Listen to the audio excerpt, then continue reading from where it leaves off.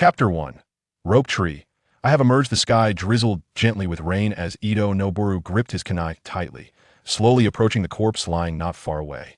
Though it was merely a few meters, it felt as if he traversed an entire century before finally kneeling beside the lifeless body with a hint of trepidation. He glanced around and whispered, trembling, "Rope Tree, since you are already dead, assist me in completing my task." The moment the words left his lips, the flicker of compassion vanished from his face. He then raised the kunai and, with all his might, plunged it into Rope Tree's chest. Slap! In an instant, the corpse extended its right hand. Seizing Ito Noboru's arm, the closed eyes suddenly flew open. Silently gazing at him, a chill ran down Ito Noboru's spine, and fear surged within him. Rope Tree. You're not dead?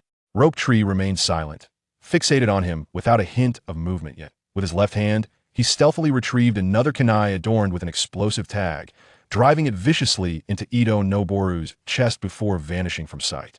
Boom! The explosive tag detonated, launching Ito Noboru high into the air before he crashed heavily to the ground. Motionless, it's no wonder the explosive tags don't kill even at such a close range. The body remains intact. Rope Tree knelt on one knee, panting heavily. The recent body flicker technique had nearly drained his remaining stamina. Ha ha! Ha ha ha! Rope Tree covered his eyes with laughter, tears streaming uncontrollably through his fingers as he howled in ecstasy. I have emerged. 12 years, a full 12 years indeed, he had transcended. In his previous life, he had been consuming instant noodles in a rental apartment while watching Naruto. Inadvertently, he had knocked over a cup onto an electrical outlet, resulting in electrocution and loss of consciousness upon awakening. He found his consciousness trapped within a dark space. This confinement lasted for 12 long years.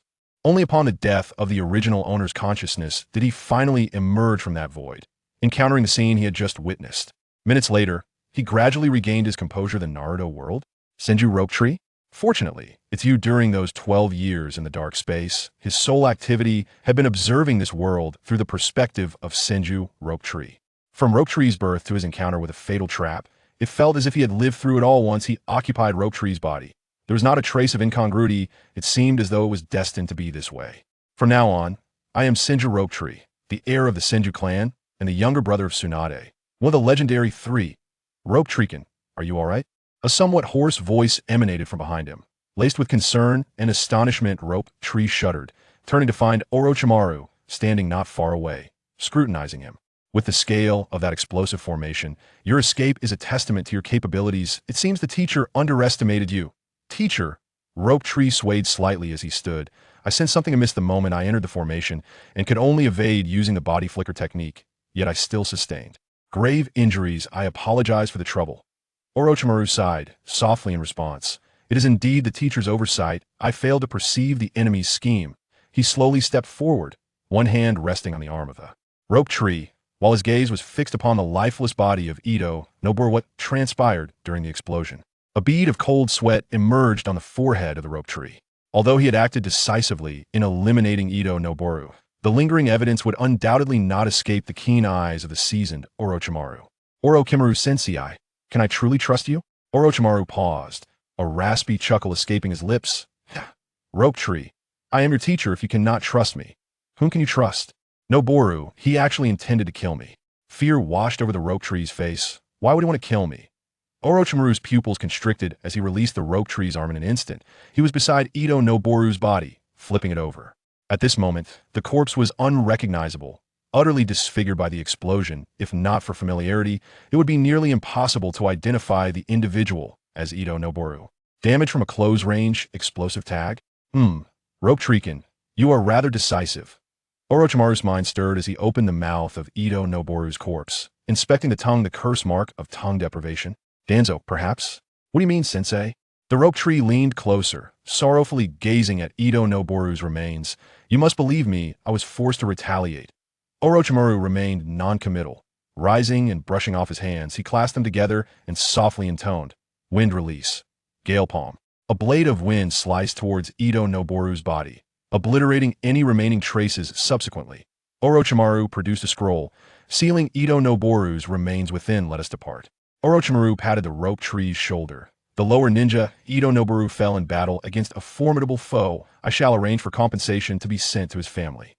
The Rope Tree exhaled in relief, knowing he had successfully navigated this ordeal. Thank goodness for Orochimaru, he is not so rigid. By the way, Orochimaru paused, retrieving a crystal necklace from his ninja pouch. Here, take this back next time. Do not rush ahead. Yes. The rope tree accepted the crystal necklace with both hands, pondering for a moment before donning it around his neck. Once more as Orochimaru led the rope tree into the encampment. A chorus of gasps erupted, the atmosphere instantly electrified. The young clan leader of the Senju had been killed by an explosive tag, though it was wartime. Their team was bound to face resentment, especially since the rope tree's sister was Tsunade Rope Tree. Uchiha Mikoto emerged from the tent. Spotting the somewhat disheveled rope tree trailing behind Orochimaru, she gasped, covering her mouth, and immediately rushed forward to embrace him tightly. I thought you were in danger. I am so relieved. The rope tree felt at a loss, the wounds on his body twinging painfully as he gently patted her shoulder. Mikoto, I'm sorry to have worried you. Uchiha Mikoto quickly released him, her cheeks flushing under the curious gazes of those around them. That Ito came looking for you. I'm sorry, Mikoto. The rope tree lamented. Ito sacrificed himself to save me from a surprise attack by the sand ninja.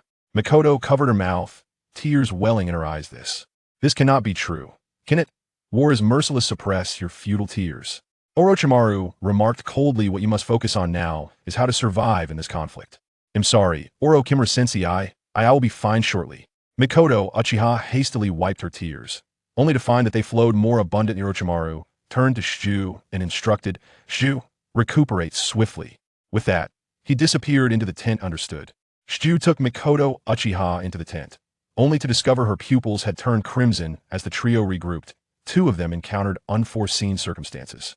In a moment of emotional turmoil, Mikoto activated her Sharingan. Shenshu, feeling a pang of sympathy, gently reassured, Mikoto, you Shenshu, there's no need to comfort me. I will be alright soon. Mikoto choked out, you should rest. I will seek out a medical ninja. Thank you for your concern. Shenshu accepted her words graciously, collapsing weakly onto the bed. He promptly assessed his physical condition, and, in the instant his spirit emerged, it felt as though his body was in distress. Chapter 2. Is this immortality? Shenshu became immersed, as a series of data suddenly materialized before him. Name, Senju Shenshu. Age, 12. Strength, 1. Spirit, 1. Remaining points, 12. Note, the initial value for an ordinary person is 0. Jinin 15. Chunin 510. Jinin 1015. Elite Jinin 1520 and Kage level above 20. What is this? Shenshu felt a surge of excitement. Could it be the essential golden finger of transmigration? A system? Download. At that moment, he noticed the small plus sign next to his strength and spirit. Could it be? Shenshu's mind sparked with intrigue as he tapped the plus sign next to strength, and the value increased to 2. An immediate surge of energy coursed through his body, his wounds healing at an observable rate simultaneously. He felt his strength magnify significantly. He rose and unleashed a punch, generating a force that was astonishingly double that of before. So, is true merely allocating points can enhance my power? I have existed in this world for 12 years, granting me 12 points, 1 for each year. Indeed, a golden finger indeed. Shenshu's eyes sparkled with ambition. Thus, the longer I survive, the stronger I shall become. He envisioned himself standing atop the world, with figures such as Kagaya Otsutsuki and Madara Uchiha relegated behind him. Wait. The energy of the body and spirit amalgamates to form physical strength, which subsequently converts into chakra. Does this imply I must distribute my points evenly, which will then transform into chakra energy? Then, as this realization dawned upon him, Shenshu resumed his seat on the bed. He allocated his spirit points to 2, and his mind instantly became more lucid, the weariness dissipating in an instant. Subsequently, he employed chakra extraction techniques, feeling the change in quantity before ceasing the extraction twice as much. Shenshu fell into contemplation, recognizing that 2 free points could augment his chakra by double, which he deemed a profitable exchange. Yet, I wonder if I can also grow stronger through training, aside from merely allocating points. Sigh. Such perplexities. However, what Shiki possesses in abundance these days is patience. His 12-year sojourn in solitude has rendered his heart remarkably tranquil. As the tent flaps were lifted, Uchiha Mikoto entered, accompanied by a mid-level ninja dressed in the attire of a medical ninja. It was evident that he was the sole healer within the camp. Truly worthy of the young clan leader, exclaimed the medical ninja as he swiftly conducted a thorough examination of Shiki, adding, your recovery speed is remarkable. You are no longer in serious peril. Are you from the Senju clan? Shiki inquired unexpectedly. I am Senju Bunrin, honored to meet the young clan leader. Replied Senju Bunrin respectfully, it is our fault that the young master has been injured. Shiki rose and casually glanced outside the tent, murmuring, "Are many of our clansmen on the battlefield?" Senju Bunrin hesitated momentarily, but responded truthfully, "Except for the elderly and children, all members of the clan have engaged in frontline combat, including those without a surname." In an effort to integrate the Senju clan into the village, Senju Hashirama had decreed that newborns of the clan would no longer bear the Senju surname.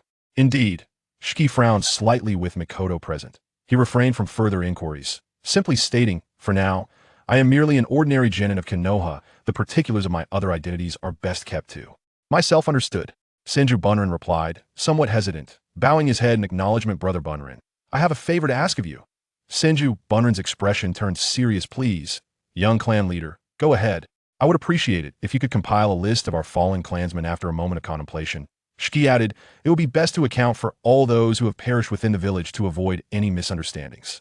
"All?" Senju Bunrin was taken aback. Sensing a potential complication, "Only those from our camp will suffice." Shiki sighed. "Do not overthink it. I merely wish to know how many of our kin have sacrificed themselves. I wish to do my part to assist their families." "Understood," Senju Bunrin declared, enthusiasm igniting in his voice. "I shall ensure the task is accomplished." With that, he turned and exited the tent. "Shiki, Orochimaru Sensei has summoned us." Mikoto complained, "Your injury is not fully healed, and you must take on another mission. Obeying orders is the duty of a ninja." Shiki gently ruffled her hair, his tone soothing. "Let us go." Uchiha Mikoto was taken aback, as the previously carefree Shiki now exuded a newfound maturity. "Is this what it means to grow up?" Orochimaru's tent was situated at the heart of the camp. Upon entering, they found not only Orochimaru, but also a 13 or 14-year-old Konoha ninja standing within. From a moment Shiki stepped into the tent, Orochimaru's gaze remained fixed upon him. "Shikiken, have you recovered?" "Thank you for your concern, Sensei. I am largely unscathed," Shiki replied with respect. "The physique of the Senju clan is indeed legendary." Orochimaru smiled with a hint of mischief, gesturing towards the youth in the room. "Hinata Hayashi, you shall join their team and be responsible for the logistics of supplies henceforth." Shiki regarded Hinata Hayashi with curiosity, inwardly reflecting, the father of Hyuga Niji, it would be prudent to cultivate a closer relationship. Wait, am I overlooking something? Upon this reflection, he instinctively cast a glance at Uchiha Mikoto beside him. If not for unforeseen circumstances, Mikoto would indeed be the mother of Itachi and Sasuke. "Hinata Hizashi, a Leaf Village Chunin, I humbly request your guidance." Hizashi bowed low. "Shinju, a Chunin." Shinju replied with a smile. "From now on, we are comrades in life and death. There is no need for such formality. I am Uchiha Mikoto, a Chunin." Mikoto, standing beside Shinju, softly introduced herself. Her eyes filled with curiosity as she regarded as Orochimaru tossed the mission scroll to Shinju, stating, "We depart early tomorrow.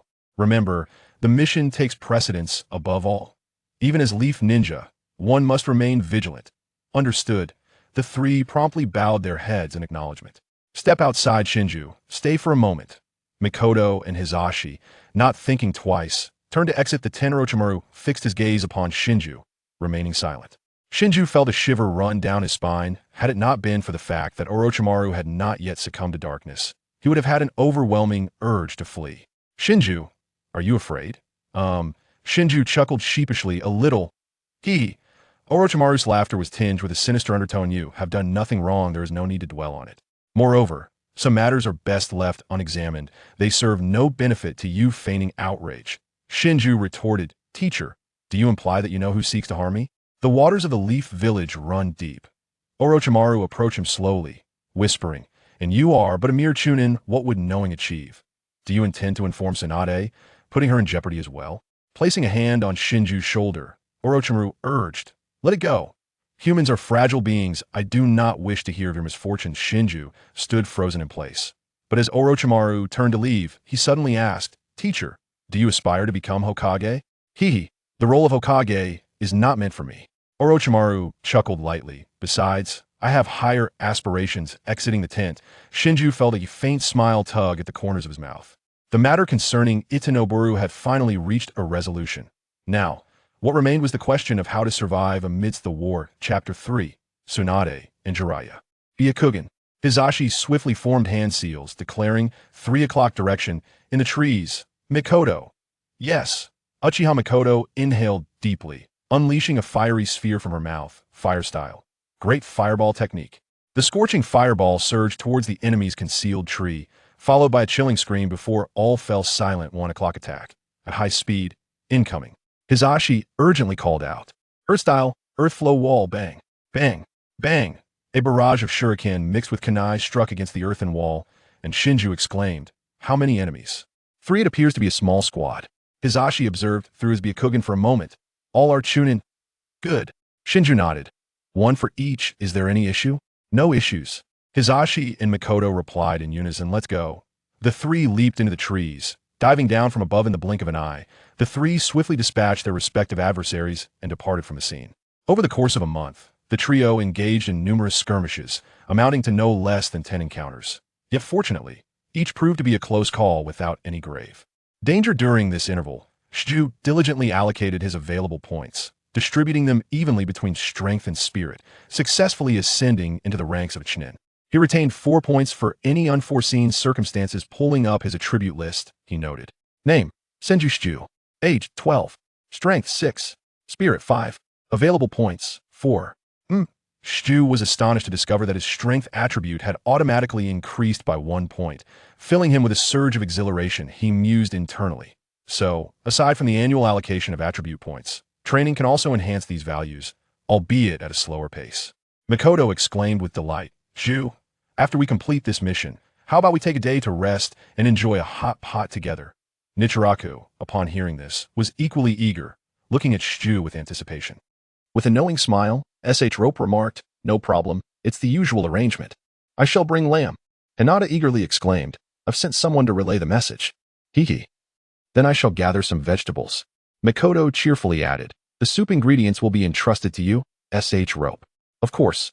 Half an hour later, the trio returned to the campsite, which seemed to have expanded significantly. Shushu instructed the 2 to return and rest, while he ventured alone to seek Orochimaru for the task. Teacher, we have returned." Shenshu exclaimed loudly before even entering the tent. Inside, Orochimaru smirked, quickly turning his head to conceal his reaction upon noticing Jiraiya's peculiar gaze.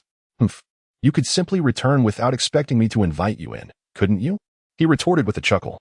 The rope tree cautiously peered into the tent, noticing the presence of others outside, and quickly composed himself as he entered the tent with a serious demeanor. "Reporting in, the 3rd squad has returned successfully," he declared, placing the mission scroll on the table with both hands. Orochimaru tossed the scroll aside, casting a glance at him. "Have you improved your strength?" "You have taught him well." The rope tree replied with a cheeky grin. "Greetings, Lord Jiraiya." "Ah, little rope tree." Jiraiya exclaimed heartily, "It's been a few months. You've grown into a capable ninja. I still have a long way to go." Orochimaru interjected coldly, "You should rest now. Tsunade has also arrived. She is likely in the medical tent." "Yes." The rope tree responded joyfully, bowing as he exited the tent. "Orochimaru, you really have a knack for mentoring," Jiraiya teased. "Humph. This is the last batch." Orochimaru retorted icily, "I am not suited to be a babysitter." Shenshu stepped out of the tent, and the smile that once graced his face had vanished. A month ago, he had devoted 2 days to meticulously adjusting his mindset, striving to align with the character of his former self in order to avoid revealing any flaws.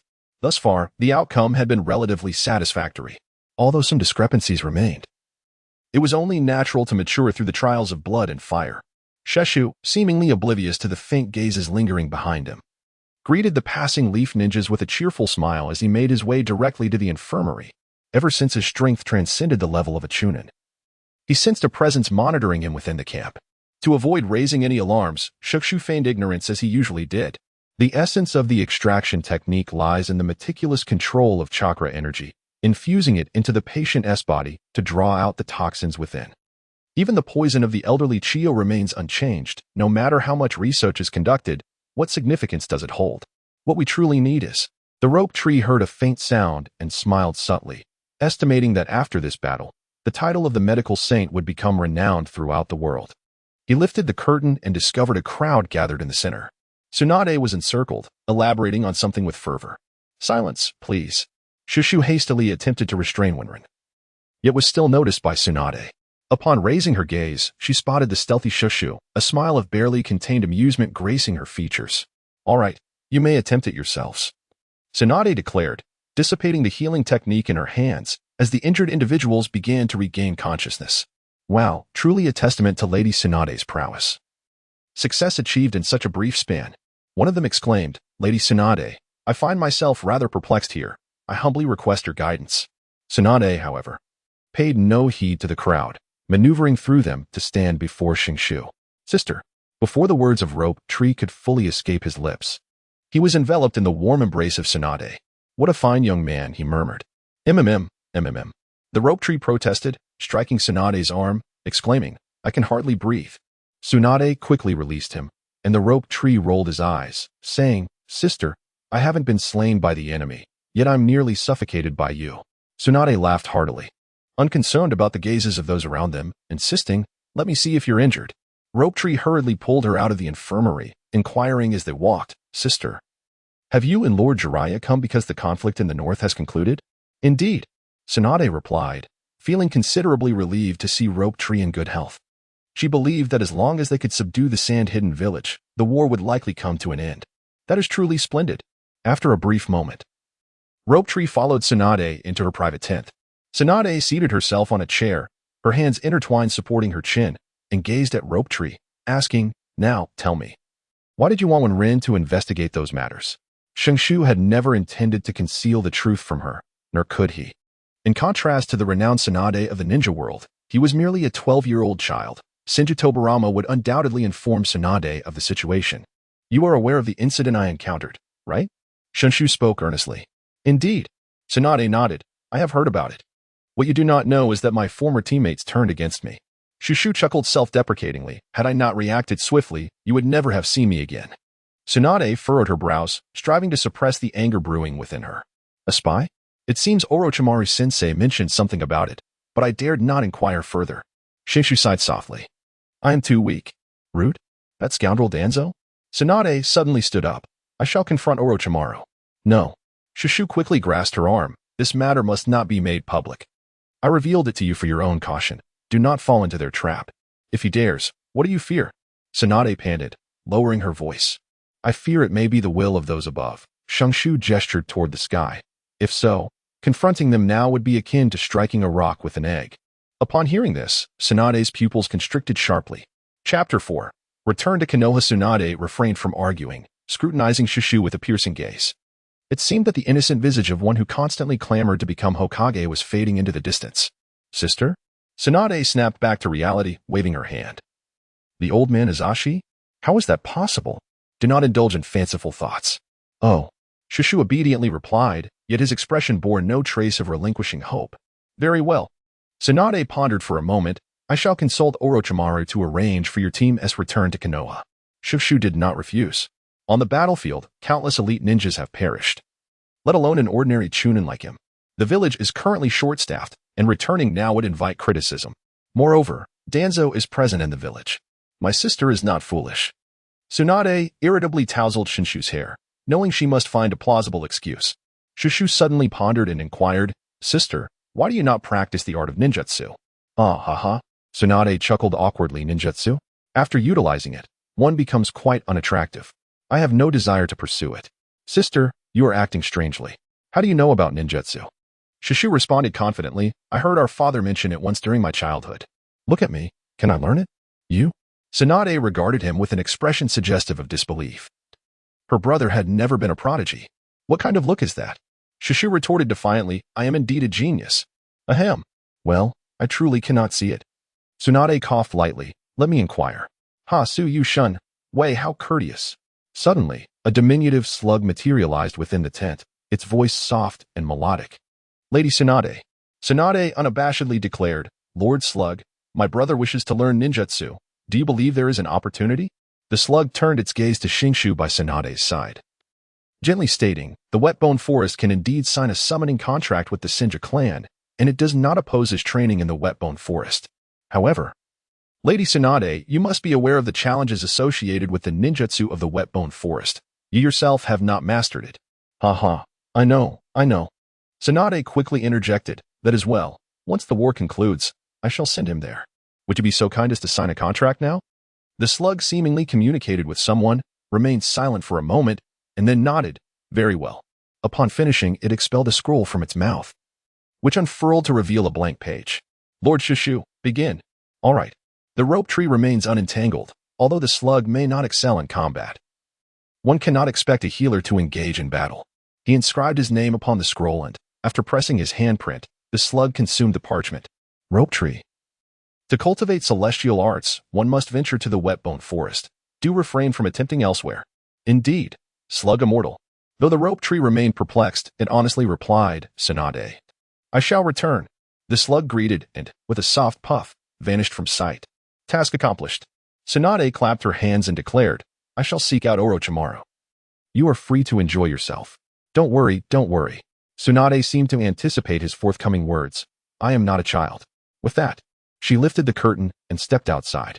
Rope Tree sat in contemplation, reflecting that although Konoha was not entirely devoid of danger, it was certainly a far cry from the battlefield. Speaking of which, the legendary battle of Kakashi Hatake was on the verge of commencing, was it not? That evening, Rope Tree, Hinata Hizashi, and Uchiha Makoto relished a sumptuous feast of lamb hot pot. The Hyuga clan, as expected of a prominent family, was capable of fulfilling even the most extravagant requests. In the afternoon, I encountered Kushina, and Makoto joyfully exclaimed that she had intended to join us, but was held back by Minato Namikaze. Oh, how are they faring? Rope Tree recalled that at this moment, Kushina had already become the host of the Nine Tails. Not too well. Makoto responded with a hint of sorrow, mentioning that Uchiha Suki, who had previously teamed up with them, had also perished. The lively atmosphere among the trio gradually tinged with melancholy, although Rope Tree felt little of it. Despite being familiar with his classmates in this body, he did not harbor particularly profound memories of them. Ah, the little ones are living well. Tsunade lifted the tent flap and entered, plopping down beside Rope Tree. Lady Tsunade. Makoto and Hizashi quickly rose to pay their respects. Sit down, do not stand on ceremony. Tsunade boisterously replied, We are all comrades here. Let us eat and drink freely. With that, she unceremoniously scooped a piece of lamb from the pot. Delicious. The little Rope Tree rolled its eyes and said, Hurry and eat. For there is no Tsunade-sama here, only a sister who is mooching off the food and drink. Hey, little Rope Tree. Is it appropriate to speak of your sister in such a manner? Tsunade retorted indignantly. The Rope Tree shrugged and retorted, Have there been any results? Tsunade replied while eating, Your team, along with Jiraiya's disciples, is escorting the injured back to Konoha. And then, upon returning to Konoha, you will disband and rest on the spot. Tsunade set down her chopsticks and stated solemnly, The village is currently vulnerable and safety is not guaranteed. Proceed with utmost caution and never let your guard down. Shenshu nodded, hastily consuming his meal, for the flavors would surely diminish with age. By the time the four had finished dining, it was deep into the night. Meichin and Richa busied themselves clearing the table, while Shenshu followed Tsunade outside the tent. I have uncovered something, he remarked. Tsunade's expression flickered with uncertainty, as if something within her was shattering, and her body trembled slightly, as Shenshu gently grasped her hand. He whispered, Although the Senju clan has integrated into the village, the bonds among its members are intricate and profound. It is only natural for Lord Hokage to exercise caution. However, it is unacceptable for them to be led to their demise. In a fit of indignation, Tsunade exclaimed, I even suspect that my parents were. Sister. Shenshu swiftly interjected, There is no basis for such conjectures. Taking a deep breath, Tsunade gradually regained her composure. I cannot concern myself with others. But if anything were to happen to you again, I would not let it go unpunished. The following day, Shenshu made the necessary preparations. He met up with Makoto and Nichihara, and together they proceeded to the infirmary, where Minato and Kushina had been waiting. Shenshu, you have arrived late. Minato greeted with a smile. It is you who arrived too early. Shenshu playfully responded, delivering a friendly punch to Minato's shoulder. It has been some time. You've grown stronger. You have changed even more. Enough idle chatter. Orochimaru emerged from the tent with an air of authority, stating coldly, There are 32 injured soldiers, and only the 5 of you will escort them. Minato was designated as the team leader for this mission. There must be no room for error. Understood. The group promptly bowed in acknowledgement, preparing as the injured soldiers exited the tent. Most were missing limbs, yet they moved without impediment. After a moment of contemplation, Minato arranged their formation, instructing, Hinata will be in the center, Shenshu will lead, Makoto and Kushina will flank, and I will bring up the rear. Any objections? The others shook their heads in agreement, and Shenshu voiced no dissent. Satisfied, Minato rolled up the scroll. Then, let us embark. Shenshu greeted Orochimaru and swiftly took the lead position. The injured team dashed into the forest, vanishing from sight. Chapter 5. Encounter with the enemy. Are you at ease now? Orochimaru observed as he watched the others depart, his words laced with implication. Tsunade emerged from behind him, retorting, "What good is being uneasy?" With a sardonic chuckle, Orochimaru replied, "There is only 1,000 days for a thief. There is no such thing as 1,000 days for guarding against thieves. Why not eliminate Danzo once and for all?" Orochimaru. Jiraiya interjected vehemently, "Danzo is a high-ranking official in Konoha. How dare you speak so?" Orochimaru scoffed, "Without such officials, Konoha might fare better." "Enough from both of you." Tsunade commanded, "Let us focus on how to navigate this crisis until I return to Konoha." 2 days later, Shushu's team traversed the path with unexpected ease. As they drew closer to Konoha, the tension among them began to ease significantly. "Stop." Hyuga Hazashi felt a bead of cold sweat form on his brow and quickly announced, "A large contingent is approaching from the right. Their strength is indeterminate." "How many are there?" Minato, positioned behind, instantly appeared at Hazashi's side, inquiring rapidly. 50 or more. Hazashi exclaimed in alarm, "This is bad. They seem to have noticed us, and some are hastening our way. Hazashi, Mikoto, and Kushina, you must accelerate your retreat," Minato commanded without room for dissent. "Shushu, and I will hold them off." "Captain." Hazashi and the others turned pale at his declaration. "Follow orders, otherwise none of us will escape," Minato insisted. "We are close to the village. These individuals are surely here to ambush it. I need you to inform Lord Hokage." "Why yes." Hazashi and the others, left with no choice, clenched their teeth and accepted the command. Mikoto cried out, "You must wait for us to return. Go." Among the injured, several who were less able volunteered to stay behind and cover the retreat, determined not to impede the group's speed. In the depths of his heart, Shintong cursed vehemently. For those 50-odd individuals were likely Chiyo's sons and daughters-in-law, and he had been forced to confront them head-on. "Shintong, I apologize for not obtaining your consent and leaving you to cover our retreat," Watergate expressed with remorse. "Rest assured, I shall perish before you." "Begone." Shintong retorted with a laugh, "I have no desire to die. Quickly, what is the plan?" "Hiki, our primary objective is to hinder the enemy and reduce their marching speed." Watergate replied, grinning as he scratched the back of his head, preparing explosive tags to craft traps. "As for you, esteemed seniors, a lone wounded warrior, missing a leg, declared loudly, we have no intention of surviving. We shall delay them for a moment." Watergate bowed respectfully, "Thank you, esteemed seniors."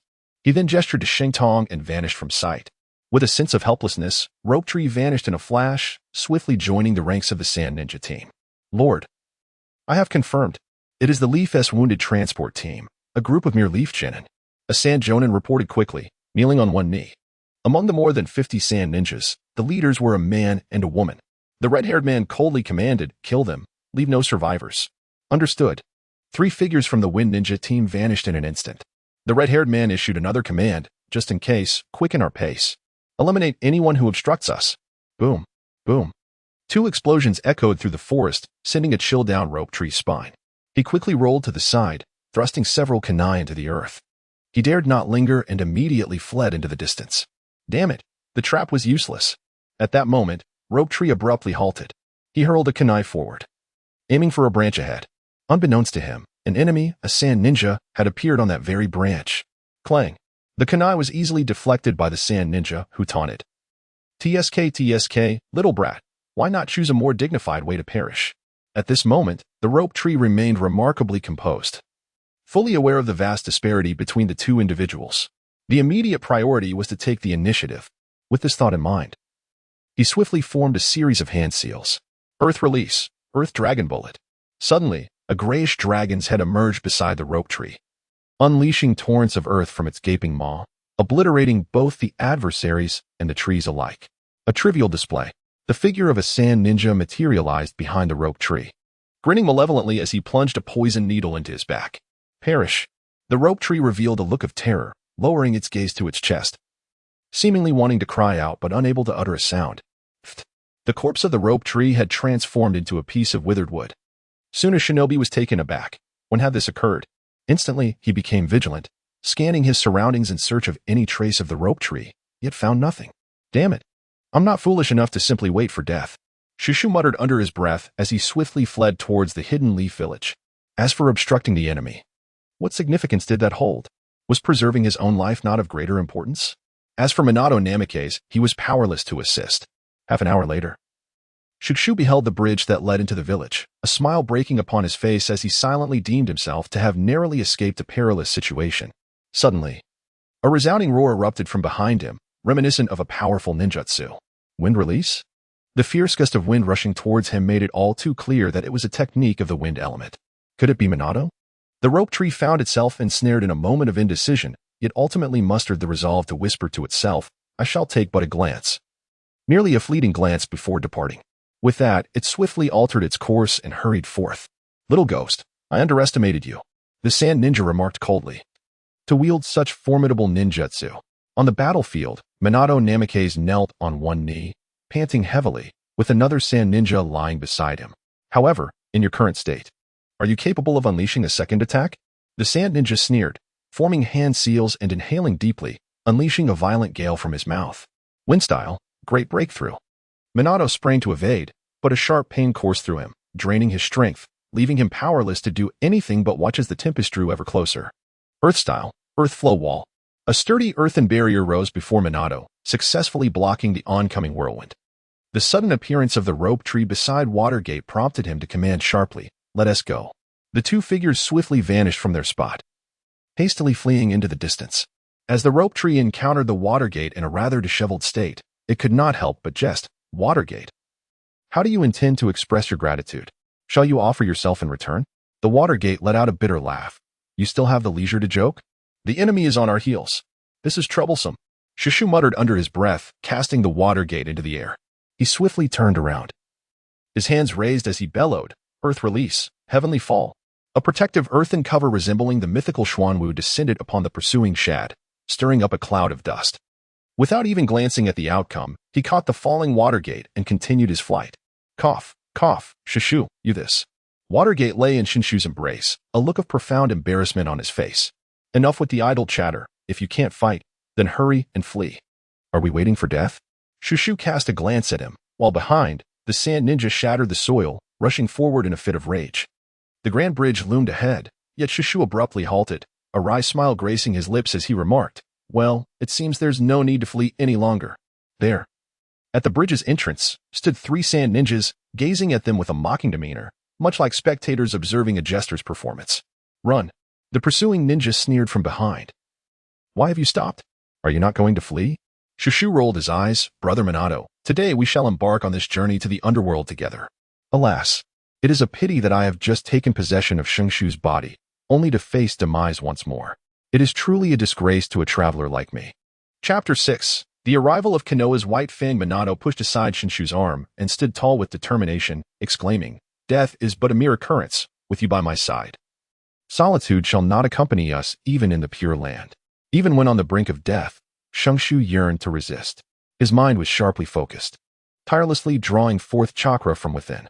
Unbeknownst to him, the chakra of both the water and earth elements began to intertwine uncontrollably, causing Shenshu's mind to momentarily blank. Crack! From deep within his being, a sound akin to an eggshell shattering resonated. "Be careful, that toe," Minato admonished. Suddenly, a purple-red toad, adorned with a colossal pot lid on its back and wielding a pitchfork, appeared before them with a resounding puff. "Jin, please prioritize your safety. If you cannot endure, you may return to Mayaboka Mountain on your own," the toad said, removing the shield from its back and solemnly declaring, "Though I may be clumsy, I shall strive with all my might." As the vine tree awakened, a sense of joy washed over him. "Watergate, might you introduce yourself?" Yet, he did not pause in his actions, employing the art of divination to summon the slug. "Oh, slug sage, could you assist us in restoration?" "Little vine tree, have you encountered trouble so soon?" The slug, known for its eloquence, inquired. "Ah, Toad Sage, is it you as well?" "Indeed." Toad Sage nodded in acknowledgement. The slug sage's body undulated for a moment before dispatching a small slug to crawl upon Watergate's shoulder. "Little vine tree, should we notify Tsunade?" "It's too late." Vine tree shook his head, realizing that informing her now would be futile and would only serve to cause her unnecessary worry. Wind release, vacuous bullet. Behind them, the sand ninja showed no mercy, unleashing a barrage of chakra-infused wind spheres. Earth release, earth flow rampart. With a thunderous command, Shingtree declared, "Watergate, eliminate one of them first." In an instant, Watergate comprehended the urgency of the situation. "Leave it to me," exclaimed the formidable Gamabunta, springing into action. The sand ninja felt an ominous shadow enveloping him. As he looked up, he was met with the sight of a colossal toad descending upon him. A cold sweat trickled down his forehead, realizing that if this landed, it would surely spell his doom. He swiftly attempted to evade, only to find his path obstructed by Gamabunta. Watergate, can you still summon? Shenshu observed with fervent anticipation, yearning for more of these mighty toads to vanquish their foes. I'm afraid that's my limit, Watergate replied with a wry smile. Be cautious. Suddenly, countless Senbon darts whizzed toward them from the front. With no time for defense, they could only shield themselves with the kunai in their hands. A puppet master. Shenshu cast a glance at the three individuals at the bridge's edge, observing one among them manipulating a puppet to unleash a barrage of attacks. He cursed under his breath at the wastefulness of the action and promptly cautioned, be wary of toxins. Cease this folly. The captain will arrive shortly. Let us conclude this swiftly. The leader of the sand ninjas furrowed his brow and commanded, advance. Yes, responded another sand ninja, who swiftly lunged forward. The puppet master, concerned about potential collateral damage, retracted the puppet and followed closely behind. Water style, water dragon bullet. Upon seizing the opportunity, the rope tree immediately formed a hand seal. Chakra surged forth from within him, and he unleashed a torrent of water from his mouth, transforming it into a colossal water dragon that surged towards his adversary. The expression of the rope tree froze momentarily, as if he had suddenly realized the potency of his ninjutsu had increased. Could it be due to what just transpired? Earth release, earth flow wall. A towering wall materialized before the sand ninja as the water dragon crashed against it, sending forth a spray of mist. The rope tree and Watergate exchanged a glance before vanishing simultaneously.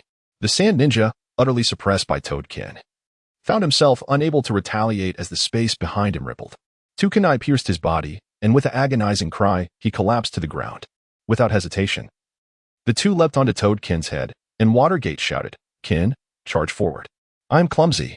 Toadkin suddenly crouched down, causing the ground beneath him to crack, before soaring high into the air. Woohoo! With a resounding cry, the rope tree plummeted.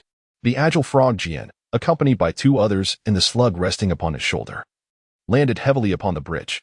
The structure, unable to bear the weight of Frog Jian, fractured into two pieces. Seizing the moment, Frog Jian leapt once more, gracefully landing on the opposite bank of the river. Aha! The rope tree laughed heartily, while the toad, still alive, found the prospect of escape deceptively simple. However, the toad came to a halt. Boss, let us go. They are closing in. Watergate shook his head in refusal, stating, we cannot flee. Konoha lies just behind us. With the help of the toad, we can turn the tide against these foes. The sand shinobi squad was fast approaching, and the rope tree, agitated, retorted. Can you truly hold them off? Our mission is to escort the wounded, not to engage the enemy. Rope tree, cease your words. A voice interrupted. Oh, you are still alive? A ninja, donned in an umbu mask, wielding a short sword and sporting snow-white hair, suddenly appeared beside them. Not yet. The rope tree exhaled in relief, feigning ignorance, and inquired, Sir, are you reinforcements? Rope tree, a genin from the wave wind, your mission is complete. You are permitted to withdraw from the battlefield. The enigmatic figure, Hatake Tsukumo, responded evasively. This place is no longer within your capacity to handle. Return to the village. Meanwhile, from the depths of the forest emerged 5 Konoha ninjas, their expressions grave as they cast their gaze toward the opposite side of the bridge. Sir, there are over 50 enemies. Is your force not insufficient? Watergate said with difficulty. This is the last vestige of Konoha's strength. Hatake Tsukumo turned to the remaining 5. You. After destroying the bridge, you may withdraw from the fight. Sir, we refuse. The 5 exchanged glances, one of them gritting his teeth and asserting, we cannot allow you to face them alone. That is an order. Hatake Tsukumo declared pompously, suddenly turning his gaze toward the opposite shore, where the sand shinobi squad had appeared at the bridgehead. Rope tree and Watergate exchanged a glance, dispelling the spirit communication technique. The two bowed respectfully and vanished from their original location using the body flicker technique. However, they did not stray far, instead perching upon the nearby treetops to observe the unfolding battle. Truly, the legendary White Fang of Konoha possessed an unparalleled charisma that commanded admiration. Rope tree mused to himself.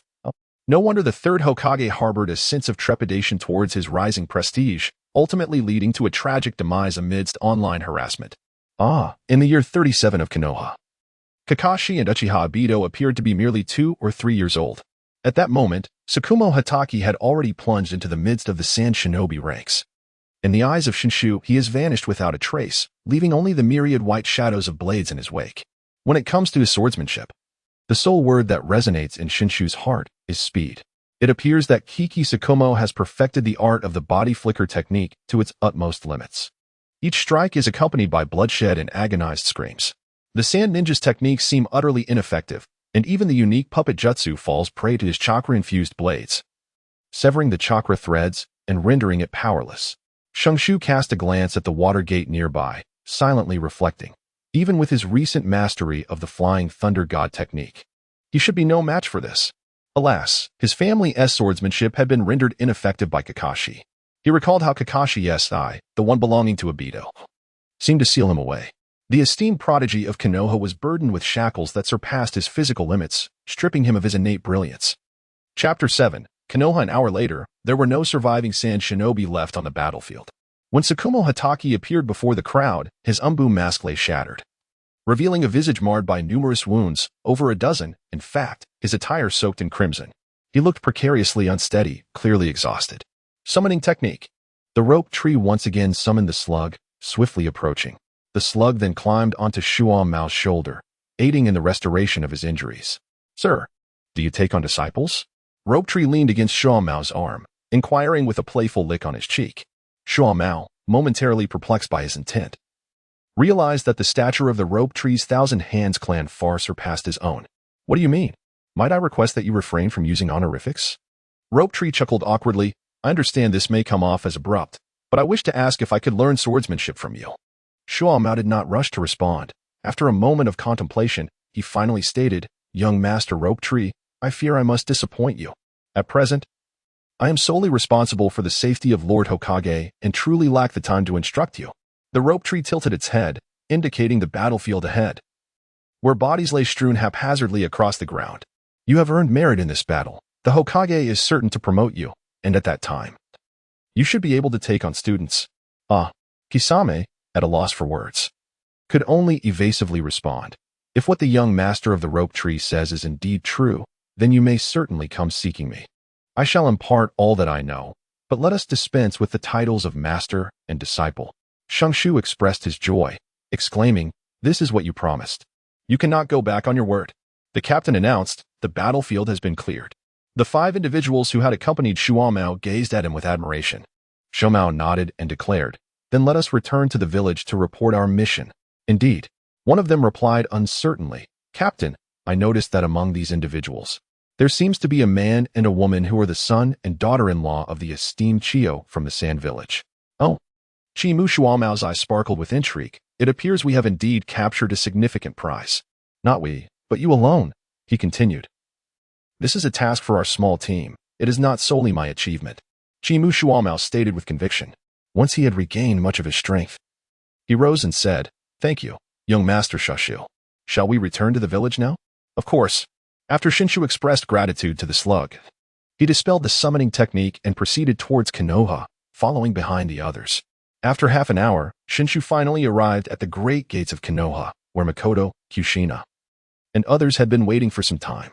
After exchanging greetings with Shenshu, Shikumo hurried to the Hokage's office to report. It is truly wonderful that you are all safe. Makoto sighed with relief, her heart finally at ease.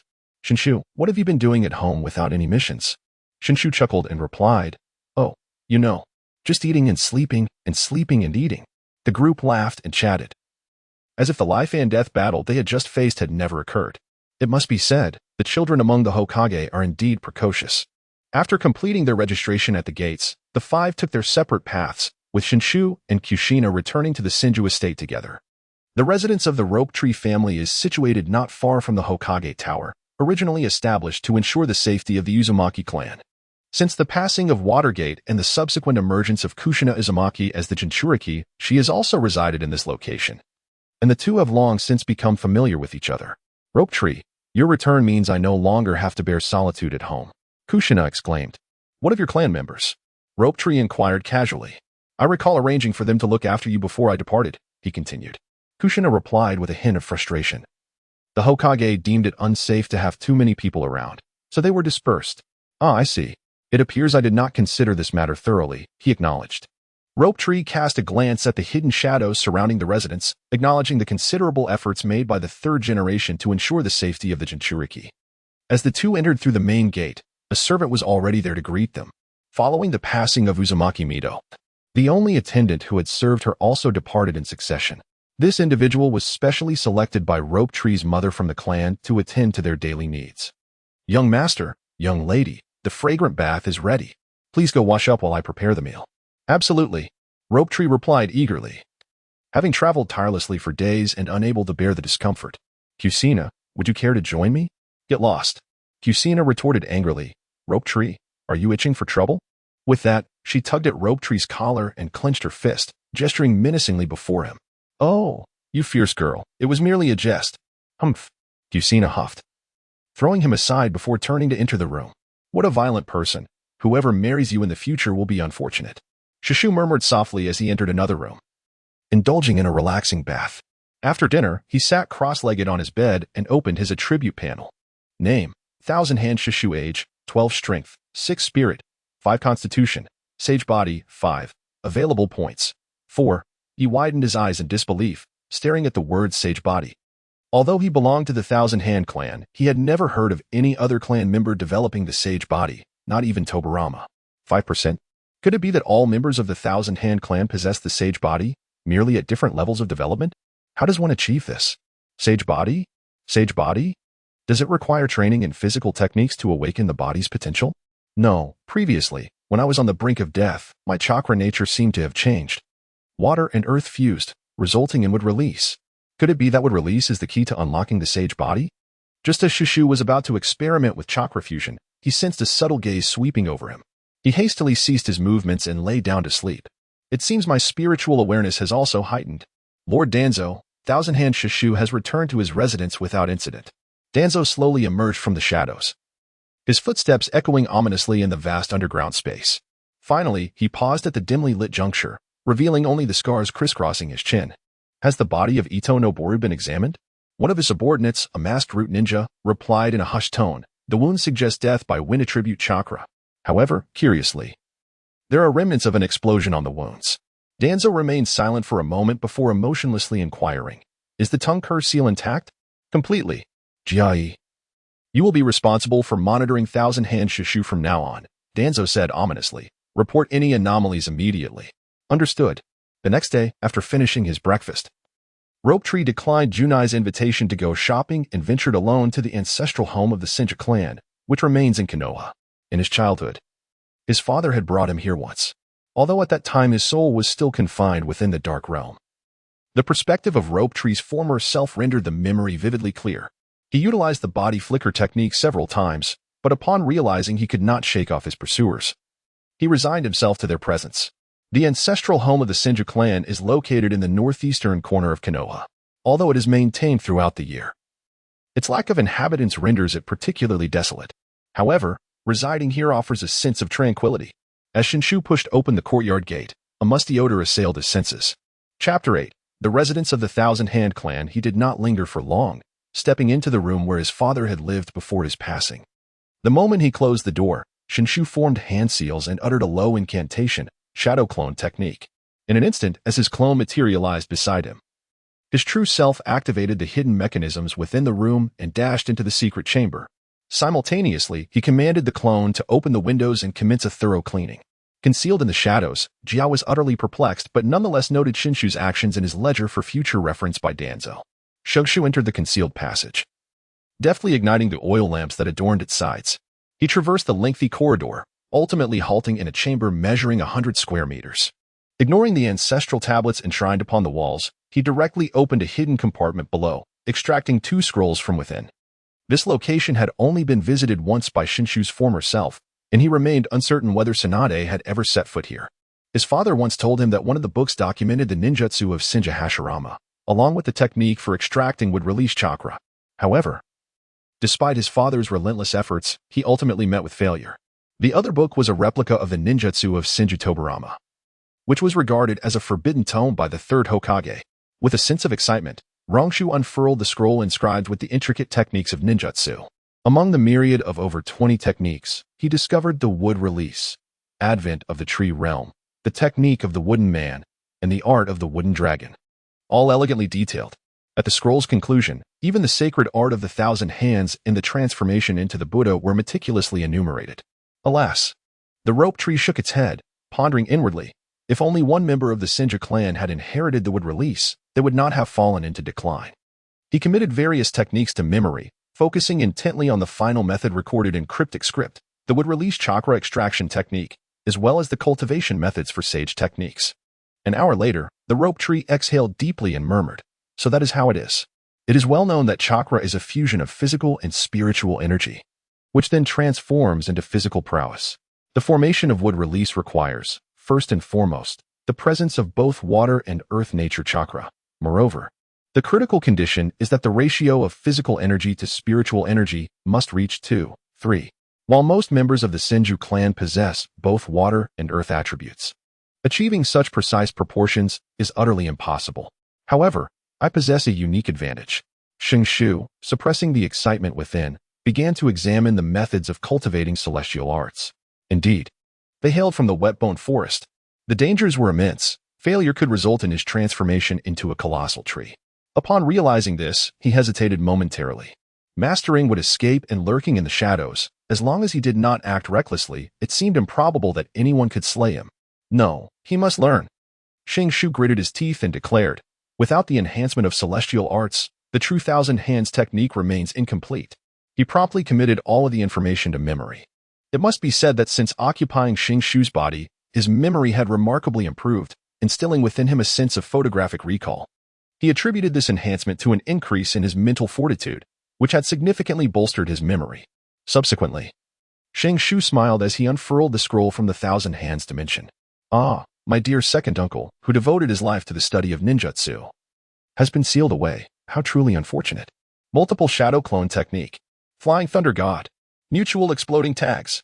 Impure world reincarnation. Huh? Is there the 8 gates of Duinjia?" The rope tree was astonished. The reality of the manga does not elucidate who the creator is, yet it is astonishingly included within the scroll. Indeed, in the entire ninja world, only Tobirama delves into such peculiar ninjutsu. The remainder consists solely of the water techniques that Tobirama frequently employs, which he also did not neglect. After committing everything to memory, he once again placed the scroll within the hidden compartment. Rising to his feet, a wave of dizziness washed over him, causing him to stagger a few steps, nearly losing his balance. The rope tree leaned against the wall for a moment, clutching its stomach with a wry smile. "How long have I been here?" Once I felt sufficiently recovered, I gradually made my way towards the exit. Simultaneously, I commanded my doppelganger to close the doors and windows of the room before finally stepping out of the secret chamber. Shenshu dispelled the shadow clone technique, pushed open the door, and stepped out of the room, only to discover that it was already evening. He had unwittingly spent an entire day in the secret chamber. No wonder. I am famished. Ah, at this hour, Ichiraku Ramen should be open. I must go and check it out. When Shenshu located the Ichiraku Ramen shop, his eyes instantly brightened. "Oh, are you two on a date?" he teased, noticing Namake's Minato and Kushina as they turned to face him. "Shenshu-kun." Minato greeted him with a beaming smile. Kushina's cheeks flushed slightly as she rolled her eyes and replied, "Weren't you supposed to stay inside?" Shenshu jested. "What a sin it would be to intrude upon your intimate world." The boss responded, "One large bowl of tonkatsu miso ramen, coming right up." "No problem." The youthful version of the hand-pulled noodles replied with a twinkle in his eye and a smile. "Please hold on a moment, dear customer." Mizumoto lowered his voice and asked, "Shenshu, have you taken on a task?" "I am on vacation." The unflappable rope tree remarked, upon returning, is one not allowed to indulge a little? "Regrettably. I am not as fortunate as you." Watergate sighed. "I shall depart tomorrow. Your team is lacking in numbers." With a sense of resignation, Watergate continued. "The Hokage has decided to have me reorganize the team. Kushina will remain in the village, and I must ask for your kind assistance." "Oh?" Rope Tree inquired with curiosity. "Who will be joining?" "Uchiha Fugaku and Akimichi Shirsue." "Is it truly them?" In Shantry's mind, the images of 2 individuals flashed by, 3 years his senior. "Can you handle it?" he inquired. "It is personally arranged by Lord Hokage," Minato replied nonchalantly. "The ramen is ready, please enjoy."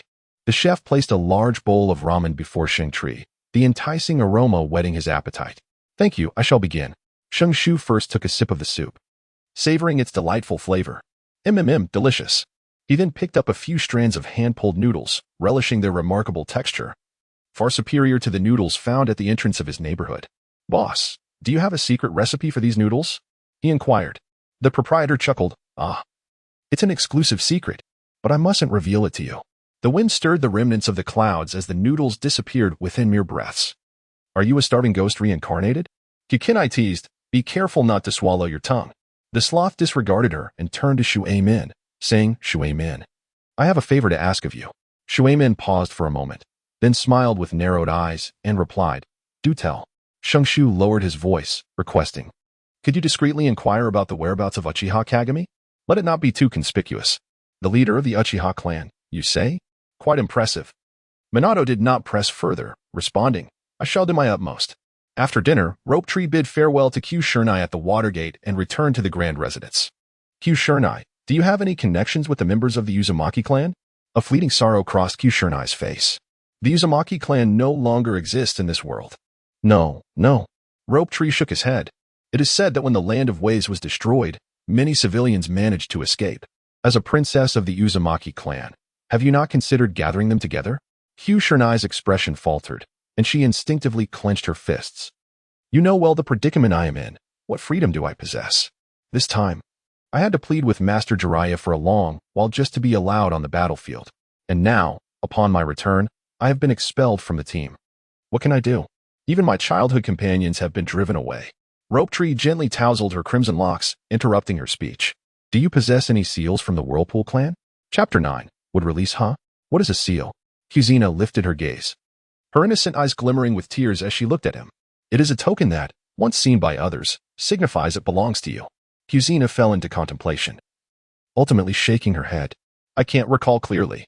I shall search for a beautiful one upon my return." "Very well." Shenshu no longer insisted, turning to take a couple of steps away.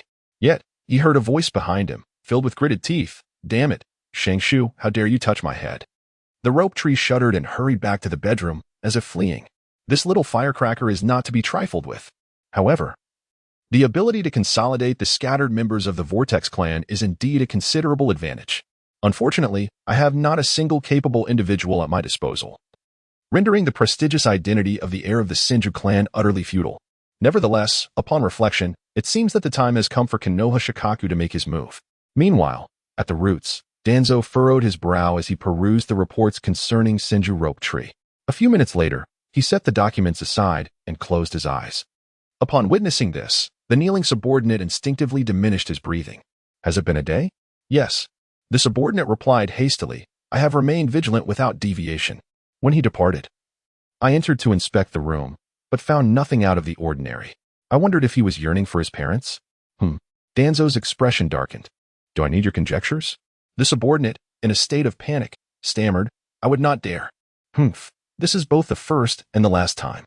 Danzo remarked in a somber tone, "You have no past, nor a future. You need only to obey and act." "Yes." Shenshu sat cross-legged on the bed, opening his attribute panel. Name: Shinsho Shenshu. Age: 12. Strength: 6. Spirit: 5. Constitution: Immortal Body: 5. Available points: for the ratio of strength to spirit is 2:3, indicating that the spiritual power is 1.5 times that of strength. In light of this, he allocated all remaining points to his spirit. Fortunately, he had retained a few points. Just at the moment he confirmed his choices, a shattering sound resonated once more within his body. The Rope Tree let out a muffled groan as beads of sweat, resembling pearls, cascaded from his forehead. He clenched his teeth tightly, his hands gripping the mattress with fierce determination. Unlike the situations he had encountered before, this transformation brought forth excruciating pain. Endure it. He must not cry out. In an instant, darkness enveloped him, and he fainted. Bang, bang, bang. "Young master, it is time to rise." Bang, bang, bang. "Young master?" The Rope Tree shook its head vigorously, attempting to dispel the dizziness lingering in its mind. "Wait. I'll be fine in a moment." "Young master, are you all right? I can hear your voice." "I'm fine, go ahead." "Certainly." Shenshu forcefully opened his eyes, the world around him appearing hazy. Goodness. Had he truly fainted for an entire night? He propped himself up with his arms, the ache throughout his body nearly eliciting a cry of pain. Damn. By the time he managed to sit upright, he had exhausted all his strength, panting heavily. How could this be? He quickly checked his attribute panel. Name, Shenshu. Age, 12 Strength, 6 Spirit, 9 Constitution. Celestial Body available points, 0. The young shoots of rope exclaimed with joy. I did it. He dragged his weary body, his hands laboriously forming seals. How polite, oh my toes. Suddenly, a small slug appeared within the house. Its gentle voice resonating. Little shoots, Lady Tsunade is engaged in battle. I could only send a clone to you. Is my sister unharmed? He inquired. Fear not. Lady Tsunade remains in the camp, tending to the wounded. The slug quietly explained. Little shoots, you seem somewhat different. Slug Sage, I beseech you for healing. Certainly. The slug swiftly crawled onto shoots of rope shoulder, and a surge of energy permeated his limbs, washing away his fatigue like water. Little shoots, you merely overexerted yourself. There is nothing to be concerned about. However, the slug pondered, I seem to detect the aura of Hashirama emanating from you. Could you enlighten me as to the reason? The rope tree did not conceal the truth. I am attempting to activate Would Release, and it seems I have succeeded. What? Would Release? The slug expressed disbelief, stating that since the esteemed Hashirama, no one from the Senju clan has been able to activate it. I am uncertain at this moment. The rope tree elaborated. During a recent moment of desperation, inspiration struck me, and it seems my body has undergone a transformation. Is that so? The slug's mind was in turmoil. Should I inform Lady Tsunade? Wait a moment. The rope tree interjected, fearing it might lead to unwarranted excitement. After a few breaths, the discomfort within the rope tree dissipated. He stood up, moving his body to ensure there were no lingering effects, and then spoke. Sage Slug, thank you very much. Little rope tree, you need not be overly polite. The slug's voice carried a hint of delight, clearly pleased with the rope tree's demeanor. I must take my leave now. Farewell. Minutes later, the rope tree reappeared at the dining table. Kushina complained, can't you be a bit quicker? Minato is departing today. We won't make it in time.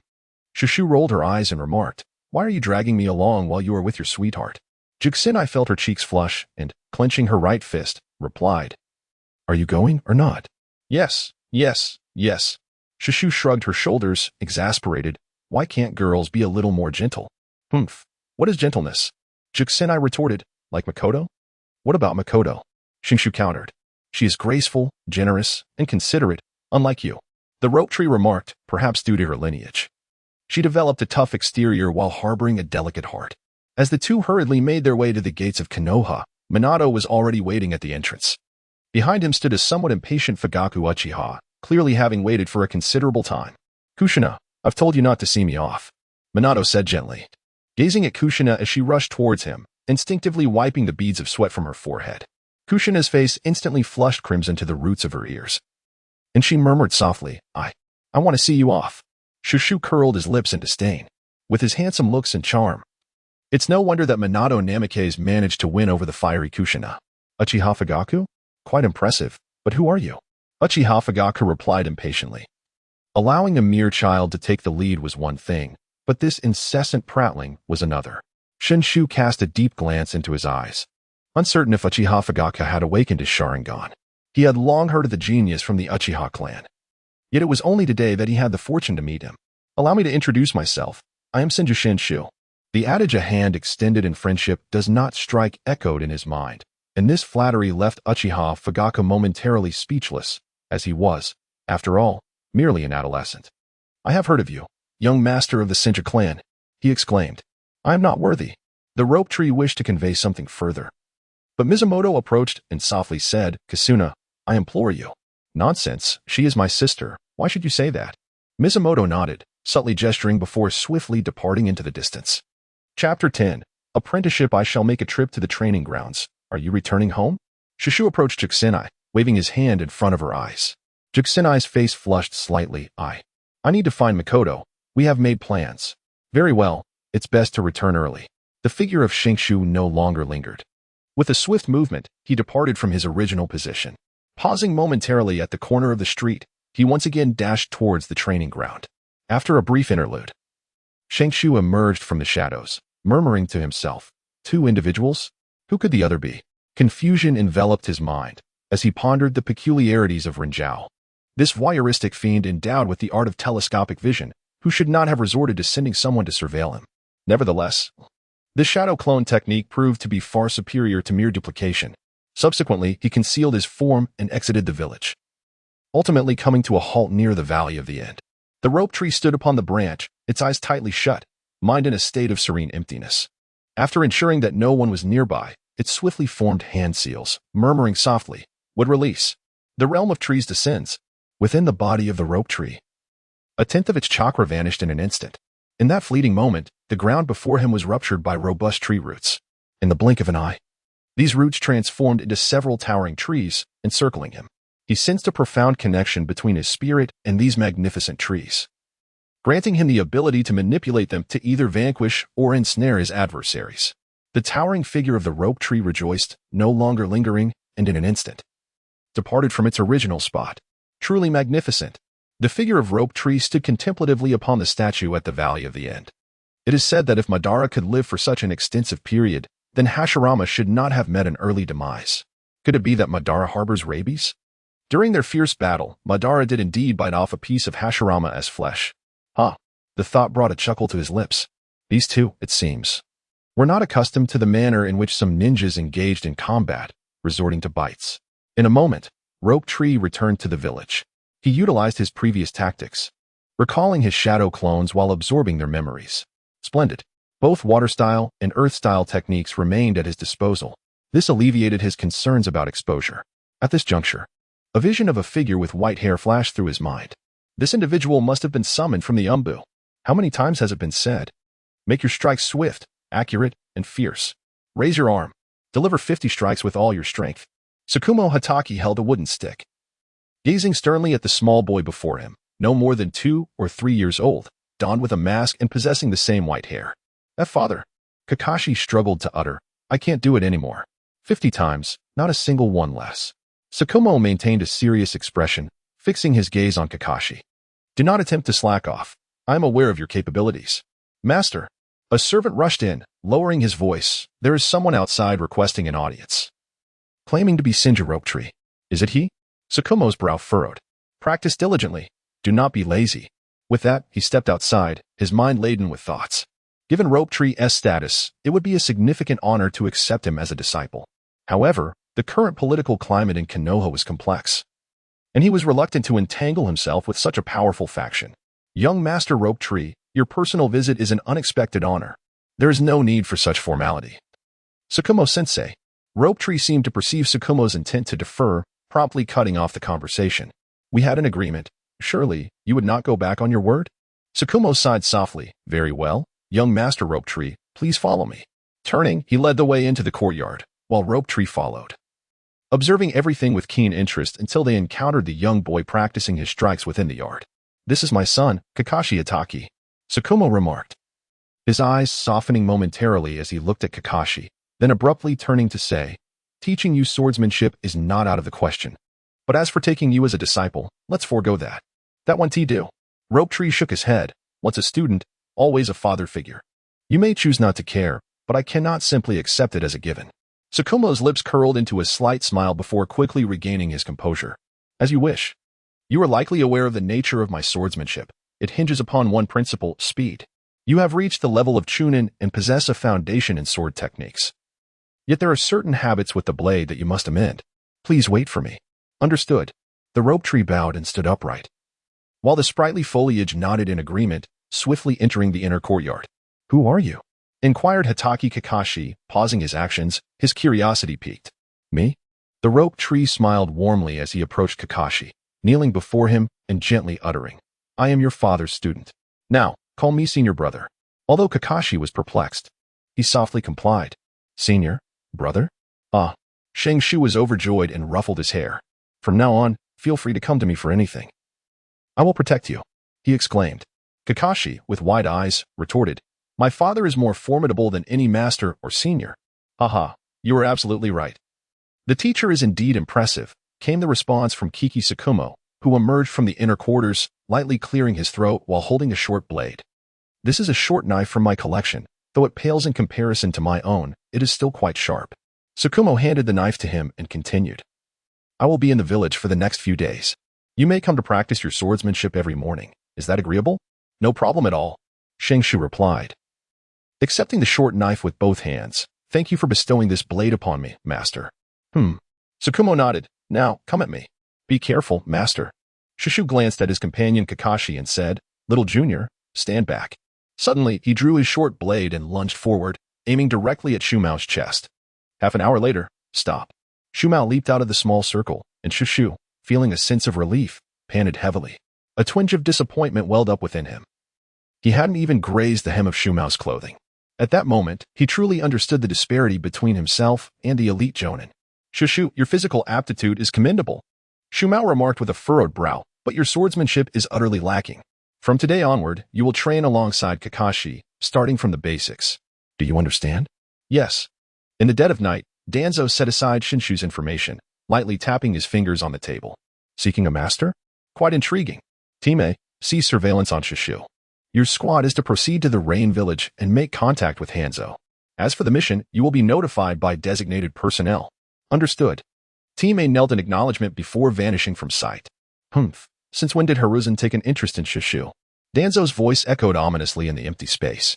Hiruzen Sarutobi, clad in the Hokage robes, appeared beside Danzo. There are only 2 direct descendants of the Senju clan left. Why do you cling to this matter? Hiruzen. All my actions are for the stability of Konoha. Danzo replied coldly. Now, speak. What brings you to me in private? Hiruzen stated casually. I wish to resume the research on Wood release. What is your opinion? I knew you couldn't resist. Danzo's seemingly amused tone was particularly grating. After a moment of silence, he continued, I need Hashirama-sensei's cells, and I require a person in charge. Chapter 11. Ninja Academy, a person in charge? Hiruzen exclaimed in surprise. Given his understanding of Danzo, he was not one to easily relinquish power. Who do you have in mind? Orochimaru. 10 days later. In the training ground of the Hatake family, Shenshu stood with his blade sheathed. Shumao praised, not bad, you have made progress. All thanks to my teacher's guidance. The rope tree lightly and unassumingly flattered the horse. Shumao appeared to have grown accustomed to his manner of speaking, displaying not the slightest change in expression. Tomorrow I shall embark on a mission. You are to cultivate according to the training regimen. Upon my return, I will conduct an assessment. Understood. The rope tree inclined slightly, saying, wishing you, esteemed teacher, a victorious start and smooth travels. Thank you. Shenshu stepped out of the Kimu residence and gazed upon his attribute panel. Name, Shenshu. Age, 12 strength, 7 spirit, 10. 5 constitution, celestial body. Available points, 0. After 10 consecutive days of relentless training, his strength had gratifyingly increased by 1 point. What astonished him the most was that with the increase in strength, his spiritual power simultaneously rose by 1. 5. Goodness. Could it truly be that precise to the decimal? Is it possible that the celestial body is a fixed template, such that any increase in physical strength guarantees a corresponding 1? 5-fold increase in spiritual power? Shenshu suddenly reversed his grip on the hilt of his blade. His gaze fixed warily ahead. Moments later, a masked figure from the shadows appeared before him. Konoha's 1,000 hands, is it? Indeed. The rope tree, maintaining an air of calmness, inquired, might I ask the reason for your esteemed presence blocking my path? Lord Hokage requests your presence. At this moment, under the tree, Shenshu instinctively glanced towards the setting sun. At this hour, he still had official duties to attend to. How lacking in civic responsibility. Indeed, he added, I implore you, Shenshu, to refrain from making Lord Hokage wait any longer. With that, the individual vanished in an instant. Shenshu furrowed his brows slightly and similarly employed the body flicker technique to keep pace. The members of the Umbu, sensing the movement behind them, were taken aback. They had not anticipated that a mere genin could match their speed. No wonder the Hokage held him in such high regard. Contemplating this, they couldn't help but quicken their pace. The corners of Shin's mouth curled upward as he leisurely trailed behind him. Over the past 10 days, Hatake Tsukumo had engaged in more than merely honing his fundamental sword skills. The art of the body flicker technique was equally foundational. It must be acknowledged that Hatake Tsukumo's mastery of the body flicker technique had reached an extraordinary level, seemingly brushing against the realms of space-time ninjutsu. Under his tutelage, Shin's agility had progressed remarkably. In a fleeting moment, the two arrived at the Hokage building, where, after being scrutinized by the guards, they ascended to the 2nd floor. Knock, knock, knock. Enter. Hokage-sama, I have brought the subordinate, Shinj. Sarutobi Hiruzen, holding a pipe, waved his hand dismissively. You may leave now. Close the door. Yes. The Umbu ninja bowed and exited the room, gently shutting the door behind him. Natree knelt on one knee, expressing his excitement. I, the lower ninja not tree, have come to pay my respects to Lord Hokage. Sarutobi Hiruzen exhaled a ring of smoke, saying, there is no need for such formality, not Trikuin. Please, step forward. Yes. Shenshu rose swiftly, surveying his surroundings with ease. Today, he appeared to be in the prime of his life, exhibiting no signs of fatigue. A shadowy hat adorned his head, obscuring much of his face, rendering his gaze inscrutable. With a pipe in hand, he exuded an air of nonchalance, as if nothing could rattle him. Before him, the table was cluttered not only with an overwhelming number of documents but also with an unremarkable crystal ball.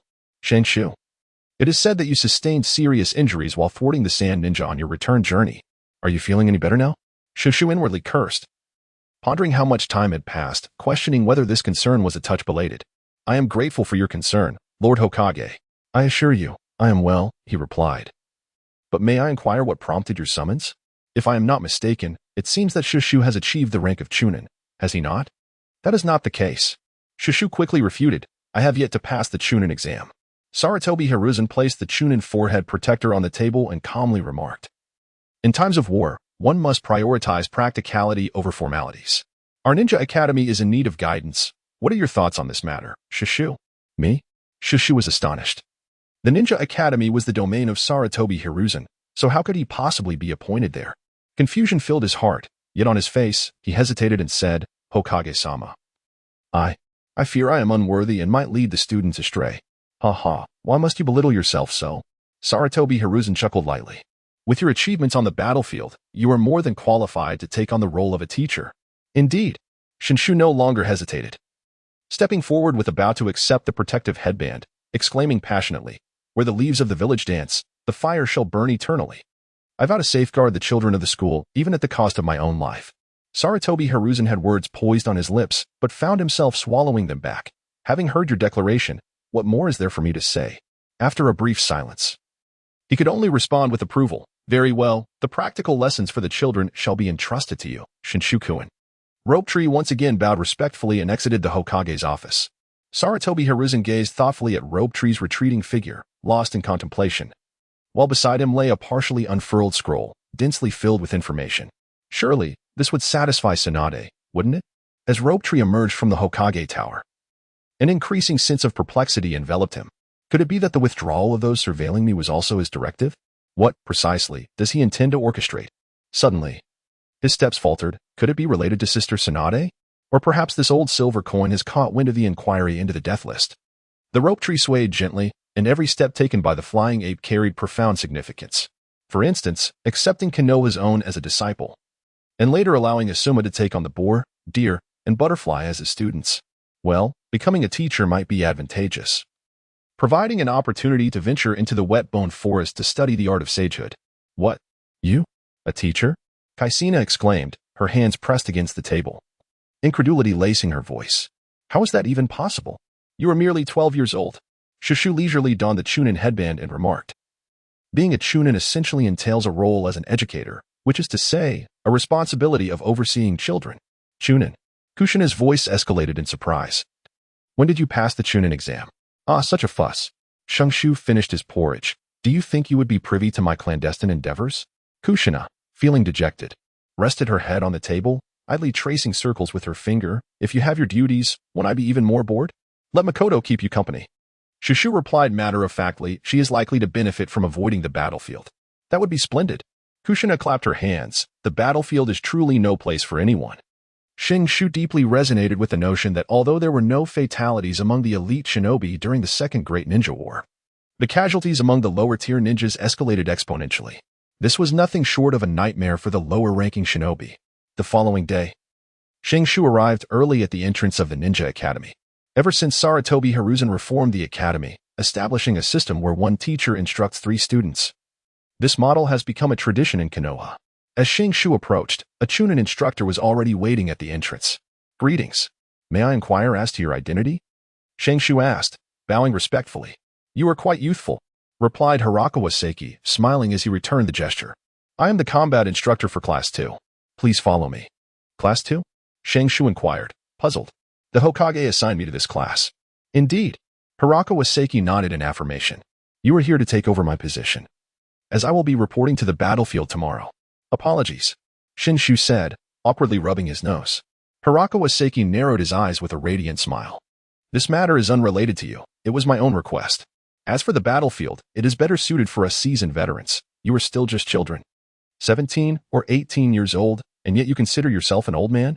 Shenshu chuckled lightly. Indeed. Hirakawa Seiki laughed heartily, gesturing towards the teaching building. Come. Let me introduce you to the school. Thank you, Senior Hirakawa. Though it was not yet class time, only a handful of students practiced their ninjutsu in the training grounds. There were a total of 25 children in the class, with an average age of 4, the youngest being merely 3 years old. 3 years old? Shenshu exclaimed. How can they be so young? Due to the war, the situation at the front is dire, necessitating a reduction in the graduation age, Hirakawa Seiki replied calmly. The children receive a year of fundamental education and, upon passing their assessments, will be assigned to the Jonin class for further studies.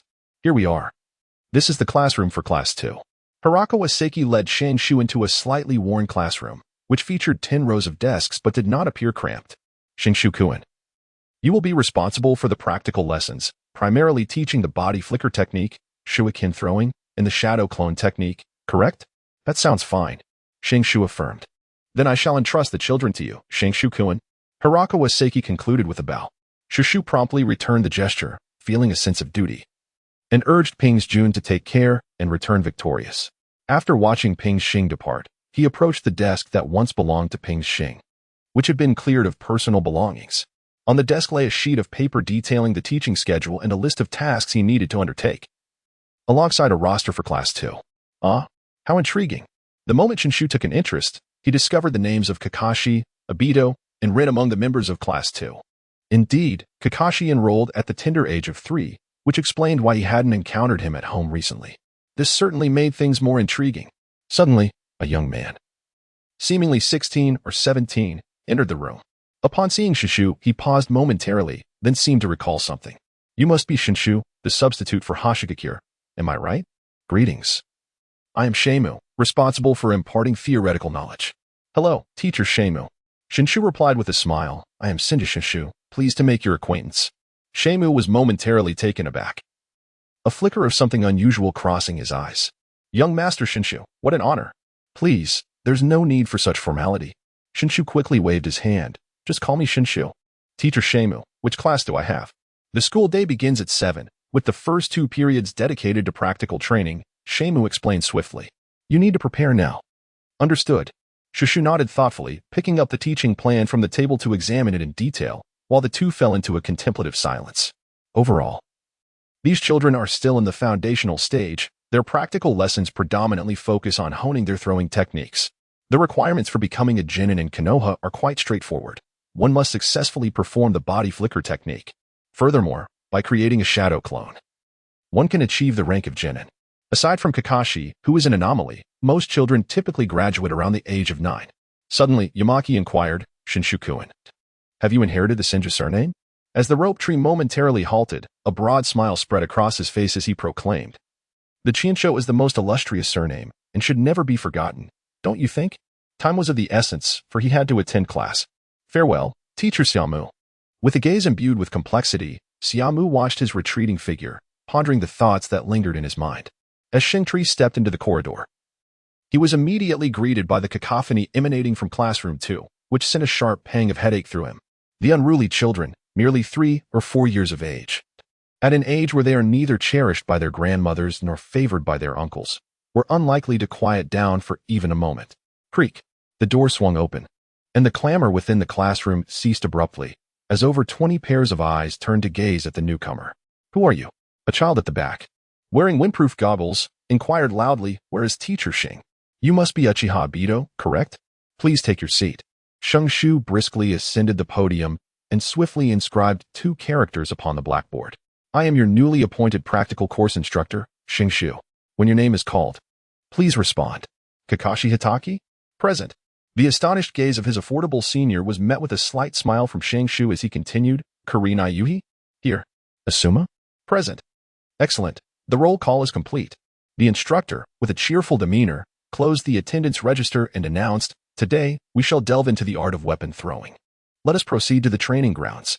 Upon hearing this, the group hastened to the training field.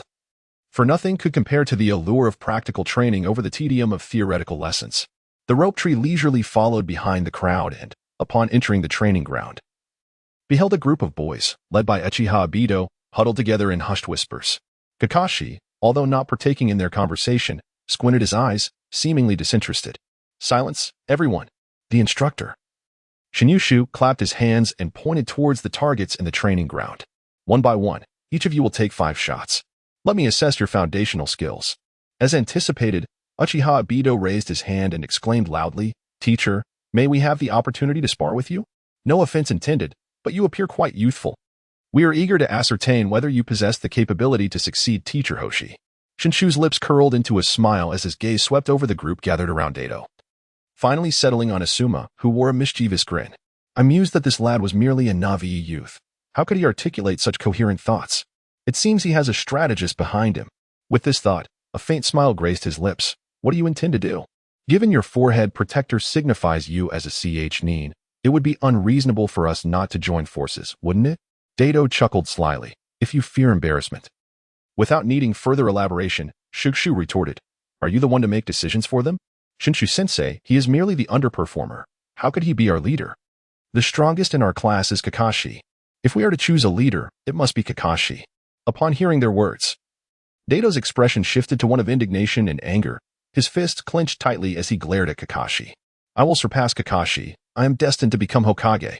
Asuma scoffed dismissively, acknowledging that while Dato may be the underperformer, his prior words echoed our sentiments. Did he dare to act upon them?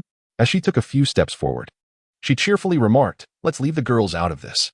Zai-hong, you can practice throwing with your female classmates. Teacher, that's unfair. Zai-hong protested, Ninjas make no distinction between genders. Little brat, what do you know about the differences between males and females? Shenshu felt a wave of frustration, after all. They were merely a group of 3 to 4-year-old children, yet their speech was so remarkably mature. Very well. Let us hope they do not shed tears when the moment arrives. Come forth. The rope tree extended its arms, assuming a posture of battle. All right, I'm going in, cried Obito as he leaped forward with a fervor, closely followed by Asuma and the others. Each one grasped their kunai with determination, presenting a striking semblance of a true confrontation. Chapter 13, The Wetbone Forest. Shenshu deftly sidestepped Obito's assault, swiftly grasping Asuma's arm as he aimed to thrust towards his chest, and with a forceful motion, hurled it onto Obito, sending him crashing to the ground. The remaining few, lacking any coherent strategy, were utterly incapable of even grazing the hem of his attire. Even the mere presence of a child, scarcely 3 or 4 years old, could discern the stark disparity in skill. Coming from a humble background as a civilian ninja, their prowess paled in comparison to that of Asuma and his comrades. In a short span, Shenshu had dispatched the remaining individuals, casting them into the throng of bodies, with Obito pinned at the very bottom, incensed and shouting in frustration.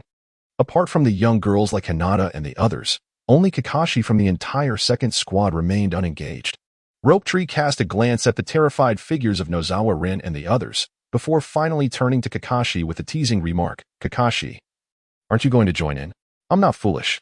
Kakashi rolled his eyes, thinking to himself that this cheap senior brother, who could actually contend with his father, would make it a futile endeavor for him to step forward. The Rope Tree clapped his hands, signaling that the playful antics had come to an end.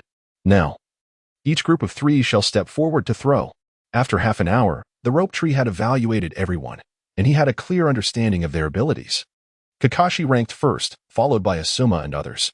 Obito, contrary to Asuma's disparaging remarks, performed respectably, falling within the upper middle tier. Indeed, aside from the exceptionally talented, the rest of the ordinary ninjas served merely as stepping stones for others. With the morning training session concluded, the Rope Tree's duties for the day were accomplished. It seemed that such bureaucratic roles were indeed more suited for a leisurely retirement, regardless of the setting. Upon returning home, he exchanged greetings with Kushina before preparing to retreat to his bedroom. Hey, Makoto, I'll be taking you shopping tomorrow. What is the point of shopping? The Rope Tree replied with boredom. Konoha is so small, you can walk to the end in just a few steps. Are you going or not? Kushina retorted, her demeanor leaving no room for refusal. Fine, I'll go, but only in the afternoon. I have classes in the morning. The Rope Tree raised his hand in surrender, lamenting, how can you homebodies comprehend the burdens of work? That is more like it. Kushina nodded in satisfaction. I'm doing this for your own good. and you must repay me well in the future. The rope tree stood speechless in response to such an overt act of undermining. How could Uchiha Fugaka possibly reconcile this? Upon returning to his chamber, he swiftly performed the hand seals and summoned the slug. Little rope tree, is there an issue? He inquired. Sage slug. How does one reach the wet-bone forest? The slug fell silent for a moment before finally speaking. Little rope tree. Have you resolved to pursue the art of sage techniques? Has your wood release been successful? The rope tree nodded. Indeed. I have made an attempt and can barely perform wood release. He chuckled. Little rope tree is truly a genius. The slug exclaimed in awe. All you need to do is reverse the summoning seal, and you will appear in the wet-bone forest. I shall take my leave first. With that, the slug willingly dispelled the summoning and returned to the wet-bone forest. After a moment of contemplation, Shenshu formed a series of hand seals, and a plume of smoke erupted beside him, revealing a shadow clone. The task assigned by the Tomorrow Ninja School is in my capable hands. No problem at all. The clone, eager and ready, is also looking forward to a date with Makoto. The shadow clone technique of the rope tree heart is indeed remarkably effective, albeit unfortunate for having a mouth. Immediately, it began to form the reverse summoning seal, vanishing from its original position in an instant. The vine tree cried out as it plummeted from the heights, fortunate that below lay only the woods and marshes, sparing it from a perilous encounter with the rocks. Goodness. This bears a striking resemblance to the antics of my Boku Mountain. I recall that in the manga, Jiraiya too fell from the sky. Little vine tree, over here. A voice emanated from the thicket, seemingly not far away. Following the sound, Shenshu hastened over, only to discover a magnificent slug perched upon a patch of grass, gazing down at him with an air of superiority. I have encountered the Sage of Slugs, he thought, amused by the creature's politeness. The Sage of Slugs, quite pleased, continued, Young Shenshu, are you aware of the perils that accompany the pursuit of sage arts? I have heard a thing or two, Shenshu replied calmly. If my grandfather succeeded, there is no reason I cannot as well. Such ambition. The Sage of Slugs refrained from further admonitions and instead offered words of encouragement. Since you have already mastered wood release, the endeavor to learn sage arts will be considerably simplified. First, you must comprehend what sage arts entail. Sage chakra refers to the ability to absorb the natural energy that permeates the air around you, merging it with your own physical and spiritual energies to achieve a harmonious balance. First, you need to sense the natural energy present in the atmosphere. The Sage of Slugs elaborated patiently. Shenshu fell into deep contemplation, noting that this information bore striking resemblance to what he had learned in his previous life. Suddenly, he inquired, Sage of Slugs, how do the sage arts of the three great holy lands differ? The Sage of Slugs pondered for a moment before responding in essence. There is no fundamental difference, it is merely the manifestation of chakra that varies. The nature of the practitioner's chakra plays a pivotal role.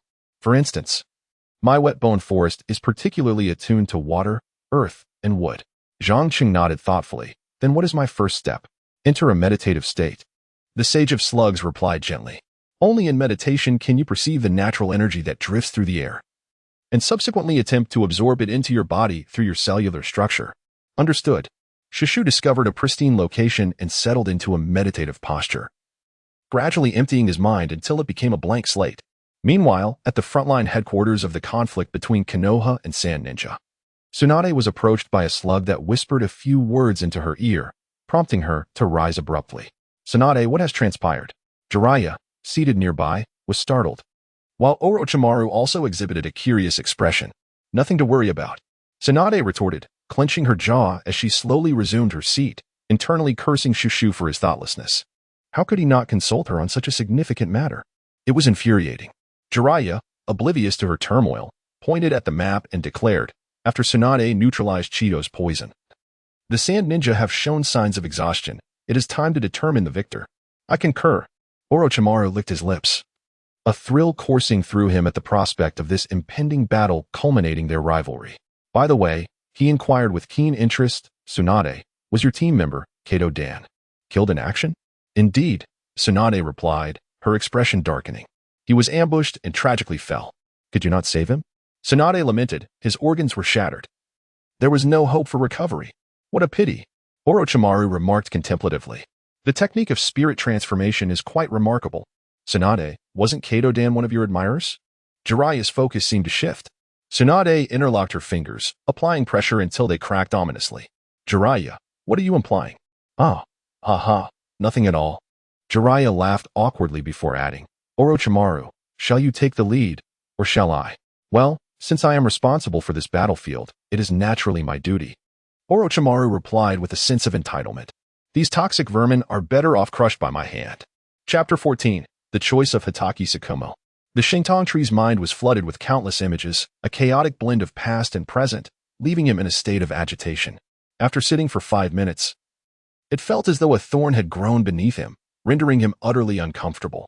He continually shifted in his seat, inwardly lamenting the difficulty of achieving tranquility in this modern age. Little Shintong, your heart is restless. The gentle voice of the slug sage intoned, guiding him. Breathe in. Breathe out. Envision yourself as a grand tree, and feel the nourishing rain and dew.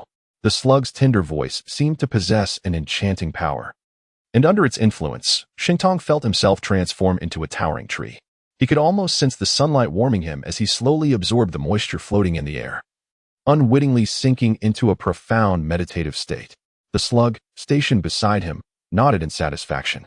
To its surprise, the little Shintong exhibited such remarkable potential. With just a little guidance, he could attain tranquility. Suddenly, the image of Tsunade's first visit flashed in its mind, prompting it to mutter, is this truly a natural gift? Suddenly, a strong pang of hunger rumbled within Shintong, rousing him from his reverie. Embarrassed, he rubbed his stomach and inquired, Slug Sage, how much time has passed? A day and a night. The slug replied, its voice brimming with mirth. Are you hungry? I'll prepare something for you. Ah? Shintong was taken aback, quickly waving his hands. Slug Sage, you needn't trouble yourself. I have military rations. He promptly retrieved a ration from his pouch and eagerly stuffed it into his mouth, asking, Slug Sage, did I succeed? Hige, not yet. The slug chuckled lightly. First, tell me how you feel. Me? The rope tree stood frozen in place, then managed a wry smile and said, I have forgotten. Excellent. The slug, however, was exceedingly pleased, for often the path to success lies in not being overly demanding. Go rest for a day, and return tomorrow. Understood. The rope tree did not refuse, having observed the movements of the slug. He returned to the bedroom of the Konoha Chiyo residence. He descended from midair onto the bed, causing the sleeping shadow clone to burst apart. Instantly, all that had transpired over the course of the day and night flowed back into his original body. Fortunately, everything was as it should be. Shenshu let out a sigh of relief. It was better to avoid being detected while indulging in a little leisure. However, that girl, Mikoto, seemed somewhat off. The next day, after making a brief appearance in front of Kusanai and the others, Shenshu sent his shadow clone to attend classes at school. He himself returned to his bedroom and performed a reverse summoning to enter the Wetbone Forest. Ah, yes, using a shadow clone. The rope tree struck fiercely against his forehead. Naruto had previously demonstrated this, revealing it to be a shortcut. Immediately, he formed hand seals and shouted, multiple shadow clone technique. With a resounding boom, a cloud of smoke erupted around him. As the smoke dissipated, 5 figures emerged. The rope tree found itself in a rather awkward predicament. 5 clones? That fellow Naruto can conjure up thousands. Assessing his physical limits, he realized that the remaining chakra would allow him to manifest at most 5 shadow clones. Everyone, let us commence. How troublesome. Can you manage main body? If not, step aside and yield. Yes, indeed, let the former serfs sing their songs. The elder of the rope tree, visibly irritated, bellowed, why are you still hesitating? Hurry up. With a mere blink, the shadow clones dispersed and swiftly entered a meditative state. The rope tree was utterly astonished. Is the shadow clone technique truly that formidable? Oh, little rope tree, are you employing shadow clones for your training? The voice of the slug echoed, and I must admit, it is indeed a brilliant idea. I have even greater confidence in you now. The venerable rope tree, rarely blushing, indeed finds momentary pleasure in a fleeting act of theft. The slug immortal's misguided praise is but a trivial experiment, merely to gauge the outcome. Ah, dear rope tree, pursue your cultivation with confidence. Even should you transform into a tree, I shall ensure your safety. The corners of the rope tree twitched. This milk is quite potent. Subsequently, he sat cross-legged on the ground and began to meditate. At that moment, he suddenly recalled that Naruto, in his pursuit of balance, seemed to be seated atop a mountain. Ninja Academy, as Shenshu escorted the students out of the school gate, he spotted Kakashi leaning against the wall. Senior, my father has returned. Kakashi replied somewhat awkwardly, he asked you to come over for dinner. When did my master return? Shenshu exclaimed with delight, please wait for me just a moment. Shushu swiftly returned to the office, gathered his belongings, and quickly made his way back to the entrance, affectionately ruffling Kakashi's hair. Come on, we mustn't keep our master waiting. Kakashi instinctively recoiled, yet ultimately could not evade Shenshu's grasp. Senior brother, this isn't your true form, is it? The tree-like figure paused, casting a glance around before softly speaking. Oh, young one, quite impressive. How did you uncover that? Kakashi narrowed his eyes slightly, a rare chuckle escaping his lips. You seem a bit fragile. Fragile? How dare you? Retorted the tree figure, feeling a surge of indignation. Let me impart a lesson to you. A man must never admit to weakness. His thoughts drifted to Kakashi's physical condition, suspecting it was a consequence of overindulgence in certain novels. He then patted Kakashi's shoulder earnestly. Cherish life, my friend, and steer clear of harmful literature. Shortly thereafter, upon returning to Kakashi's residence, they found Shumo waiting by the dining table. Sorry to keep you waiting, sensei. Shumo greeted with a gentle smile, waving at the two. Kakashi naturally settled beside Shumo, leaving the tree figure to take a seat opposite them. I heard you have taken on the role of a teacher, SHK? Kakashi has entrusted you with his care. As the thoughts of Shenshu stirred, he inquired, Teacher, have you been particularly busy lately? Indeed. Shuo Mao gestured for the servants to begin serving the dishes and nodded. Now that the war is drawing to a close, the workload has significantly increased. And our village is short-staffed, placing all the burden on our small team. Rest assured, when you are away from home, I will take care of Kakashi. That will not be necessary. Shuo Mao firmly replied, the servants at home can manage, yet he is still quite young. As he spoke, he gently stroked Kakashi's head. Kakashi appeared to relish the affection, deliberately straightening up and nudging against Shuo Mao's palm. Shenshu couldn't help but chuckle. He truly was still a child. Shenshu, where is your true self? It was indeed impossible to conceal anything from the teacher. Shenshu, unfazed, replied, I am currently engaged in secret training. Once I emerge, I am certain you will be astonished. Haha, splendid. Shuo Mao chuckled lightly. Then I shall eagerly await it. Now let us dine. Teacher, I have a question that perplexes me. Shenshu suddenly spoke with a serious tone. Pray do tell. Shuo Mao casually picked up a piece of meat and placed it in Kakashi's bowl. If, during a mission, you were faced with a dilemma between saving a teammate's life and fulfilling the mission, which would you choose? At Shenshu's inquiry, Shuo Mao immediately furrowed his brow, while Kakashi gazed curiously at his father, seemingly eager for his response. Shuo Mao silently chewed his food, finishing his meal before gently placing his bowl and chopsticks on the table and looking up at Zhang Qin. I would choose my companion. As expected, Shenshu sighed softly within, pondering what he had anticipated. He then pressed further, but what if you were criticized by the masses for failing the mission? How could that be? Kakashi exclaimed, clenching his fists. Why would saving a companion warrant blame? Shuo Mao remained silent, seemingly awaiting Shenshu's clarification. Teacher, you must have a sense of your current standing in the village. Shenshu lowered his voice. What if you inadvertently obstructed someone's path and became a target for malicious slander? Is that not a possibility? In such a case, public opinion may swell, and even the companions you saved might stand against you. How would you cope? Is there truly a fault in saving a companion? Kakashi's worldview was shaken. The stark black and white of his youth struggled to comprehend such notions. There is no fault in saving a companion. Shuo Mao chuckled, ruffling Kakashi's hair. The fault lies with those who conspire behind the scenes. Your senior brother was merely illustrating a point. Such things could never transpire in Konoha. Let us not forget, we are the bearers of the will of fire. Shenshu, why do you harbor such doubts? Teacher, when a tree stands out amidst the forest, the wind shall surely bring it down. Shenshu sighed heavily. This matter cannot be taken lightly. I can only hope that when you face such predicaments, you do not lose hope. With that, Shenshu stood and bowed, saying, It is getting late. I shall take my leave. Wet-bone forest at the side of the rope tree, a shadow clone in deep meditation suddenly sprang forth a branch, which transformed into a wisp of smoke and vanished without a trace. Simultaneously, the cultivation experiences of the shadow clone flooded into the consciousness of the original body. It appeared as though a chain reaction had occurred, causing the remaining 4 shadow clones to dissipate one after another. Is this balance? As the rope tree abruptly opened his eyes, his shadow clones had already made contact with the natural energy. Yet he struggled to maintain the equilibrium among the 3 forms of energy. Thus, it became clear. The natural energy was exceedingly domineering. Any imbalance would lead to a transformation into a colossal tree, akin to the stone statue toad of Miyaboka Mountain. Given this, it was indeed unwise to act recklessly. Subsequently, he formed seals once more, generating 5 additional shadow clones to immerse themselves in cultivation. This process repeated itself, and after a month of exhausting countless shadow clones, the rope tree finally felt prepared to attempt to draw natural energy into his body. He seated himself atop the giant tree, which had served as his dwelling for the past month. In a moment of tranquility, he entered a meditative state, continuously absorbing the natural energy that floated in the air through the cells on the surface of his skin. He then endeavored to regulate the energy of his body along with his mental energy.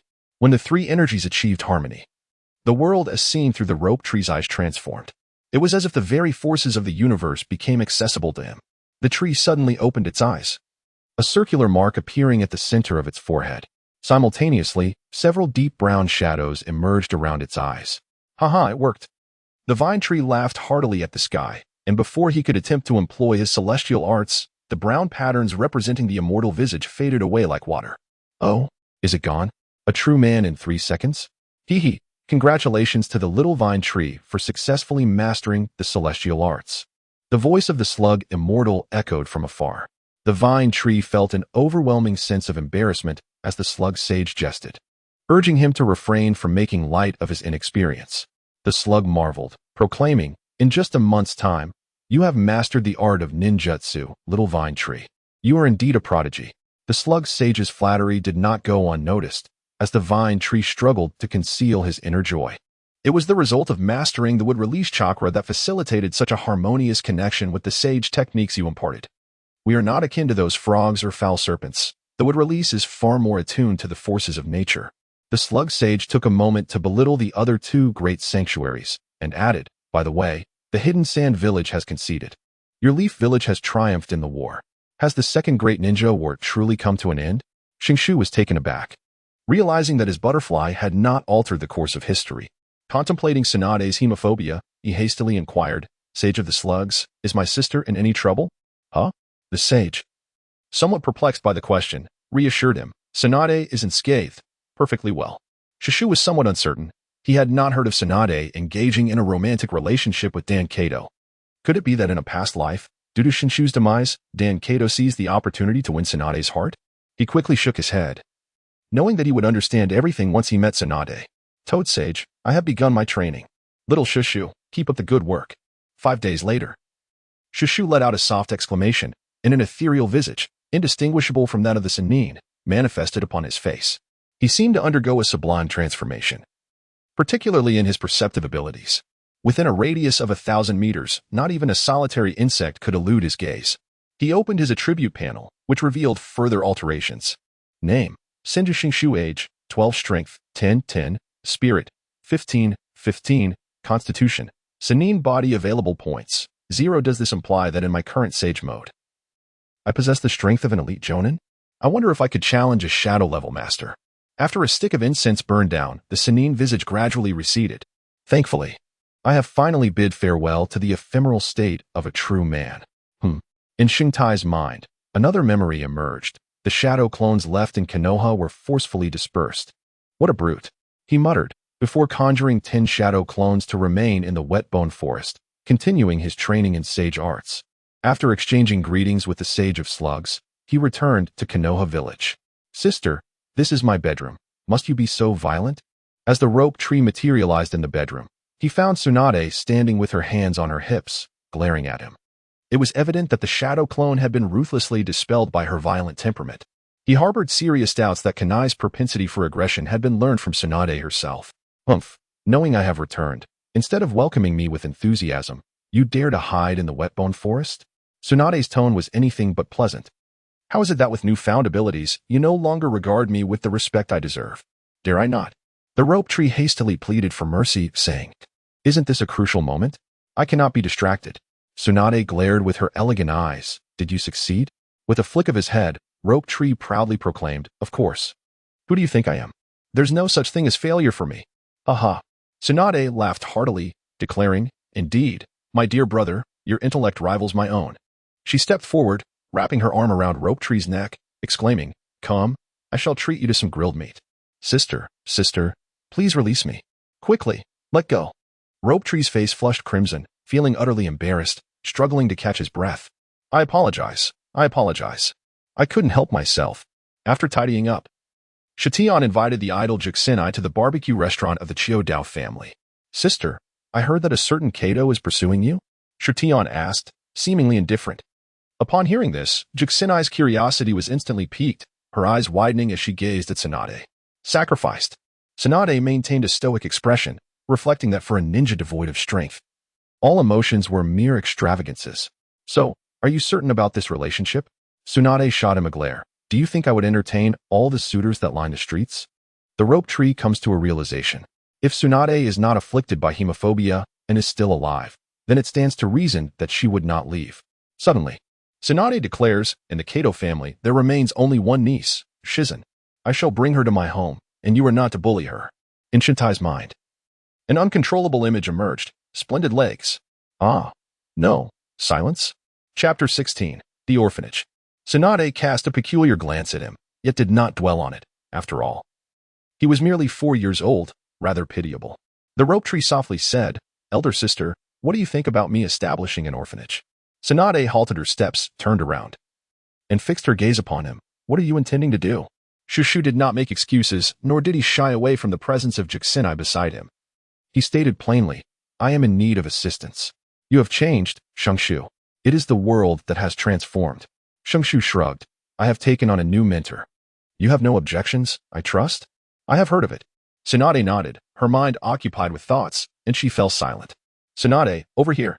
As the trio entered the barbecue restaurant, Jiraiya waved his hand in greeting, sitting alongside the expressionless Orochimaru. Sister, so you weren't exclusively inviting us? Jiraiya, being the generous soul he is, believes in taking advantage of a free meal whenever possible. Shenshu observed a moment of silence for Jiraiya. Seeking companionship is not inherently wrong, but choosing Orochimaru as a partner seems rather uncomfortable. Teacher, Lord Jiraiya, Shushu exclaimed.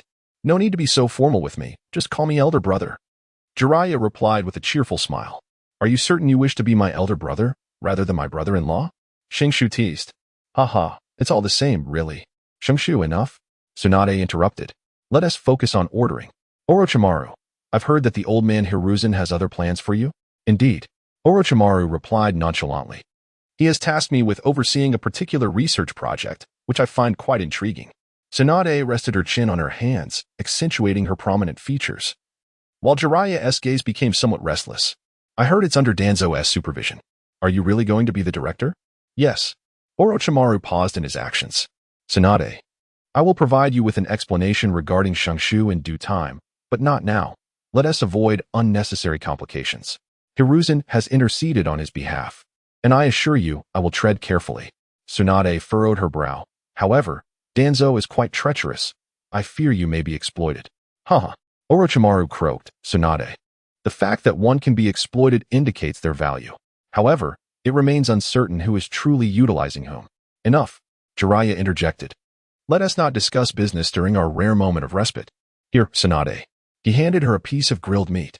Tsunade merely nodded in acknowledgement, accepting it without refusal. The heart of Shenshu stirred as he sensed that Tsunade did not seem to harbor much resistance towards Jiraiya. Nevertheless, Orochimaru chose to pursue the path of research. During his previous life, while watching anime, he was perplexed as to why Jiraiya and Naruto effortlessly learned sage arts from Myaboka Mountain, while Orochimaru, despite his relentless efforts, could only scratch the surface of these arts and develop the so-called curse marks. He could not believe that Orochimaru was less intelligent than Jiraiya and the others. Or perhaps Orochimaru simply had not gained the approval of the Dragon Cave. Shinshu-kun? Huh. Shenshu was snapped back to reality and looked up at Orochimaru, feeling somewhat embarrassed. What did you say, Orochimaru-sensei? I was lost in thought. Nothing. Orochimaru's interest deepened. Shinshu-kun, it seems there is a change within you. I detect a familiar scent. Oh? Shenshu instantly realized that Orochimaru must have come into contact with the cells of Hashirama. You aren't referring to my grandfather, are you? Orochimaru's pupils constricted sharply, followed by a low chuckle. Perhaps. Tsunade seemed to sense something, while Jiraiya joyfully flipped through grilled meat, showing little interest in other matters. And Kanai was thoroughly enjoying his meal. Shinshu-kun, could you assist me? Orochimaru suddenly inquired. Absolutely not. Tsunade exclaimed vehemently. Orochimaru, you must know that Danzo poses a threat to Shenshu. He would not dare. Orochimaru asserted decisively. If he were to lay a hand on Shenshu, I would not hesitate to eliminate him beforehand. Jiraiya paused, the smile fading from his face. Orochimaru, do not misinterpret your standing. Master Hiruzen intends to cultivate you as his successor for Hokage. Haha, Jiraiya, you are too naive. Orochimaru chuckled lightly. Moreover, my aspirations do not lie with the Hokage position. He then fixed his piercing gaze upon Shenshu, eagerly anticipating his response. What the master desires, the disciple shall strive to fulfill, Shenshu declared solemnly. However, I am merely skilled in combat and know nothing of scientific experimentation. Shenshu, Tsunade shouted angrily, but was held back by Shenshu's grasp. Sister, worry not. With the teacher here, I will certainly remain unharmed. A warmth spread within Orochimaru's heart. Shenshu, can you learn the shadow clone technique? Teacher, what do you mean? You only need to utilize the shadow clone to come here. Orochimaru explained. I once proposed this to Hiruzen, but he declined. Not a problem, Shenshu exclaimed, realization dawning upon him. Whenever you are ready, just send someone to notify me. After dinner, the three returned to their residence, but Shenshu was summoned to the study. What are your thoughts? Shushu had long anticipated Tsunade's inquiry. Instead of providing a direct answer, he posed a question in return. Sister, do you possess anyone trustworthy? Jiraiya, Orochimaru. No. Shushu interrupted. What I mean is, do you have any loyal warriors? Tsunade fell into silence for a moment before responding. Indeed. There are 12 in total, bequeathed to us by our father. Rope Tree's secret path. Indeed. How could the illustrious Senju clan be without contingency plans? I require 6 individuals. Pray tell, what is it that you truly intend to do? Tsunade, unable to fully comprehend Rope Tree, felt a pang of unease. Me? I merely wish to acquire certain powers that will ensure our safety, Rope Tree replied matter-of-factly. I do not wish to entrust our lives to their sporadic acts of mercy. So, you intend to cultivate your own trusted confidants? One must be strong oneself to forge iron. Rope Tree chuckled. As for the orphanage, consider it my endeavor to do good. Slap. I trust you as far as I can throw you. Tsunade flicked his forehead with a significant force. I can provide you with the people, but you must consult me before undertaking any actions. Understood? Relax.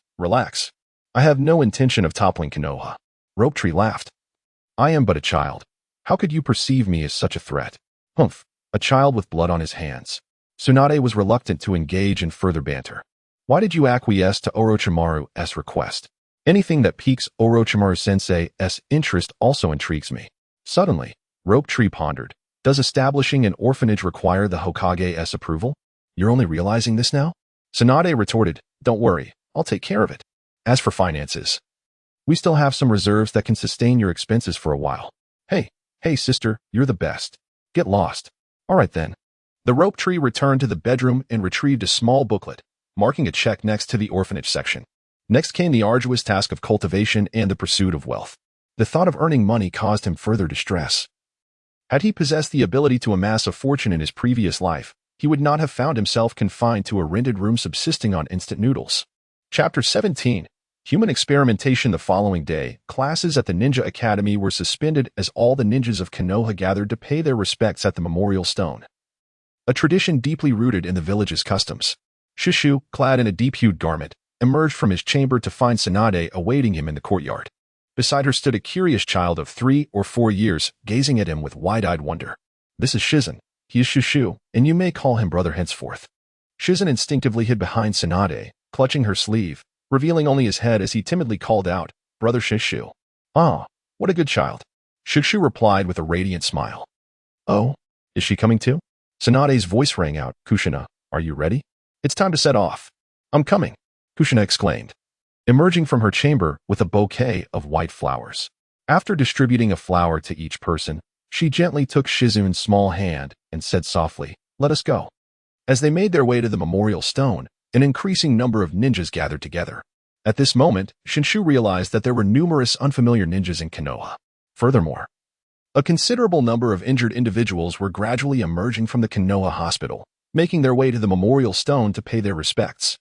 By the time Shenshu and his companions arrived at their destination, Sarutobi Hiruzen had already positioned himself before the memorial stone, flanked by the Konoha F4. Shenshu observed Danzo, who was quietly meditating. This was likely the first time he had encountered the notorious elder of Konoha. At this juncture, Danzo had yet to undergo the transplantation of Hashirama's cells, and he appeared quite capable. Danzo seemed to sense something amiss, turning to meet Shenshu's gaze. Shushu offered a faint smile, casually nodding as he stood amidst the crowd. Danzo squinted slightly, then turned away, lost in his own thoughts. Shenshu, don't act recklessly. Tsunade cautioned in a hushed tone. I'm not foolish. Shenshu shrugged in response. When all the Konoha ninjas had gathered, Shenshu anticipated that Sarutobi Hiruzen would seize this opportunity to employ his mind-altering techniques. However, to his surprise, the elder said nothing at all.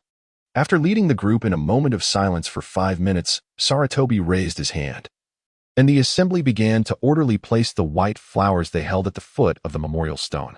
Before leaving, Rope Tree turned back to glance, and there stood Sarutobi Hizashi, motionless as ever. Suddenly, he inquired, Sister, did you perhaps mention something to him that led to my transfer to the Ninja Academy? Not at all, Tsunade replied coolly. I merely handed him the list of fallen members of the Senju clan. Understanding dawned upon him. Hizashi's strategy to secure Rope Tree's safety in exchange for Tsunade's forgiveness was indeed a clever maneuver. The contemplative Shenshu was roused from his thoughts by a gentle tap on his shoulder from Tsunade. Orochimaru summons you. Looking up at the Rope Tree, he beheld Orochimaru waving at him. I am departing. Shenshu swiftly followed suit. Along the way, Orochimaru uttered not a single word, ultimately halting at a location akin to a park at the southern edge of the village. However, this very place had been sealed off, barring the villagers from entry.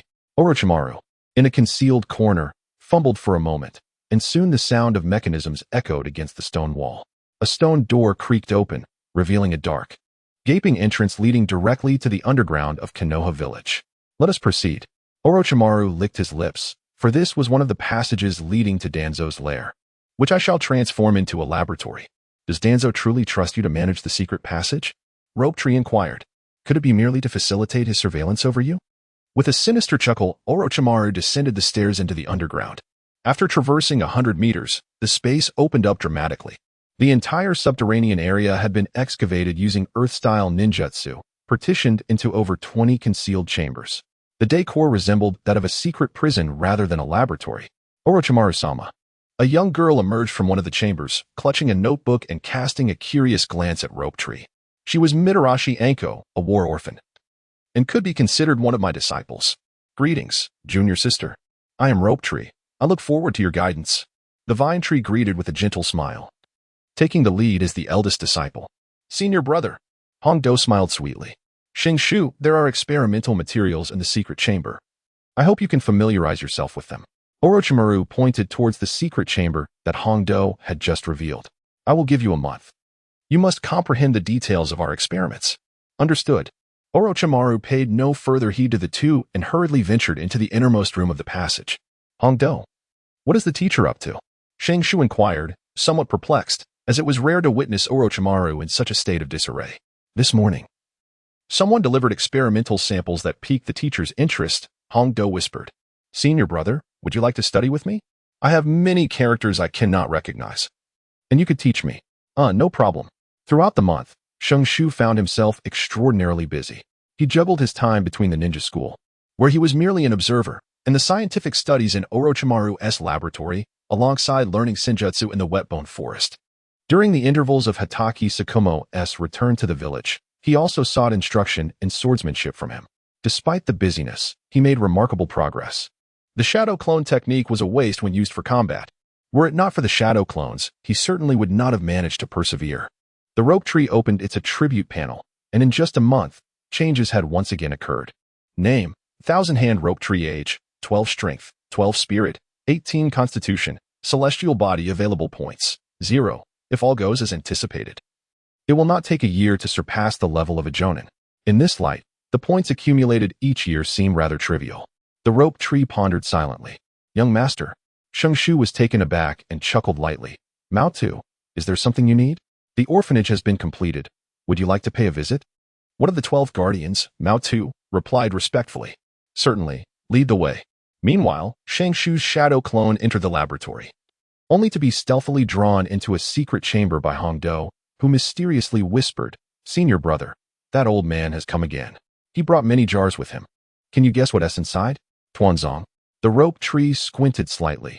This fellow came to inspect the progress of the experiment every 3 days. Although the two had met multiple times, they had never exchanged words. It is unclear whether Orochimaru intentionally kept him at bay, as there were hardly any opportunities for him to meet with Danzo alone. How would I know what kind of jar it is? A large glass cup. Hondo gestured with his hand, indicating it must be this tall, filled with a viscous green liquid that appeared quite repulsive. As Rongshu was about to utter something, the voice of Danzo resonated from outside the secret chamber. Then I shall leave it to you. Lord Danzo, please take care. The vine-like tree stretched forth its head, revealing Danzo as he ventured deep into the concealed passage, darkness gradually engulfing his figure. Come out. Hige, sensei. The vine-like tree exclaimed, pulling along Akamichi with a playful grin. What business does this old fellow have? Shenshu, do not be alarmed by what you are about to witness, Orochimaru replied evasively, a flicker of cruelty glimmering in his unsettling gaze. Before Shenshu could respond, he unlocked the chamber containing the jars, revealing a row of glass containers as described by Akamichi. 180 jars, each filled with a greenish liquid. Yet, Akamichi had omitted to mention that, alongside the liquid, there lay pale-skinned children within. Human experimentation? Chapter 18. Diverging paths. Shenshu had long been prepared. He had encountered this scene more than once in comics. Standing before more than 100 children, he realized that this was, after all, not merely a comic. Sarutobi Sasuke could be exonerated, Orochimaru might affectionately be referred to as Ant Snake. And even Danzo had his defenders. Yet, what sin had the children, subjected to human experimentation, committed? He retracted the playful grin from his face and resolutely turned to his teacher, declaring, human experimentation is a violation of human dignity. If discovered, you shall be infamous. Orochimaru's serpentine gaze emanated a menacing aura. Shenshu, do you dissent? Indeed. Shenshu replied fearlessly, your research on the cells of Grandfather Hashirama is permissible, as is the study of sage techniques. However, you must not engage in human experimentation. You possess quite a bit of knowledge. Orochimaru mused darkly. What is the purpose of studying Hashirama's cells? Is it not to replicate the wood-release lineage in humans? What else could serve your research? Teacher, you are mistaken. Shenshu remained unfazed. Do you believe Grandfather's strength derives solely from wood release?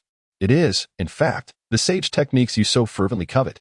Your desperate attempts to replicate the lineage of wood release, even if successful, would never reach Grandfather's level. Should you persist in using humans for your experiments, I must, with all due respect, take every measure to thwart you. Orochimaru's laughter resonated ominously in the subterranean chamber. Shenshu, you are truly compassionate. Then do enlighten me. If not Hashirama's cells, what should I reference? The enticing voice of Shenshu remarked, Teacher, have you ever contemplated whether transplanting the Sharingan using Grandfather's cells might yield any alterations? Your summoning beast is the Great Serpent. Why not utilize this as a springboard to explore the sage arts of the Dragon Cave? It would certainly be more productive than idly wasting time here. Orochimaru fell into deep contemplation, and Shenshu, filled with hope, wondered if, without the occurrence of human experimentation, Orochimaru might indeed ascend to the position of Hokage in Konoha. Would appointing a scientist as Hokage lead to a different outcome? Suddenly, Orochimaru lifted his gaze, and Shenshu had never encountered such a cold stare from him, as though he were a complete stranger. Shenshu-kun, perhaps you are right. Please return for now. I must reflect upon this thoroughly. Shenshu bowed respectfully before proceeding to pat the little red bean's head as they exited the secret chamber. Upon gazing at the sunlight above, he felt the chill of the underground for the first time. Mao Tu led Shenshu to the eastern part of the village, where the so-called orphanage turned out to be a 3-story dilapidated building, accompanied by a yard overrun with weeds. Its sole advantage was its vast expanse. Sister Rabbit. This place is utterly neglected, isn't it? Shenshu lamented. Has anyone even assessed whether the structural integrity of this building is sound? Rest assured, it is quite sturdy and shows no signs of decay, Mao Tu replied with a light chuckle. As for the weeds, we could issue a task for the lower-ranking ninjas in the village to tackle that. Indeed, that is a splendid idea. Shenshu suddenly mused about the energetic children from Class 2. Sister Rabbit, from now on, you shall oversee the operations of the orphanage. As for the children, we should focus on those around 3 to 4 years of age. Older ones may prove more challenging to nurture. It would be ideal to select those with special constitutions. And if that's hard to ascertain, we can base our choices on hair color, prioritizing shades such as red or yellow. The rope tree babbled on extensively, and the rabbit was left with no choice but to take out a notebook and meticulously jot down each of his words. Young master, our funds are limited. We cannot accommodate too many individuals. Shenshu abruptly struck his forehead, questioning whether he should utilize his shadow clone technique to tighten screws in the factory. How many could he possibly gather? Mao Tu resolutely declared, 15. Thus, Let us commence with 15. This would enable the other comrades to scour the rain country and the grass country nearby. Shenshu gently rubbed his brow, expressing his singular demand to ensure their safety. As night fell, Shenshu returned to his chamber, first making a trip to the wetbone forest to dispel the shadow clone technique. After assimilating the training experiences from the clones, he created several more shadow clones to cultivate his mystical arts. Through this relentless and repetitive practice, not only did his mastery of the mystical arts increase rapidly, but the chakra capacity of his original self also doubled. Subsequently, he returned to his chamber to merge with the shadow clone from Orochimaru's laboratory at school. The rope tree hesitated momentarily, letting out a soft sigh. What was destined to come could not be altered. The following day, the rope tree's doppelganger arrived at Orochimaru's laboratory, only to find the jars that had once housed the children had vanished without a trace. Hongdo, where are the children? Upon hearing this, Hongdo hesitated before responding. After you left yesterday, a group of individuals came and took them away. Senior brother, she continued, the teacher mentioned that you were preoccupied with work, so there is no need for concern. Shenshu offered a bitter smile. How could Orochimaru's determination be swayed by merely a few words? Yesterday was but a means to stabilize the situation and transfer individuals, and now, even if a commotion arose, the absence of evidence would render it utterly futile. Moreover, Sarutobi Hiruzen's ambiguous stance suggested that perhaps these children were also his machinations. Alas, it is futile. Our paths diverge, and thus I must bid you farewell, esteemed teacher. Hongdo, should you ever feel inclined, do not hesitate to seek my company. With that, Shenshu playfully pinched Hongdo's cheek before producing a kunai and plunging it directly into his heart. Poof! His shadow clone dissipated into a wisp of smoke, vanishing without a trace. Hongdo fell into silence for a moment before proceeding to a hidden chamber deep within the corridor, where Orochimaru sat before a computer, engrossed in data analysis. Teacher, brother has departed.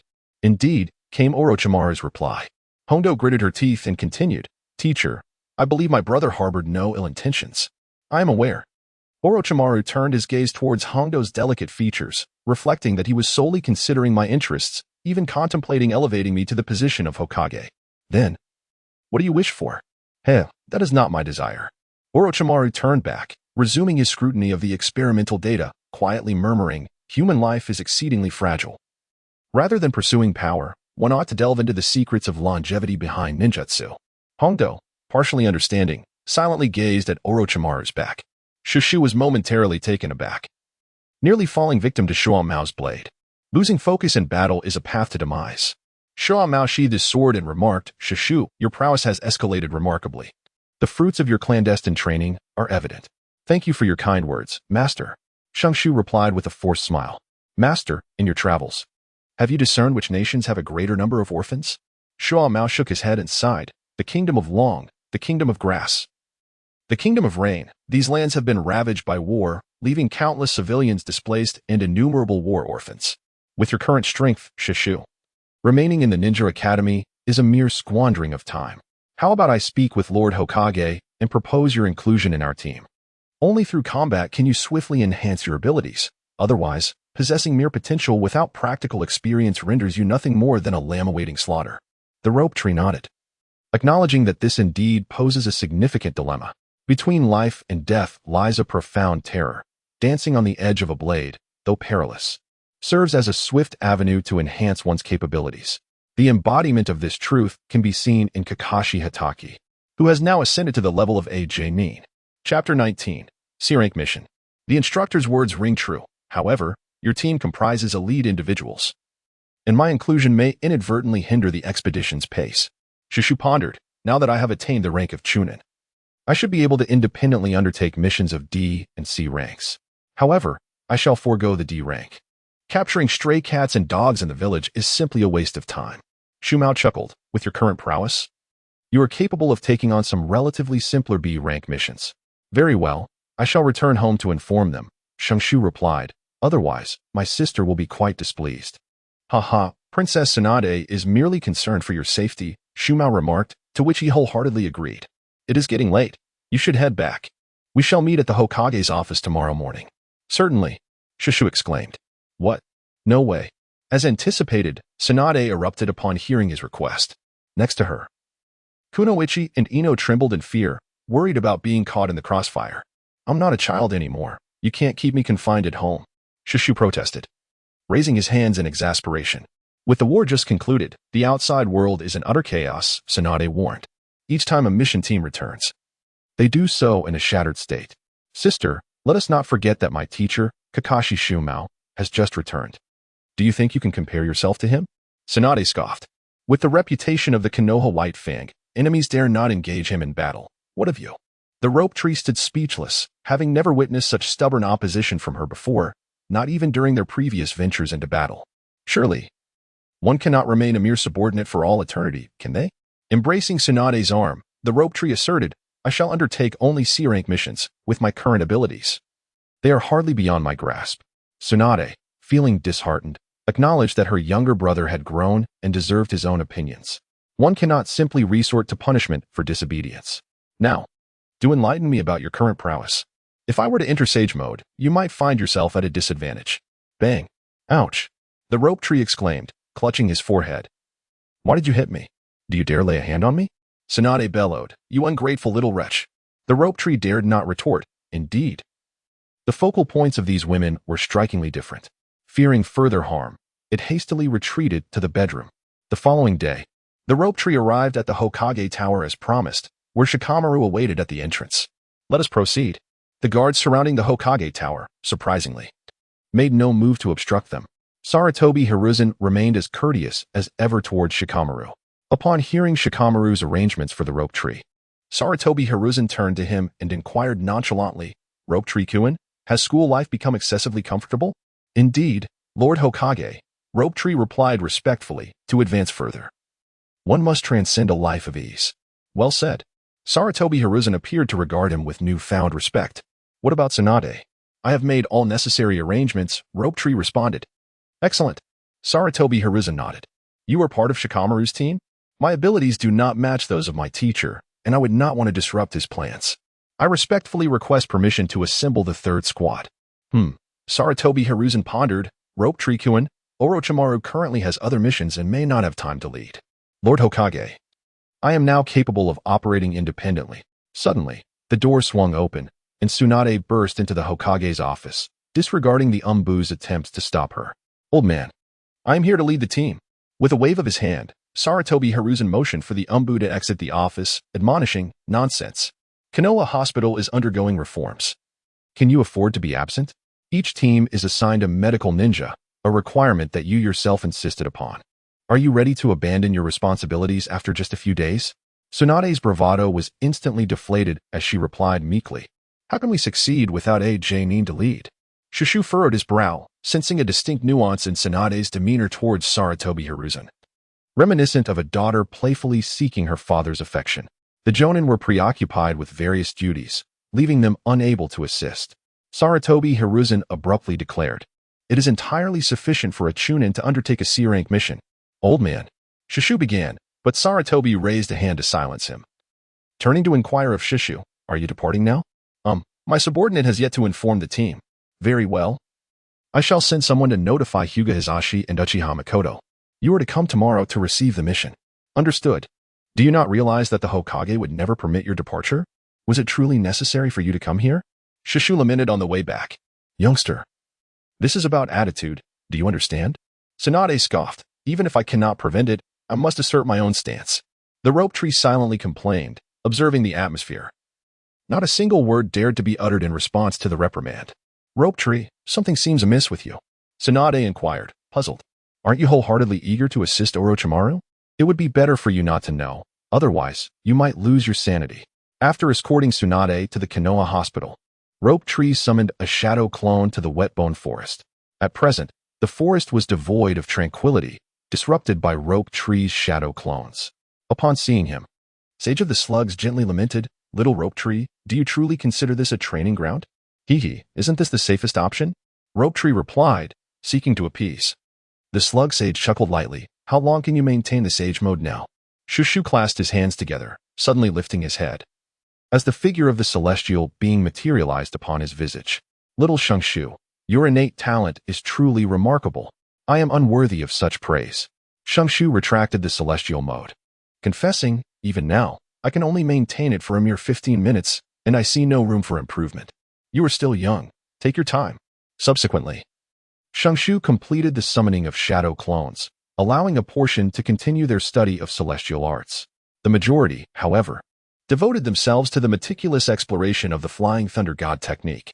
In truth, he felt that the body technique of Kakashi Hatake had grazed the realms of spatial dimensions, seemingly resonating with the essence of the Flying Thunder God. Were it not for his inability to elucidate the origins of the Flying Thunder God, he would have imparted it to Kakashi long ago. Furthermore, Kakashi's unwavering loyalty to Hiruzen Sarutobi ensured that he would never withhold knowledge. He certainly did not wish to be exposed under Sarutobi's watchful gaze. Ever since acquiring the training methods of the Flying Thunder God, he had not ceased his contemplations. Mastering the Flying Thunder God would allow him to traverse swiftly, going wherever he desired without the burden of fear. Yet, he dared not experiment recklessly. While spatial techniques appeared incredibly dazzling, they were equally fraught with peril. He certainly did not wish to find himself wholly consumed, emerging only partially intact. After entrusting this arduous task to his shadow clone, the rope tree returned to Konoha to prepare for his first mission during peacetime. The following day, Rope Tree convened with Makoto and Nichi in front of the Hokage building, accompanied by members of the Umbu, as they entered the Hokage's office. Sarutobi Hiruzen had already prepared the mission scroll and handed it to the leading Rope Tree, stating calmly, "This is a C-rank escort mission to safeguard a merchant convoy from the land of fire to the land of rain, possibly passing through the land of rice and the land of grass. The reward is 50,000 ryo. You shall depart immediately." Understood. Shenshu accepted the scroll with trembling hands, excitement coursing through him. Sarutobi Izashi smiled knowingly, thinking to himself that he was indeed still a child, and then advised, "The land of grass and the land of water are in considerable turmoil. Focus on the mission and do not act impulsively." Understood, sir. Chapter 20. The Merchant. In the full moon upon exiting the Hokage building, Shenshu's expression returned to normal. He casually tucked the mission scroll into his ninja tool pouch and apologetically remarked, "I'm sorry for dragging you all into this mission. Shenshu, I have been eagerly anticipating this." Uchiha Makoto exclaimed, her eyes sparkling with enthusiasm. "Staying at home every day just practicing ninjutsu has been utterly tedious." Hizashi nodded in agreement. "Indeed, how could we compare to our team, which has had such a long break?" "Exactly. I've heard that Namikaze Minato has completed 2 B-rank missions and 10 C-rank missions. What a mission enthusiast." Makoto chattered incessantly. Since the last brief encounter with the Watergate, Shirtai has set off again without pause. As anticipated, Uchiha Kagami has indeed gone missing. Who could have imagined that Uchiha Kagami, a disciple of the second Hokage and possessor of the Manjiki Sharingan, along with his team of 3, would vanish without a trace? The Rope Tree scoffed at the notion that there was no conspiracy. He would never believe such a claim. Underhanded schemes, particularly those devised by seemingly familiar faces, might indeed account for such a serene vanishing act. Shenshu suddenly glanced towards the corner at the end of the street, a hint of a smile gracing his lips. At the entrance of Konoha, he and his companions converged with the merchant caravan. However, the caravan appeared quite different from what he had envisioned. Featuring only a single cart devoid of any cargo, the group comprised 4 individuals, a leader, 2 maidservants, and a coachman. To Shenshu's surprise, the leader of the caravan was a girl of around 14 or 15 years. Is this how Konoha treats us so dismissively? The caravan leader, Yuanwei, looked awkwardly at the 3 ninjas, who were even younger than herself, thinking to herself that she sought protection, not mere children to accompany her on a leisurely journey. Not yet introduced. Shenshu pointed to his forehead protector, declaring, "I am Shenshu, a chunin of Konoha. You have posted a C-rank mission. This is already the highest configuration available." "You? A chunin?" Yuanwei scoffed, eyeing Shenshu, who was a head shorter than herself. "You didn't pull any strings, did you? You slander me." Shenshu replied with an expressionless face. "If you are dissatisfied, you may cancel the mission." Yuanwei felt helpless. Had it not been for insufficient funds, she would have posted a B-rank mission after all. This journey required traversing through 2 war-torn nations. Reluctantly, she climbed onto the cart, hoping that the abilities of these 3 youngsters would not prove too lacking. "Mei-chin, get on the cart and stay close to protect her," she instructed. Shenshu furrowed his brow. This small caravan, reliant on horse-drawn carts, was a cumbersome burden for him. "Richa, accompany the driver and assess the surroundings. I shall scout ahead." Understood. The 2 complied with his directive, while Yuanyu, though displeased, did not object. "Miss Yuanyu, should danger arise, please refrain from panicking or shouting. Heed the words of this young lady, for she will ensure your safety." Yuan Yu shot Shenshu a glance, questioning the term sister for someone so diminutive. She then grasped Mei Qing's hand, pulling her close and whispering, "Leave your safety in the hands of your little sister." A hint of crimson graced Mei Qing's cheeks as she assured, "Do not worry, sister. Captain Shenshu is quite formidable, and you need not be concerned." The rope tree nodded slightly at the rising sun as the caravan officially set forth. For several consecutive days, the journey proceeded with relative tranquility. Both parties gradually became acquainted, and the fierce crescent moon appeared considerably more amiable. Perhaps this was a reflection of her true nature. The casual insinuations of the rope tree hinted at an unassuming caravan that belied its significant origins. It was only after the group ventured beyond the borders of the Land of Fire that the true implications of the turmoil became apparent. Desolation, this was the first impression that the rope tree experienced, as he came to understand the meaning of bones exposed in the wilderness. With not a single rooster's crow to be heard over vast distances, aside from a few small towns, ordinary villages had been reduced to crumbling ruins. Moreover, there were pairs of eyes, numb yet brimming with animosity. "Rope tree, we must reach Blackstone Town before nightfall," said the Round Moon, studying the latest map in his hands. "There is no other place to seek refuge." "Understood." The rope tree exhaled a deep breath, commanding, "Increase our pace." Perhaps due to the illustrious reputation of the Hidden Leaf Village, or perhaps because they were too close to the Land of Fire, no nefarious individuals dared to trouble them. With hurried strides, they managed to enter Blackstone Town before the sun dipped below the horizon. "Rope tree, this evening I have an engagement, and I require your company." "Certainly." The rope tree silently perceives everything around it. Blackstone Town, a small settlement with fewer than 2,000 inhabitants, reveals a populace with sallow skin, indicative of their less than prosperous lives. From the entrance of the town to the only inn, 3 waves of hostility were encountered along the way. 2 waves were directed towards oneself, while the third was aimed at Yuan Yu. It appears that this journey is not destined to be tranquil. After securing the carriage, a few words were exchanged with Mei Qing and the others before following closely behind Yuan Yu as they exited the inn. "Miss Yuan Yu, venturing out at night is not a prudent choice. But you are here with me." Yuan Yu replied with a charming smile, "Shingshu-kun, you will ensure my safety, won't you?" The rope tree stood in silence, accustomed to the sight of the full moon, which now felt like an old acquaintance. With a pout and a soft huff, she chose to remain silent in a fit of pique. The full moon guided the rope tree into a rather expansive estate, the scene within causing her brows to knit in concern. "Miss Yuan Yu, you could have informed me of your arrival in advance so I could arrange for someone to receive you." The owner of the estate, a portly middle-aged man with a beaming smile, cast his gaze toward the rope tree's headpiece, either intentionally or not. "Lord Chao Yuan, there is no need for excessive formalities. I simply wish to inspect the goods," Yuan Yu replied, partially covering her mouth and nose in distaste, speaking plainly. "Not a problem at all." Lord Chao Yuan, unfazed by Yuan Yu's demeanor, clapped his hands, summoning the sound of shackles from the inner courtyard. "Rest assured, all are of the finest quality. And there are a few untouched ones, though that will incur an additional fee. The price is negotiable." As they spoke, a dozen shackled women were brought forth by the servants, young girls, no older than 13 or 14, their bodies barely clothed and their hair disheveled. The rope tree can only be described in such a manner. However, what truly captivated his attention was the woman with the crimson hair positioned at the center. "Your skills are remarkable, Lord Satsuin," exclaimed Yuan Yu. "You have managed to satisfy my needs in such a short span of time. No wonder you are the most esteemed merchant in the Land of Grass." "Ha ha, Miss Yuan Yu, you flatter me," Satsuin replied, swiftly changing the subject. "However, you have made an error. It is not merely the Land of Grass. To speak without modesty, I am now the largest merchant among the 3 kingdoms. There is no need for you to venture to the lands of the Falls or the Rain." "Oh, congratulations, Lord Satsuin," Yuan Yu said, tightening her fists. "If I understand correctly, does this mean the prices for these individuals have changed?" "Indeed, the current price is double that of before, 5,000 taels for each." Satsuin pondered for a moment and then added softly, "In light of your esteemed presence, Miss Yuan Yu, I can offer them at the original price." "Please, do speak plainly. Dealing with intelligent individuals is refreshing." Satsuin chuckled. "I seek the commerce of the Land of Fire."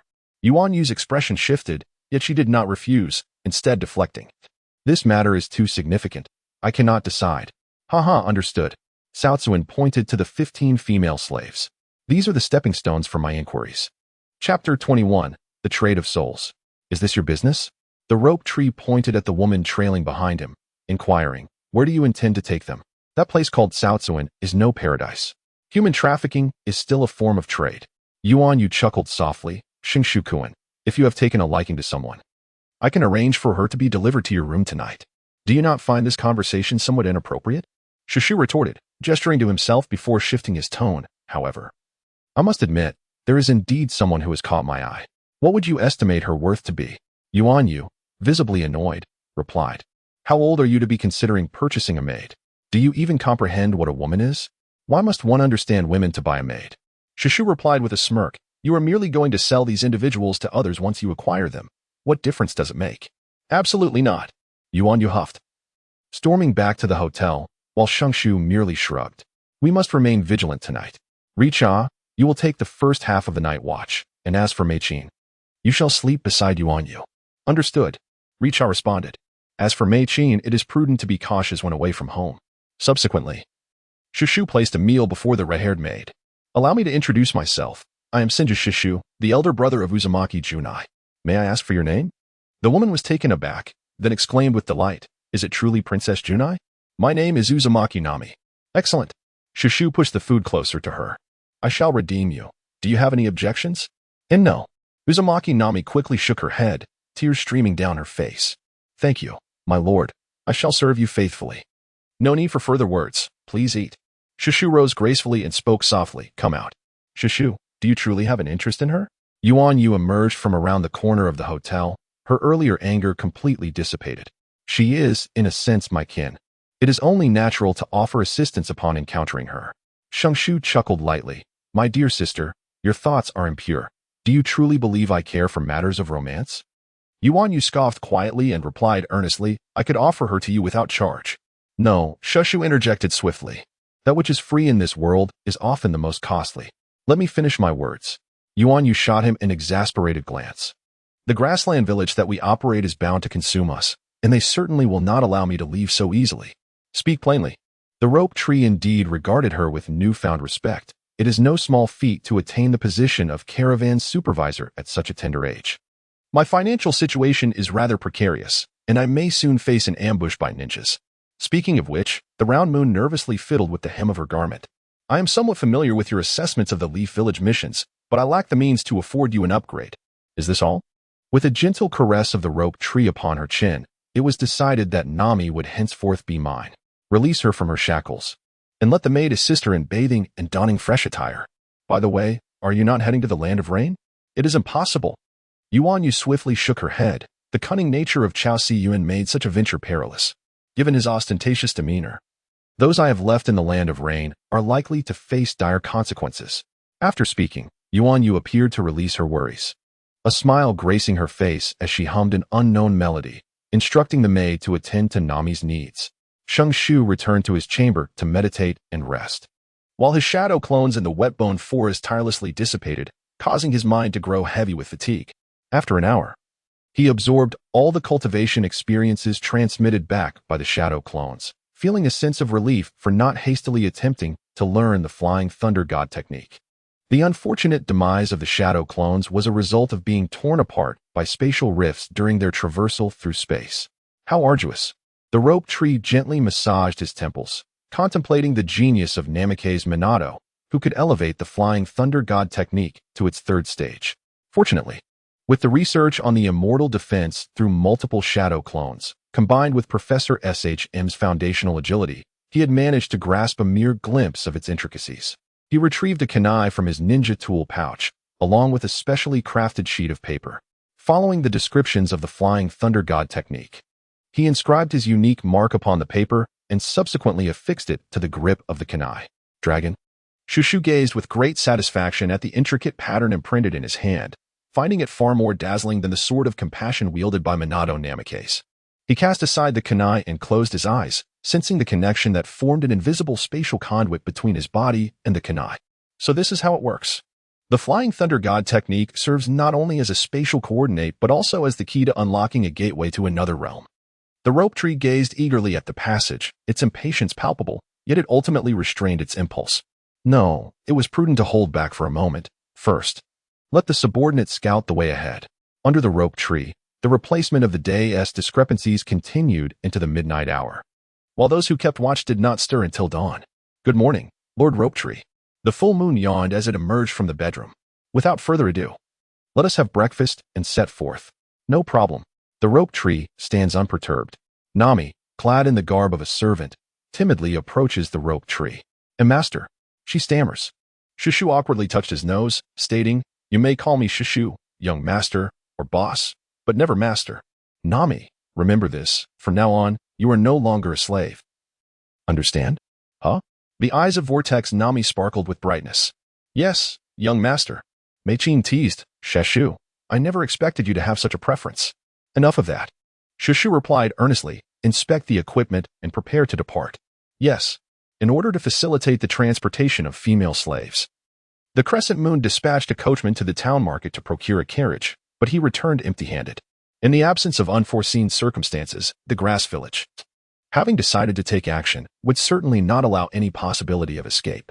"Remove their shackles," the round-faced leader decisively commanded, then turned to the somewhat anxious female slaves, coldly stating, "You can only survive by keeping pace with me. To lag behind or attempt to flee is a path to certain death.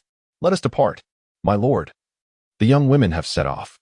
The grass village, swirling the wine cup in hand, remarked nonchalantly, "Are all arrangements in place?" "Rest assured, my lord," replied the subordinate, lifting his gaze to reveal a forehead protector of the land of grass. "The three-leaf ninja were at most ch-9, and my subordinates will surely capture them effortlessly." The round-faced leader desired to keep the women alive. As for the others, they served as a boon for the brothers. The grass village smiled subtly for the young women, believing their concealment to be flawless, were unaware that their identities had already been compromised. Who could have imagined that the greatest slave trader of the three nations was, in fact, the feudal lord of the land of fire? "Do not worry, my lord. I know my bounds. Be cautious." Hinata suddenly warned. "There is an ambush ahead in the woods." Shenshu was taken aback by the eagerness of the opposing party, who had dispatched individuals to act outside the town of Blackstone. As the full moon emerged, he stepped out of the carriage and first glanced at the coachman before inquiring, "What shall we do, Lord Shenshu?" "The numbers. 20 individuals." Richai remained composed, adding, "However, it appears that a portion of them are warriors. As for the ninjas, judging by the flow of chakra within their bodies, the strongest among them is merely a ch-9. Shenshu furrowed his brows, burdened by the excess baggage around him. He contemplated either taking a longer route or proceeding alone to resolve the situation entirely. Chapter 22. Intent to collaborate. Meichin, Richa, you two remain on high alert. Any unauthorized approach will be met with lethal force. "Captain, I will accompany you," Richa hastily declared. "My Byakugan has an advantage against group attacks." "Unnecessary," Shenshu replied sternly. "I fear the enemy may attempt to lure us away. You must not stray far from the caravan." "Understood." The Ropetree, still feeling uneasy, uttered a low command. Multiple shadow clone technique. A cloud of smoke erupted, and 4 shadow clones took positions around, remaining vigilant. In an instant, he vanished from his original spot. "Boss, the number of enemies hasn't diminished. It's actually increased. Get out of the way." The leading ninja snatched the telescope and kicked it away. "Fool. This is merely the clone technique of a Konoha brat. How could one live so long and still be so foolish? Relay the orders. Proceed as planned." "Understood." The subordinate leaped down from the rooftop, signaling. 5 lower ninjas concealed themselves and surged forth from the dark stone town, making their way towards the merchant convoy. The Ropetree swiftly traversed the distance twice, stealthily approaching the enemy's ambush site. Upon sighting the concealed adversaries, he found himself momentarily astounded. What he had anticipated to be an intricate trap turned out to be nothing more than common bandits, lurking on either side of the road. They engaged in idle chatter, seemingly unconcerned about being discovered by others. As the Ropetree basked in the sunlight, it truly executed a clever stratagem to lure the tiger away from its mountain, revealing the limited intellect of the mastermind behind it. Without hesitation, he began to form hand seals, for he had no intention of engaging in close combat. Instead, he opted for a decisive strike. Water release. Great flood. A torrent of water erupted from the mouth of the Ropetree, surging directly towards the ambushed bandits. Wherever the deluge flowed, trees were uprooted, and the air was filled with continuous, anguished cries. Of the more than 20 ambushers, only 3, wearing the forehead protectors of the land of grass, remained, trembling as they beheld the devastation before them. Suddenly, one of them exclaimed, "Watch out." The trio felt a sudden gust of wind, followed by a spray of blood from their necks, plunging them instantly into darkness. The rope tree, wielding a short blade, materialized in place, the blade glimmering with a trace of cold light, yet untouched by a single drop of blood. However, it was evident that his speed paled in comparison to that of Master Shuamao. One cannot deny the generosity of Shuamao, who imparted the ancestral sword technique of the Hatake clan to him without reservation. Nevertheless, his speed remained perpetually below the remarkable standard set by Shuamao. The rope tree shook its head and vanished once more. Meanwhile, the merchant caravan was also under attack. Fortunately, the assailants were merely low-ranking ninjas. Shenshu's clones did not even need to intervene, as Riku and Mikoto swiftly repelled them. The subordinates of the grass village were immediately struck with astonishment, and upon reflection, they realized that even if their leader had taken action, he might not have been a match for these two, especially with an unknown middle-ranking ninja in their midst. After a moment of hesitation, he decided to return to the main residence of the grass village. The grass village leader did not reprimand him, but rather remarked lightly. Indeed, Konoha should not be underestimated. Even their minor ninjas possess considerable strength. My lord, they are not merely low-ranking ninjas. According to my observations, these two may belong to the renowned Uchiha and Hyuga clans of Konoha. I see. The leader of the grass village frowned slightly, expressing a hint of regret. Instruct everyone to withdraw from Haishi town. Yes. One of his subordinates hesitated before asking, "My lord, where shall we go?" The leader of the grass village smiled softly. It is time to take up the mantle of the daimyo of the land of grass. Well done. Rope Tree appeared before Mikoto and her companion. This time upon returning, you can participate in the CHNIN exams. How swift. Mikoto was taken aback, realizing she had not discerned how Rope Tree had manifested. A wave of despondency washed over her, as if the chasm between her and Rope Tree was widening. Such thoughts indeed. Richa chuckled, "Boss. Now that you've become a CHNIN, we cannot afford to lag behind, can we? Then you all must hasten, or you shall only be left in my wake." Rope Tree replied with a light laugh. "Miss Yuanyu, shall we set forth?" Yuanyu, puzzled, asked, "Is the issue resolved?" "Effortlessly." Rope Tree nodded, adding, "I must say, this C-rank mission has proven to be exceptionally worthwhile. It appears that I have acquired a discerning eye." Yuanyu smiled radiantly. "Upon our return to the village, I shall speak favorably to Lord Hokage." Shenshu shrugged noncommittally. A week later, the caravan successfully returned to Konoha. "Thank you, Shenshu-kun, for taking care of us along the way," Yuanyu said, her tone remarkably light, a gentle smile gracing her lips. Who could have imagined that this woman, reminiscent of a neighborly sister, was a ruthless slave trader? "Miss Yuanyu, may I boldly inquire about your next course of action?" Yuanyu was taken aback. "That is not for me to decide." "Miss Yuanyu, why deceive yourself?" Shenshu remarked with a hint of amusement. "Isn't the true controller of this so-called merchant association none other than yourself?" Yuanyu's expression shifted. "Shenshu-kun, the privacy of an employer is not within your purview. Do not misunderstand." Shenshu replied coolly, "I hold great regard for your business acumen. I wonder if there are opportunities for collaboration? Of course, excluding human trafficking." "Collaboration? Yuanyu did not outright refuse. "I am currently undergoing a transformation and indeed lack some capital. However, attracting foreign investment is merely a temporary remedy. That said, if it were you, I might consider it." "How so?" "You are a ninja, after all," Yuanyu asserted. "Your focus will always remain on training rather than on commerce." The straightforward Shengtri inquired, "Speak plainly. What do you intend to do next? How much funding do you require?" With a playful tone, the response came. "I aspire to establish a chain of hot springs in the land of fire, and I estimate a funding gap of approximately 500,000 taels." The Rope Tree comprehended the rationale behind her acquisition of these female slaves. 500,000 taels was no trifling sum. "I require a detailed proposal." "No problem." The full moon snapped her fingers, stating candidly that if you truly wish to invest, you can only partake in the shared dividends. "While the management must remain under my direct supervision, we shall discuss the distribution of profits at our leisure." The Rope Tree conjured a shadow clone and continued, "I shall have him accompany you." The second Rope Tree greeted Miss Full Moon with a gentlemanly knight's salute, causing the corners of Rope Tree's mouth to twitch uncontrollably. Thus, he waved his hand and promptly led the intrigued Mikoto and the others toward the Hokage building's mission issuance center. Upon submitting the mission scroll, they simultaneously collected their rewards.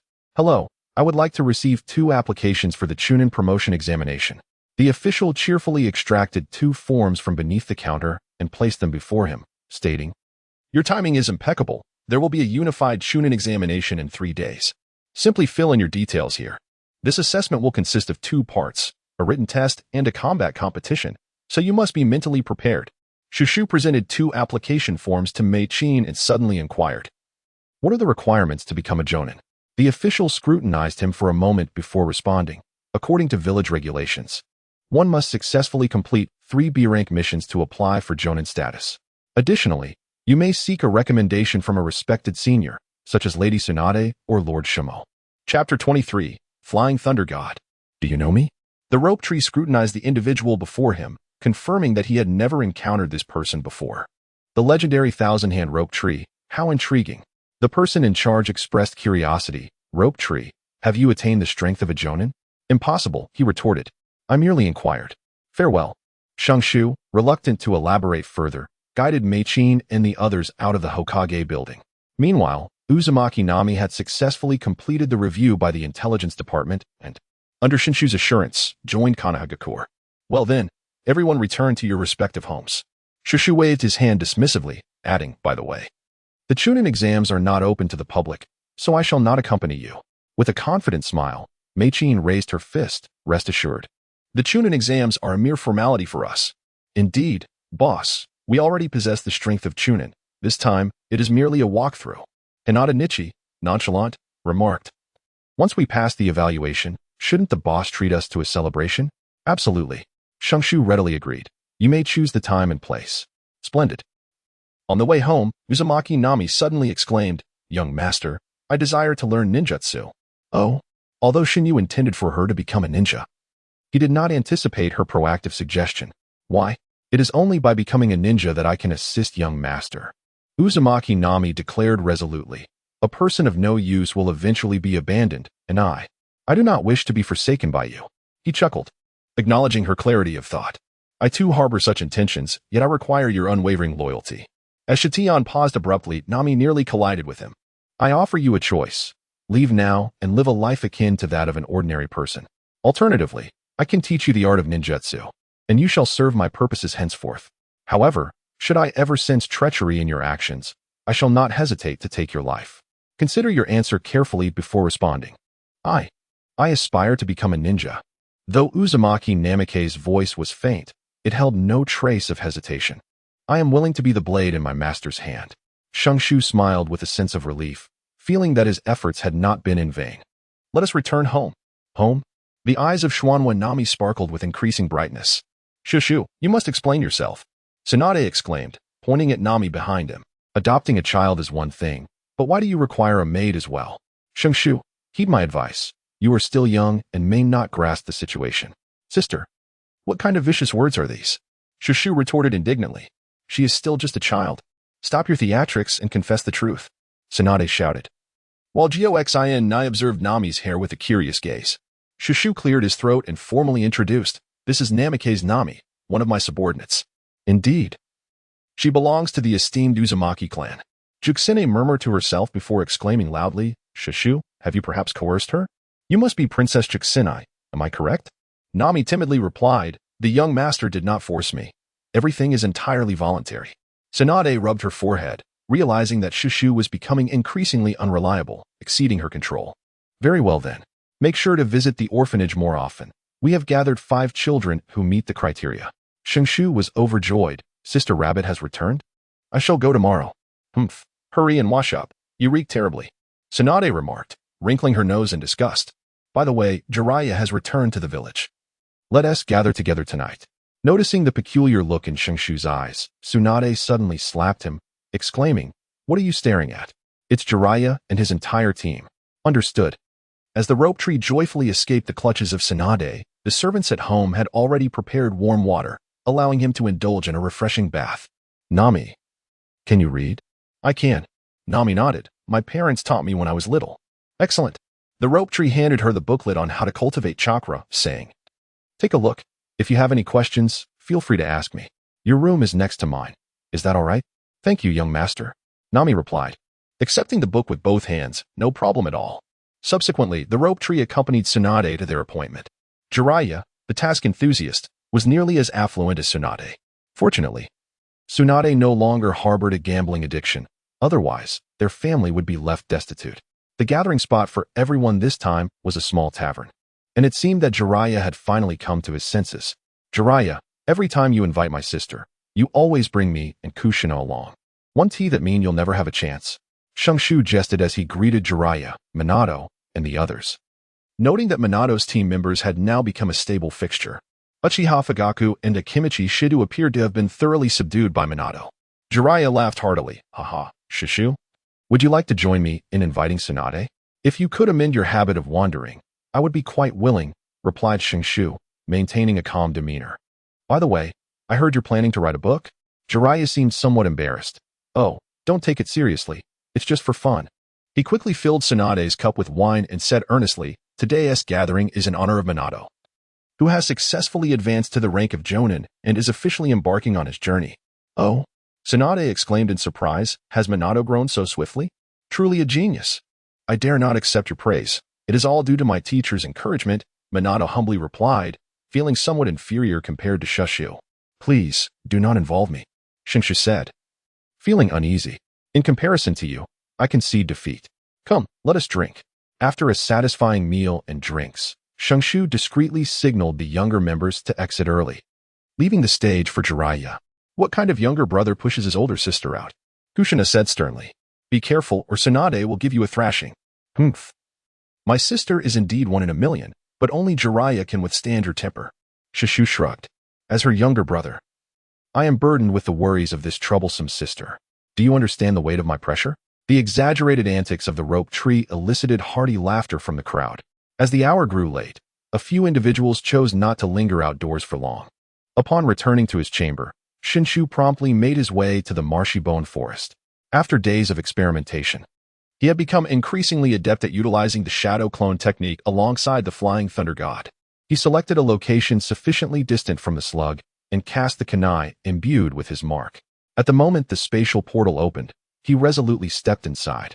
In the blink of an eye, Shenshu caught the descending kunai, his heart swelling with elation. Success. A distance of nearly 50 meters traversed in an instant. Truly, the flying thunder god is remarkable. I aspire to be the swiftest man in the world. Alas, perhaps I shall leave the title of fastest man to Minato. Shenshu restrained the excitement surging within him, simultaneously retrieving two unique shuriken and casting them in opposite directions. Whoosh, whoosh. The sound of slicing through the air resonated as Shushu flickered from his position, skillfully catching both shuriken. He glanced at the torn fabric on his back, a cold sweat instantly breaking out. Good heavens, one must never be complacent. Immediately, he assessed the depletion of his chakra. The usage of Flying Thunder God for short-distance maneuvers resulted in negligible chakra consumption. Thus, the next step would be to experiment with the maximum range of teleportation. Chapter 24, 3 reds, 1 yellow, 1 white. Shenmue extracted 10 specially crafted shurikens, placing one every 50 meters. Subsequently, he commenced his attempts at long-distance teleportation. After several attempts, Shenmue felt a sense of despondency. The farthest he could reach barely exceeded 100 meters, a far cry from the effortless mobility one might expect in the ninja realm. He was still leagues away from such mastery. Even to exit the Hidden Leaf Village, he would require several attempts. After completing his shadow clone technique, he returned to the village, now shrouded in the cloak of night. He opened his attribute panel, revealing the following. Name, Senju Shenmue. Age, 12 Strength, 14 Spirit, 21 Constitution. Sage Body. Available points, 0. It was evident he had indeed grown stronger. The rope tree was somewhat exhilarated, engaging in the continuous practice of shadow clones, which surprisingly began to influence its original data. Oh, the multiple shadow clones invented by my dear granduncle are truly a remarkable skill.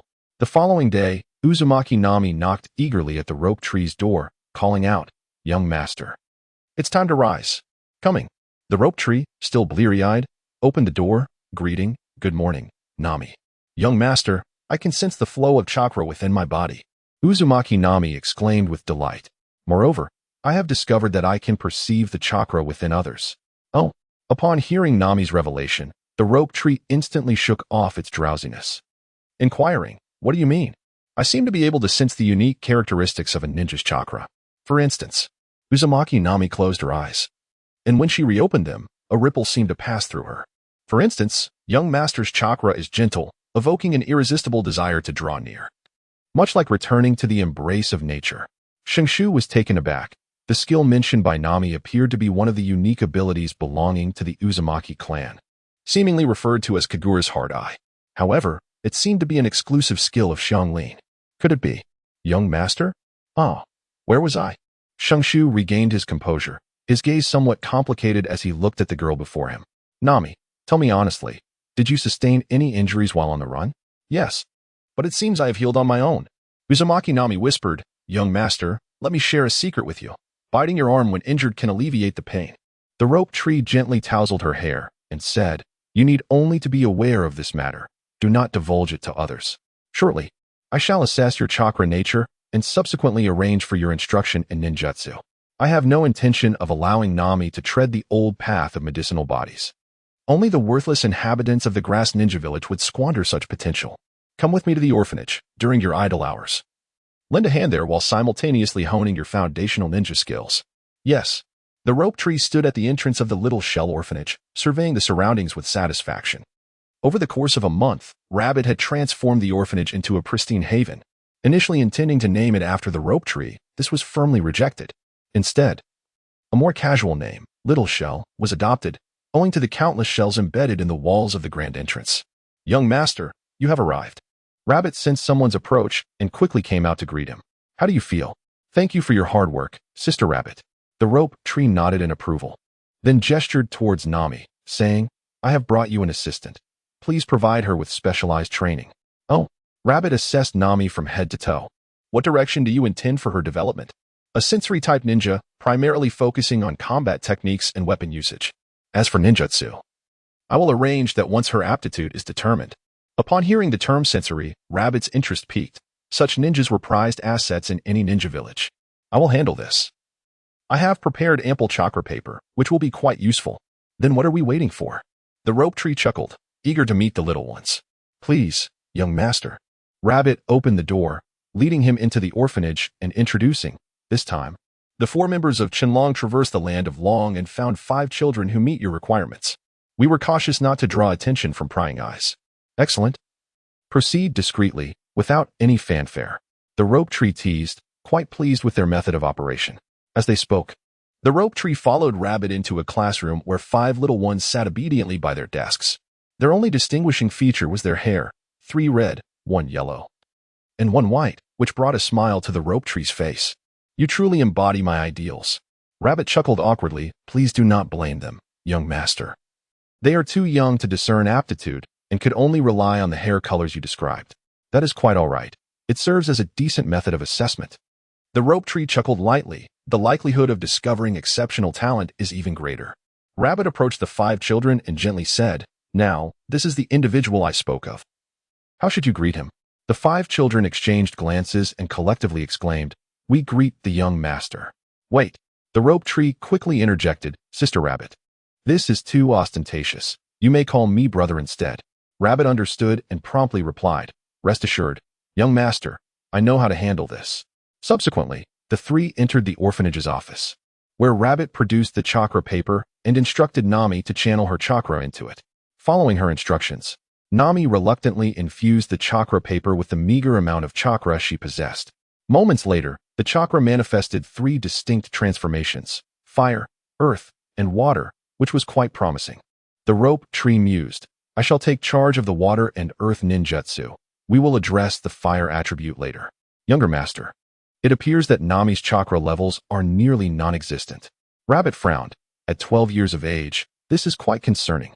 She has just begun her training yesterday, and for the next few days, Sister Rabbit will have to worry about her. The rope tree remarked lightly, By the way, I will leave a shadow clone at the orphanage, just in case. Certainly. As Shju stepped out of the orphanage, he was soon intercepted by a masked ninja. You are Shju of the 1,000 Hands, aren't you? He inquired. Shju calmly gazed at the emblem upon the mask. You are not from the Umbu. Who are you? The ninja replied, I am a member of Danzo-sama's route, and I must ask you to accompany me. Danzo-sama requests your presence. At the mention of route, A subtle smile graced Ju's lips. "Lead the way," he commanded. The root member nodded respectfully and turned to guide him forward. Shenshu surveyed the scene with keen interest, observing the tiny black insects occasionally emerging from the individual before him, and could not help but inquire, "Are you of the Oil Woman clan?" The person ahead halted momentarily but chose silence as they continued their forward march. "I have heard that to join the roots, one must tattoo their tongue. I wonder if this is indeed true?" Shenshu mused aloud. What kind of twisted notion has inspired such a practice? Should one not also consider adorning themselves with a few tongue piercings? TSK, Shenshu of the Thousand Hands. I advise you, in deference to the esteemed first Hokage, that when one finds themselves under a roof, it is prudent to bow one's head. Jia suddenly interjected. Challenging the authority of Lord Danzo will yield no favorable outcomes. Do not mistake verbosity for truth. Unfazed, Shenshu retorted, Lord Danzo is merely an advisor. He does not dictate my fate, unless he intends to resort to underhanded tactics, which, I must admit, is within his skill set. Jia abruptly pivoted, kunai in hand, an aura of latent menace emanating from him. Chapter 25, The First Encounter with Danzo. The rope tree gazed at him with an ambiguous smile, for they were already at odds. There was no need to feign a convivial demeanor. What weighed most heavily on the rope tree's mind was the realization of his own hardened resolve and eagerness to test his mettle on another. And fate had led Danzo directly into his line of fire. In an instant, Jia retracted the kunai, wordlessly turning to lead the way. The rope tree chuckled, disinclined to provoke him any further. He was merely a pitiable soul, controlled by others, devoid of independent thought. Along the way, the rope tree occasionally touched this and that, leading Jia to increasingly suspect that this individual might be afflicted with hyperactivity. The rope tree remained indifferent to the thoughts of others, leaving a series of flying thunder god marks along the way. In the blink of an eye, the two halted in a secluded location. Upon triggering a mechanism, a dark passage lay before them. Please, lead the way. The rope tree remained unperturbed, retorting, could you not find a more conventional place at your roots? Hiding underground bears no distinction from residing with rats. Humph, young one, do not let the darkness intimidate you. With a cold snort, he turned and ventured into the shadowy corridor. Am I afraid of a mere deer? Shenshu shrugged nonchalantly and stepped into the dark passage, capturing the attention of Jia, who was left pondering whether this fellow was audaciously bold or recklessly fearless. After advancing 100 meters, the surroundings suddenly opened up, revealing a seemingly bottomless pit. The uppermost part of the pit was shrouded by a structure, leaving not a glimmer of light visible. In the center, a platform was constructed using earth-based ninjutsu, which connected various pathways. These passages crisscrossed and branched out, resembling the intricate root system of a tree. Directly opposite the platform, several dwellings were erected, presumably serving as the residence for Danzo and the members of the root. Shenshu, please do not keep Lord Danzo waiting, Jia urged as he noticed Shenshu lost in thought. Shenshu regained his composure, remarking on the distinctiveness of your headquarters, yet the reliance on torches for illumination casts a rather dim atmosphere. Oh, do you harbor reservations about this? Shenshu? Danzo slowly emerged from the shadows, prompting Jia to immediately kneel and pay his respects. Danzo waved his hand dismissively and continued. Why not join us and assist me in managing the root? I have no interest. Shenshu teased. How can I be sure you are not merely coveting my body? Danzo narrowed his eyes, inquiring, what do you mean by that? You know, and I know. Shenshu replied with a smirk. Lord Danzo, speak plainly. There is no need for subterfuge. I wish to propose a trade. Danzo paused momentarily, stating, it is rumored that the Senju clan possesses methods for cultivating wood-release chakra. I hope you can provide me with this knowledge. That would require consulting my sister. Why seek me? Shenshu responded, realization dawning upon him. Do you take me for an easy target? However, I am open to negotiation. What does Lord Danzo desire in exchange? 1 million Rio. No. Shenshu interrupted. Wealth is but a fleeting matter to me. What do you truly seek? Danzo's tone grew increasingly frigid, his disdain for the young man before him evident as he perceived a lack of the respect he deemed appropriate. I have an affinity for the peculiar, such as the eyes of the Uchiha. Danzo's pupils constricted sharply, his lips quivering as if on the brink of utterance, yet he held back. His expression shifted, unable to conceal his surprise from Shenshu, who inwardly mused, indeed, this fellow is up to something. Senju Shenshu, do not be obstinate. Since Q has vanished, how could I possibly possess his eyes? Danzo closed his eyes, then abruptly opened them with a cold demeanor, since you refuse to recognize my intentions. I shall retain you as a guest until Tsunade comes to negotiate your release." As his words fell, a dozen or so root members silently appeared around the pit, their eyes fixed intently on Shenshu. "Haha." The figure of Shenshu vanished with a light chuckle, only to reappear with his dagger poised against Danzo's throat. "Danzo, what was it you just said? I couldn't quite hear you," he taunted. "Impressive agility." Danzo replied, his voice laced with calmness. "Did you think I was unprepared? Go ahead. Make your move." Whoosh. Surrounding members of the root disregarded Danzo's fate entirely, descending from above like a pack of wolves ready to feast. Slash. The rope tree unhesitatingly sliced through Danzo's neck, yet no blood flowed forth. Was it a shadow clone? He remained indifferent. After all, Danzo was a disciple of Tobirama, not someone to be easily subdued, especially considering his cunning nature. The vine-like tree raised its head, confronting the descending members of the root with no trace of fear, but rather trembling with excitement.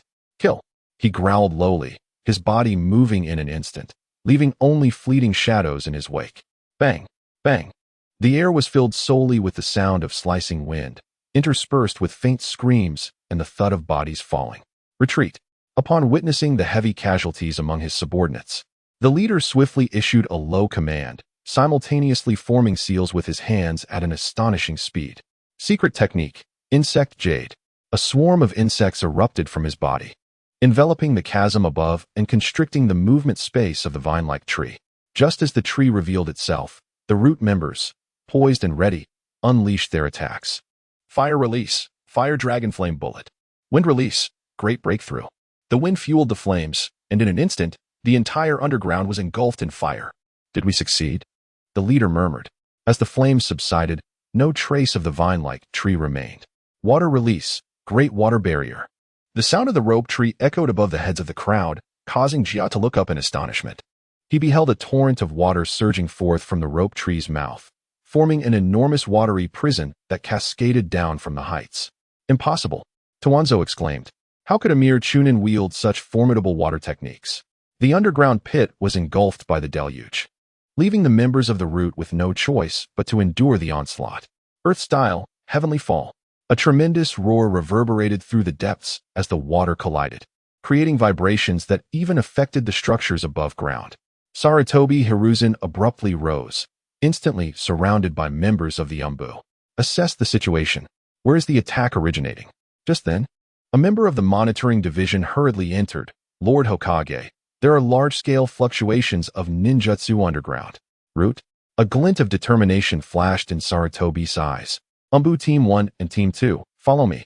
Meanwhile, the underground headquarters of the root lay in disarray. Only 4 or 5 members remained standing.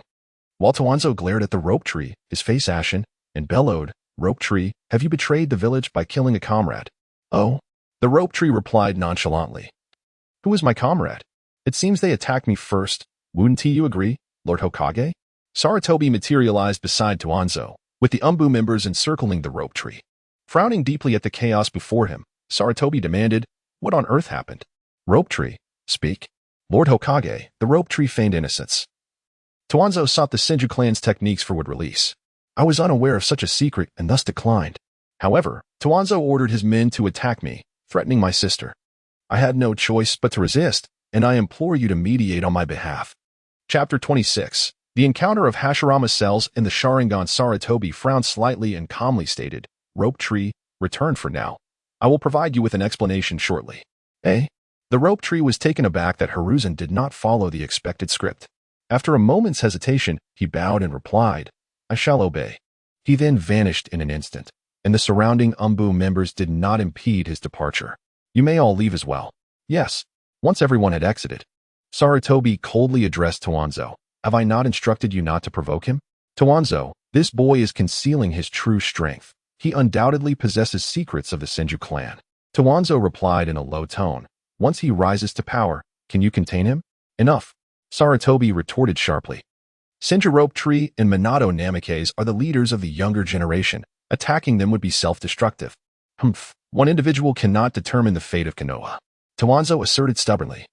"Hiruzen, you should comprehend the significance of the wood release lineage to our village. I shall say this once more, this matter ends here." Despite his reluctance, Tuanzo ultimately acquiesced to the command. Shenshu's countenance was as dark as water, astonished that matters had escalated to such a point. Yet Sarutobi Hiruzen showed no inclination towards punishment.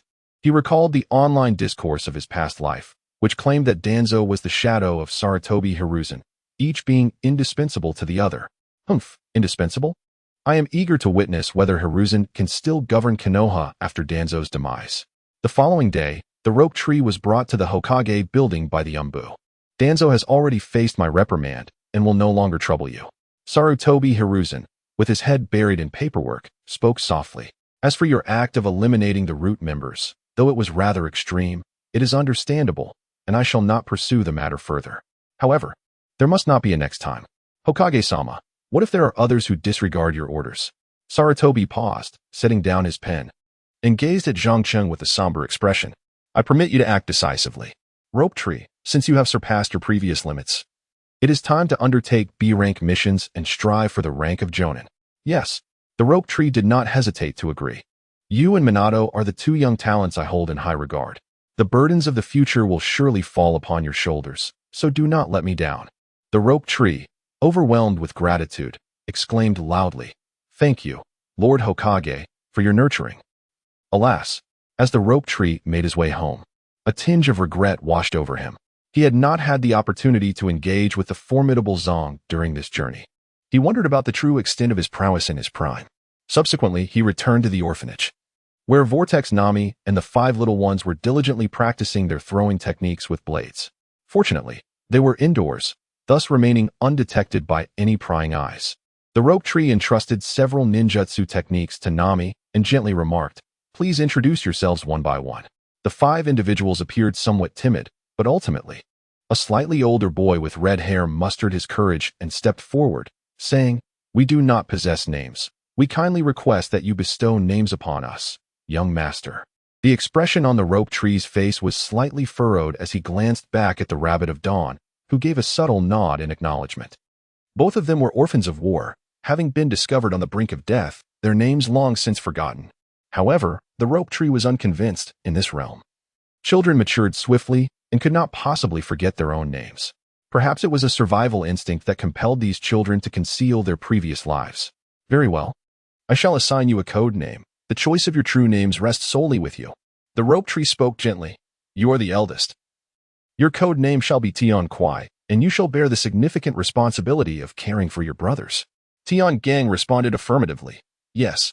Subsequently, the others were named Tian Gang, Tian Ji, Tian Xian, Tian Yong, with the sole girl being designated as Tian Xiao. I will arrange for someone to teach you reading and writing, so do not be negligent. Understood. With a resigned shake of his head, Shenshu realized that as long as he remained seated, the atmosphere grew increasingly tense, ultimately leading to their departure from the classroom. Sister Rabbit, I will be rather occupied from now on. I leave everything in your capable hands. Rest assured, young master, I will ensure that Chanlong and the others proceed with caution. 5 days later, Meichin and Nikhang successfully passed the Chunin examination, while Buofing Shuemin ascended to the rank of Jonin. Among their peers, Shuemin was indeed ahead of the curve. That evening, in celebration of Meichin and Nichang's achievements, Shenshu treated them to a sumptuous barbecue. Senior brother. The footsteps of the Rope Tree paused momentarily as it lifted its gaze to see Red Bean standing in the corner of the wall, greeting him. Red Bean, what brings you here? The joyous Rope Tree exclaimed, quickly, return home with me. No need, replied Red Bean, grinning and shaking her head. The teacher wishes to see you. The teacher? Shushu was taken aback. Given his understanding of Orochimaru, he knew that their differing philosophies would certainly preclude any engagement with him. But is there an urgent matter? I am unaware. Hondo remarked, my teacher is perpetually shrouded in mystery, and I have no idea what he occupies himself with. You are still too young. Shenshu affectionately ruffled her hair and urged, let us not keep the teacher waiting. Indeed, Hongdo replied, leading him into the familiar shadowy passage. Shenshu felt a twinge of nostalgia. He wondered whether Orochimaru's boldness stemmed from confidence in himself or simply an oversight in not changing locations. Teacher, senior brother has arrived. Hongdo gently knocked at the door of a concealed chamber. After a moment, Orochimaru emerged, his long tenure in the depths seemingly rendering his skin even more pallid. Teacher, Shenshu exclaimed. You were too impatient. Orochimaru remarked with a hint of melancholy. What do you mean by teacher? Danzo. Shenshu paused slightly, bowing his head and saying, I have no choice but to comply. I have mentioned the matter regarding Danzo, and I shall resolve it in due course. However, now that you are exposed beneath his watchful gaze, you are bound to fall victim to his schemes. Orochimaru replied with a solemn tone, Danzo may possess limited abilities, yet his treachery is boundless. How many lives do you have to contend with him? During the journey, Shenshu pondered extensively, believing that Orochimaru had summoned him primarily for the purpose of discussing the wood release techniques. To his surprise, despite the frigid nature of his words, a genuine concern was evident in his demeanor. Master, he declared, in this world, strength is paramount. No matter how insidious the plots may be, I shall shatter them with a single blow. Shenshu boldly proclaimed, what does Danzo desire from my wood release training methods? If such techniques existed, how could my Senju clan have fallen to such depths? Shenshu, it has been a while since we last met, and you seem to radiate newfound confidence, Orochimaru remarked, his interest waning. Come with me. Yes. Orochimaru led Shenshu into the depths of a corridor, arriving at a laboratory shrouded in mystery. Halting beside a surgical table encased in glass. According to your previous assertions, if I transplant the Sharingan into an arm cultivated from Hashirama's cells, it should flawlessly harness the power of the Sharingan. As he spoke, Orochimaru illuminated the space, revealing a pristine white arm within the glass enclosure. Embedded within it was a single Tomo Sharingan, exuding an otherworldly allure. Master, has there been any change in the Sharingan? Shenshu was exceedingly exhilarated. The combination of the celestial being and the Sharingan could potentially evolve into the Rinnegan. If this were indeed the case, it would chart the course for his future endeavors. Chapter 27. Is Orochimaru planning to leave home? Orochimaru's lips curled slightly, his response veering off the topic. Shenshu, you appear particularly invested in this matter. Huh? Shenshu's expression froze momentarily, a flicker of anxiety crossing his face. However, Orochimaru did not probe further, continuing, Shenshu, you are correct. The Sharingan actively absorbs the energy of Hashirama's cells, yet what it may transform into remains a mystery to all. The rope tree remains unfathomable. As long as it absorbs energy, the Sharingan will inevitably undergo transformation, even if minuscule. Why is this? The energy is insufficient. Orochimaru gazed intently at the glass dome, observing. Just like this. Shenshu immediately fixated on the arm encased within the glass cover. After a brief moment, the entire limb withered, resembling a desiccated branch. Precisely. Orochimaru licked his lips. Although severing the energy acquisition method of the Sharingan is necessary, one can quite effectively control this eye. Shenshu, would you be interested in having a pair of such eyes installed? Shenshu felt a stirring in his heart. Had he truly discovered something? If so, then Danzo's pursuit of the Sharingan would undoubtedly hasten. Suddenly, he spoke, it's not that it's impossible, but a single Tomo is rather mundane. I find it unappealing. Haha. Orochimaru's piercing laughter echoed within the confines of the small laboratory. Shenshu, you are indeed not a pedantic individual. Why do you react so strongly to human experimentation? Because I know they are bound to meet with certain death. The expression on Shintian's face was intricate. It was at this moment he realized he had been akin to an ostrich, burying his head in the sand. As long as he could not see, the tragic fates of those experimental subjects would not come to pass. Ultimately, he had not truly regarded himself as a member of Konoha deep down. Orochimaru inquired no further, donning an air of aloofness. Shintian, it is time for you to depart. As for the issue concerning the eyes, he pondered momentarily, I am powerless. These are all Danzo's collectibles. You need not worry about my affairs. I have my own plans. With confidence, Shintian continued to offer counsel. Danzo is not to be trusted. Should he expose your involvement in human experimentation in the future, your position in Konoha would be untenable. I am aware. Orochimaru replied nonchalantly. Thus, I have resolved to leave? Eh? What? Leave? The rope tree was taken aback. At this moment, it was still over a decade before Orochimaru became a renegade ninja. He murmured to himself. Have I stirred the winds of change too fiercely with my butterfly wings? Indeed, Orochimaru remained remarkably composed, declaring, I will depart from the village under the pretense of a mission. The constraints within the village hinder my aspirations. He continued, Master, you need merely to continue your path, and you shall undoubtedly inherit the position of Hokage. And then? Orochimaru expressed not a shred of interest, contemplating instead, shall I merely wither away amidst the paperwork?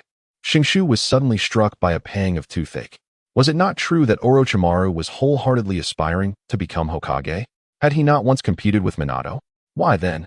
Did he seem so impervious to reason in this instance? You need not accompany me. Orochimaru's tone was frigid. This child, Akane, is far too young to be in my care. I shall leave her in your hands. The rope tree experienced yet another bout of toothache. He has truly become the king of children. Teacher, given the current instability, your departure would be of no benefit to the village. Huh. It is precisely because of the chaos that Orochimaru, growing impatient, waved his hand dismissively, urging, no more persuasion, let us depart. Yes. Unable to endure any longer, Xingtian had to leave the laboratory. 10 days later, Hongdo appeared at the entrance of Xingtian's abode, carrying a backpack. While the news of Orochimaru's departure on a mission reached Xingtian's ears, after arranging a suitable residence for Red Bean, Shenshu sent him to the Ninja Academy. Subsequently, Shenshu embarked on another mission, this time selecting a B-rank task. In the 38th year of Konoha, at the Hokage building, Senju Shenshu successfully completed 4 B-rank missions and 5 C-rank missions, meeting the criteria for promotion to Jonin. Congratulations, Shenshu-kun. The mission supervisor graciously handed the application form to Shenshu, stating, the Jonin headband will be issued by the Hokage. You are required to visit him. Understood. Shenshu ascended the stairs with the application form in hand. Thud, thud, thud. Enter. Creak. Lord Hokage, I have come to collect my Jonin headband. Ah, it is you, Shenshu. Sarutobi Hiruzen stretched his body, remarking, a Jonin at the age of 13, truly remarkable. You flatter me, my lord. Compared to Minato, I still have much to learn. Rope Tree promptly drew forth the water gate as a shield. He chuckled, I shall gladly refer to you two as the second ninjas of Konoha. Sarutobi Izashi, rarely one to jest, remarked, upon becoming a Jonin, you will be required to take on students. What are your thoughts on that? My subordinates are still young and not yet suitable for such responsibilities. Rope Tree firmly declined. Moreover, Meichin and Nichao are merely ch-nin. I cannot yet relinquish my duties. Sarutobi Izashi nodded in understanding. 1 year, I shall grant you 1 year's time. After that, you must lead a team of students. Understood. Shenshu received the forehead protector with both hands, contemplating to himself. A year later, it will coincide with Kakashi's generation, and indeed, there are quite a few promising talents. However, I wonder if, having accepted Kakashi, Obito will still catch the eye of Lord Madara. I have a task for you. Venture to the land of grass to investigate Orochimaru's whereabouts. Sarutobi Hiruzen briefly flashed a hint of despondency. After all, Orochimaru was his most cherished disciple. I cannot believe that the insignificant land of grass could be the end of Orochimaru. The rope tree is not worth much discourse. Unfurl the task scroll. Grade A? Impressive. The words of Sarutobi Hiruzen are imbued with a chilling gravity. Those capable of restraining or vanquishing Orochimaru are certainly no ordinary individuals. Under the premise of ensuring your own safety, there is no need to hold back. Indeed, Shushu was astonished. This implied a bloody rampage awaited him. My subordinate shall depart on the morrow. Sarutobi Izashi exhaled a puff of smoke and waved his hand dismissively. Go forth. Upon exiting the Hokage's office, Shenshu did not return home, but instead made his way to the Hatake residence to pay a visit to Shumo. The rope tree obstructed the servant's report and unceremoniously entered the training grounds of the Hatake family. As he had anticipated, SHM was currently instructing Kakashi. Teacher, are you busy? Your timing is impeccable. SHM dismissed Kakashi to the side, drawing forth a short blade and assuming a stance. I have heard that you have advanced to the rank of Jonin, and today shall serve as a test of your swordsmanship. Do not hold back. Understood. Shushu retracted his nonchalant expression, gripping the short dagger at his waist, an aura of lethal intent radiating from him. Master, be cautious. With a swift motion, both figures vanished from sight. Kakashi, beads of cold sweat dotting his forehead, found it impossible to discern the silhouettes of either combatant. The courtyard was filled solely with the sounds of their blades clashing and the piercing, chilling glow of firelight. Has my senior brother truly reached such a level? Kakashi was left dumbfounded, astonished that his seemingly errant junior had not faltered against their father. In the blink of an eye, the two had exchanged over 100 blows. After their final clash, Shushu reappeared, gazing at the fallen forehead protector, and with a wry smile declared, Master, I concede. Chapter 28. An A-rank mission? The search for Orochimaru? Shwomo raised his severed sleeve, unable to suppress his admiration. Shushu, I find that there is little left for me to teach you. Master, Shushu began, but Shwomo raised a hand to silence him. Our departure does not signify a severance of ties. After all, It is merely a matter of one village, a matter of mere moments. Why resort to childish pretenses? To my surprise, the disciple I casually accepted has emerged as one of Konoha's foremost geniuses. Kakashi, in comparison to you, finds himself at a disadvantage. No, Shenshu protested, glancing at the young Kakashi standing nearby. He is but 4 years old. Just wait and see. His rate of progress will undoubtedly leave everyone astounded. Shwomo chuckled warmly. Do not flatter him too much, lest he become overly proud. Come, let us share a drink. Your disciple is all too willing to oblige. When, may I inquire? Did Master Shwomo choose to depart from this world? On the way home, Rope Tree furrowed his brow tightly. Kakashi at the age of 8? Never mind. The timeline has become chaotic, and it is uncertain whether Danzo would dare to act against him now. Upon returning home, Tsunade, Nami, Shizune, Kushina, and even Enko were all present, creating an atmosphere reminiscent of a three-way interrogation. Are you going on a mission tomorrow? Tsunade's expression was uncertain, particularly regarding its connection to Orochimaru. The ropes of the tree whispered in disdain, questioning whether there were any secrets left in the hidden leaf. A-rank missions are confidential, sister. How could you possibly know? With a huff, she retorted, it's none of your concern. Tsunade's expression darkened. Even Orochimaru had become ensnared in this web. What could you possibly achieve by venturing into it? Shenshu rolled his eyes, speaking as if I had the ability to decline. Rest assured. It is merely a matter of gathering information. Tsunade, with her fluctuating emotions, finally let out a gentle sigh. It is not that I disallow you from going, rather. I hope you do not act recklessly. Oh, come on, come on. Shenshu interrupted. Sister, look at me. No sooner had he spoken than he appeared at the doorway. Tsunade sprang to her feet. Then, recalling something, waved her hand. You lot, return to your rooms and sleep. Oh, the four little ones reluctantly made their way back to the bedroom. Tsunade eagerly inquired, is it from great-grandpa? Indeed. You truly examined the ancestral scroll, Tsunade exclaimed with excitement. How much have you learned? Only the first section. The rope tree, in its helplessness, tirelessly practiced the shadow clone technique day and night, yet remained stagnant at the first stage. Sister, since you are aware of that scroll, why not learn it? Upon hearing this, Tsunade stifled a yawn, casually waved her hand, and declared, enough of this, I'm tired. Shenshu chuckled softly, as it seemed that Tsunade held his formidable and heroic image in high regard.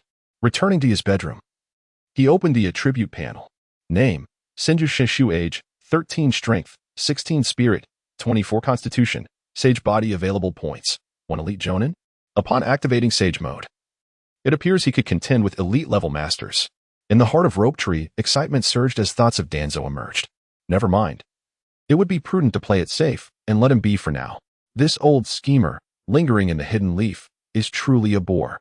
The following day, at dawn, Shenshu convened with Makoto and Hinata, embarking towards the land of grass.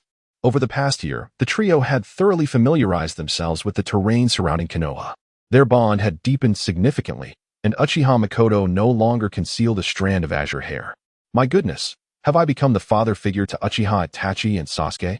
The image is too beautiful to contemplate. I wonder if the catalyst for their connection is Fugaku or Makoto. I can't help but feel a surge of excitement at the thought. Boss? Boss? What are you daydreaming about? Hinata teased. Makoto, you must keep a close watch on the boss. A genius like him is bound to attract admirers. He wouldn't dare. Makoto's cheeks flushed slightly, yet she defiantly raised her fist. Jane and I once said, if he misbehaves, just give him a good thrashing. You two are quite the pair, one dares to teach, and the other truly dares to learn. Shenshu's lips twitched as he cast a complicated glance at Hinata. Hinata, is there no way to lift the cage bird seal? Hinata's expression shifted slightly, and after a moment of silence, he replied, there is no way to lift it, unless I perish. And what about your children? Likewise. The rope tree fell into deep contemplation. In neither the anime nor the manga of my previous life was there any elucidation on how to lift the curse of the cage bird. It is inconceivable.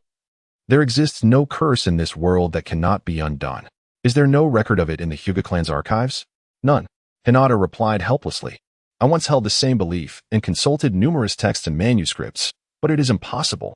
The rope tree suddenly lifted its gaze, pondering where the most comprehensive information could be found, and concluded that it resided in the descendants of the great Tube-Wood Feather Village on the moon. Patience is key. Opportunities will eventually arise. Boss, you need not console me.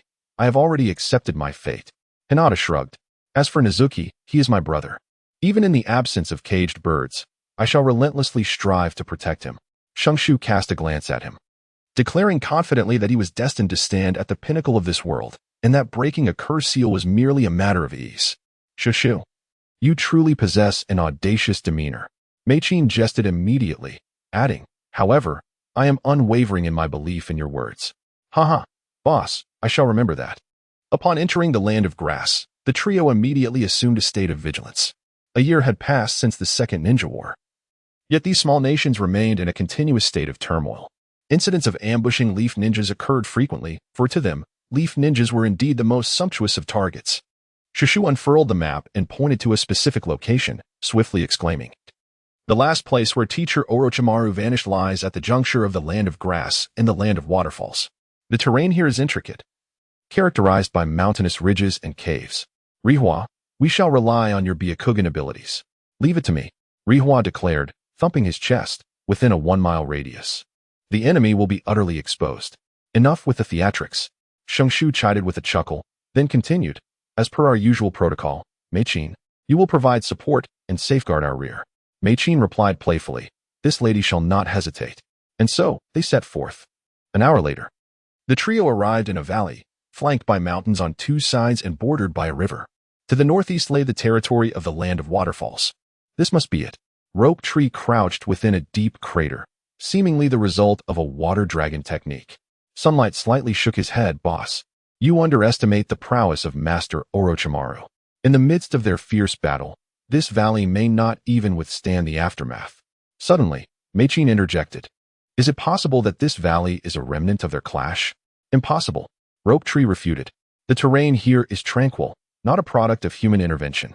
As for the traces of ninjutsu, if they were deliberately left by Master Orochimaru, then the Rope Tree, particularly in its discourse, silently cursed. How could Orochimaru's feigned death be so insipidly executed? To whom was this charade directed? Do you imply that Orochimaru-sensei has uncovered something and then infiltrated the enemy's ranks? Mikoto exclaimed with exhilaration. Indeed, the teacher is unharmed. Remain vigilant. The Rope Tree let out a soft exhale, his right hand already gripping the hilt of his sword. Meanwhile, on a rock 100 meters away, a figure clad in a black robe, with a mask obscuring half of his face, particularly drew the trio's attention due to the forehead protector upon his brow. It was a renegade ninja from Takigakure. Chapter 29, Kakazu? The tidings of the hero's water 1 jonin, 2 chunin? Indeed, such individuals could fetch a handsome price. Who might you be? Demanded Nakaira. Dare to assault a Konoha ninja? Do you not fear the wrath of Lord Hokage? Kakuzu's blue eyes glimmered with reminiscence. That little sandame?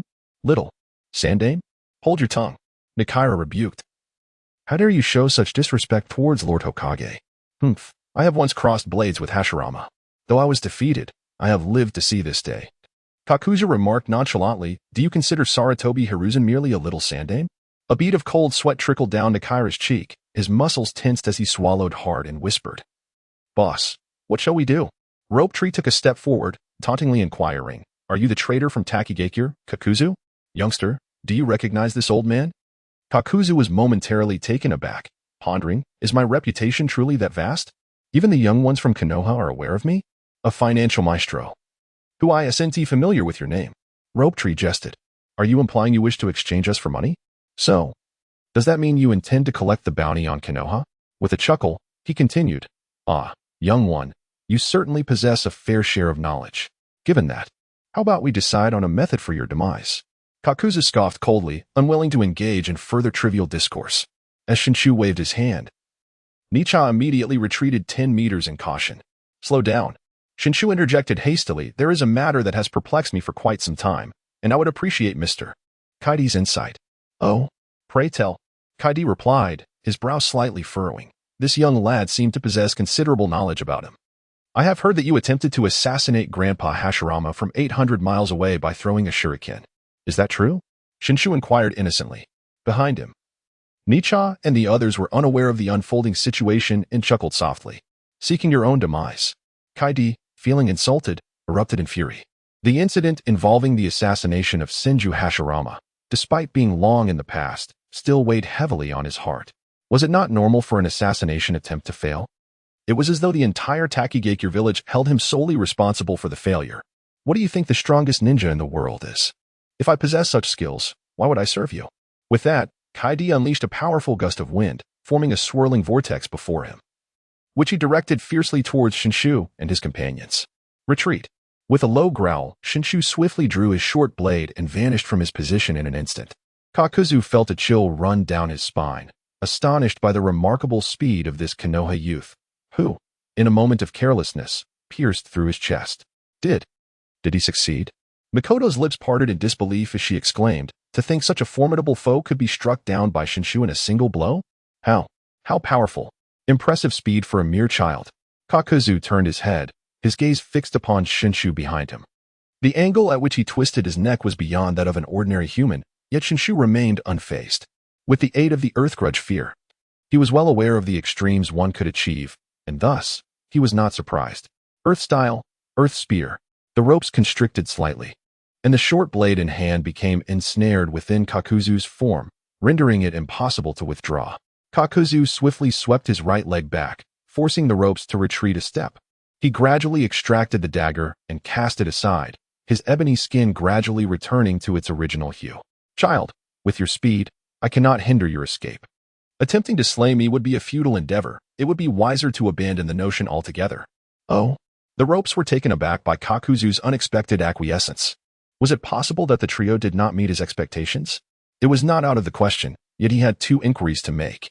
As long as you provide me with answers, I shall not pursue you further.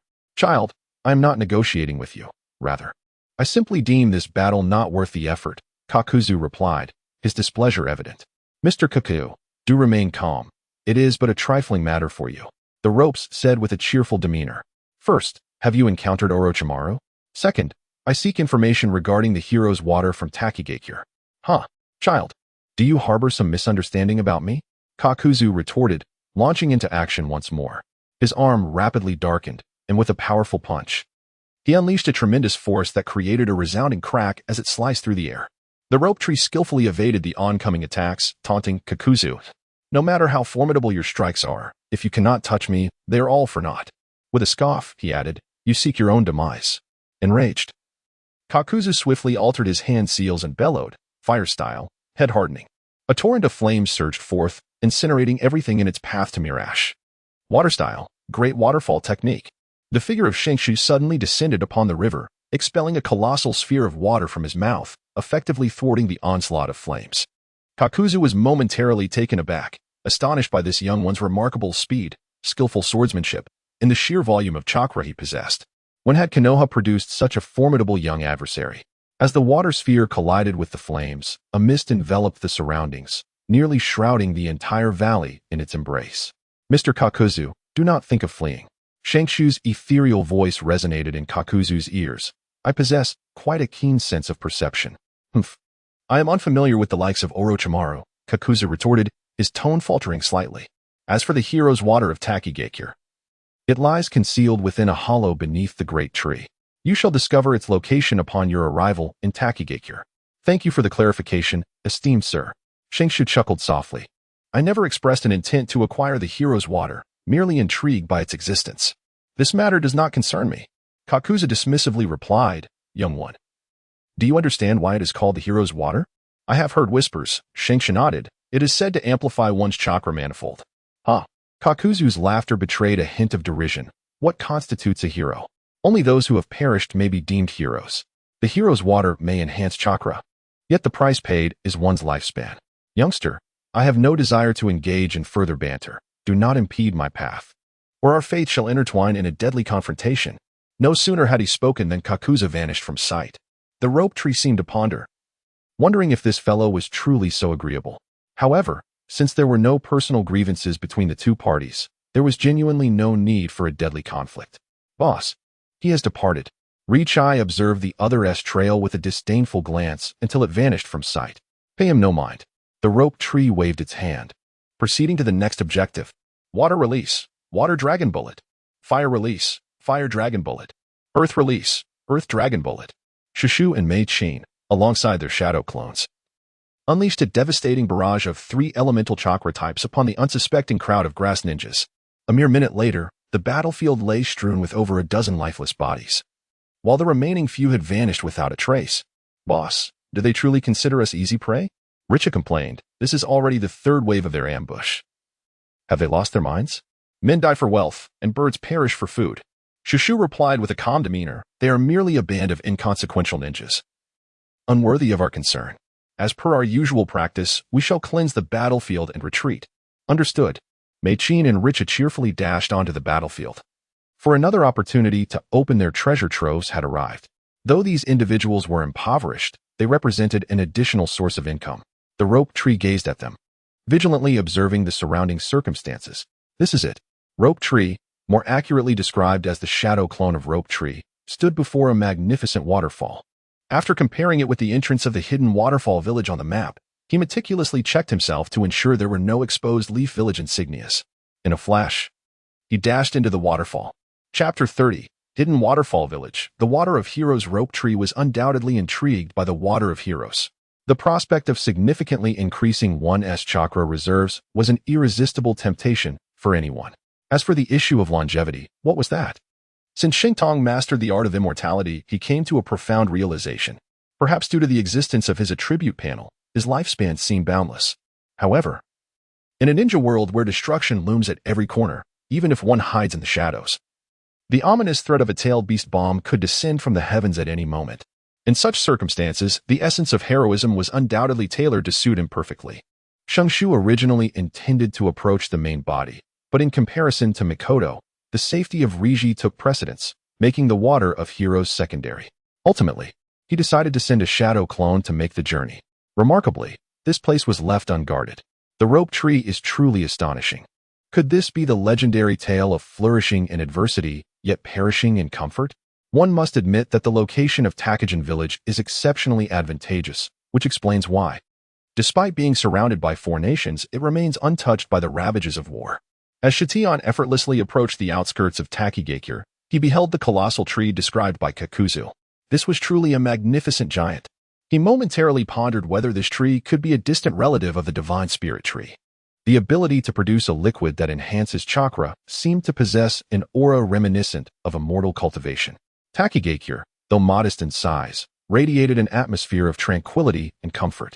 Unlike Konoha, where children as young as 3 are thrust into the harsh realities of ninja training, here, 4 to 5-year-olds roam freely, playing and frolicking without a care in the world. The rope tree shook its head, casting aside the myriad distractions swirling within its mind. The defenses of Takigakure village were nothing more than a fade. There were no walls encircling its perimeter.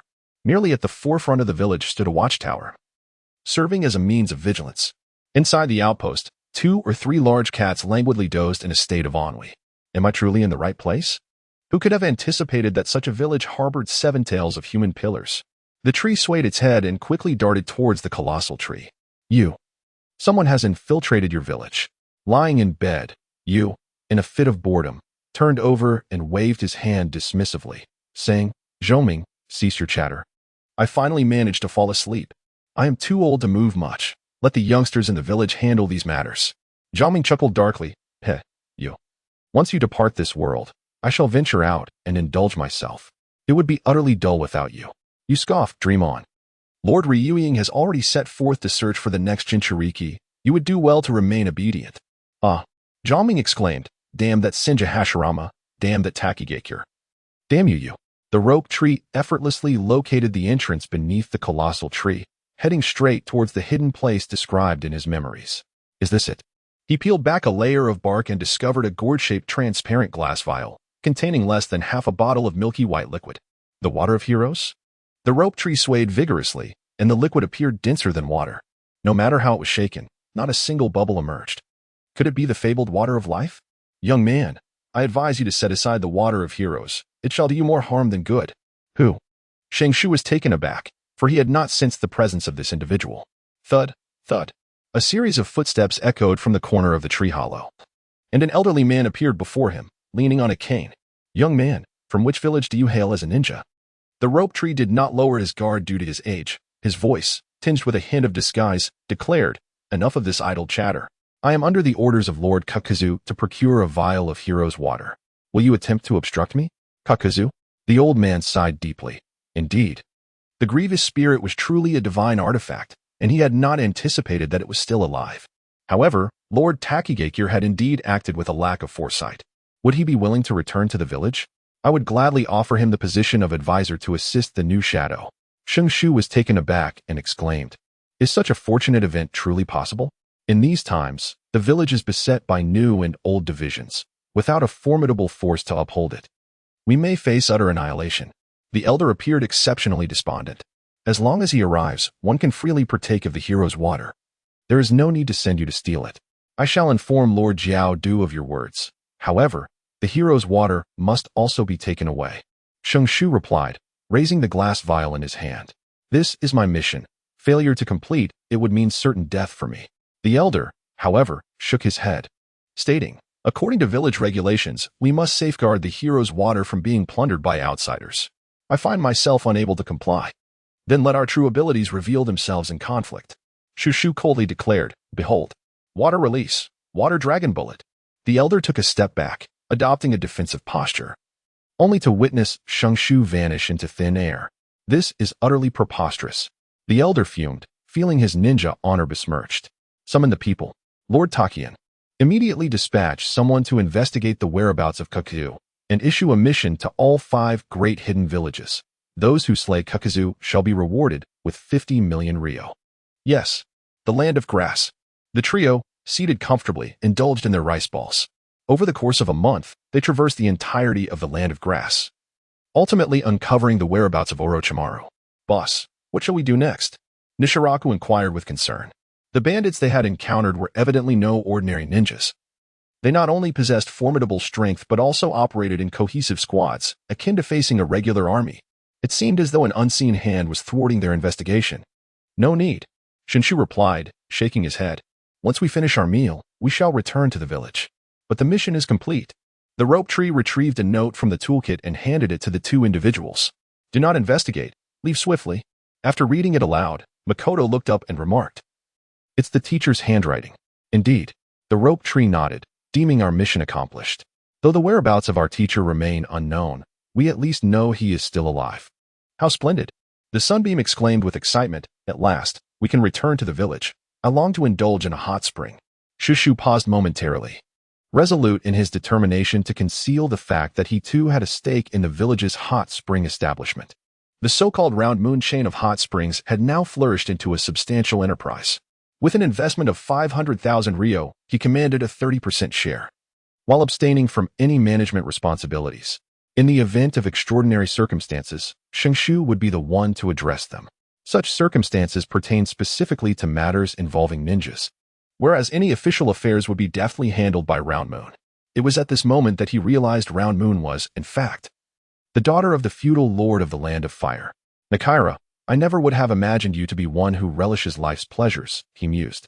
"Life is but a fleeting span of decades. If one does not indulge now, when shall they?" With a newfound sense of purpose, Nakaira declared, "From this point forward, all earnings from our mission shall be devoted to revelry and enjoyment." The rope tree unconsciously pressed its thumb deep, embodying noble aspirations, truly a role model for our generation. "Guiding me along. Rope tree, what do you say?" Makoto's fingers cracked audibly as she admonished, "Do not associate with that dandy, Nara Shikamaru." "Hey, I'm still here. So, are you suggesting that Orochimaru deliberately chose not to return?" Sarutobi Hiruzen placed his hands on the desk, observing the fluctuating expression of the rope tree. "Please, Lord Hokage, dismiss those in attendance." HM. Upon hearing this, Sarutobi Hiruzen narrowed his eyes slightly and then waved his hand, signaling the hidden guards to vacate the Hokage office. "Speak." The rope tree retrieved another scroll prepared by Orochimaru. It bore a unique seal, which he chose not to examine, presuming it contained little of merit. Indeed, after Sarutobi Hiruzen perused its contents, his expression darkened significantly. Chapter 31. The Effect of the Hero's Water. "You may leave now." A shadow of concern flickered across Sarutobi Hiruzen's face. This mission had proceeded flawlessly, yet Orochimaru was engaged in clandestine activities. It was prudent to avoid excessive publicity for his safety. "Do you understand?" "Yes." The rope tree bowed in obedience, and the ape, with a resolute determination, decided to conceal the truth for Orochimaru. It must be said that he is a commendable teacher. The subordinate takes his leave. "Sister, what kind of gaze is that?" The rope tree fidgeted restlessly. Tsunade remained undeterred, her gaze fixed intently upon him. Rope Tree, something is amiss. Speak, are you conspiring with Orochimaru? Since you claim it's a conspiracy, how could I possibly divulge anything? Rope Tree shrugged. Even the Hokage shows no interest in pursuing this matter. So why must you dig deeper? Humph, that scoundrel Orochimaru is truly a source of concern. Tsunade clenched her fists, with Jiraiya also departing from the village. This is quite dull. Accompany me for a gamble tomorrow. Hold on. Rope Tree interjected hastily. Are you even aware of your own luck? I've heard the newly opened hot springs in the village are quite delightful. Why not give them a try? Now that you mention it, I'm no longer sleepy. Tsunade's spirits soared. The new hot springs are indeed splendid. Not only can one enjoy some lovely tunes, but there are also many activities to partake in. You have no idea how many new offerings there are. Shenshu, with a hint of frustration, remarked, Am I to disclose that this was my idea? Sister, our numbers are increasing. It is no longer suitable for us to reside together. Hastily shifting the topic, Shenshu suggested. What do you think about my moving back to the old residence? Back to the old place? Not a chance. Tsunade resolutely rejected. Our stay here is primarily for Gyo-Xi and Nai's safety. The old man Danzo would never consent to our relocation. What if I go alone? The young rascal retorted. Oh. Have you grown wings? Tsunade skillfully twisted Shenshu's ear. Do you dare to separate? Ouch, that hurts. The Rope Tree hastily pleaded for mercy, saying, I cannot remain by your side indefinitely. Humph, not until you turn 15. Tsunade released her grasp and turned back towards her bedroom. The Rope Tree is steeped in melancholy. He has long ceased to desire residing here. Not only must he endure the proximity of Sarutobi Azashi, but this neighbor is also an insatiable voyeur. Young master. May I enter? Nami? Please, come in. Uzumaki Nami gently pushed open the door, a smile gracing her lips as she placed the ledger on the table. This is the financial report for Little Shell for this quarter. Please take a look. The Rope Tree casually flipped through the pages and inquired nonchalantly, How are the children? Nami, kneeling opposite the Rope Tree, responded with remarkable composure. Currently, the orphanage accommodates 12 children. Among them, 5, led by Tian Kue, have attained the rank of genin, while the others are still acclimatizing. It has been confirmed that Tian Kue, Tian Gang, and Tian Chao belong to the Uzumaki clan. Tian Yong is somewhat unique, as he can utilize his skeletal structure as weapons, boasting combat prowess comparable to that of a Chunin. In Xingtian's mind, the image of Tian Yong's white hair emerged, filling him with immense joy. It turned out to be the boundary of the corpse's bloodline. Indeed, one can discern talent by the color of hair. Corpse bloodline? Nami asked, her face a mask of confusion. What is that? It's a lengthy tale, Xingtian said, brimming with memories. To keep it brief, as you can see, the corpse bloodline can manipulate the entire skeletal structure for both offense and defense. Their bones can be considered the most formidable weapons in the world. Nami, please relay to Sister 2 that it is imperative not to disclose the children's information. Simultaneously, instruct Chunlong and the others to return to Konoha to ensure the safety of the Little Shell. As for the collection of orphans, I have entrusted that to professionals. Understood. Shitian, I have already informed you that I have changed my profession. I am now a legitimate businessman. Yuan Yu exclaimed, seething with anger. The doppelganger of Shenshu is indifferent to the matter at hand. Come now, do you think I am unaware of your frivolity? Whether it be indulgence in food, drink, or vice, what do you lack? Engaging in your usual pursuits is but a trifling matter, is it not? Humph, do not forget that you are also a stakeholder. Yuan Yu, hands on her hips, declared, there are ninjas causing a ruckus in Daming Mansion. You must attend to it. What nonsense is this? With your father present. Is my involvement truly necessary? Shenshu stretched lazily, suggesting that any matters could be taken to his true self upon his return. Yuan Yu, visibly annoyed, retorted, I shall send someone to investigate. It may not yield results. Haha, Miss Yuan Yu, you are indeed reasonable. My judgment of you was not in vain. Wetbone Forest. The Rope Tree gazed at the milky liquid contained within the glass bottle. Is this truly the water of heroes? There is no way to ascertain. The shadow clone shrugged and remarked, I am you. What distinguishes this from talking to oneself? Onward. The shadow of the Rope Tree dissipated, and after absorbing the memories, a flicker of brilliance sparkled in his eyes. It seemed undeniable. He uncorked the glass vial and inhaled gently, detecting no unusual odor. A man may die, but the bird soars to the heavens. Immortality endures for eternity. Let us give it a try. With a determined resolve, Shenshu took a hearty swig of the hero's elixir. Alas, it bore no discernible flavor. At that moment, a searing wave of heat, surged through his stomach. A faint azure energy radiated from the surface of his body, as the sensation of heat spread from his core to every extremity. As his internal temperature escalated, he sensed an unprecedented vitality coursing through his cells. So this is the truth. The so-called augmentation of chakra by several-fold was merely an early depletion of his life force. The state of the rope tree persisted for a full quarter of an hour before gradually subsiding. He sensed that the total amount of chakra within him had roughly tripled, far from the ominous tales he had heard. Could it be that the increase in chakra varied from person to person? Immediately, he took another sip. With a furrowed brow, Shenshu exclaimed, "Oh, is it gone? A one-time use? No wonder Lord Ban and his companions dismiss it. Exhausting one's life force to augment chakra is merely a futile endeavor. Yet for me, it is perfectly suitable." The rope tree hurled a glass bottle towards the shadow clone, which then scattered in all directions, with both hands forming seals. A divine visage abruptly materialized around his eyes as he intoned softly, "Ninjutsu would release, true thousand hands." Beneath his feet, a colossal Buddha rose from the ground, its numerous arms exuding an aura of formidable power. "Little rope tree, are you intent on demolishing your home? Do you seek a beating?"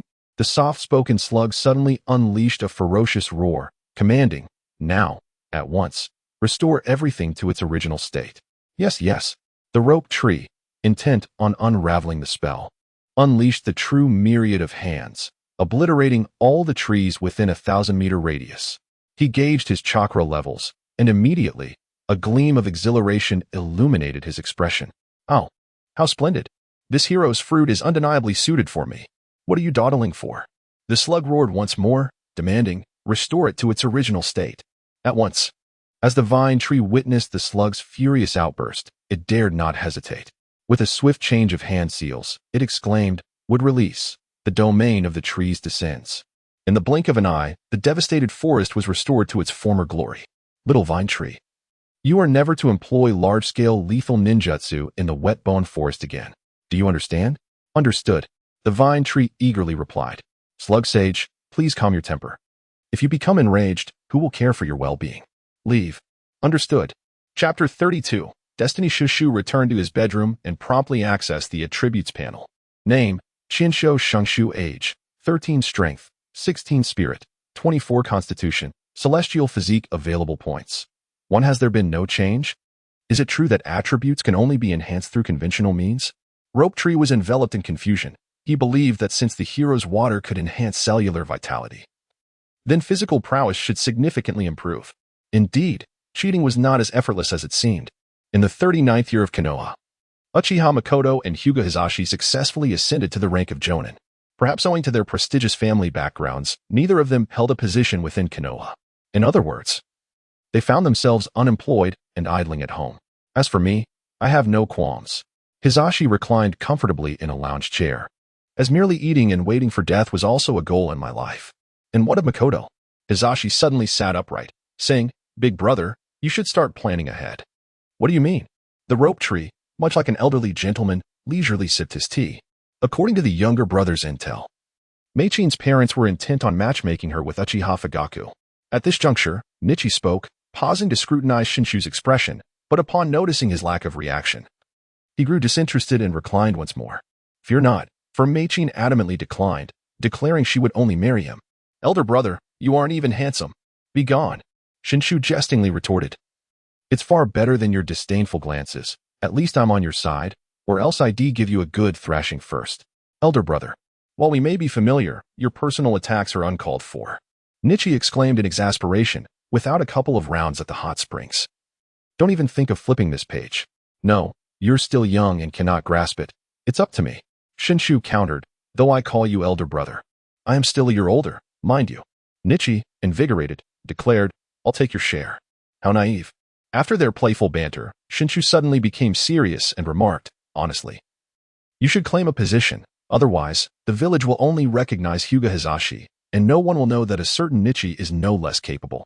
The issue is, what can I do?" Nichi pondered, counting on his fingers. The security division is the Uchiha clan's exclusive territory. The Umbu have no need for members of prominent clans like ours, and the teachers at the Ninja Academy are also unavailable. All that remains is to form a small team to undertake missions. But to leave you all and then form a team? That seems rather dull. Nothing compares to the joy of savoring life. Shenshu's expression was intricate as he recalled the fate of Risha in the comic, as if he had been a mere substitute for Rizu throughout his life. Lacking sufficient status, he could only be at the mercy of others. Isn't it your boss who protects you? Risha retorted nonchalantly. I refuse to believe you can stand by and watch me be bullied. Haha, you are indeed correct. Shenshu burst into hearty laughter. Who dares to take your life? As brothers, we shall turn the world upside down for him. I am eager to see who can stand in my way. Risha laughed heartily in agreement, yet his eyes glimmered with a hint of moisture. Let us go. The rope tree sprang to its feet and vanished in the blink of an eye. Hey, boss, you've run off without paying again. The day was exasperated, displaying a complete lack of decorum. A moment later, he suddenly burst into laughter. Pay the bill? What bill? Only those useless freeloaders in the village would think of paying. The vibrant atmosphere of the bustling commercial street enveloped Xingtong, who, with his hands cradling the back of his head, strolled leisurely. Meanwhile, the surrounding small nations of the Land of Fire were increasingly embroiled in chaos. The Land of Grass had risen powerfully, not only quelling domestic dissent but also beginning to extend its influence towards the Land of Rain. In the Land of Rain, Hanzo was rampaging through the Land of Birds, seizing all valuable resources, including the populace. The betrayal by the Land of Grass ignited a powder keg, leading to an instantaneous clash between the two factions. Yet, none of this turmoil affected the Land of Fire, particularly Konoha, which continued to thrive in its splendor. Shentong. Mikoto joyfully waved her hand. Over here. Shenshu approached with a cheerful smile, indeed arriving for his rendezvous with Meichin. I apologize for keeping you waiting, he exclaimed. No, I simply arrived early, Meichin replied, excitedly wrapping her arms around Shenshu's and chattering incessantly. I heard you confronted your family? Suddenly, Meichin paused, her smile fading, and with concern etched on her face, she asked, Shenshu, you want to abandon me, will you? You've gone this far, how could I possibly make excuses now? The young Shenshu found himself at a loss. At the tender age of 14, he was already entangled in discussions of marriage, a predicament that would bewilder anyone. Should I ask my sister to make the arrangements? Mikoto seemed to release a considerable burden. Her cheeks flushed as she clasped Shenshu's arm tightly. With your assurance, I can rest easy. Lady Tsunade. In a flurry, Shizun grasped Tsunade's arm and pointed towards the distance, exclaiming, Look, is that not Brother Shenshu? Huh. Tsunade turned to see Shenshu and Mikoto joyfully wandering the streets together. Let us go. Tsunade urged Shizun to retreat into the shadows, where they could observe discreetly. That young man is progressing quite swiftly. It appears the ancestral home requires some attention. However, the Uchiha's old guard poses a bit of a challenge, Tsunade murmured. Shizun, intrigued, noted that Brother Shenshu is the eldest son of the Senju clan. Surely, no one would dare oppose him on account of his lineage? It is rare for Uchiha women to marry outside their clan, lest the Sharingan be diluted, Tsunade replied with a hint of resignation. Although they reside in the same village, the relationship between the Senju and Uchiha clans is far from amicable. The Uchiha's elderly members regard this matter with utmost seriousness. Never mind, you wouldn't comprehend. Shenshu cast a fleeting glance at the two individuals concealed in the shadows, choosing to ignore their presence. After accompanying Meichin for an enjoyable shopping excursion and sharing a delightful dinner, he finally parted ways and returned home. Tsunade had not troubled him, and he relished the tranquility. Upon arriving at his bedroom, Shenshu ventured to the wet-bone forest, where he proceeded to undo his shadow clone technique and redistribute his chakra. Name, Senju Shenshu. Age, 14 Strength, 18 Spirit, 27 Constitution, Sage Body. Available points, 2. Over the course of a year, his strength attribute had only increased by 2 points. A painfully slow progression. Upon reaching the rank of Jonin, the rate of enhancement seemed virtually non-existent. The rope tree could not help but express its grievances. Upon seeing the available attribute points, its mood improved somewhat. It had initially thought this feature was rather superfluous, but perhaps it had been narrow-minded. And it was fortunate to have you. The following day, the rope tree arrived at the ninja school as promised, and Sarutobi Hizashi had a good memory. The newly graduated genin were promptly assigned by their supervising teacher. Good morning, Minato. Shenshu yawned and greeted those around him.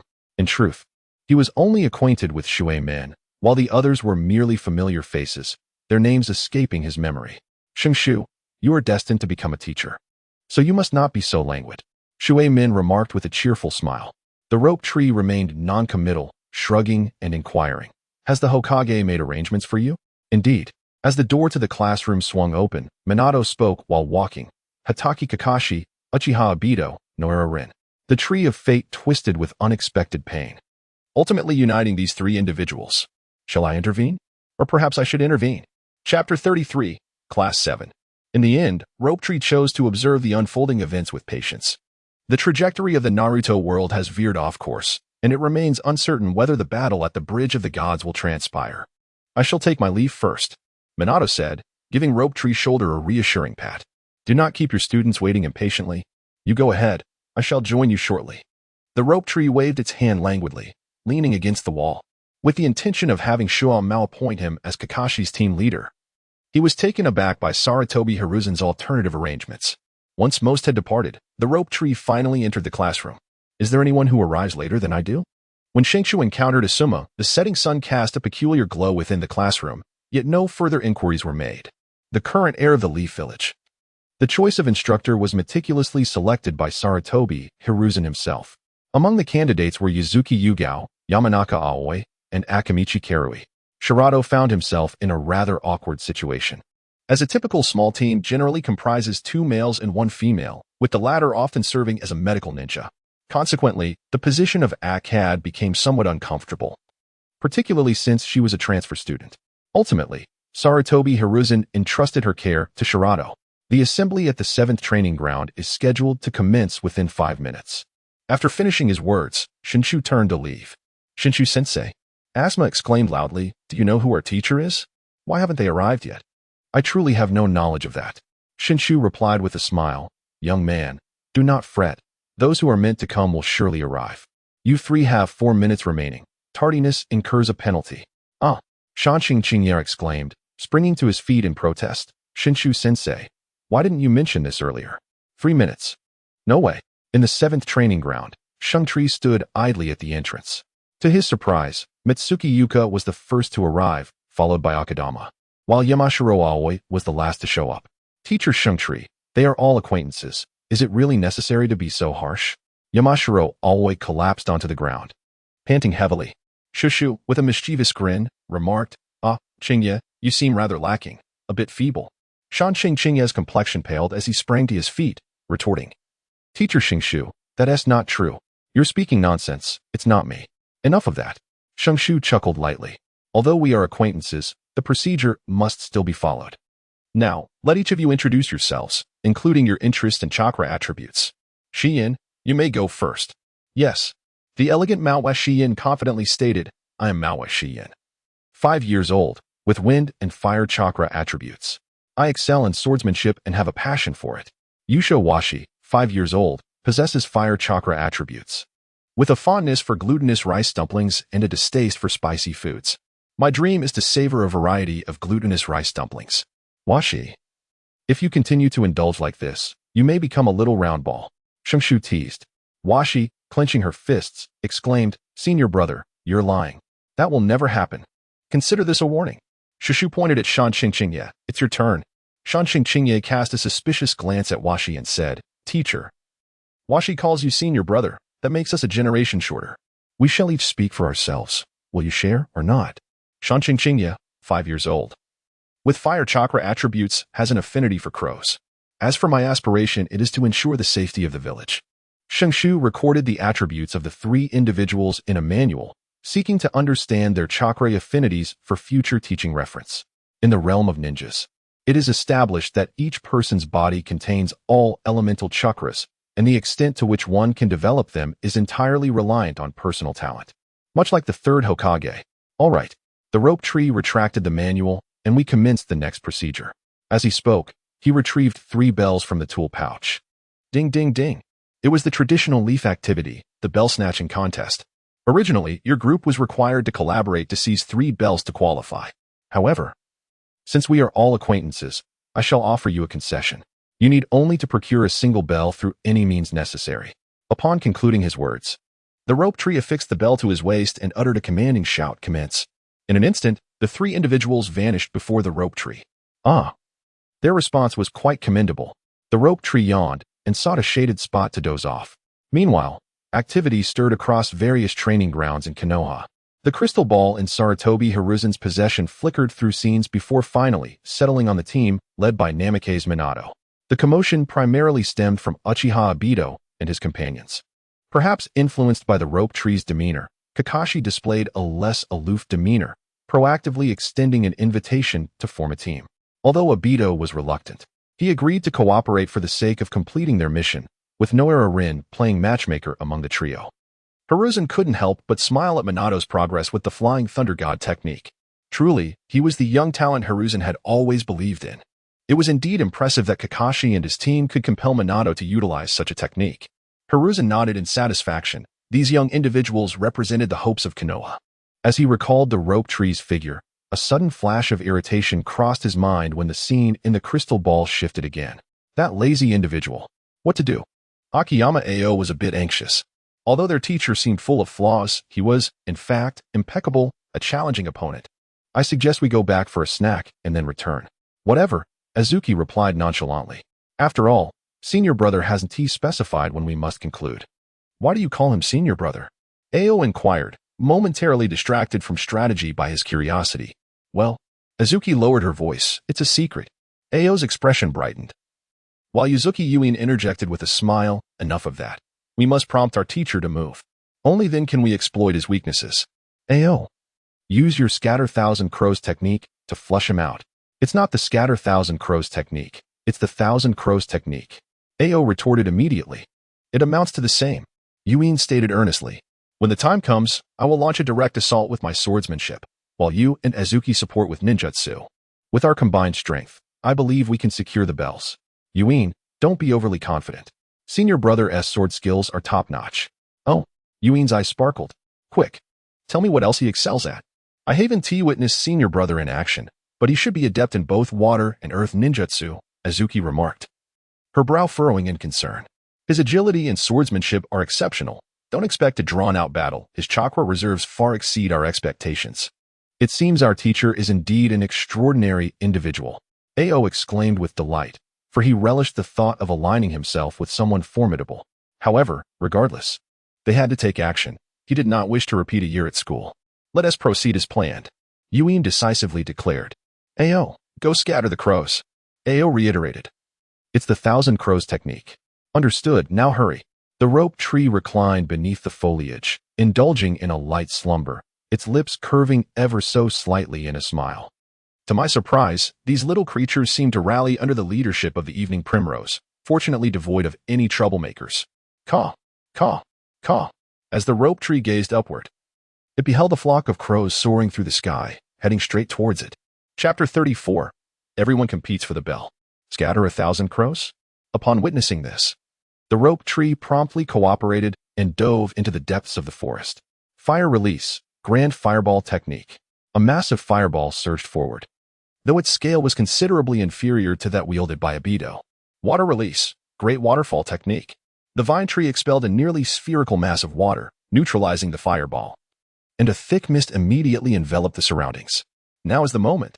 Mitsuki Saigen whispered sharply, drawing her blade and advancing boldly. Shadow serpent technique. Numerous elongated serpents materialized in Hondo's hands, launching towards the vine tree's face to distract its attention. With a swift motion, the blade flashed, and the serpents were severed at the neck by the vine tree's strike. TSK, this won't do. Hondo must reconsider her approach. A fine young lady like her should engage in more suitable pastimes rather than playing with serpents. Just then, a blinding flash of light from a blade descended from above through the mist. Clang. Shenshu, with a short knife held in hand, smiled and remarked, Shiyin, your speed in drawing the blade is rather sluggish. At that moment, Hongdo lunged with a kunai towards Shengshu's left side, only to have him seize her wrist with his left hand. Suddenly, Shanshin Qingyi, who had been absent for a time, appeared behind Shengshu, taking advantage of his distraction to reach for 3 bells. Success. Yet, to her astonishment, Shanshin Qingyi's smile faltered as the bells turned out to be mere illusions. A sense of urgency washed over her. Transformational technique. Earth escape. Heaven's cover. The rope tree leapt down from the treetop and softly remarked, little ones, allow me to impart a lesson. Never underestimate any foe, especially considering I am a seasoned jonin. Ding. The Xuanwu earth cover was pierced by a long blade, and the lightning energy flickered momentarily upon the blade. Shushu was taken aback. Shi Yin has actually developed lightning release? Alas, the quantity is too limited. The earthen barrier gradually dissipated, leaving the three individuals, covered in dust and dirt, standing back to back. Their defensive posture was commendable, Shenshu remarked. No matter the time or place, one must never relinquish their vigilance. Teacher Shenshu, do not underestimate us. Shanshin Qingye bellowed, charging forward with a kunai in hand, closely followed by the other two. The four engaged in a flurry of exchanges, trading over a dozen moves. Although Shi Yin and her companions could not graze the hem of Shenshu's garment, he found himself increasingly pleased with them, while none among the trio could be deemed a prodigy. Their foundational skills were remarkably solid, a rarity among commoner ninja families. The sole shortcoming lay in their tender age of 5, resulting in a singular approach to their attacks. In his heart, Shitian contemplated the career paths of the three individuals, formulating a preliminary plan for their development. Jishan Awa, unsatisfied with mere physical combat, took a step back to conceal himself behind Shi Yin, swiftly forming hand seals. Once his seals were completed, Shi Yin evaded with a swift motion. Fire release, great fireball technique. The rope tree executed several consecutive backflips, gathering chakra into a radiant blade, and with a soft exhalation, he slashed towards the fireball. The immensely powerful fireball was effortlessly cleaved in two, dissipating into the air. Uzuki Shi Yin was entranced by his swordsmanship, standing in a daze, realizing this was the mastery she yearned for. As for the art of the sword, it had long been cast aside in her mind. To be lost in thought during a battle is indeed a path to demise. As soon as Shenshu's voice fell, the three individuals let out a chilling scream as they were forcefully kicked away. Hurry! Mitsuki Yuin strained her body, trembling as she uttered, "We are not on the same level. Damn it!" Yamashiro always gritted her teeth, unsteadily rising to her feet. With a finger pointed skyward, she proclaimed loudly, "Scatter! Technique of the 1,000 crows." A swarm of crows surged forth once more, momentarily obscuring Shenshu's vision. Now, Yamashiro always altered her hand seals, invoking the secret art of stone needles. Two kunai bound with black ropes shot toward Shenshu from different directions, unexpectedly piercing his arm. "Yuin, Akad, now is the time," Awa shouted as the last remnants of her chakra surged through the black ropes, penetrating Shenshu's arm. As the body of Shuji stiffened, this mere thread of chakra surprisingly constrained his movements. Fire release, dragon fire technique. Hongdo unleashed her most formidable ninjutsu, expelling a straight line of flames that surged toward Shuji's chest. With determination, and overcoming her inner turmoil, Shi Yin transformed her long blade and charged forward once more. Konoha-style swordsmanship, continuous slashes. The rope tree shook its head, seemingly realizing that this was the limit of the three little spirits. A tremor coursed through its body, dispelling any discomfort within. It then stepped back, evading the fiery line shot by Red Bean. Simultaneously, a tremendous force emanated from the black rope, pulling Yamashiro always towards the rope tree. Just then, Uzuki Yuin arrived, only to be sent flying by Yamashiro Aoi's unexpected impact from behind. "Oh, that hurt." In the distance, Red Bean shook her head in disbelief, retracting the kunai in her hand, and approached the rope tree with a playful grin, pleading, "Senior brother, I concede. Please don't hit me, all right? All right. All right." The rope tree affectionately pinched her nose, bemused by her lack of shame. After all, she was a young lady, yet still resorted to such childish antics. She is merely 5 years old, a child indeed. Red Bean swiftly avoided the rope tree's grasp, yet stealthily plucked the bell from his waist. "Hee, senior brother, you wouldn't go back on your word, would you?" With that, Red Bean triumphantly shook the bell in her hand. Uzuki Yuin widened her eyes, realizing that a mere display of cuteness could yield such results. "I can do that too." Yamashiro Aoi, however, rolled her eyes, asserting, "We passed the assessment. Otherwise, how could Red Bean have gotten that?" With a dramatic flop onto the ground, she lamented, "I truly suspect that the teacher hasn't even showcased 1/10 of their abilities. What a failure." On the other side, the rope tree shrugged in resignation, conceding, "Fine, I shall honor my word. Consider you all qualified. As for the three of you, aside from the initial wave of attack, which had some merit, the rest was utterly chaotic. Yuin, you profess to love swordsmanship, and while it's understandable to carry a sword daily, why is it that your slashes only reflect basic techniques?" Uzuki Yuin blushed, replying, "Teacher, I will change. I promise to learn proper sword techniques. You certainly adapt swiftly." Shushu paid no heed, as he originally intended for her to transition to swordsmanship. "Do you wish to specialize solely in the art of the blade henceforth?" I recall you are proficient in wind-style ninjutsu. Indeed, Azuki Shien stated earnestly. I am no prodigy, my energy is limited, and I shall focus exclusively on swordsmanship from now on. Very well, Shenshu nodded. Rest assured, I shall not withhold my teachings. My swordsmanship is derived from the esteemed Hatake Tsukumo. When you encounter him, you must show the utmost respect. Is it truly the esteemed Hatake-senpai? That is splendid.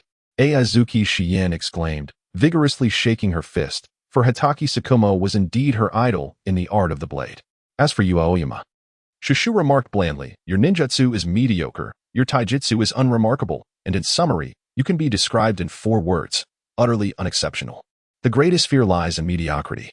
Have you decided what you wish to pursue? Yamaguchi Aoyama appeared significantly disheartened, responding sullenly. Teacher, may I study everything? Study everything? Shenshu replied gravely, it is not impossible. But you must understand that you are not a genius like Kakashi. If you wish to learn more, you are destined to endure considerable hardship. Teacher, I fear not. Please, feel free to push me to my limits. Yamaguchi Aoyama shouted fervently. Upon hearing this, Shenshu awkwardly touched his nose, pondering whether such torment was appropriate in this context. What torment? It is affection. As for Hongdo, Chapter 35, Class C Escort Mission, she gazed at him with eager anticipation. Shenshu reflected, it is quite similar. The attack methods are singular, and the offensive power is feeble. Hongdo's small face fell, and she lowered her head, despondent. However, your foundational skills are solid. And at merely 5 years old, that is already remarkable. Most importantly, Shenshu boasted, with me as your teacher, you are in the presence of a genius. Humph. The 3 little ones regarded him with disdain. The rope tree remained unfazed by the grand gesture of the hand, exclaiming, let us go. The teacher invites you all to dine. Hooray. The esteemed Hokage announced that a total of 8 teams, comprising 24 individuals, had successfully advanced to the rank of Genin. Sarutobi Hiruzen lowered his gaze thoughtfully and suddenly inquired, aside from Hatake Kakashi, are there any other candidates worthy of special attention? Asuma possesses commendable strength, though he can be rather impulsive, remarked the Hokage's assistant, glancing at Sarutobi Hiruzen, who exhibited no particular reaction. The assistant continued, the Inuzuka, Nara, and Akimichi clans maintain a balanced demeanor, yet Ibiki shows remarkable aptitude for intelligence gathering. And what of Uchiha Obito? Sarutobi Hiruzen exhaled a puff of smoke. I have observed that his fireball technique exhibits considerable power. The assistant gathered his thoughts, one could only rate him as average. You may leave, commanded Sarutobi.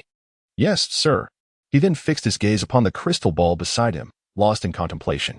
The following day, Sarutobi Hiruzen gathered the teachers leading each class to assign them various tasks. C rank.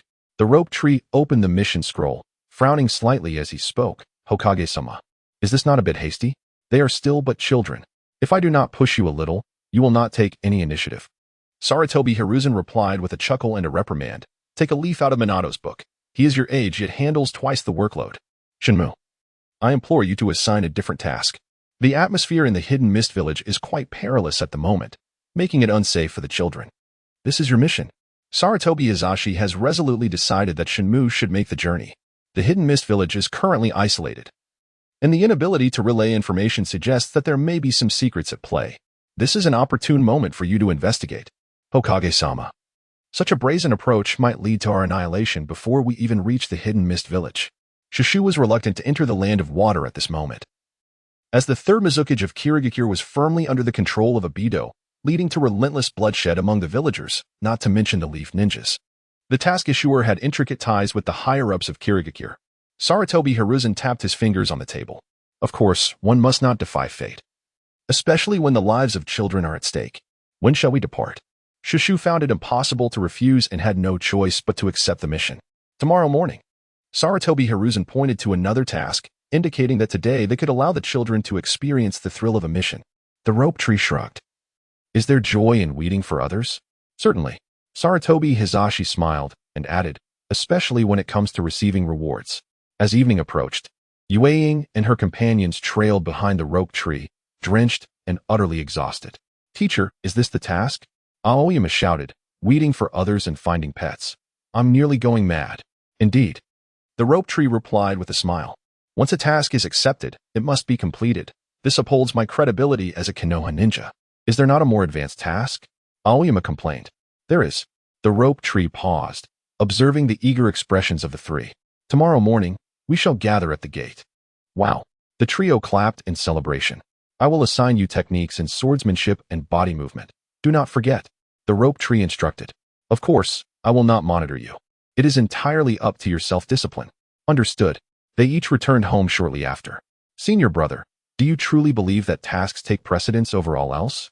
Red Bean inquired. Her gaze skeptical. No. The rope tree met her eyes with utmost seriousness.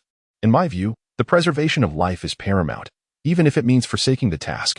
However, those previous remarks were merely for the sake of others. The rope tree shrugged. You may convey this privately to Yue and the others, but do not become overly entangled in it.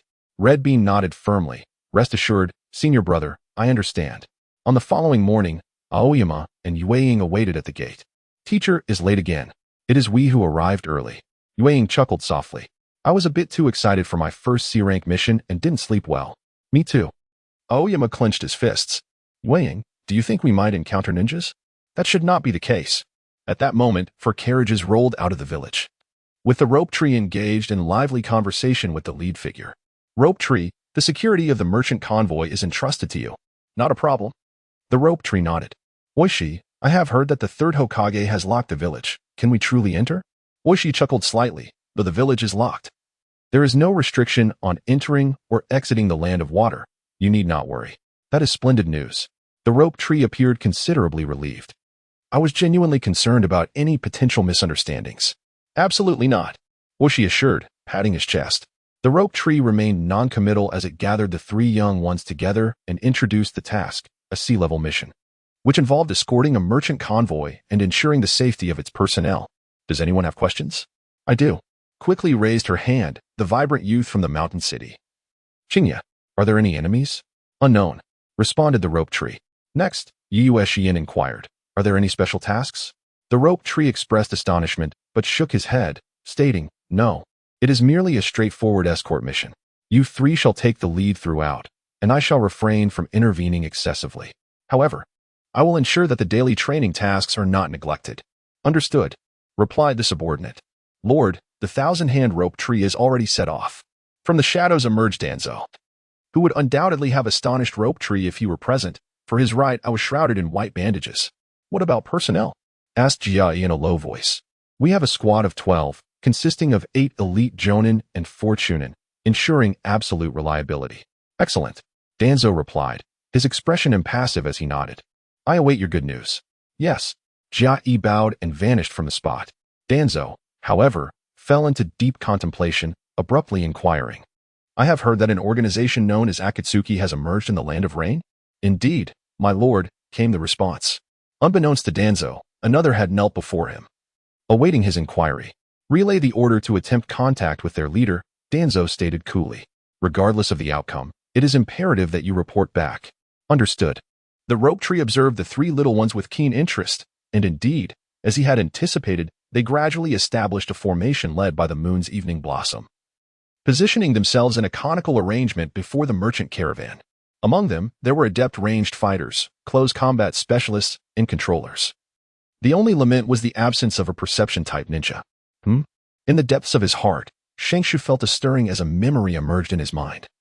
Yet it was the research on the self-destruction of lightning attribute chakra shadow clones. He chuckled softly, not too shabby, with his palm open. Arcs of lightning flickered upon his hand, evoking a sensation reminiscent of Raikiri. Chapter 36, Ambush. Alas, Shenshu truly desires the techniques of Raikage. Yet he possesses no inkling of how to attain them. The Flying Thunder God technique has reached its 2nd stage. But the question remains, is the range of this teleportation close or distant? After a year of research, the maximum teleportation distance is merely around 2,000 meters. Nonetheless, that should suffice. The real challenge lies in how to prolong the duration of this celestial art. Shenshu was utterly perplexed. Since mastering the art of immortality, he had devoted 80% of his energy to its study, yet he could only sustain it for a mere 20 minutes. In the throes of intense combat, he estimated that it would last no more than 15 minutes at best. Could it be that only an increase in attribute points could extend the duration of his mystical abilities? 3 days later, the merchant caravan arrived at the juncture between the Land of Fire and the Land of Whirlpools. Mr. Deshur, Are you truly certain you wish to venture into the land of whirlpools? Shenshu inquired with a hint of skepticism. That land has been laid to waste. Who could possibly reside there? Ah, but you are misinformed. Deshur chuckled amiably. In recent years, numerous ordinary folk have voluntarily returned to the ruins of the land of whirlpools to make a living, and as it lies closest to the land of water, they established a dock to facilitate the passage of merchant caravans. Really? Is there no oversight? Shenshu asked, intrigued. Deshur shook his head. It is merely a desolate expanse, one that no one dares to claim. The rope tree pondered deeply. Nonetheless, this world of shinobi is indeed peculiar. The 5 great nations engage in fierce battles to the point of near annihilation, yet none harbor thoughts of obliterating each other. In the face of defeat, they merely surrender with a shrug, without territorial concessions or reparations. Meanwhile, the victorious Konoha remains unfazed, never contemplating unification. Even with Naruto's ascension, the prospect of a unified nation is still absent. Such a scenario would be unimaginable in ancient China, or perhaps it simply deviates from the expected trajectory of development. As the group traverses the territory of the land of whirlpools, chaos begins to ensue. Bandits occasionally obstruct their path, demanding robbery, but all are swiftly dealt with by the trio. Shenshu rose abruptly, his gaze fixed upon a certain point in the valley ahead. Fearing a misperception, he quietly activated his celestial mode. Indeed, he was not mistaken. 12 individuals, what a grand endeavor. With a deft motion of his hand, Shentong brushed before his eyes, causing the celestial mass to gradually fade away. He uttered a low command. Halt. The merchant caravan came to an abrupt stop, and Dashishi hurried forward. Shentong, is there something amiss? He inquired. There appears to be an ambush ahead, seemingly aimed at us. Shentong swiftly organized the situation, instructing, Xiang, you 3 shall safeguard the caravan's safety. Do not stray from the ranks. Understood, replied Mugetsu Xiang in a solemn tone, accepting the command. The rope tree nodded and instantly vanished from sight. Moments later, a deafening roar echoed through the valley, and a colossal cloud of dust began to envelop the entire area. The merchants' faces paled. If they rashly advanced, it was likely that no one from the caravan would survive. The stakes were considerable. Was it a detonation formation? The rope tree squatted atop the cliff and called out, Come forth. Impossible. One of the men, taken aback, wondered how he had appeared so suddenly. A sense of foreboding settled within him, as it seemed this operation was not as foolproof as he had initially believed. Proceed according to plan, he commanded. Understood. The others swiftly surrounded the rope tree, and one among them, wearing a mask, began to form seals with remarkable speed. Lightning release, 4 pillars binding. Suddenly, 4 lightning pillars materialized around the rope tree, and almost instantaneously, the force of the lightning engulfed him. An impressive technique. The figure of the rope tree suddenly materialized beside the practitioner, but alas, his speed was insufficient. He slowly withdrew the chakra dagger from the enemy's body, surveying his surroundings to find only 11 remaining ninjas. Umbu? No, it is Root. I can already detect the foul stench of those loathsome insects. As Rope Tree spoke, his gaze was fixated intently on the central position, adorned with a birdman mask, armor-clad. One could only wonder if Danzo, driven by his selfish desires, would feel any remorse for sacrificing such a multitude of elite forces. Humph, Senju Rope Tree, cease your grandiloquence. A cold scoff escaped from Armor One, admonishing him. You should not obstruct Lord Danzo's path. Kill. Lightning release, 12 pillars of binding. Earth release, Mudfall. 12 pillars of lightning encircled the surrounding space, effectively restraining Rope Tree's movements. While above, a circular void materialized, releasing large clumps of mud that adhered to Rope Tree's body. Indeed, Danzo possesses remarkable prowess, managing to swiftly devise a technique to confine me, but as the conversation with Shenshu remained unfinished, Jia-E once again lost sight of him in an instant. Be careful. At that moment, a flurry of specialized shuriken hurtled toward the Root Ninja. In a heartbeat, Shenshu's figure flickered before the astonished onlookers. The dazzling glint of blades intertwining with blood, creating a scene that was both mesmerizing and harrowing. Jia-E stood frozen in place, oblivious to the fact that the shuriken had slipped from his grip and fallen to the ground. In the span of just a few breaths, 10 comrades had met their untimely demise. This is a grave error, a monumental mistake. Oh? Shenshu stood before him, a sly smile gracing his lips. What mistake? Jia-E removed his mask, revealing the distinctive attire of the Oil Woman clan. Lord Danzo should not be your enemy. Let us engage. You certainly have a fearless spirit. Shenshu teased. For the sake of the Oil Woman clan, I shall spare your life. Return and inform Danzo to clean his neck and await my return. You won't kill me? Jiayi's expression was a complex tapestry of emotions. I am Yun Jiwei. Upon my return to Konoha, I will sever ties with Root. The grace of sparing my life today shall be repaid tenfold in the future. Begone. The rope tree remains indifferent to whether he reports or not. He seeks to use himself as a breakthrough to locate Uchiha Kageme's eyes. The Mangeki Sharingan is not something just anyone can possess. To wield it in Danzo's hands and employ Izanagi is nothing short of a waste. Thoughts of the Rinnegan ignited a fiery passion within him. Damn it. If it weren't for the fact that the Root headquarters lies directly beneath the Hokage office, he would be tempted to act and crush him right now. Shiyuan, should we go take a look? Hongdo inquired with concern. Half an hour had passed, and the valley had gradually returned to calm, yet Shenshu had not yet appeared. No. We must adhere to the teacher's orders. Shiyuan replied with composure. Moreover, if the teacher cannot manage the situation, our interference would only lead to our demise. Shiyuan's words rang true. It is imperative to maintain calm, regardless of the circumstances. The silhouette of the rope tree suddenly appeared atop the carriage. Master, senior brother. The rope tree let out a yawn. Mr. Daisher, we can set off. Very well. Daisher replied with joy, though a hint of apprehension lingered in his heart. As the group traversed the valley, the 16 thunder pillars still loomed, occasionally crackling with a hint of lightning. Old teacher, what is this? Xingye swallowed hard. The thick and elongated thunder pillars instilling a sense of dread. It could be considered an application of lightning attribute chakra, the rope tree shrugged. But it's of little use. The enemy 1T remains stationary for you to attack. The three young ones gazed at him in admiration, and the rope tree, feeling buoyed, remarked, do not envy. If you perfect the body flicker technique, the world will be yours to traverse. Indeed. Tuanzo, with a stoic expression, fixed his gaze on Jiayi, his hands clenched tightly within his sleeves. What did he say? Young Jiwei hesitated for a moment before responding honestly. He instructed you to cleanse your neck. Impudence. Another member of the Root organization bellowed, drawing a shuriken to strike Jiayi down. Stand down. Yes. Tuanzo's eyes narrowed slightly. Could he discern the technique employed? The subordinate cannot distinguish it. Young Jiwei stated solemnly, Lord Danzo, I am no longer fit for my position in the Root. I implore you to allow me to leave. You wish to depart? Chapter 37. Observations of the Land of Water. Tuanzo's voice was frigid, and Yun Jiwei had no doubt about Tuanzo's intent to kill him.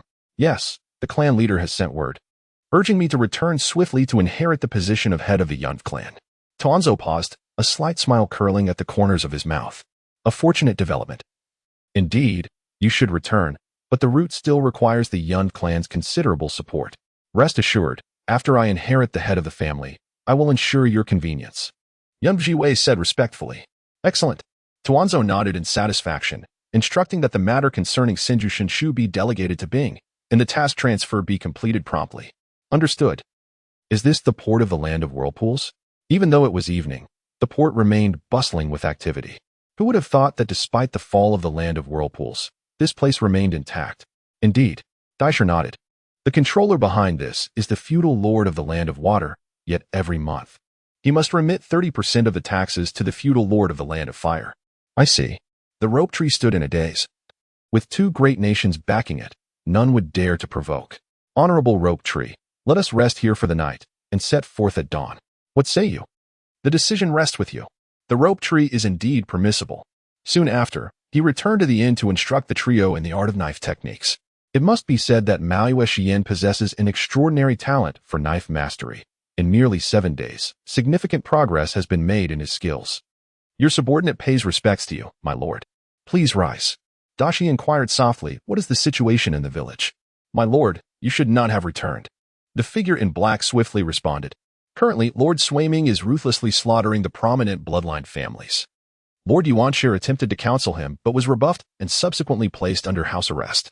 Dashi felt his blood pressure rise, gasping for breath as he asked, does Lord Yuanshire have any plans? Yes. The figure in black produced a letter from his robes. This contains the names of children from the major bloodline families who have yet to reveal their lineage. Lord Yuanshire intends to rescue them from the village. Dashi smiled bitterly. In this tumultuous world, even if we rescue them, where can we shelter them? My lord.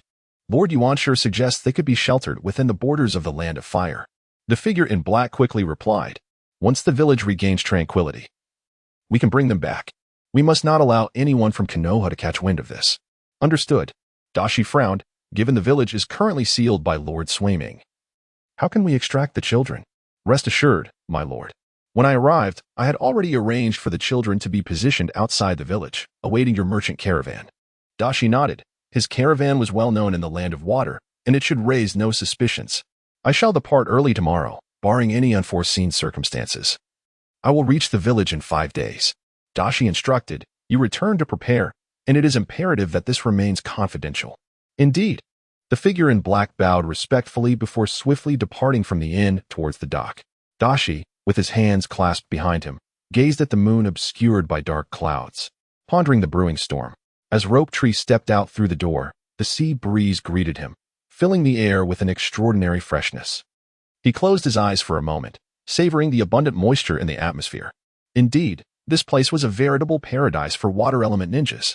The 3 companions of Evening Bloom had already risen, employing the technique Rope Tree had taught them, channeling chakra to scale the trees. Good morning, Rope Tree. I've arranged breakfast for everyone.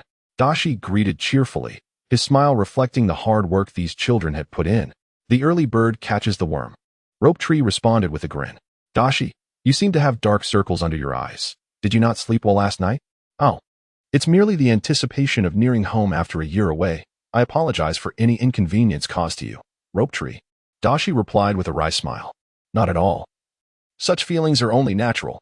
The Rope Tree called out, and together with the 3 little ones, they swiftly finished their breakfast. Dash had already loaded the goods onto the merchant ship, and as soon as they boarded, the sails unfurled and set off. Oh, Mr. Dash, is this a steamboat? Indeed. Dash replied with pride. This is a product of water, and it is significantly faster than a sailing vessel. Wow, senior brother, look. It's a seagull. Hong Do exclaimed in delight, leaning over the railing to watch countless seagulls circling above the merchant ship. With a gentle smile, the Rope Tree truly embodies the essence of childhood. Chingya, quickly, use your bird-releasing technique to lure a few down. Hong Do exclaimed, uncertain whether the seagulls would taste delightful when roasted. The rope technique faltered momentarily, revealing that this young lady still could not forget her appetite. It was indeed the art of scattering the myriad crows. Chingya gritted her teeth and exclaimed, moreover, seagulls are so delightful. Why must one consume them? If you possess the ability, refrain from eating. Hondo fixed her gaze upon the sky, her eyes unblinking. Out of the corner of her eye, she noticed Dashi handing a flag to the captain, who promptly hoisted it upon the flagpole. The gentle laughter of Shenshu echoed, for the merchant, Deshur, was indeed no ordinary trader. It seemed that they had been spared from peril, perhaps due to the intimidation of the banner. On the 3rd day, Shengshu's gaze finally discerned the shadow of land on the horizon.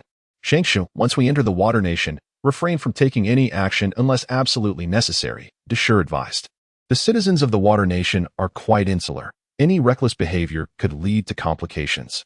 No problem. Shengshu shrugged, declaring that matters beyond his professional realm would not be his concern. Thank you. Deshur exhaled in relief, his face breaking into a cheerful smile. Once we reach home, we shall be safe. The silent Rope Tree, is it truly wise to raise a flag at this moment? As the ship docks, a throng of laborers rushes to the pier in search of work. Dashi promptly steps forward to organize the crew and commence the unloading of cargo. Rope Tree stood at the bow of the ship with the 3 little ones. Perhaps due to the protective armor, a myriad of gazes fell upon them, ranging from curiosity to indignation. Old teacher, Chingya from the mountain city swallowed hard. Why are they looking at us like that? The conflicts among the 5 great nations are ceaseless, and some animosities are difficult to dissolve. We need not concern ourselves with them. The gentle voice of Shengshu remarked. In a foreign land, do not instigate trouble, nor should you fear it. If trouble arises, I shall shield you. Indeed. Subsequently, the 4 followed Mr. Dashishi as they disembarked from the ship. Upon exiting the wharf, they noticed an increasing number of vagrants along the roadside. Most were children, kneeling by the path, begging for food. Mr. Dashishi, your esteemed country, isolated overseas and devoid of external foes. Why then do such beggars exist? Rope Tree felt a sense of perplexity.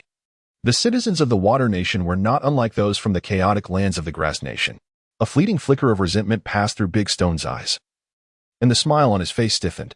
What Rope Tree did not realize was that the Water Nation was an island nation secure, yet constrained in resources.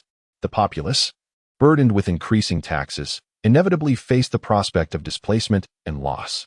Shenshu nodded, yet his heart was filled with skepticism. Only in times of national turmoil would taxation escalate. He pondered quietly, has the internal strife of Wuyin village begun to affect the common folk? Within 2 days, the merchant caravan arrived at the outskirts of Wuyin village. Halt. Daisher, you may enter, but the Konoha ninja must remain outside the village. A mist ninja stood resolutely in front of the caravan, eyeing Shenshu with vigilance, insisting that all members of the caravan undergo inspection. Chapter 38. White Zetsu Daisher's forehead was lined with veins, but he ultimately gritted his teeth and bore it. Offering an apologetic smile to Shenshu, I kindly ask you to wait here. Once I have delivered the goods, I shall return to Konoha. Mr. Daisher, please proceed. The tree, unperturbed, remarked, there is no need for haste. We shall set up camp in the woods we just traversed. Thank you, replied the large stone. Turning his head with a chilling demeanor, inspect the goods. These items are required by Lord Water Shadow, and should any damage occur, you shall be held accountable. The leader of the ninjas paused momentarily in his actions, awkwardly responding, we are merely acting under orders. Please do not take offense, Lord Stone. Hurry. You must be aware of the consequences of returning late. Indeed, the sloth observed the faces of these individuals with a languid demeanor. Resting its hands upon the back of its head as it lazily remarked, let us proceed to set up the tent. The mountain city dweller, Aoyama, with a tendency to chatter, retorted, what an absurdity, such a village exists? Silence, interjected Jukiyama, her tone firm. Enough with the idle talk, let us focus on our tasks. Aoyama, feeling disgruntled, fell silent. The rope tree nodded in satisfaction, the green leaves swaying gently. Teacher, please don't. Lord Mizukage, the goods have been transported back. Dashi knelt respectfully before the third Mizukage and continued. Everything in Konoha is as usual, with no significant events to report. The third Mizukage slowly lifted his head, his long black hair obscuring most of his face, rendering his features indistinguishable. You have done well, continue to observe. Additionally, procure fine iron, and if necessary, you may purchase finished weapons. Yes. Dashi dared not object and humbly requested permission from Lord Mizukage to return home for the night, planning to depart early the next day. Thank you, Lord Mizukage. Dashi swiftly exited the Mizukage's office, his back already drenched. The third Mizukage gradually stood, pressing a button on the desk, revealing a portal in the rear. He closed his eyes for a moment, then staggered into the passageway. No one would ever suspect that beneath the Mizukage tower lay an expansive secret chamber. At the center of this chamber rested a coffin, within which lay a figure strikingly similar to the third Mizukage. My lord, the mountain cemetery is prepared. When shall you proceed? Suddenly, a black face emerged from the wall of the chamber, its appearance quite peculiar. Hee. Shall we commence? The dry laughter of the third Mizukage echoed within the chamber. Kuro, instruct Shiro to masquerade as the third Mizukage and proceed as planned. Understood. Kuro paused momentarily, then inquired. There are several Konoha youngsters outside the village. The leader possesses a scent reminiscent of Hashirama. Oh? The third Mizukage narrowed his eyes. You mean Mokutan? Indeed. Kuro replied solemnly. It seems he is called SHG. Shall we have Shiro test his depth? After some contemplation, the third Mizukage nodded. Very well. I am curious to see how the young Saratobi's Mokutan differs. In the evening, after dinner, SHG and his companions began their customary post-meal exercise. Yuen and the others channeled chakra into their feet, slowly ascending from the roots of the trees to their summits.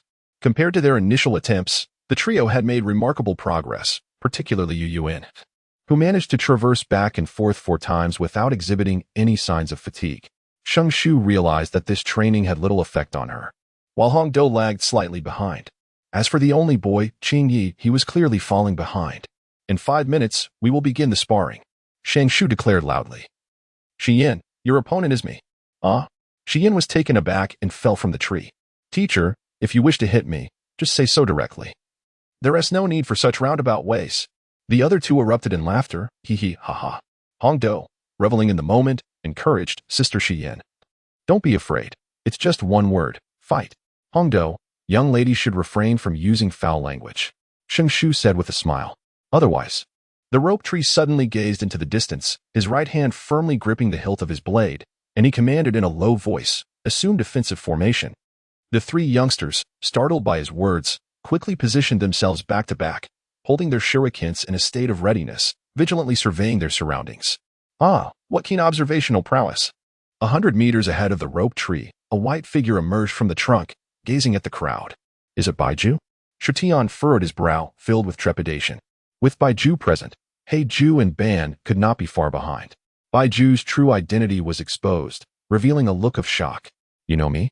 This is impossible. What brings you here, esteemed sir? The rope tree dared not speak much, for excessive words would lead to loss.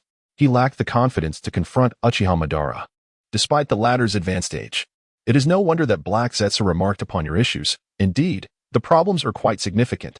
White Zetsu grinned, revealing his sharp, pale teeth. Young man, shall we go and have some fun? The rope tree chuckled. No need for that. I have a query that piques my curiosity. Might you enlighten me? Go ahead. Baiju emerged from the trunk, his head transforming into that of a pitcher plant. Do you emit flatulence? You little rascal, are you mocking me? Baiju bellowed angrily. Would release. Spore technique. The body of Shenshu was suddenly enveloped by a layer of white, expanding substance, which rapidly absorbed the chakra within him. Shenshu-sensei, senior brother, teacher. The three youngsters, witnessing the scene, rushed forward to offer assistance. Do not move. The rope-like tree halted abruptly, and a flicker of lightning momentarily severed the spores. In an instant, it appeared before Baiju, reaching out to seize his neck. You wish to capture me? My lord intends to catch you. There is no escape, Baiju remarked, unperturbed, with a cheerful smile. With a firm grip, the rope tree snapped its neck, retrieving a scroll from the blade pouch and sealing white absolute within. Today's battle is cancelled. You may take your rest. The trio exchanged glances before reluctantly retreating to their tent. Shadow clone technique. It would be impolite not to reciprocate. My lord, the clone of white absolute has perished. In the hidden chamber, black absolute, attached to white absolute, spoke swiftly, according to the feedback from the white absolute clone. This individual seems to possess knowledge of white absolute's whereabouts. Impossible. Uchiha Madara, having regained his true form, bore an aged visage that evoked a sense of a hero in decline. White absolute is crafted from the outer path golem. How could he be aware? Black absolute gazed intently at the contemplative Uchiha Madara and suddenly declared, My lord, your health cannot be compromised. You must return now to sustain the outer path golem. It is unwise to invite unnecessary complications. Have white absolute monitor him. The Moon Eye plan is of utmost importance and must not be leaked. Uchiha Madara replied solemnly. If the opportunity arises, this individual must be eliminated to avert future troubles. Understood. Shenshu, clad in a dark attire, concealed himself in a corner, meticulously observing the Shuing building. The defenses of Wu Yin village were stringent. It took him an entire hour to successfully infiltrate.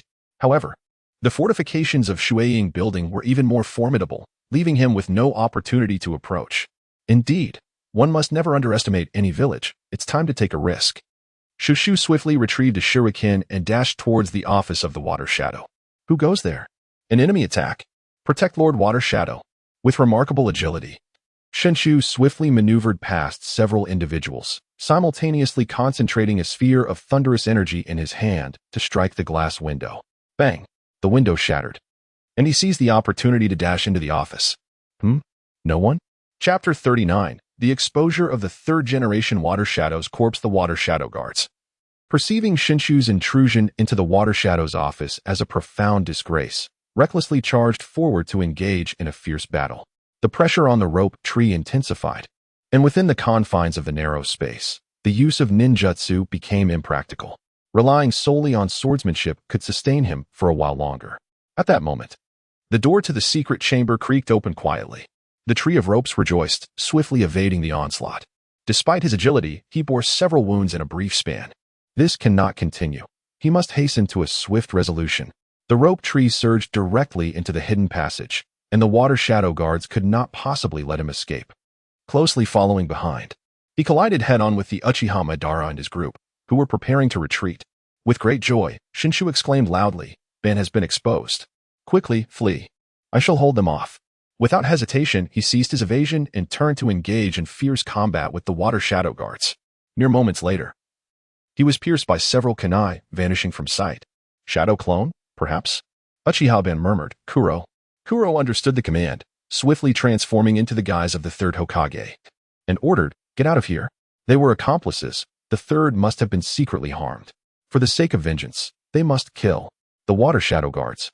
Along with the newly arrived ninjas from the Mist Village, suddenly had their eyes turn crimson, charging forward in relentless succession. This is troublesome.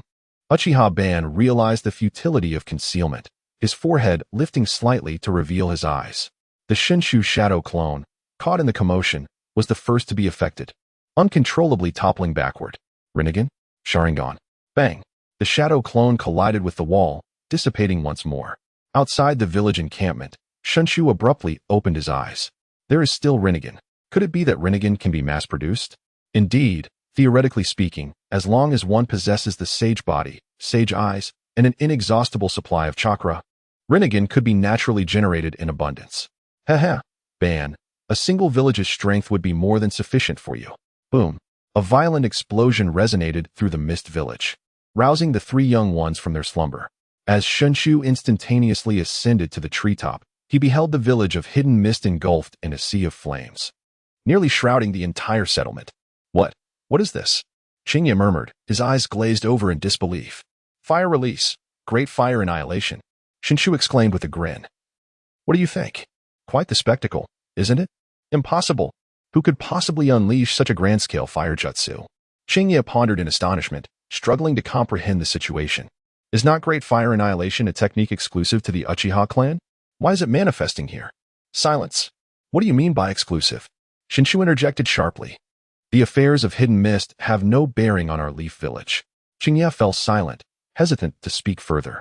The clamor of battle erupted from hidden mist, and Shenshu prepared to approach and witness the chaos. Unexpectedly, a group emerged from the shadows, led by Daisher and his merchant convoy.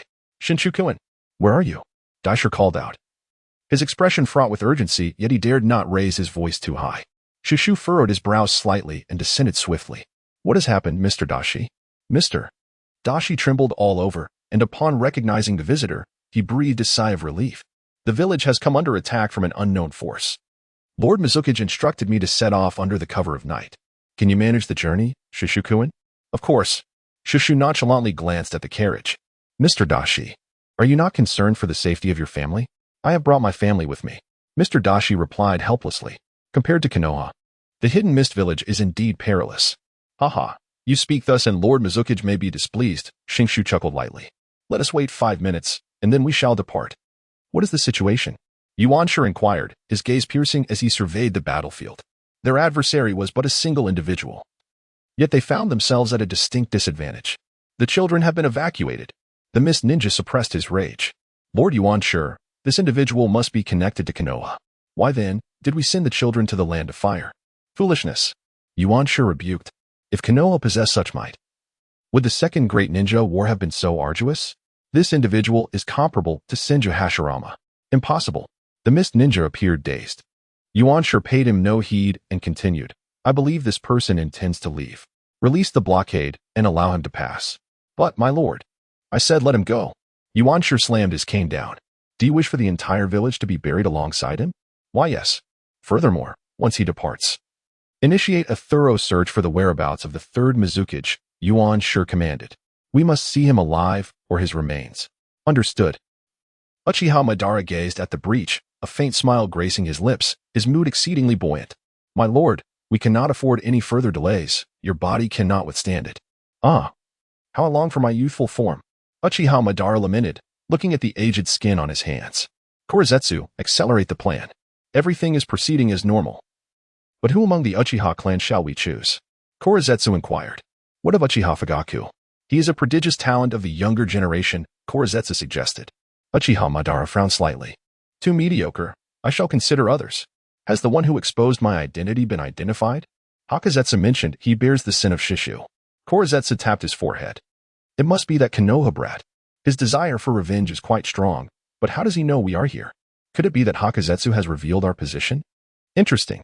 Uchiha Madara chuckled, observing the surrounding mist ninjas cease their assault. Shaking his head in mild regret, he said, let us proceed. As for that brat, instruct Hakazetsu to gather all information regarding him. Understood. The following day, the data concerning the village's losses was presented before Yuanshu. Where is Lord Mizuki? He lies buried beneath the Mizuki Tower.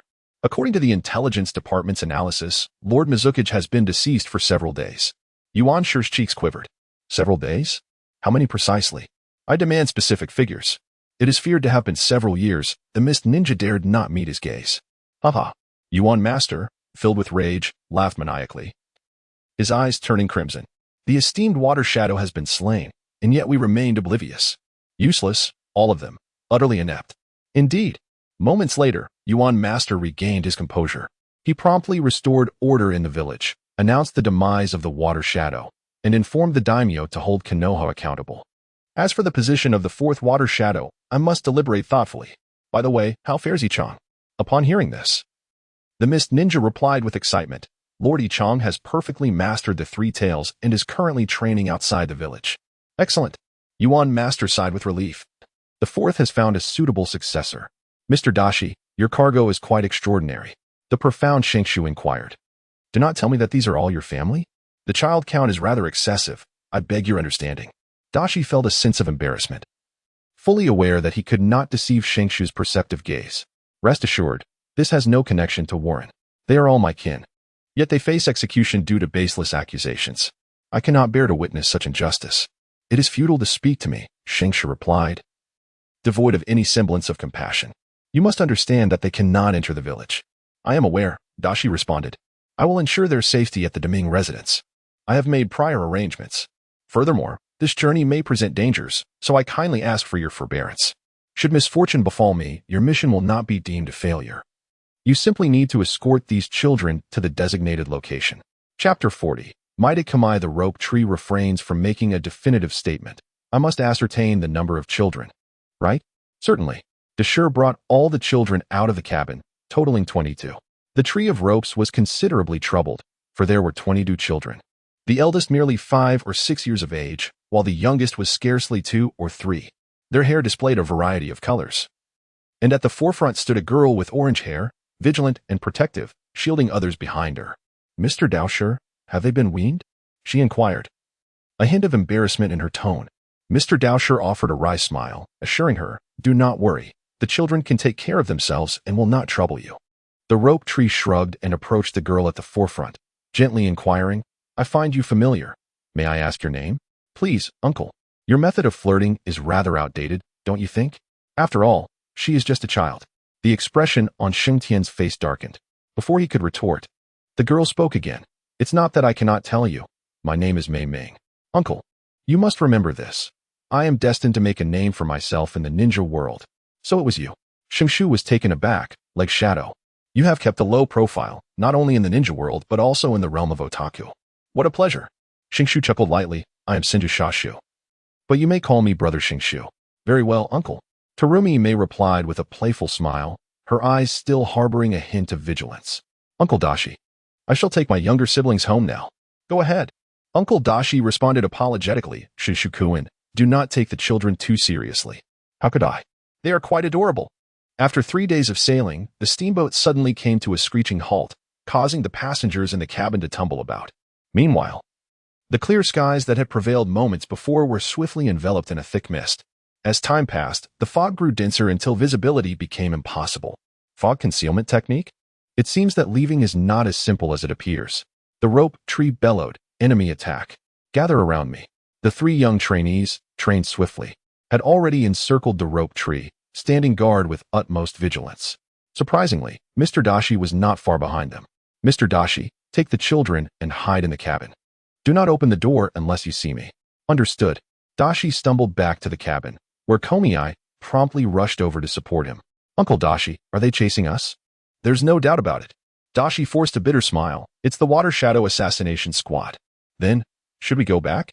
Komiai's expression turned vacant, haunted by flashing images of her parents' tragic demise. I don't want to go back. Returning means death. Yes, Sister Komiai, let us fight them. I concur. After all, it leads to death regardless. Silence. Komiai shot a fierce glare. Stay calm and do not create chaos. Uncle, is there any other way? Dashi shook his head slightly. For now, we can only pray that the 1,000-hand rope tree can hold them off. Is he that formidable? He and another from Konoha are referred to by the third Hokage as the 2 greatest ninjas of the younger generation. Their strength is not to be underestimated. This technique is unique to the Hidden Mist Village, known as the Mist Concealment Technique. The rope tree introduced to the 3 young ones. It can obstruct one's line of sight and silently bring about death. The means of restraint can be nullified by my Byakugan and Sharingan. As for us, we possess only the ability of mental perception. It is dire. Aoshi's complexion turned ashen. Although I have been practicing illusion techniques and mind reading, my perception is utterly chaotic. Cheyenne and Hongdo's expressions were equally grim, as if they foresaw their own demise. Shenshu chuckled softly. Indeed, you possess secret techniques in your household. He then swiftly formed hand seals, invoking the technique of multiple shadow clones. A thick cloud of smoke enveloped the four of them, and in an instant, over 20 shadowy figures appeared, only to vanish as quickly as they had come. Teacher. What is this? The three youngsters looked on with eager eyes. A foolish method. Shenshu closed his eyes, releasing his mental perception. Once your chakra levels rise, I shall impart my knowledge to you. In a fleeting moment, sounds of combat echoed through the dense fog. However, in the span of 2 breaths, 7 of the shadow clones had already been eliminated. They're here, a total of 7 individuals, Jonin. Shenshu feigned anxiety, saying, you must not act recklessly, lest we fall prey to the enemy. Understood. Daisher, you should know who we are, snickered Haishireya with a sinister grin. If I were you, I would hand over the children. It would spare you unnecessary pain. Inside the cabin, Daisher was drenched in cold sweat, astonished that the pursuers were none other than the 7 ninja swordsmen. Shenshu-kun, be careful. They are the elite forces of Kirigakure, the 7 ninja swordsmen. Pipa Shirzong grinned widely. Oh, Daisher, you place your hopes in these little brats? Haha, how amusing. Do you think the ninja world lacks tales of our legend? The tension in the air was palpable as the 7 individuals, though battered by might Dai, undeniably possessed formidable strength. Return to the cabin and remain vigilant. I may not be able to attend to you shortly, commanded SH2. Master. Senior brother. This is an order. Understood.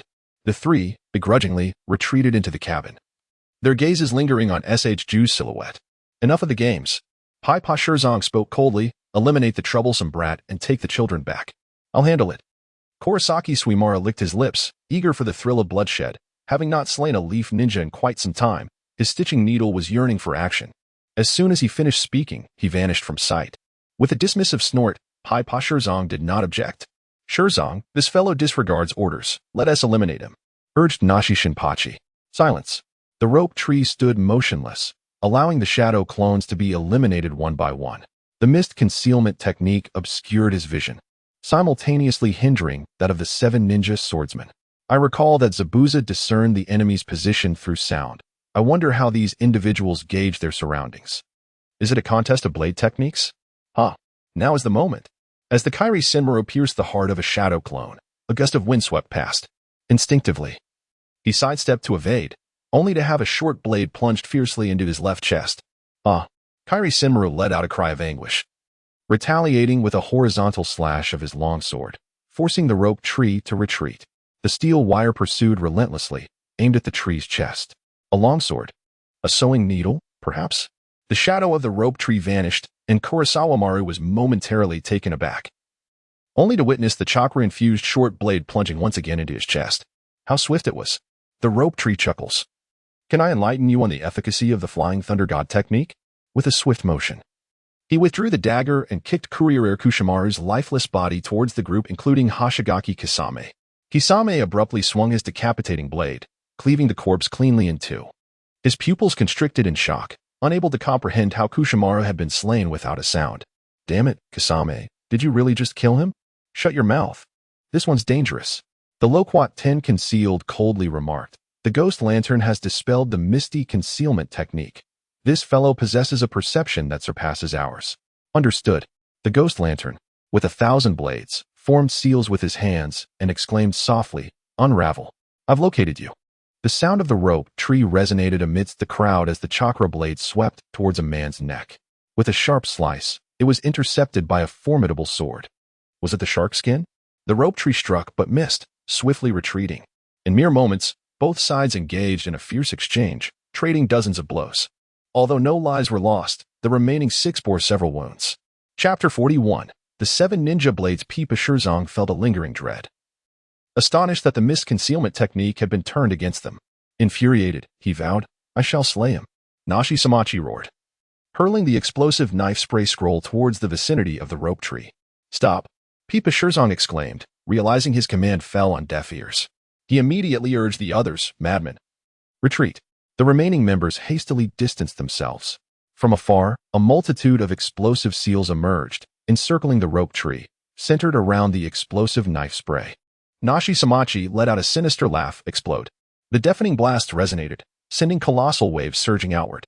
The merchant vessel bobbed like a fragile leaf upon the tumultuous seas, nearly capsizing. Did we succeed? A spectator could not help but inquire.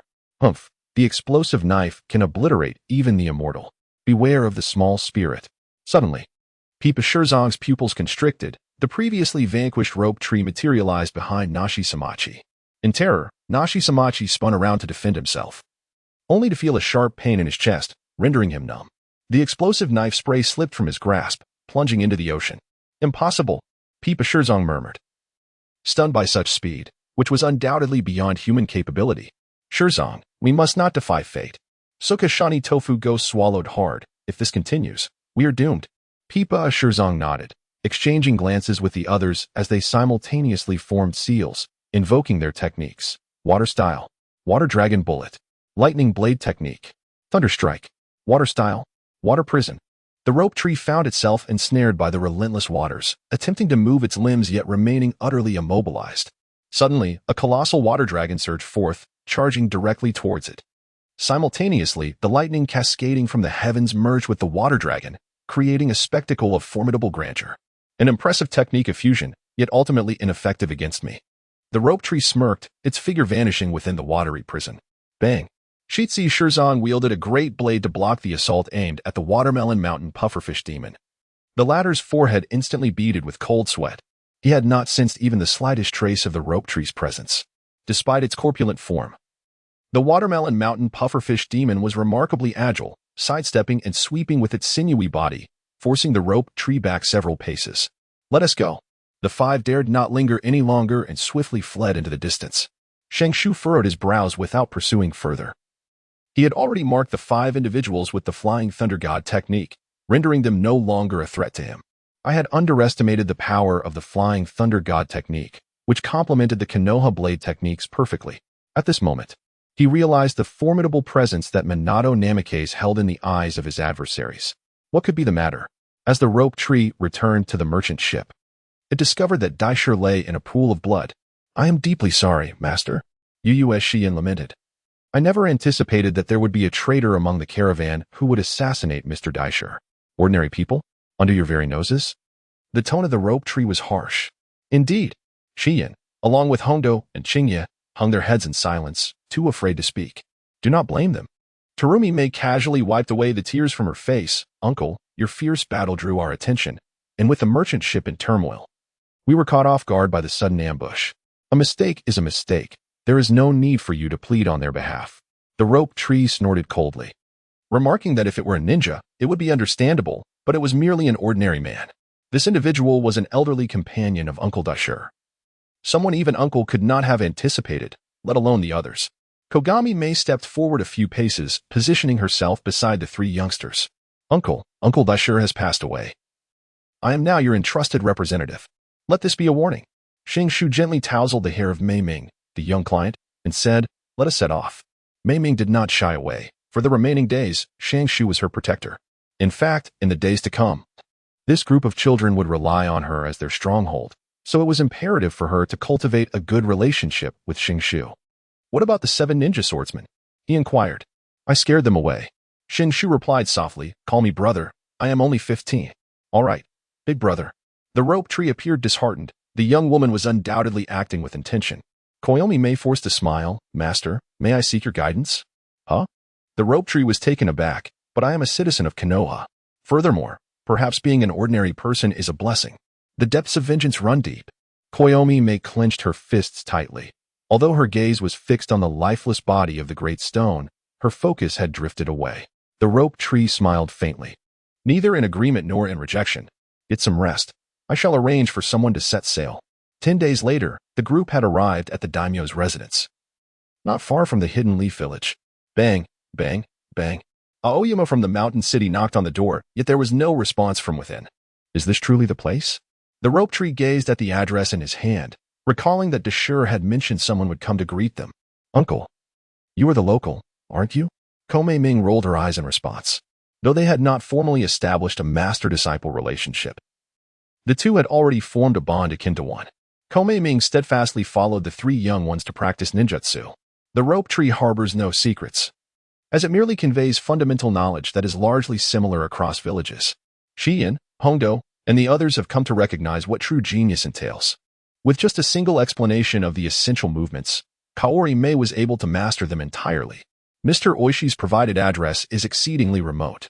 The vine tree felt a twinge of headache as it gazed at the 22 little turnips, a sense of helplessness washing over. Teacher, no one is here. Chingye from the mountain city spread his hands, observing the layer of dust on the door, which likely hadn't been opened in over a week. The little turnips behind Maine immediately fell into a state of panic. The younger ones had already begun to cry. This is impossible. Uncle Dashi would never deceive us. What shall we do? Woo-woo, sister, we won't starve, will we? I want to go home. Rope Tree felt a great burden on his mind. Although he was envious, these children all had their own backgrounds, and Little Shell's methods were undoubtedly ill-suited. Follow me. He beckoned. Dear Rope Tree, what brings you here? He teased. Your tone resembles that of a brothel, madam. Pray, tell me, has your establishment changed its business model? Brothel? What is that? Round Moon was taken aback. Never mind. Rope Tree chuckled lightly. No one seeks the Three Treasures Hall without a purpose. I have a favor to ask. Come in. Round Moon replied, allowing him entrance. Speak your mind. What brings you here? The Rope Tree provided a general explanation of the process. You may consider suitable placements. The orphan of the Hidden Mist Village? The Crescent Moon smiled meaningfully and remarked, Little brother, you are quite capable. Why not bring them to Konoha? I recall you have an orphanage. The Rope Tree shook its head, for they had already been branded and could not pass the scrutiny of the Hidden Leaf Village. Thus, I wish to establish a small shell branch within the feudal lord's residence. I shall arrange for individuals to oversee their safety. As for the official matters, I will require your diligent attention. The Round Moon propped its chin on its hands, its gaze piercing. Rope Tree, what is it that you desire? The position of Hokage? Me? Hokage? Shenshu chuckled lightly. Do not jest. I am hardly the type to catch the eye of those in high places. He paused, his tone shifting. I possess a peculiar inclination to collect all conceivable bloodline limits that may exist within the ninja realm. You wouldn't comprehend if I explained. Yuan shrugged, acknowledging her ignorance of ninja matters, yet she was not foolish. Do these children possess the bloodline limits you speak of? Chapter 42. The disappearance of Uchiha Makoto. How would I know? Shenshu shrugged once more. Consider it an investment. He casually diverted the conversation. Are you interested in investing in a bookstore? A bookstore? Yuan scoffed. One that sells novels? What profit could that possibly yield? Even the smallest mosquito is still a morsel. Shenshu replied, the scale of the hot spring establishment is expanding rapidly. I fear you may end up sewing garments for others. Yuan's expression darkened. Are you implying my newborn brother? What do you think? Shenshu chuckled lightly. Once your brother was born, you forfeited your claim to the title of heir to the daimyo. You cannot deny this. Yuan's face paled, yet she retorted defiantly, as for my younger brother, do not concern yourself with matters beyond your control. As for the bookstore you mentioned, I shall invest. Splendid. The Vine Tree, in admiration, approached and whispered, is it truly so? The full moon suddenly displayed a look of disdain, exclaiming, Vine Tree, so this is the kind of person you are. Business is merely business. The Vine Tree awkwardly touched his nose and replied, can you just tell me if it's feasible? Indeed, it is quite possible. Furthermore, one of the legendary three ninjas of the Hidden Leaf, Jiraiya, must be signed under our bookstore. In his heart, Shenshu gritted his teeth, realizing that this fellow was indeed incorrigible, having already succumbed to the pernicious habit of seeking out ill-gotten gains. Subsequently, the two engaged in a further discussion regarding the intricacies of the study. The Rope Tree even contemplates crafting a narrative surrounding the tumultuous love and hatred between Madara and Hashirama, as well as the tumultuous relationship between Madara and Kaguya. Such a tale would undoubtedly become a sensational success. Indeed, this is it. The Rope Tree brought with it the esteemed Kimi-Mei. This residence shall henceforth be my estate, ample enough for your accommodation. I have made special arrangements for caretakers to attend to your daily needs, and you need not worry about matters of safety. He turned to gaze into Kimi-Mei's eyes and stated earnestly, there exists a certain affinity between us. Would you consent to accompany me back to Konoha for training? You need not fret about your identity. I possess the means to facilitate your integration into Konoha. Kimi-Mei hesitated for a moment before resolutely shaking her head. Uncle, I apologize, but I must care for them. No worries. Shenshu formed hand seals, and a shadow clone materialized beside him. I shall leave him to train you and help you establish a foundation. As for your lava release, it is best to refrain from using it if possible. Terumi exclaimed in astonishment. You are aware. You need not conceal anything from me. Shenshu rose to his feet. I know far more than you might imagine. I must take my leave now. Uncle, Terumi said, tears welling in her eyes, you must promise to come see me. The rope tree did not glance back, waving goodbye as it exited the courtyard. Hey, it's me. Is such a parting truly necessary? Exclaimed the shadow clone, unable to contain its frustration. The scene elicited both laughter and tears from Kaguya. In the hidden leaf village, within the Hokage's office, Rope Tree stood respectfully before Sarutobi Hiruzen. While the three youths awaited in the corridor's seating area, Hiruzen furrowed his brow deeply, gradually closing the scroll in his hand. Was it true that a member of the Uchiha clan had slain the third Mizukage? Indeed, Rope Tree feigned casualness as he reminded. I chanced upon a figure outside the hidden mist village that bore a striking resemblance to Uchiha Madara. Impossible. Hiruzen's entire being trembled. How could the dead possibly be resurrected? I have seen his portrait. Shenshu remained composed, unable to fathom who could possibly wield such a vast scale of ninjutsu. This matter was of great significance, and one should not hastily draw conclusions. Sarutobi Hiruzen took several puffs from his pipe, his hand trembling slightly as he held it. The fact that one of the founders of Konoha was still alive was beyond imagination. We shall wait and observe the reaction of the hidden mist village. If they are indeed involved, they will not let this matter rest easily. After a brief silence, he turned to Shenshu and, with a smile, encouraged him. You have performed exceptionally well this time. I shall double your reward. Now, go and rest. Thank you, Lord Hokage. The rope tree slightly bowed in a gesture of respect before exiting the Hokage building. As for kneeling, what was that? He patted his waist, feeling sufficiently resolute. Devoid of the need to bow to anyone. Boss. The rope tree sends the evening primrose home, while the green leaves are ushered back. The sun's rays come forth to greet. Ah, you are quite well informed. Shenshu chuckled as he playfully punched him on the chest. Have you received word that I just returned to the village? Richa seemed lost in thought. He cast a furtive glance at the nearby members of the security team and whispered, this is not the place for conversation. Follow me. With a slight furrow of her brow, Shenshu instructed, Hongdo, you should return home first and inform your sister that I shall not be joining for dinner. All right, replied Hongdo, obediently making her way home alone. Shenshu followed Richa to the secret base tavern. If you're going to drink, then just drink. It sounds as if you're facing the end of the world. Richa's expression was complex. Boss, it's not me. It's you. Me? Shenshu was taken aback. What have I done? It's Makoto. Richa hesitated, his words hanging in the air. What about Makoto? Shenshu asked, growing impatient. Just spit it out. Makoto is set to marry Uchiha Fugaku. Well, what? Shenshu chuckled in disbelief. What kind of joke is this? I've only been gone for a month, and everything has changed? News from the Uchiha clan was released 5 days ago, Richa replied in a solemn tone. The wedding is scheduled for tomorrow. The expression on Shengtian's face faltered, and the smile vanished. Where is Mei Qin? She seems to have disappeared without a trace. Richa's countenance darkened, despite my various inquiries. I have been unable to locate her whereabouts. I suspect she has been placed under house arrest by the Uchiha clan. I attempted to negotiate under the pretense of being from the Hyuga clan, but was rudely dismissed. Boss, I firmly believe that Mei Qin is not here of her own volition. Shenshu suddenly smiled, patting Richa on the shoulder. Good brother, you are thoughtful. Richa clenched his fists and declared, the Uchiha have gone too far. No need. Shenshu retorted. I am not boasting. The current Uchiha clan does not command my respect. He picked up a nearby jar of liquor and drank deeply from it. Is there truly such a thing as a bride-snatching drama in the world of Naruto? How utterly distasteful. I shall take my leave. The rope tree offered a greeting, only to vanish without a trace.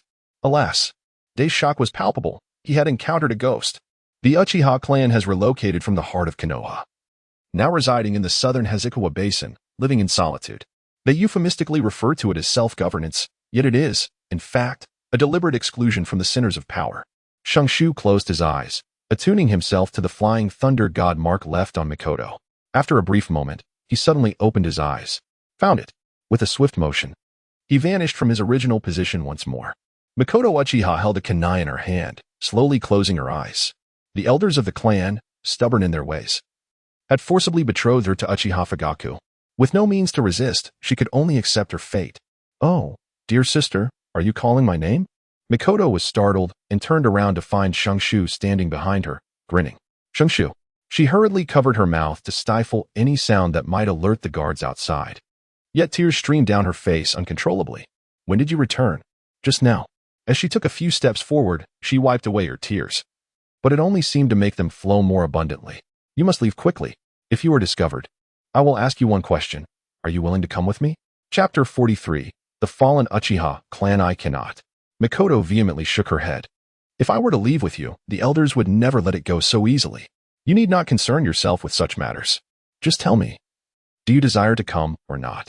Mikoto's cheeks flushed, and with her head bowed, she murmured, I do. Shenshu softly remarked, Then let's go. As he spoke, he took Meichin's hand and proceeded towards the door. I am eager to see if the Uchiha clan can withstand my full strength now. Creak. As Rope Tree stepped out of the door, he startled the guards lurking at a distance. Who dares to intrude upon the Uchiha clan? Senju Rope Tree. Here to pay my respects. The Rope Tree declared with a resonant voice, If you wish to avoid death, then step aside. The thousand-handed Rope Tree. I advise you not to deceive yourself. The guard replied coldly, The authority of the Uchiha is not something you can challenge. Enough with your prattle. The Rope Tree released Mikoto's hand and gently said, Watch me vent your frustrations. Be cautious. Mikoto, having resigned herself to her fate, declared, There's no need to worry about my back. With a gentle pinch of her delicate nose, Ju's figure darted towards the guard like a gust of wind. Upon witnessing this, the Uchiha guard's eyes instantly transformed into a vivid crimson hue. The single Tomo Sharingan spun rapidly, endeavoring to capture Ju's fleeting presence. What are you looking at? The sound of the Rope Tree echoed in his ears. Impossible. The guard was taken aback, unable to keep pace with the speed of the Rope Tree despite his Sharingan. Before he could react, a powerful blow struck his neck, rendering him unconscious. Shisha nodded slightly at Meichin before vanishing onto the rooftop. At that moment, the Uchiha clan had completely surrounded Meichin's residence. Leading the group was Uchiha Shana, an elder of the Uchiha clan, followed closely by Uchiha Fugaku. Senju Shashu, are you challenging the authority of the Uchiha? Uchiha Shana said coldly. Considering the Senju clan, I will let you leave now without holding a grudge. There's no need for that. Shushu surveyed his surroundings with a hint of amusement. Aren't you waiting for me? Why put on such a pretense? It's utterly nauseating. Humph. Since it has come to this, do not blame me for taking you down. Elder, please wait. Uchiha Fugaku quickly interjected. Taking action now would be detrimental to our clan. Allow me to persuade him. Fugaku, after your marriage, you will take over as the head of the Uchiha clan. Uchiha Shana replied, his tone harsh. Let me teach you a lesson. The dignity of the Uchiha cannot be profaned. Attack. At his command, 3 Uchiha Jounin immediately charged forward. The Rope Tree chuckled, drawing forth a chakra-infused short blade. With a single swift motion, 3 individuals were sent hurtling through the air, crashing to the ground. Old fool.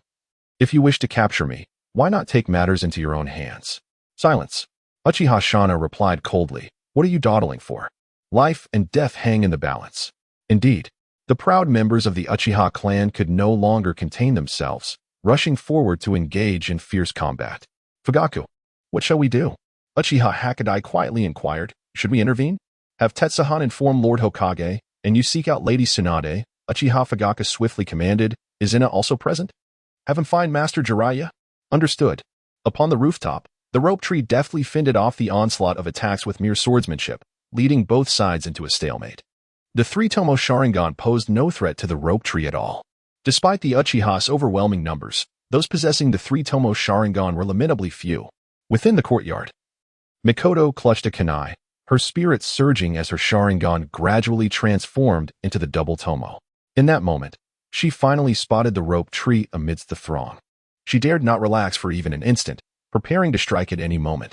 Uchiha Shana, witnessing the protracted stalemate, felt his expression darken further. With such a multitude in attendance, within a mere quarter of an hour, over 10 individuals had been injured and rendered incapable of fighting. Do not hold back, he bellowed. Are we saving our jutsu for the new year? At his command, the Uchiha clan members instinctively spread out. Upon witnessing the initial movements of these individuals, Shirtion swiftly descended from the rooftop, landing in the midst of the square. Fire release, great fireball technique. Fire release, great fireball technique. Over a dozen individuals simultaneously unleashed the Uchiha clan's legendary jutsu, transforming the entire square into a raging inferno. The surrounding onlookers, ordinary citizens drawn by curiosity, immediately scattered in all directions to avoid being caught in the ensuing chaos. Shenshu let out a derisive laugh, remarking that the combined might of over 10 individuals was not even half as formidable as that of Uchiha Madara. Was it that Madara was simply too powerful? Or had the Uchiha clan fallen into decline? Water style, water barrier. He expelled a torrent of water, swirling around his body to form a massive wall that repelled the flames. Once the fire subsided, Shenshu emerged unscathed. Water style, heavenly weeping. With a vigorous expulsion, he released a long-held phlegm, feeling a sense of relief wash over him. Suddenly, water needles rained down from above, piercing through the crowd and eliciting cries of anguish. Fire style, great fire destruction. Uchiha Shana swiftly unleashed his ultimate technique. The rope tree, filled with disappointment, shook his head. Without the kaleidoscopic Sharingan, even the Jonin of the Uchiha clan could only attain the level of elite shinobi. His years of rigorous training and hand speed came into play. As his hand seals dazzled the onlookers, he uttered in a low voice, "Water release, waterfall technique." A colossal sphere of water, bolstered by an immense amount of chakra, seemed poised to engulf the entire square. Earth release, earth flow wall. A massive wall of earth rose up in the square, countering the impact of the water sphere. The clash between the two forces resonated with a thunderous roar that echoed through the heavens. Shimu furrowed his brow, casting a glance at the figures on the city wall. Sarutobi Hiruzen, equally perturbed, coldly stated, "I require an explanation. Hokage-sama, Senju Shumu has intruded upon our clan's territory to assault my kin. I implore you to take action." Uchiha Shana's expression darkened. For today, the Uchiha clan's dignity was trampled beneath Shumu's feet. Sarutobi Hiruzen remained noncommittal, turning to Shumu and slowly inquired, "Shumu, are you not meant to be at home practicing your ninjutsu? I would prefer that." Shumu shrugged. "My fiancé has been forcibly betrothed to this old fool. How could I possibly refrain from coming?" "Oh." Sarutobi Hiruzen's mouth curled into a smirk as the city wall beneath him gradually faded. "Little Shumu, when did you acquire a fiancé?" Uchiha Shana seethed with indignation, clearly perceiving Sarutobi Hiruzen's inclination towards appeasement. "Senju Shumu, Uchiha Mikoto is a member of my clan. When did she become your fiancé? Must I report my personal matters to you?" Shumu retorted coldly, "At your age, it would be wise to speak less. Otherwise, I shall show no mercy." "You," Uchiha Shana pointed a trembling finger at Shumu. "Hokage-sama, he has threatened me." "Threatened me?" Sarutobi Hiruzen stifled a laugh, clearing his throat. "Shumu, Elder Shana is an elder from Tobirama-sensei's era. Do not show him disrespect. Fujitaka, find a quiet place for us to discuss this matter. Such triviality should not escalate into a brawl." "Yes." Uchiha Fujitaka respectfully bowed. "Hokage-sama, please wait. It would be prudent to discuss this once all parties are present. Are there others?" "I am." Tsunade hurried in, casting a quick glance at Shumu to ensure he was unharmed before speaking. "The current head of the Senju clan shall negotiate with you." Chapter 44. The restoration of the Senju name. In a moment, Uchiha Fujitaka led everyone to the conference hall. Once all were seated, he spoke, "As a junior, I should remain silent. However, as the cause of this incident, I must provide an account to Hokage-sama." "Hokage-sama." The position of Uchiha clan leader has long remained unresolved, which is detrimental to the village's stability. I, an unworthy subordinate, will assume the role of Uchiha clan leader. And I ask you all to bear witness. Clap. "Nonsense." Uchiha Shana rose, slamming his hands heavily on the table. "This is a matter within the Uchiha clan. Outsiders must not intervene. Indeed, Fujitaka, the position of clan leader must be decided internally.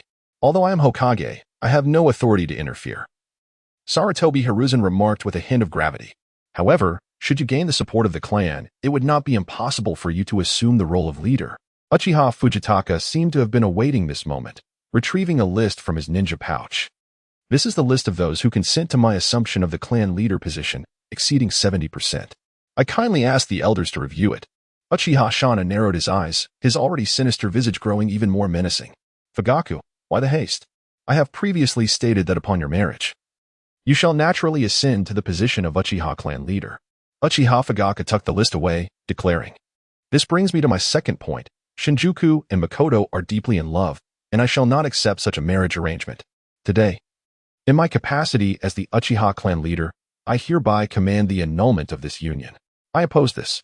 "Silence," Tsunade retorted sharply. "From beginning to end, it has been you, old fool, who has been meddling. Do you believe I want to crush you?" Old man, how is it that this fellow is not imprisoned? How did he manage to escape? Is there some clandestine manipulation at play? Tsunadeheim, you should aim to expose the truth without causing harm. Striking without landing blows to the face. Tsunade's words immediately provoked Uchiha Shana's fury, his eyes transforming into a vivid crimson. The 2-3-tomo Sharingan glared fiercely at Tsunade. Stepping forward, Shangtai positioned himself before Tsunade, his gaze unwavering as it locked onto hers. In an instant, he was enveloped by a distorted crimson world. Subsequently, he found himself bound to a cross as Uchiha Shana approached with a sinister grin, brandishing a sharp knife. Is this the illusion? The rope tree gazed curiously at its own form and the distorted world surrounding it. How intriguing. Boy, I shall skin you alive. Uchiha Shana sneered, raising his blade to strike. If it were Itachi, I might harbor a modicum of fear. But as for you, the rope tree chuckled playfully. You are utterly incomprehensible. The visage of the rope tree sage flickered and vanished, shattering the illusionary realm in an instant. Impossible. Uchiha Shana covered his eyes, blood streaming rapidly through his fingers. How could you possibly dispel my illusion? How dare you employ such sorcery before me? Tsunade abruptly rose, clenching her fists, ready to strike him down, only to be restrained by Sarutobi Hiruzen. Meanwhile, Uchiha Shana, his spirit severely wounded, repeatedly muttered, impossible. The pride of the Sharingan was shattered, and his already aged body struggled to bear such a heavy blow. Humph, Hiruzen, today's affair rests upon me, as well as upon my grandfather, Hashirama Senju. Tsunade declared furiously. Hashirama Rope Tree, the esteemed young clan leader of the Senju clan, has been subjected to such indignity. Henceforth, I, Tsunade Senju, in the name of the current clan leader, annul my grandfather Hashirama's policies and restore the Senju surname. Tsunade. Sarutobi Hiruzen's countenance changed, and he admonished, do you comprehend the gravity of your actions? This will undo the efforts of a generation of Hokage. I cannot concern myself with that. Tsunade's protective instincts surged, unwavering. Have you not already desecrated enough of the Senju clan? Furthermore, from this day forth, Uchiha Makoto shall be regarded as my future sister-in-law. Whoever dares to obstruct us shall face the relentless wrath of the Senju clan. We shall depart. With that, Tsunade turned and walked away. Shenshu accompanied Meichin as they exited the conference room. Sister, you exude such commanding presence. Shenshu extended his thumb in admiration, exclaiming, you are indeed speaking of revival. Tsunade offered a wry smile, revealing that she had been urged by clan members recently, but had yet to make a resolute decision. The revival would mean severing ties with her mentor, and she retorted, ah, you are mistaken. Shenshu replied cheerfully, look at the Hyuga clan. Isn't Inuzuka and Nara doing well? They are not betraying the village. It is not as dire as you suggest. Sarutobi Hiruzen fell into silence, and after a considerable pause, he raised his head to declare, let today's events be laid to rest. Do not disseminate it excessively. Understood. Uchiha Fugaku whispered, Lord Hokage, should we inform the other clans? No need. Sarutobi Hiruzen shook his head, let us wait and see.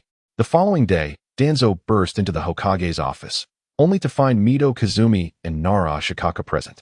Hiruzen, is it true that the news of the Senju revival is causing such a stir in the village? Hiruzen, disinterested in engaging with him, remained silent. While Nara Ashikaku replied with a hint of annoyance, Danzo, you ought to knock before entering. Silence. Danzo barked, Hiruzen, you should have dealt with the Senju Shenshu under the guise of unrest yesterday. Danzo, do you comprehend the gravity of your words? Sarutobi Hiruzen admonished. Is this what you ought to be saying? Unfazed, Danzo retorted, Hiruzen, when will you alter your indecisive nature? The Uchiha clan remains unresolved, and now another Senju emerges. You must understand, get out. Danzo's unrestrained comments pierced through Sarutobi Hiruzen's defenses. Humph, I shall not concern myself with the others. Danzo declared coldly. I will eliminate any person or matter that threatens the safety of the village. With that, he stormed out, slamming the door behind him. The rope tree has been relocated back to the ancestral home of the Chisho clan, accompanied by Uchiha Makoto, Uzumaki Nami, and Mitarashi Anko. The Senju family has now fully integrated into the village, and what Tsunade refers to as restoration of their name is merely the reclamation of their surname. Nevertheless, this has stirred considerable excitement within Konoha. The Senju clan members weep tears of joy, for lacking a surname feels akin to drifting leaves without roots. Although they cannot reside together like other families, they can still partake in ritual activities. Young Master, Tian Kue, and the others have already reached the level of lower ninjas. Should they come out to work? Uzumaki Nami, clad in professional attire, stands respectfully beside the rope tree. Certainly, let them move here. Consider it a form of training. The rope tree nodded slowly, and as for the others, there was no need for haste. Furthermore, even those lacking in cultivation talent should not be carelessly discarded. Do you understand? Rest assured, young master, such a situation will never arise. Vortex Nami hastily assured. However, aside from the 5 from Tian Kue, we have taken in a total of 32 orphans, which is already the absolute limit for Little Shell. So many? The rope tree chuckled. This is what one calls professionalism. The Rabbit clan, after exhausting their efforts, managed to gather 5 individuals. Upon handing them over to the full moon, the numbers were swiftly filled. They informed the full moon that the plan would be postponed. Indeed. Chapter 45, Kakashi's promotion to Ch9. Time flows like a shuttle. And the ninja world quietly entered the 40th year of Konoha. The rope tree opened the attributes panel, revealing the following details. Name: Thousand Hand Rope Tree. Age: 15. Strength: 18. Spirit: 27. Constitution: Immortal Body. Available points: 3. At that moment, he was struck by a wave of headache. Throughout the year, he had ceaselessly undertaken missions, fighting between life and death. Additionally, a multitude of shadow clones had tirelessly researched ninjutsu day and night. Astonishingly, his 2 primary attributes had not increased at all. Damn it. This is forcing me to manually allocate points. The rope tree expressed its grievances, subsequently exhausting all available points, resulting in alterations to its attributes panel. Name: Thousand-Handed Rope Tree. Age: 15. Strength: 21. Spirit: 31. 5. Constitution: Celestial Being. Available points: 0. The precision to the decimal point is rather off-putting. Could it not be rounded? In an instant, as the rope tree attained success, a surge of warmth coursed through his body, accompanied by a crisp sound. It felt as though he had shattered the chains that bound him. He sensed that the celestial mode was on the verge of a breakthrough. Thud, thud, thud. Rope tree, are you there? Rope immediately abandoned the idea of venturing into the damp bone forest, and upon opening the door, he found Makoto waiting outside. Rope, Kakashi Hatake has sent an invitation for you to join him this evening.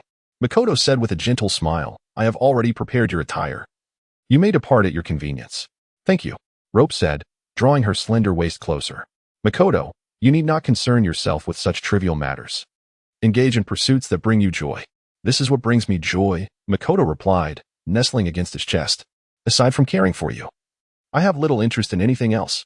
Shushu sighed softly, lamenting the difficulties of receiving a beautiful woman's affection. Come with me tonight, he urged. I'm afraid that's not possible. Meichin replied, shaking her head. Juxanai has invited me to go shopping. That girl. Shenshu shook his head in exasperation. Is Mizumon off again? Yes, indeed. Meichin nodded eagerly. Mizumon is a true task enthusiast. He only takes a 3-day break. But wait, Shenshu furrowed his brow. Why didn't Kakashi join? I heard it's a special mission arranged by Lord Hokage, but I'm not very clear on the details. The rope tree did not delve deeply into matters. Instead, donning the robe prepared for him by Makoto, he set forth to the Hatake residence to attend the feast. Oh, teacher. What occasion is it today that such a sumptuous banquet is laid out? Shenshu seated himself without reservation, as the servant had already laid out a sumptuous spread of dishes. Shuamao, with a smile gracing his lips, remarked, It seems we have double happiness at hand. Kakashi, shifting his hips, casually wiped the forehead protector from his brow. Oh. Kakashi, have you been promoted to Chunin? Hee by sheer luck. Kakashi chuckled foolishly. Brother, is it still acceptable to become a Chunin at the age of 6? The rope tree extended its thumb, undeniably superior to me. Truly, it is no wonder that I regard him as a prodigy. With a light smack, Shuama reproached Kakashi, saying, What have I told you? You must remain humble. You cannot even compare to your senior by a mere finger. Kakashi, holding his head, retorted sulkily. But my senior is not a stranger. Indeed, exclaimed the rope tree joyfully. Teacher, you must not be overly harsh. Is there anyone in Konoha who has advanced to Chunin at the tender age of 6? Shuama felt a surge of delight within while maintaining an impassive demeanor. You still have a long way to go. Junior, do not mind the teacher. The rope tree personally poured a drink for Kakashi, celebrating his promotion to Chunin. Cheers. Cheers. Kakashi gazed at Shuama with anticipation, to which Shuama responded with a faint smile, lifting his glass. The 3 clinked their cups together with a resounding clash. The rope tree drank deeply and then inquired, Master, are there any other joyful tidings? Shuama leisurely replied, The esteemed Hokage has bestowed upon me a portion of the Hokage's mantle, In recognition of my contributions to the village, it can indeed be considered a moment of joy. Is that true? Kakashi exclaimed with delight. Father, does that not mean you have the opportunity to inherit the position of Hokage? The expression on Xingtian's face darkened. As if Shuo Mao's fate began to shift from that very moment the Hokage's sleeve was introduced. Kakashi, how could the esteemed Hokage, in the prime of their life, possibly abdicate? Shuo Mao reasoned with a semblance of rationality. In truth, it is akin to a mere insignia, devoid of any tangible significance. Father, there is no need to deceive me.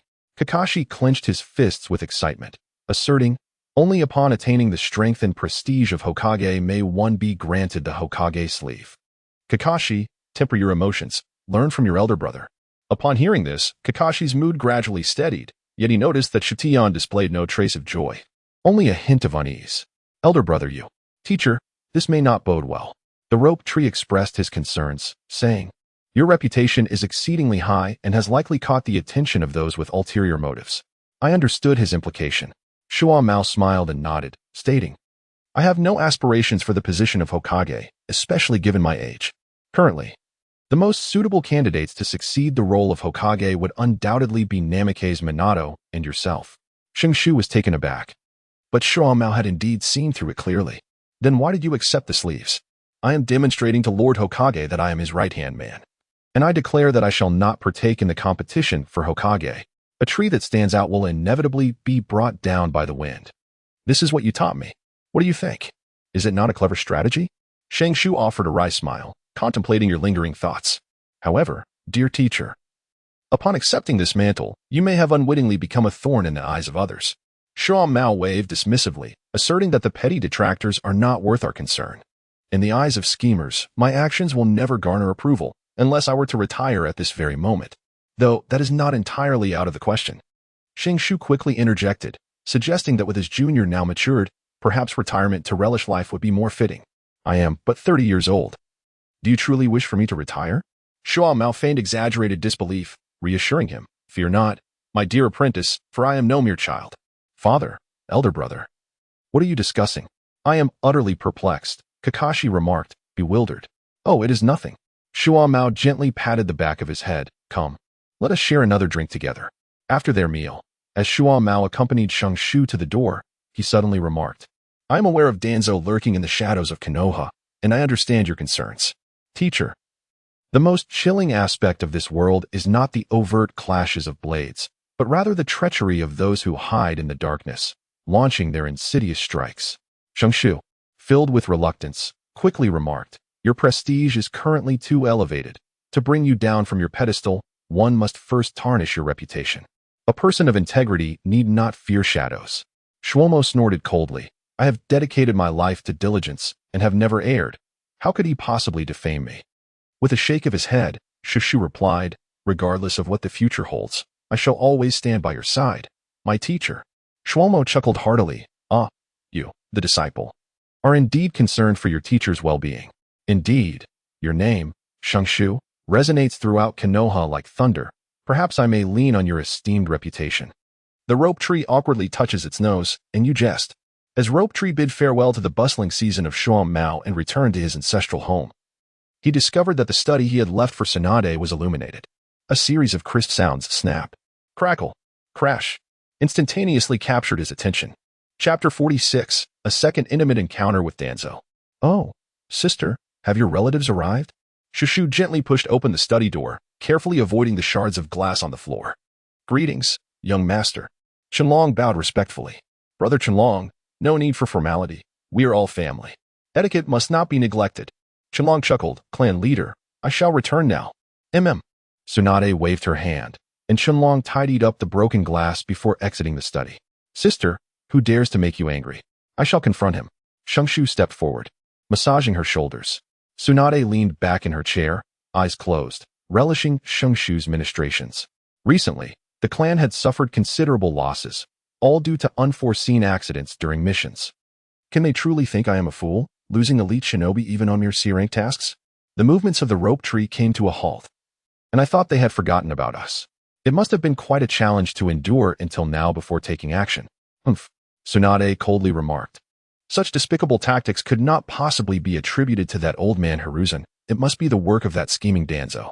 Sister, be a bit more ladylike. Otherwise, who would dare to marry you? Tsunade shot her a sidelong glance. You heartless little one.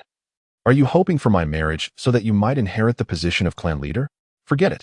The rope tree shrugged nonchalantly, suggesting, why not consider a live-in husband? I believe Jiraiya would be quite suitable. Get lost. Tsunade retorted with a playful scold. Jiraiya now avoids you like the plague. Do you possess some leverage over him? The rope tree clenched its teeth, recalling the last time I visited the hot springs, where I caught a glimpse of the truth. Haha. Tsunade laughed exuberantly. No wonder. Sister, do you have any thoughts about Jiraiya? The rope tree inquired curiously. We are far too familiar with each other. Tsunade replied helplessly. Having grown up together since childhood, if there were any feelings, wouldn't they have surfaced long ago? Shenshu, in a state of trepidation, exclaimed. Surely you cannot harbor any affection for Lord Orochimaru. What nonsense are you uttering? Tsunade retorted, casting him a sharp glance. If I must choose between the two, I would prefer Jiraiya. With that, she gently patted Shenshu's hand. I am perfectly fine, however, the hour grows late. Let us return to rest. I shall have Nami prepare a room for you. By the time you ponder over it, the moment will have passed. Tsunade added with a hint of irritation. Mikoto has long since made the arrangements. Shenshu, you are no longer a child. Why not select an auspicious date for your wedding? But I am merely 15. The rope tree trembles in sheer terror. Surely, you wouldn't thrust me into the grave of love at this very moment? I care not for your grave.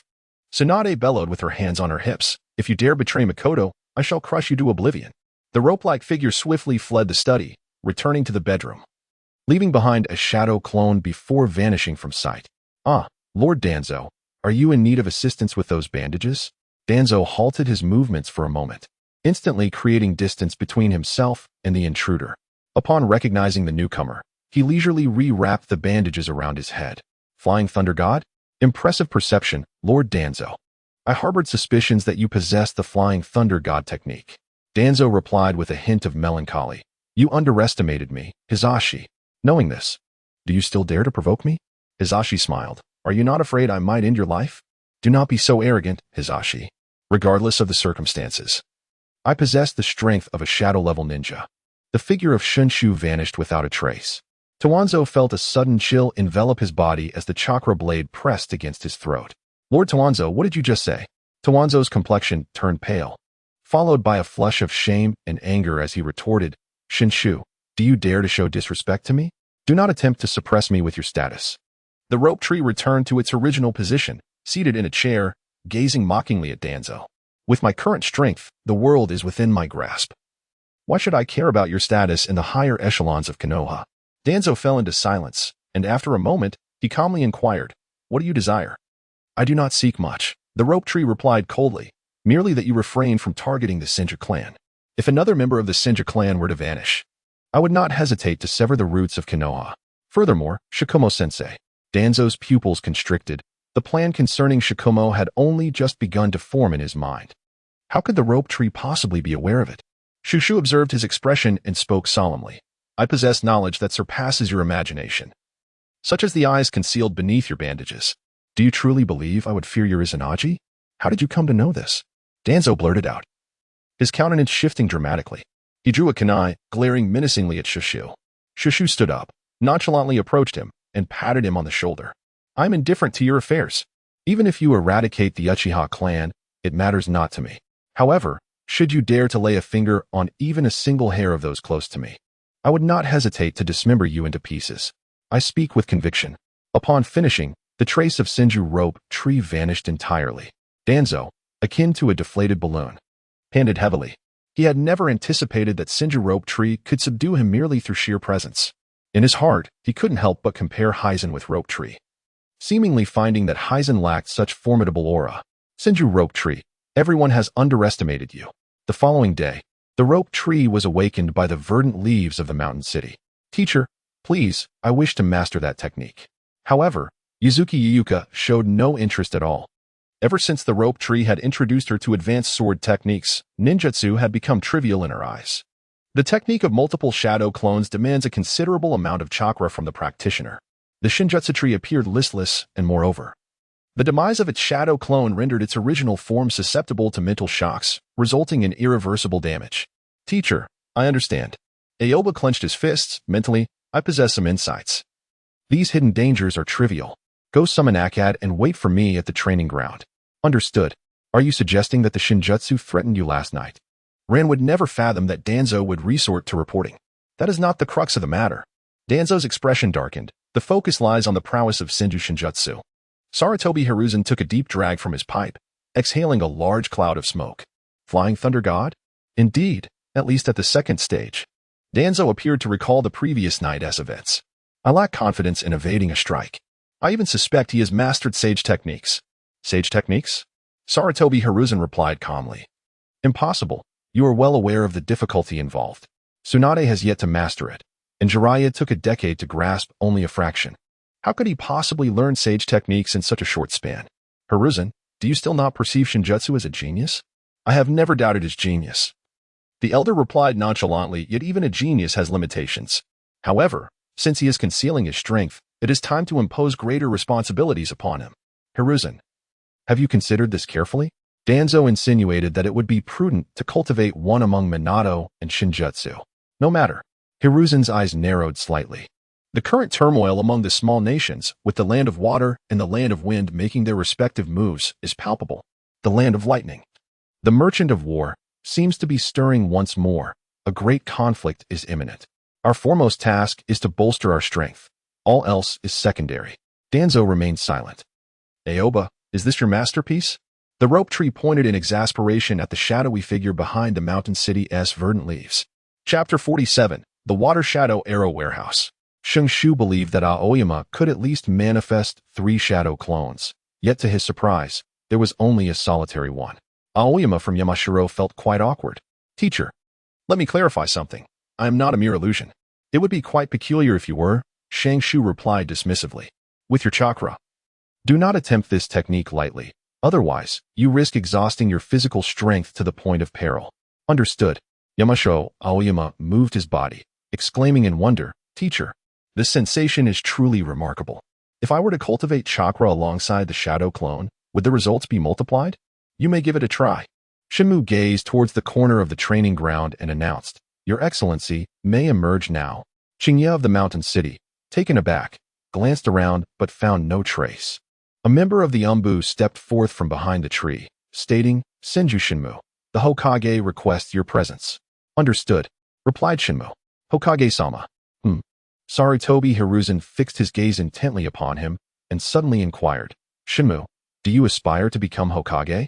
Shenshu was taken aback for a moment, then burst into laughter. Do you think my temperament is suited to be Hokage? It is not a matter of suitability, but rather of desire, Sarutobi Hiruzen replied calmly. The primary role of the Hokage is to instill fear, ensuring that neighboring nations dare not covet the land of fire's territory. Never mind. The rope tree shook its head, expressing a preference for a life of idle indulgence over becoming Hokage. You lazy bum. Sarutobi Hiruzen chided with a chuckle before handing him a scroll. This is a message from the 4th Mizukage of the Hidden Mist Village. What are your thoughts? Shushu unfurled the scroll, a slight frown creasing his brow. With all due respect, I must speak candidly. Even if this individual were to conceal himself within the mountainous graveyards, he is not someone we from Konoha should provoke. Little Shenshu, do you harbor a sense of trepidation towards this person? The rope tree shrugged. The name of Uchiha Madara resounded throughout the universe, and fear was indeed warranted. You are quite honest. Sarutobi Hizashi expressed his concerns, saying, if it truly is Uchiha Madara, having concealed himself for so many years, he must be plotting something. Surely you do not expect me to investigate his intentions, do you? The rope tree raises its hand in surrender. But how does this differ from sending me to my demise? This mission is classified as S-rank, issued by the Hidden Mist Village, and we are merely providing assistance. Sarutobi Hizashi paid no heed to his complaints. The newly appointed Mizukage, Yagura, is personally leading the team, and we are to coordinate our efforts. Yagura? The Jinchuriki of the Three Tails? Shushu was taken aback. The world had descended into chaos. Indeed, Sarutobi Hizashi nodded, stating that it was said that Yagura had perfectly controlled the Three Tails and initiated this operation to avenge the 3rd Mizukage. Who else do we have? Kakashi Hatake, Sarutobi Shino. And you? Just the 3 of us? Old man, Shino's health is not good. Are you really sending him on a mission? Shenshu inquired with curiosity. Saratobi Hizashi replied with a hint of melancholy. We cannot remain in the village forever, living off others. I sense you are alluding to something. The rope tree muttered under its breath. When shall we set forth? Tomorrow morning. This mission will be led by Kakashi Hatake. You have no objections, do you? Of course not. The curious rope tree inquired, what is the monetary reward for an S-level mission? Each individual shall receive a sum of 150,000 taels. The eyes of Shatri sparkled with excitement. Surely this was more lucrative than the likes of hot springs? Perhaps the plan to visit the brothel should be prioritized. The following morning, Shenshu met with Shuamao. Teacher, I must once again cling to your coattails. Shuamao chuckled wryly. In merely 3 years. Shatri had caught up to his pace, entirely devoid of the earlier embarrassment of being pursued by the Sand Ninja. I never expected you to be eligible for S-rank missions already. The rewards are substantial, Shenshu remarked with a sense of entitlement. Had I known the S-rank missions offered such generous rewards, I would have taken action much sooner. I would have been taking advantage of you, teacher. Shenshu joked. Eating your food and drinking your drinks, yet still no payment. You rascal. Shuamao laughed heartily, gesturing to a figure behind him. This is Saratobi Shino, an elite jonin. Proficient in earth release. I know him, Shatri responded. Tsunade frequently visited the home of Saratobi Hizashi by Lake Biwa, and thus the two had become somewhat acquainted. Brother Saratobi, I hear your health has not been well. Why are you still taking on missions? Just a minor ailment. Saratobi Shino replied in a gentle tone, speaking slowly, which naturally endeared him to others. It was merely a new technique that strained my lungs. Tsunade has been assisting me with my recuperation these past few days, and I am already feeling much better. Oh, have you succeeded? The rope tree exclaimed with excitement. It is indeed difficult. Nishinasuke sighed, saying, it is quite challenging for a mortal body to perceive the boundaries of the blood realm. Subsequently, SHM elaborated on the details of the task at hand.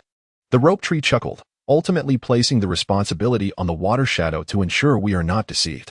Haha, your summary is quite astute. Shuamao nodded, for after all, they hailed from 2 different villages, and the hearts of men are often inscrutable. The 3 conversed and laughed as they hastened towards their designated location, being elite ninjas. Their journey was nothing short of a whirlwind. They spent 2 days reaching the appointed spot, and then patiently awaited another 2 days for the arrival of the water shadow and his entourage. Oh, it appears they are all familiar faces. The rope tree grinned, as the one clearing the path for the water shadow was none other than the formidable Dao Dao Pipa Shirzong. Oh, Shuamao felt a stir of interest. Was there a connection? These individuals were known as the 7 ninja swordsmen, each possessing the strength of a jonin. The rope tree swiftly elucidated, we crossed swords during a mission last year. And the outcome? I dispatched 2 of them, while the others fled. Shuamao found no surprise in his prowess, though an Eye Shinobu was somewhat taken aback. Who would have thought that the little bug trailing behind Tsunade had amassed such strength? It's you, Pipa Shirzong exclaimed. Indeed, it is I. The rope tree replied with a playful smile. Brother Pipa, I extend my greetings. In an instant, the remaining members, including the one adorned with the water shadow hat, Ijong, arrived. Greetings, Lord Water Shadow. Shuamao stepped forward to pay his respects. I am Shikimoku Shuamao, the captain of this team. I humbly seek your guidance. Konoha's White Fang? Ijong raised his head, revealing a somewhat youthful countenance. The 3rd Hokage did not dismiss me. I am quite pleased. As long as you are satisfied, it is well. After accepting the request, the Hokage went to great lengths to ensure you would have no objections. The rope tree indeed gazes at Shoma with newfound respect, surprised that this reticent man can be so loquacious. The Watermelon Mountain and Pufferfish Spirit whispered a few words in Izua's ear, who then fixed a hostile gaze upon the rope tree behind Shomo. Might I inquire as to the identity of this esteemed shinobi? Senju Rope Tree, replied the rope tree, maintaining a humble yet confident demeanor. It is a pleasure to make your acquaintance. I hope for your guidance in our future interactions.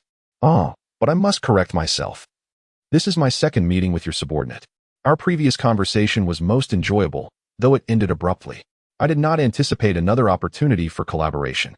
The corner of Pipa Shirzong's mouth twitched. The price of our pleasant discourse was rather steep. Each task has its own responsibilities, and I shall not delve deeper. Izua remarked coldly. However, I kindly ask that you return the 22 children of the Hidden Mist Village to me. Lord Mizukage, you jest. The rope tree bowed and said, once the task is completed, I shall have no further entanglements with these individuals. What is there to discuss regarding the return? Chapter 48, The Mountain Cemetery Nonsense, exclaimed the Watermelon Mountain's Pufferfish in anger.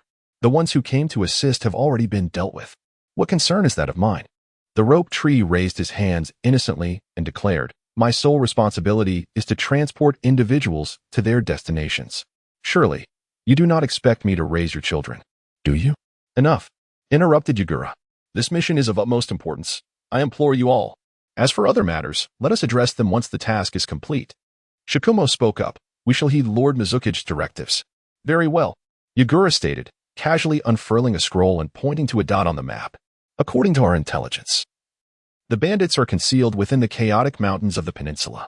This area is littered with countless animal carcasses and is sparsely populated.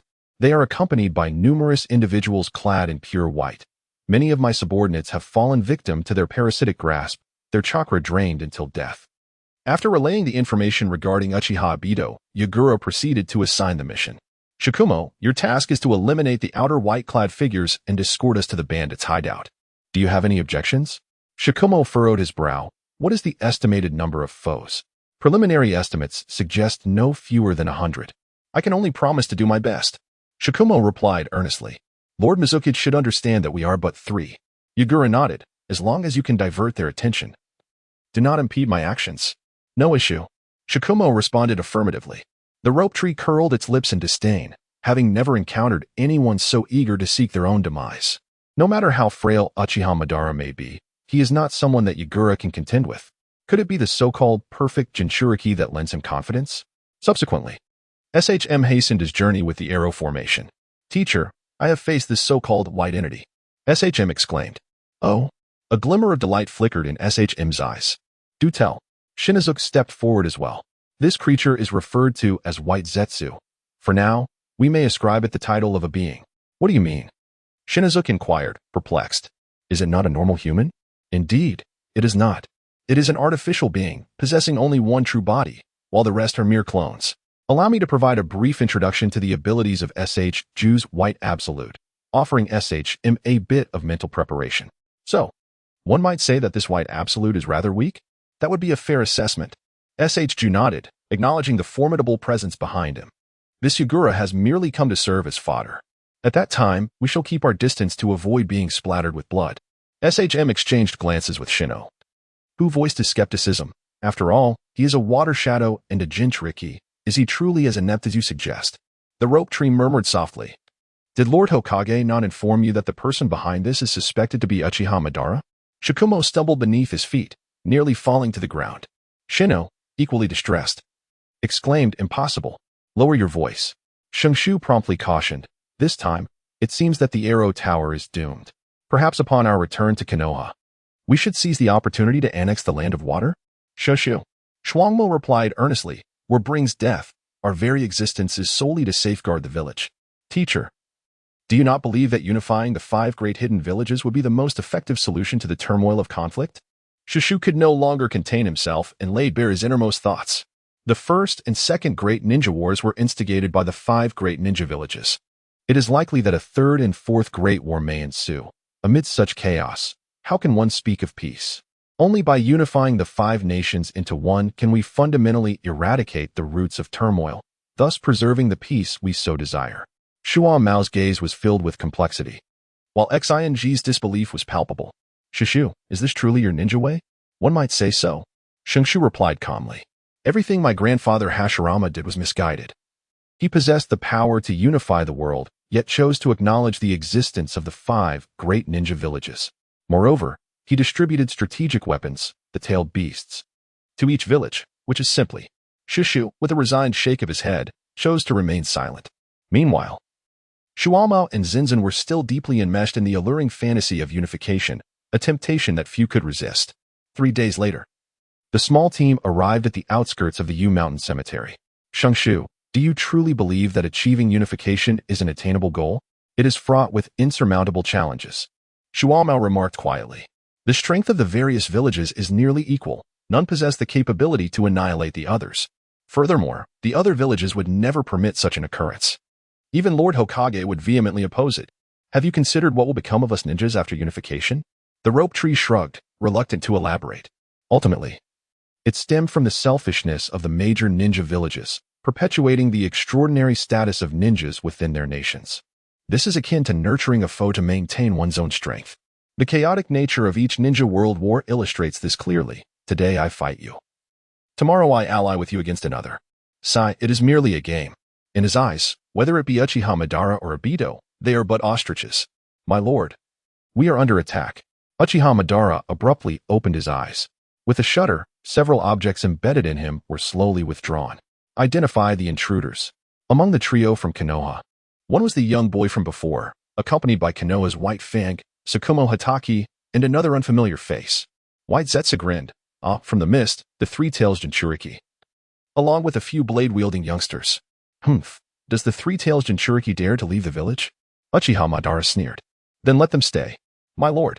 Black Zetsu interjected hastily. This deviates from the plan. No. Uchiha Madara shook his head. It's merely a preemptive move. Black Zetsu suddenly raised his head. My lord. Do you have a candidate in mind? Indeed. Uchiha Madara's lips curled into a smile. This individual is Uchiha Obito, a most benevolent child. Benevolent? It is only through extreme love that one can experience extreme hatred. Uchiha Madara remarked ominously. Only then can the Manjiki Sharingan be awakened, allowing me to traverse the realms. Black Zetsu grinned maliciously. Then we must strip him of everything, mustn't we? What could be more exhilarating than to slay those he holds dear with his own hands? The surrounding white Zetsu, observing the two in their frenzied state, instinctively shivered and quietly retreated a few steps. They're coming. Tsukumo hastily returned, behind him.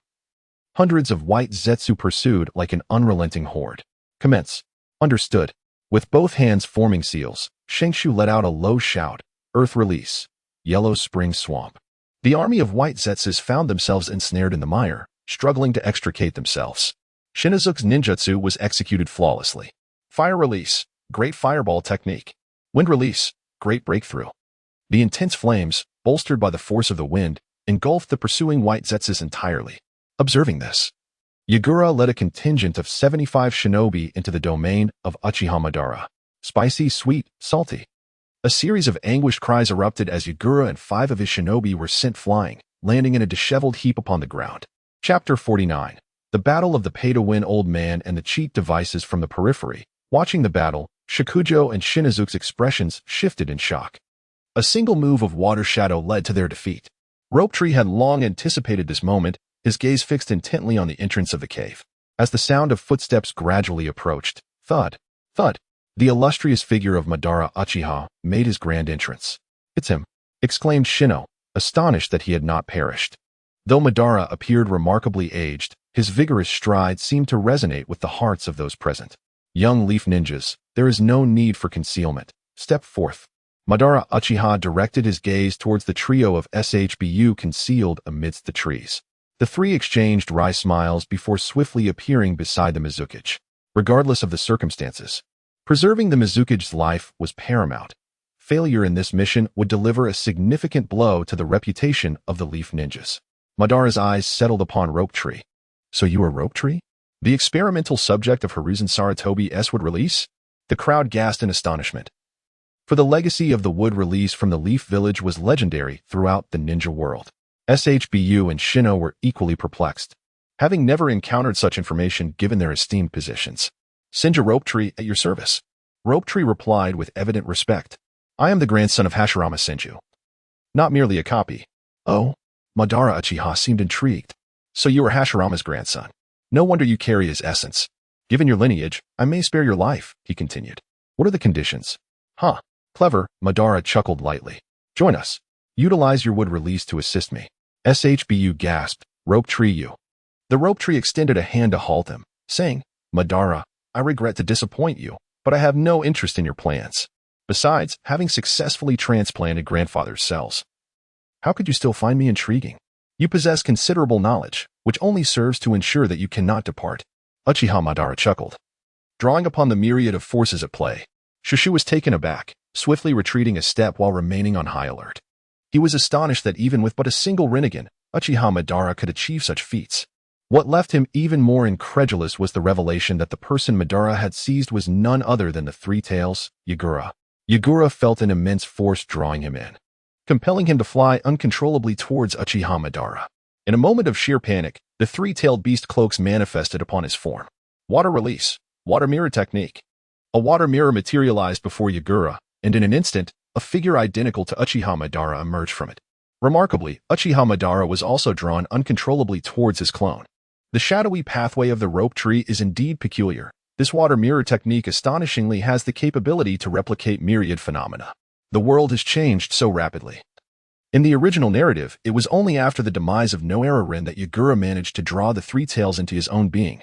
This aside, if the water mirror technique is as formidable as it seems, how does Obito maintain control over it?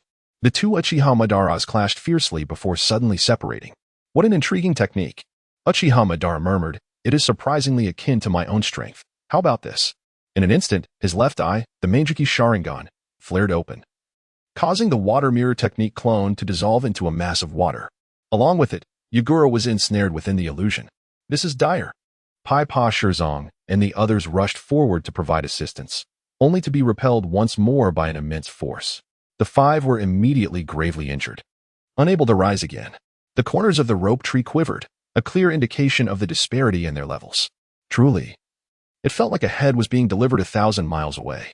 "Teacher, you all withdraw first. I will hold them off." However, Shuo Mao would never consent to such a plan, and he charged forward in an instant. Clang, clang. The two engaged in a flurry of exchanges. Yet Shuo Mao's proud speed was rendered utterly inconsequential before Uchiha Madara. The rope tree pressed against his forehead, the kaleidoscope of the Sharingan revealing the intricate techniques of SHM's swordsmanship.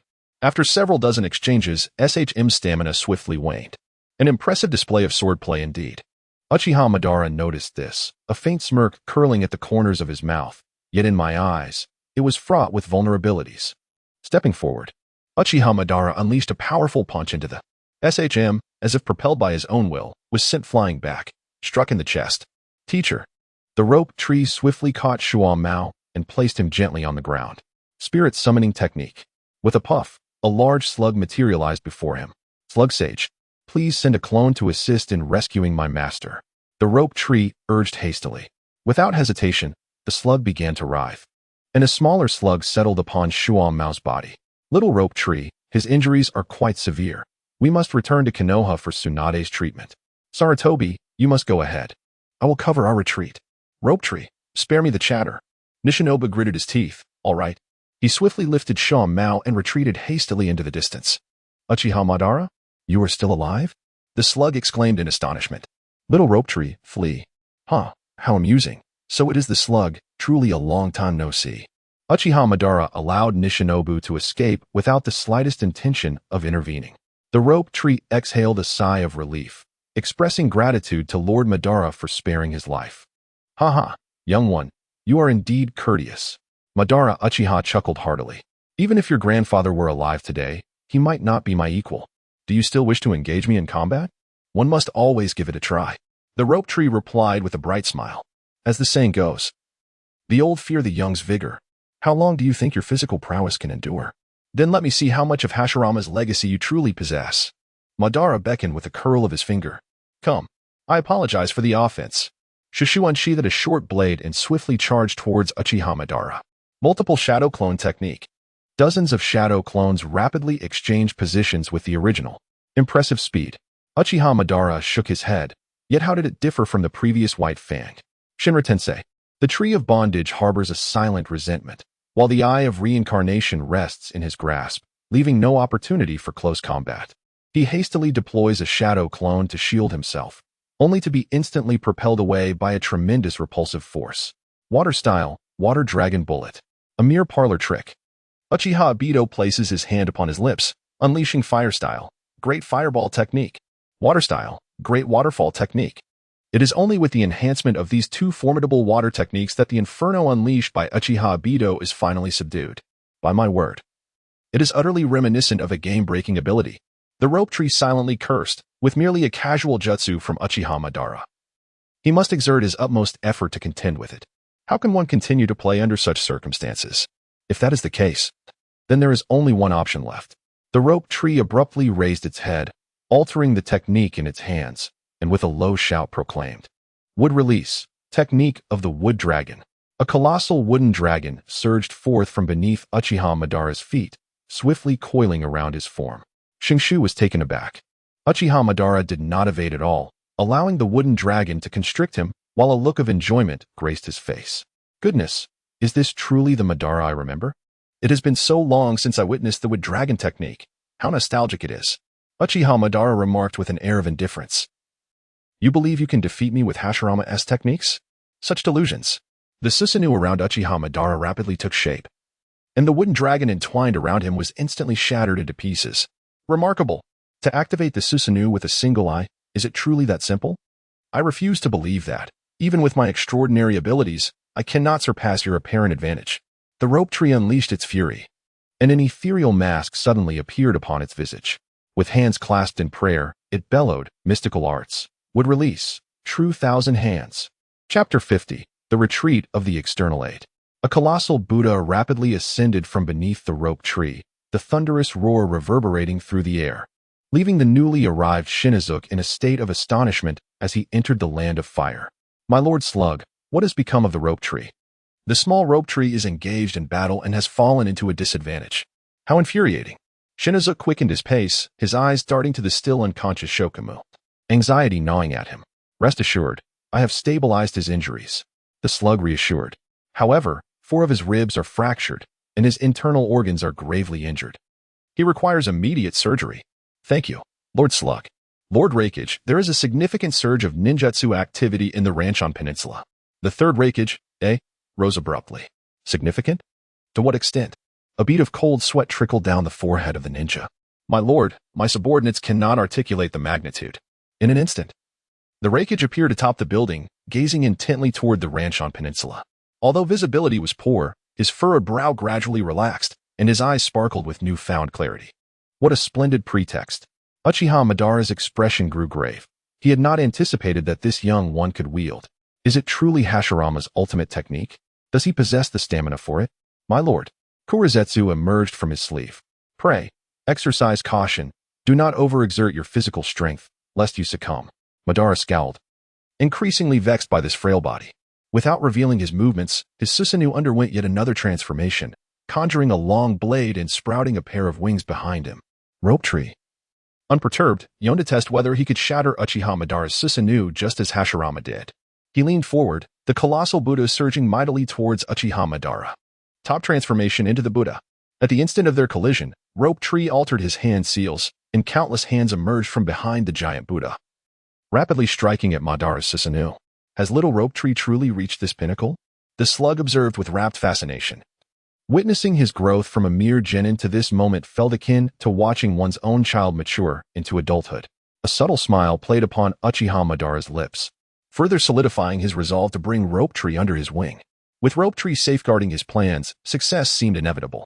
Little one, do you genuinely believe that merely wielding the top transformation into the Buddha can match Hashirama's might? The long blade of the Susanoo was effortlessly swung, severing dozens of colossal hands. Simultaneously, more gigantic fists pounded against the surface of the Susanoo. Boom, boom, boom. The cacophony of thunderous roars stirred a dense cloud of dust. Impossible. The Rope Tree's eyes widened in astonishment as Uchiha Madara's Susanoo withstood such an assault, merely sustaining a few superficial cracks, utterly unaffected compared to Hashirama's impact. After a few breaths, a wave of weakness coursed through the Rope Tree's body, causing him to uncontrollably revert from sage mode. The colossal Buddha, deprived of chakra, began to gradually dissipate. Shenshu raised his head to gaze at the restored Susanoo before him, a bitter smile gracing his lips. Alas, it seems that my attachment is not worth more than a high-priced Gundam. Little brat, have you submitted yet? Uchiha Madara declared loudly, follow me to transform this world, and I shall grant you immortality. Madara, he retorted, you remain blissfully unaware of being toyed with, so what right do you have to bestow upon me eternal life? The Rope Tree teased, I eagerly anticipate our next encounter. It remains uncertain who will emerge victorious. Little one, do you think you can escape? Uchiha Madara, unfazed, extended his right hand and commanded, universal pull. Farewell. The Rope Tree, bearing the weight of attraction, utilized the Flying Thunder God technique to escape the range of the Renegade's assault. Sage of Slugs, retreat. Understood. The slug replied with agility, vanishing from the spot. The Flying Thunder God.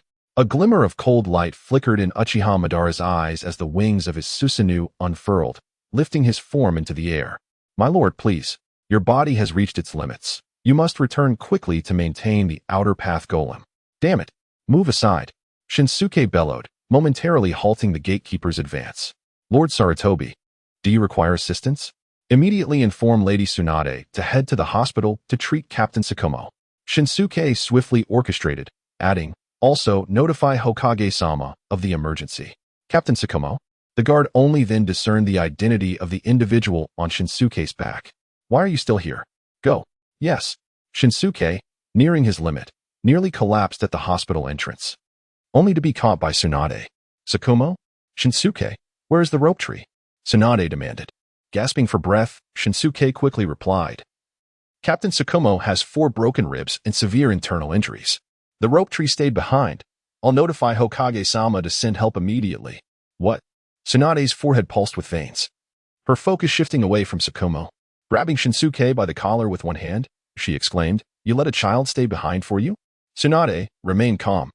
Sarutobi Izashi rushed in, followed closely by Jiraiya, Mito, and others. He glanced at the critically injured Hatake Tsukumo, his brow furrowing as he calmly spoke. Tsunade, prioritize Tsukumo's treatment. I will send someone right away. I will go myself. Tsunade, I will go. Jiraiya stepped forward, placing a hand on Tsunade's shoulder. You are too agitated. Stay here, and I will surely bring back the rope tree. Father, it's Uchiha Madara. Jiraiya alone cannot handle this. Shinsuke finally caught his breath and spoke swiftly. The 6 members of the Mizukage's team have been completely annihilated. What? How is that possible? Danzo shouted, Hizashi. I demand an explanation. Uchiha Madara? Tsunade felt a wave of weakness wash over her. No wonder even the formidable Tsukumo was gravely injured. The thought of the rope tree left behind made her shudder. Did you do this on purpose, Sarutobi Hizashi? Did you intend for him to die? Tsunade. Jiraiya's expression changed as he quickly supported her arm. How could you think so of your teacher? Tsunade, do you see him as so incapable? Sarutobi Hizashi, dejected, replied. You are too flustered. The rope tree possesses the flying thunder god technique. If he wishes to leave, none can stop him. Upon hearing this, Tsunade regained a fragment of clarity. It then dawned on her that SH Moku had the ability to summon the flying thunder god technique. This cannot stand. Uchiha Madara is no ordinary foe, and SH Moku may not even escape. I must go to his aid. Tsunade-sama, a medical staff member exclaimed anxiously. SH Moku is gravely injured. Only you can perform this surgery. Tsunade, recalling SH Moku's perilous effort to return his mentor, felt a pang of responsibility.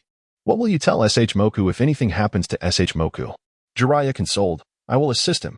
Then a young nurse raised her hand. Excuse me, everyone. But there is a talking insect on SH Moku that wishes to see Tsunade-sama. Tsunade smacked her forehead in realization and rushed into the emergency room. Slugs. How is SH Moku? Do not worry, Tsunade-hime. The gentle voice of the slug resonated in her ears like a celestial melody. Little SH Moku has already escaped and is on his way back. Once he returns, I shall not spare him. Tsunade declared angrily. What a foolish child. Trying to play the hero. Tsunade-hime, do not underestimate SH Moku. The slug chuckled. Had he not encountered Uchiha Madara, otherwise.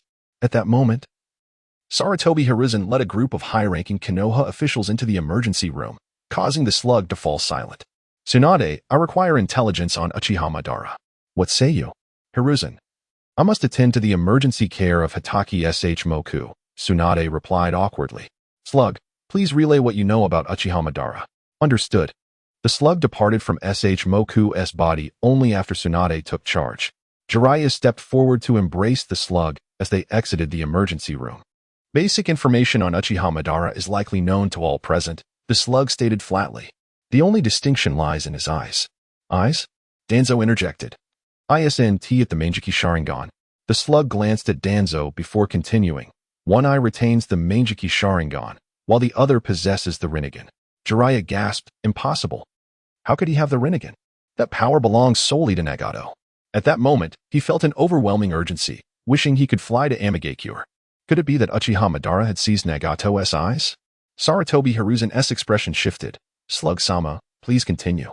Very well. The slug detailed how SH Moku had skillfully employed would release to outmaneuver Uchiha Madara. Had SH Moku been present, he would surely have blushed at the praise. Little SH Moku inherited the wood release of Hashirama-sama? Sarutobi Hiruzen's expression was a tumult of emotions, while Danzo remained notably composed. Indeed. Mito came and exclaimed with delight, Hokage-sama. From now on, Senju sh Moku will be regarded as a strategic asset for Konoha. Never to be. Enough.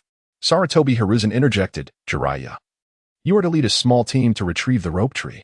Upon securing the individual, return immediately without any unnecessary complications. Do you understand? Master. Jiraiya hesitated. I wish to make a journey to the land of rain. Sarutobi Hiruzen inquired with a puzzled expression. Why is that? As an adversarial force. Your entry into the land of rain could instigate unwarranted troubles.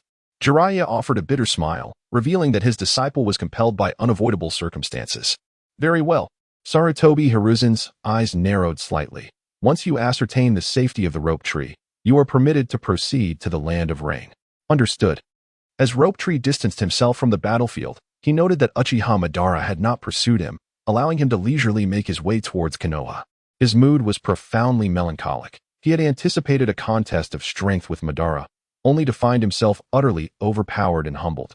He understood that had it not been for Madara's lack of intent to kill, he would have long since been reduced to a state of submission. Under the influence of a single Rinnegan, Uchiha Madara, despite his aged physique, exuded an unimaginable aura of might. A fervent blaze ignited within him. If he were to possess another pair of Mangeki Sharingan, would he not then be able to unleash his full potential? Uchiha Shursui must have been born by now. As the rope tree pondered, it hurried towards the Daoming prefecture. After much difficulty in venturing out, it was imperative to visit the charming Komiai-mei. Speaking of which, is it true that the hidden mist is to replace its water shadow once more? The following day, in the land of lightning's cloud-hidden village, the Third Kazekage, launched a brazen attack under the pretext of the Earth Country's indiscriminate use of large-scale lethal ninjutsu at the border of the land of lightning. The Tsuchikage, Anoki, was caught off guard, allowing the Reikage to penetrate into the territory of the Earth Country. The ninja world has once again been thrown into turmoil. Is it permissible to act in such a manner? Shenshu was utterly astonished. The arms dealer was quite the trickster. At last, I have found you, Jiraiya exclaimed, landing before Shenshu with an evident sigh of relief. He scolded, everyone has been worried about you, and you leisurely wandered off for a stroll? Ah ha ha, Shenshu replied, feeling somewhat embarrassed as he tucked his snacks into his pocket. I merely instructed the slug to relay a message. You should hurry back with them. Lord Hokage and Tsunade are waiting for you. Surely, you wouldn't want them to discover you were out shopping? No problem, Shenshu replied, perplexed. Aren't you coming back with me? A flicker of anxiety crossed Jiraiya's eyes as he stated, I must make a trip to the land of rain. Shenshu hesitated for a moment, then softly remarked, Jiraiya, you need not go, must you? Jiraiya was taken aback and exclaimed, do you know why I'm going? Is it not because of your few students? Shenshu shrugged. Mentioning names like Nagato and Konan, Jiraiya waved his hand, causing the others to disperse. Soon after, the two entered a tavern. Was it Tsunade who informed you? Shenshu expressed his uncertainty, stating directly, Jiraiya, have you ever considered that Nagato's Rinnegan might not truly belong to him? Jiraiya responded with a grin. Is there any doubt about it? Why would it not be his? Shenshu calmly replied, how old were you when you first encountered them? Setting aside the fact that he lacks the qualifications to awaken such eyes, would his companions truly remain oblivious?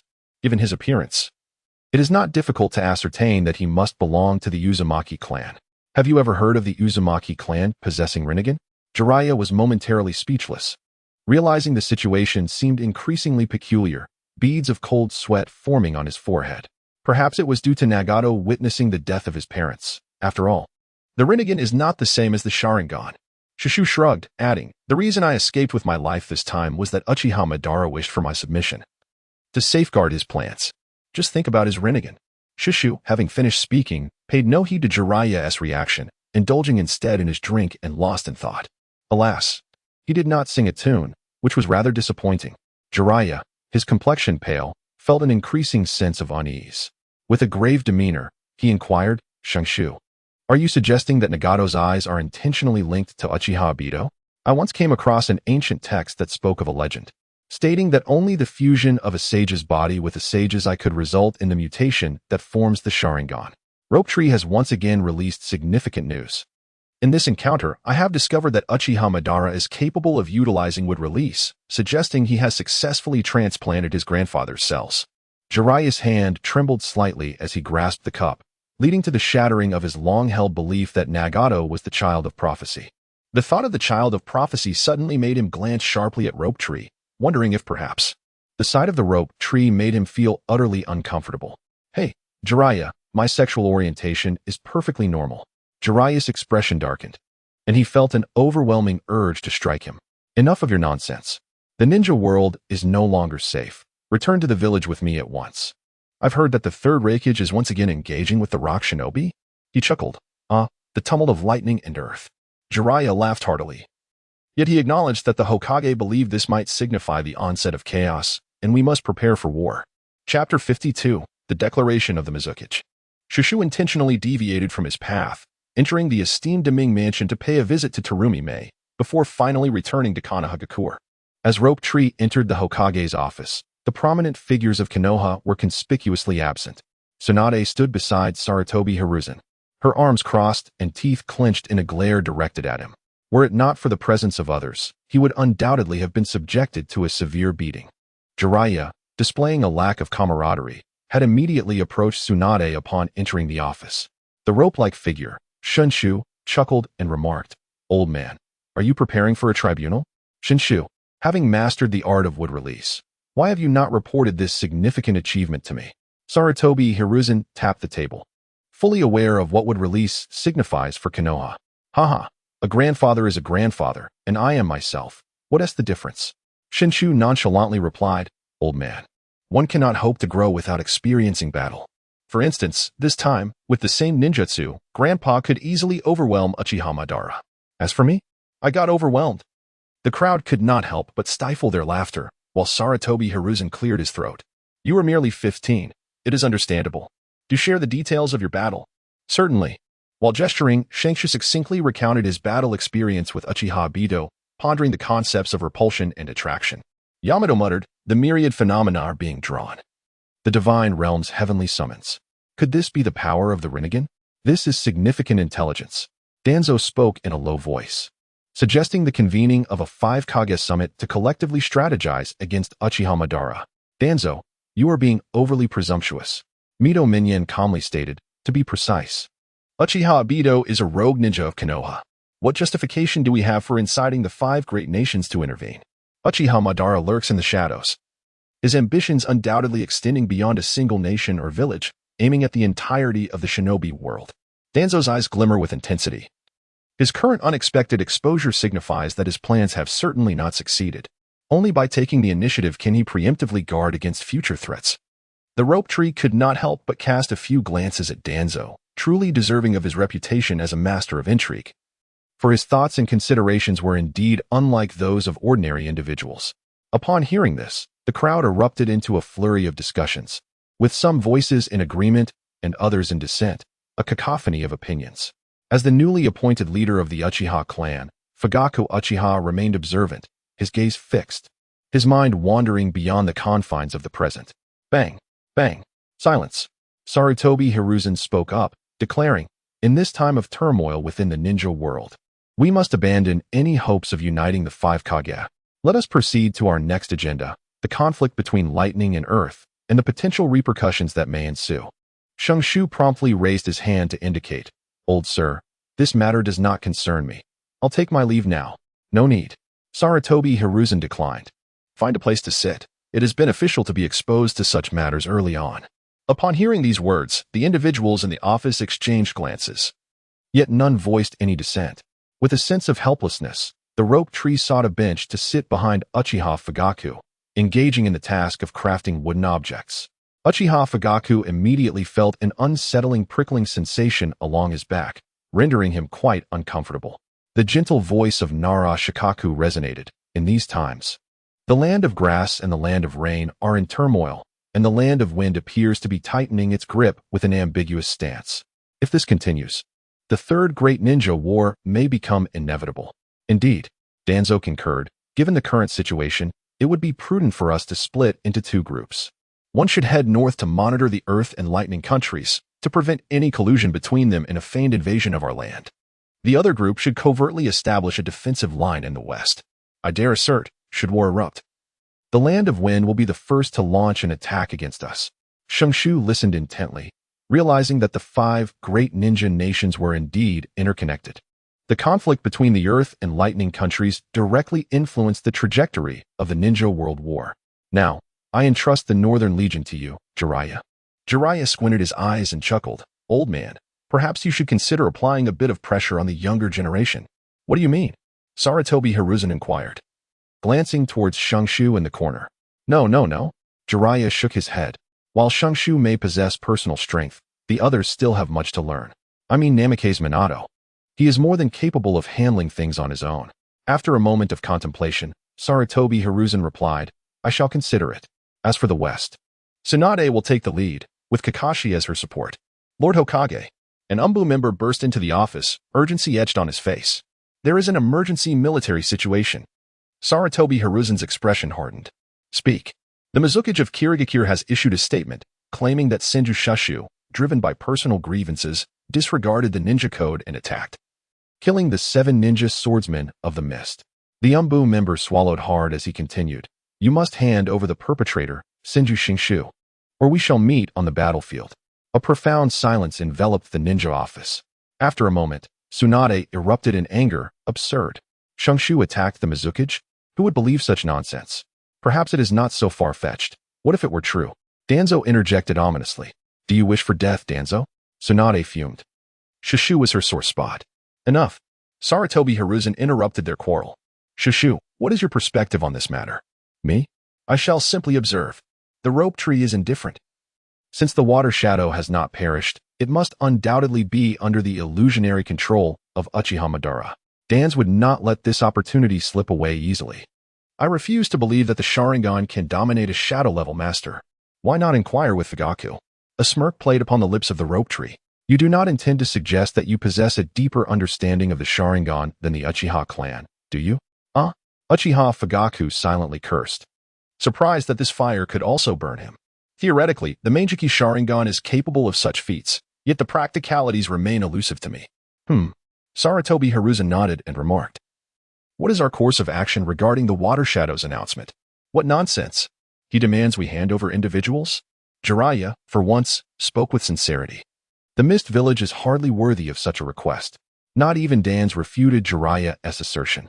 The current Konoha is not in a position reminiscent of when Hayashi Hygie was cornered. As the foremost village in the ninja world, would I sacrifice my dignity to surrender individuals? In light of this, let us promptly demand a response from the Daime, rebuking the Water Shadow's unreasonable demands. Sarutobi Hiruzen decisively declared, simultaneously making public the fact that the Water Shadow is a mere puppet, thus serving as a precautionary measure for the other 3 nations, who shall oversee the battlefield in the Land of Water. Since this matter originated with the rope tree, let him take charge. Dan suddenly interjected. Adding Uchiha Fugaku to the mix should pose no problems, correct? Sarutobi Hiruzen furrowed his brow but did not object. Given the current situation, this arrangement is indeed the most prudent. Rope tree, what is your perspective? After a moment of contemplation, Ju raised his head and inquired. How many of us are there? Uchiha Fugaku responded. Excluding the necessary guards, the Uchiha clan can deploy 10 jonin and 20 chunin. Sarutobi Hizashi calculated in his mind, realizing that the allocation of personnel for the 3 battlefronts could not be decided impulsively. I can at most send out another 20 jonin, 200 chunin, and 100 genin. Let us forego the genin. Ju shook his head, asserting that it was not yet time for the youngsters to step onto the battlefield. No, this is a rare opportunity for experience. Very well, but I have one condition. Speak. Shenshu declared with unwavering resolve, should the opportunity arise. I shall obliterate the hidden mist village, and you shall not oppose me. In Chapter 53, The Clash of Ideals, the atmosphere within the office became stagnant, soon erupting into chaos. Senju Shenshu, how dare you utter such words? Mito Minyen was the first to take a stand, vehemently rebuking. Have you considered how many lives would be lost in the annihilation of the hidden mist village? Can you tell me how many perished in the first Great Ninja War? And how many fell in the second? Shenshu retorted coldly, and how many lives are you prepared to sacrifice in the impending Third Great Ninja War? Such fallacious reasoning. Tsunade interjected. The hidden mist village possesses a Jinchuriki of the 3 tails. Can you truly withstand its unleashed power? They have the 3 tails, but we have the 9 tails. The rope tree disdainfully remarked. The perspective of a woman is that refraining from the initial use of weapons of mass destruction does not equate to their non-utilization. The rope tree was reluctant to continue this argument. Ultimately, The decision lay with Sarutobi Sasuke. Enough, he exclaimed, as the situation escalated towards a physical confrontation. What are you all thinking? The crowd fell silent, intimidated. Rope Tree, abandon such unrealistic notions, Sarutobi admonished sternly. The relationships among the 5 great nations are far more intricate than you perceive. They are mutually constraining. Should we dare to take that step, we would undoubtedly face a united onslaught. A swift pain is preferable to a prolonged suffering. Shenshu exclaimed sternly. Do you wish for your children and grandchildren to also take to the battlefield? Sarutobi Hiruzen fell into silence, ultimately waving his hand. Shenshu, you may return for now. As for the person in charge of the battlefield in the Land of Water. Upon hearing this, Rope Tree did not insist further and respectfully bowed before exiting the Hokage's office. Sarutobi Hiruzen pondered for a moment before raising his gaze towards Jiraiya. Jiraiya, the northern defense will be entrusted to Namake's Minato. You will be responsible for the Land of Water. Understood. Jiraiya nodded in response, secretly lamenting the situation. Given his understanding of Sarutobi Hiruzen, it was evident that Rope Tree had lost the possibility of becoming the 4th Hokage. As for Rope Tree, he will be assigned to your command. Ensure that he does not act recklessly. Do you understand? Yes. Tsunade interjected with a grave tone. I shall withdraw. No. Sarutobi Hiruzen promptly countered. You must deal with Cheeto's poison. The slothful Shenshu ambled homeward, betraying not a trace of despondency upon his visage. With his grand banner raised high, he pondered whether anyone would come to seek his allegiance. He could not fathom that in the entirety of Konoha there would be no kindred spirits who shared his aspirations. Shenshu, over here, exclaimed Uchiha Makoto, her arms waving with palpable excitement. With an exuberant spirit, Shoshu hurriedly approached and said, I must make a trip to the hospital. Meichin was taken aback, quickly scanning Shoshu's body from head to toe. Not me. Shoshu chuckled, grasping Meichin's hand. It's for Teacher Shwomo. Come with me. All right. Meichin squinted her eyes and instantly felt relieved. Is Mr. Shwomo severely injured? Not too bad, I hope.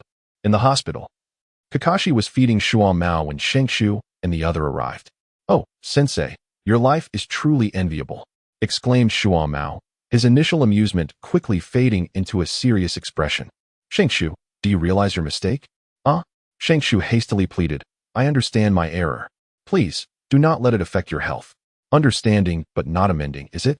Shuan Mao retorted, his tone tinged with irritation. Do not act so recklessly in the future. He sighed deeply, adding, as a teacher, I find it rather humiliating to rely on you for support. Nearby, Kakashi expressed his gratitude, saying, Thank you, senior brother. It would be rude not to acknowledge your help.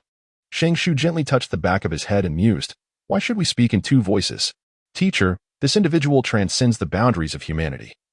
I shall refer to him as a deviant. To be defeated by him is not a disgrace, so do not let it weigh heavily on your heart. You little rascal. Do you still seek my consolation? Shuan Mao laughed and scolded. I heard that Shui Ying has issued an announcement. How will Lord Huo Ying respond? Fight. Very well. Shuan Mao felt a surge of longing. If it weren't for my current condition, you could forget about it. I have other tasks. Shenshu chuckled lightly. I shall attend to it regardless. Shuan Mao nodded, then suddenly remarked, What you said the other day, do not let Lord Huo Ying know, otherwise. It will not bode well for your future. Too late. The Rope Tree remains indifferent. Hee, I have publicly declared my grand ambitions, successfully inciting the ire of Lord Hokage, who has expelled me from the office. As for you, Shuan Mao, I find myself at a loss for words. When you ascend to the position of Hokage, the village's higher-ups will be nothing but a decayed lot. Even if I were to become Hokage, would I truly possess the freedom to act as I please? Shenshu, with a sense of helplessness, shook his head. The ambition of Sandai and Danzo for power surpasses what you and I can fathom. Silence. Shuan Mao's expression changed abruptly, and he quickly gestured for Kakashi to close the door. Shenshu, I have noticed that since your strength has increased, your mindset has become somewhat unbalanced. I cannot comment on other matters, but one must possess a sense of reverence, for there are always greater forces beyond our comprehension. When you have yet to attain the title of the strongest in the world, it is wise to learn the virtue of silence. Shenshu was taken aback as he reflected on his recent words and actions. Especially after acquiring the art of immortality, his mindset had indeed become less cautious than before. He harbored a genuine disdain for the higher-ups of Konoha. In both his past and present lives, he had never possessed a disposition that allowed him to conceal his thoughts. The mind shapes the visage. With such a mentality, How could he possibly deceive seasoned schemers like Sarutobi Hiruzen and Danzo? He reminded himself to remain discreet and to refrain from reckless behavior, embracing a more reserved approach. The rope tree let out a long sigh and respectfully performed a bow. Thank you, Master, for your teachings. I have comprehended. Haha, cough, cough, splendid. Shuo Mao laughed heartily, grimacing in pain from his wound. Go and accompany your little girlfriend. It seems that you shall not have such leisure in the days to come. All right then. As the sun set, Shenshu bid farewell to Mei Qin, only returning home after an evening of play. Upon encountering the cold visage of Tsunade, a sudden wave of headache washed over him. Ah, yet another fierce tigress. Mei Qin, please head back to your room. I have something to discuss with Shenshu. Mei Qin cast a helpless glance at Zhang Cheng, turning back to her bedroom with lingering glances. Tsunade remained silent as she strode into the study. The rope tree followed closely behind her, not daring to show an ounce of disrespect. Tsunade opened the hidden door and entered the secret chamber. Subsequently, she withdrew a vine from beneath the altar and, with a fierce glare, commanded, "Kneel." Sister, the rope tree, with a mischievous grin, is ready to plead for mercy. With its wings hardened, does it dare disregard my words? Under the rope tree, Shenshu instinctively retracted his neck and took a few steps forward, kneeling upon the mat. Slap, slap. Tsunade did not hold back her strength, delivering 10 consecutive strikes that left Shenshu's back a bloody mess. Could he comprehend his error? The rope tree remained silent. Tsunade's heart softened as she pondered. What connection do you have with the peace of the ninja world, rope tree? Is it a burden you must bear alone? The expression on Xingtian's face was resolute. I cannot remain passive while witnessing your peril. Without you, what meaning would my existence hold, even if I were to live until the end of time? Rather than endure passive assaults, it is far more prudent to take the initiative, thus preventing potential disasters. Tsunade's gaze was intricate as she cast aside the vine in her hand, her palms emanating a verdant chakra that enveloped his back. Do you believe that my grandfather had never contemplated this in his time? Chapter 54, The Battle of Water and Fire, Part 1. Back then, my grandfather was the foremost figure in the shinobi world, and he had considered unifying the shinobi realm on more than one occasion. Yet, in the end, he chose to relinquish that ambition. The rope tree inquired with astonishment. Why? Firstly, he had grown weary of the incessant warfare. In Tsunade's eyes, there was a glimmer of reminiscence, cherishing even the briefest moments of tranquility. Moreover, our Konoha village alone is fragmented into numerous factions, not to mention the entirety of the shinobi world. Should conflict ensue, Konoha could easily find itself ensnared in the quagmire of war, potentially leading to our downfall. Thus, he chose to distribute the tailed beasts, fostering a delicate balance among the villages to uphold a semblance of peace. Shenshu silently endured the unspoken words of death, disregarding the quagmire of war and the factions involved, for who would dare to resist, only to be met with annihilation? In the end, he alleviated the burdens of taxation on the common folk, believing there would be no further insurrections. Yet, what concern was it of mine? Since you all dissent, why should I endure the scorn of the masses? Perhaps it is wiser to ponder the construction of the brothel for a fleeting moment, while the wounds upon Shengshu's back mend themselves. Now, return to your slumber. After the departure of Rope Tree, Tsunade gazed at the densely packed memorial tablets and let out a deep sigh. 3 days later, the feudal lord of the Land of Fire refuted the announcement made by the Mizukage, simultaneously revealing to the world that the Mizukage had become a mere puppet. The nations were left in shock, and even the war between the Land of Lightning and the Land of Earth began to wane. The feudal lord of the Land of Water swiftly responded, claiming the assertions from the Land of Fire were utterly baseless. He then formally declared the commencement of war. Jiraiya pulled the engrossed Rope Tree into the expedition team, making their way directly to the Land of Fire.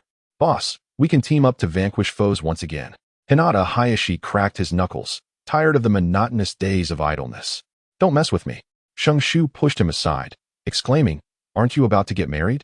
Must you not exercise a little more composure? Haha. Richao laughed heartily. So how about it? My brother, I shall take the lead. Henceforth, I will no longer accompany you in your romantic escapades. Upon hearing this, Mei Qin shot a beautiful glare at Shenshu, saying, Did I not tell you to refrain from mingling with this playboy? Shenshu retorted, Hey, Mei Qin. Is it truly acceptable to launch personal attacks in front of the person involved? Rope Tree let out a soft chuckle, choosing not to respond as he hastily continued on his way.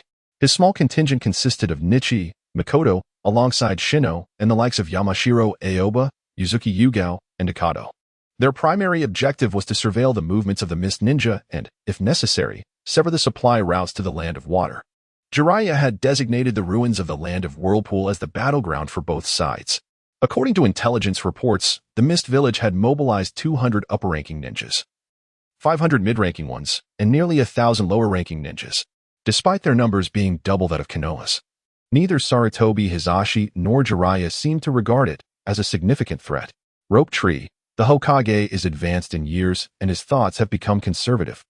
You need not take it to heart, spoke the usually reticent Sarutobi Shino, catching Rope Tree off guard. It is my youthful arrogance and lack of foresight. I cannot blame the Hokage, Shino remarked with furrowed brows. I hope you can persevere and not give up easily. Oh? Rope Tree's eyes sparkled with enthusiasm. Sarutobi brother, I am willing to follow your lead. The expression on the Rope Tree's face was intricate. He never anticipated that the first to support him would be the son of Sarutobi Hiruzen. It was rather amusing to think about. Meanwhile, from a distance, the warning from the boundary echoed. The Mist Ninja team, 3 members, lower ninjas. Yuyue. Yes.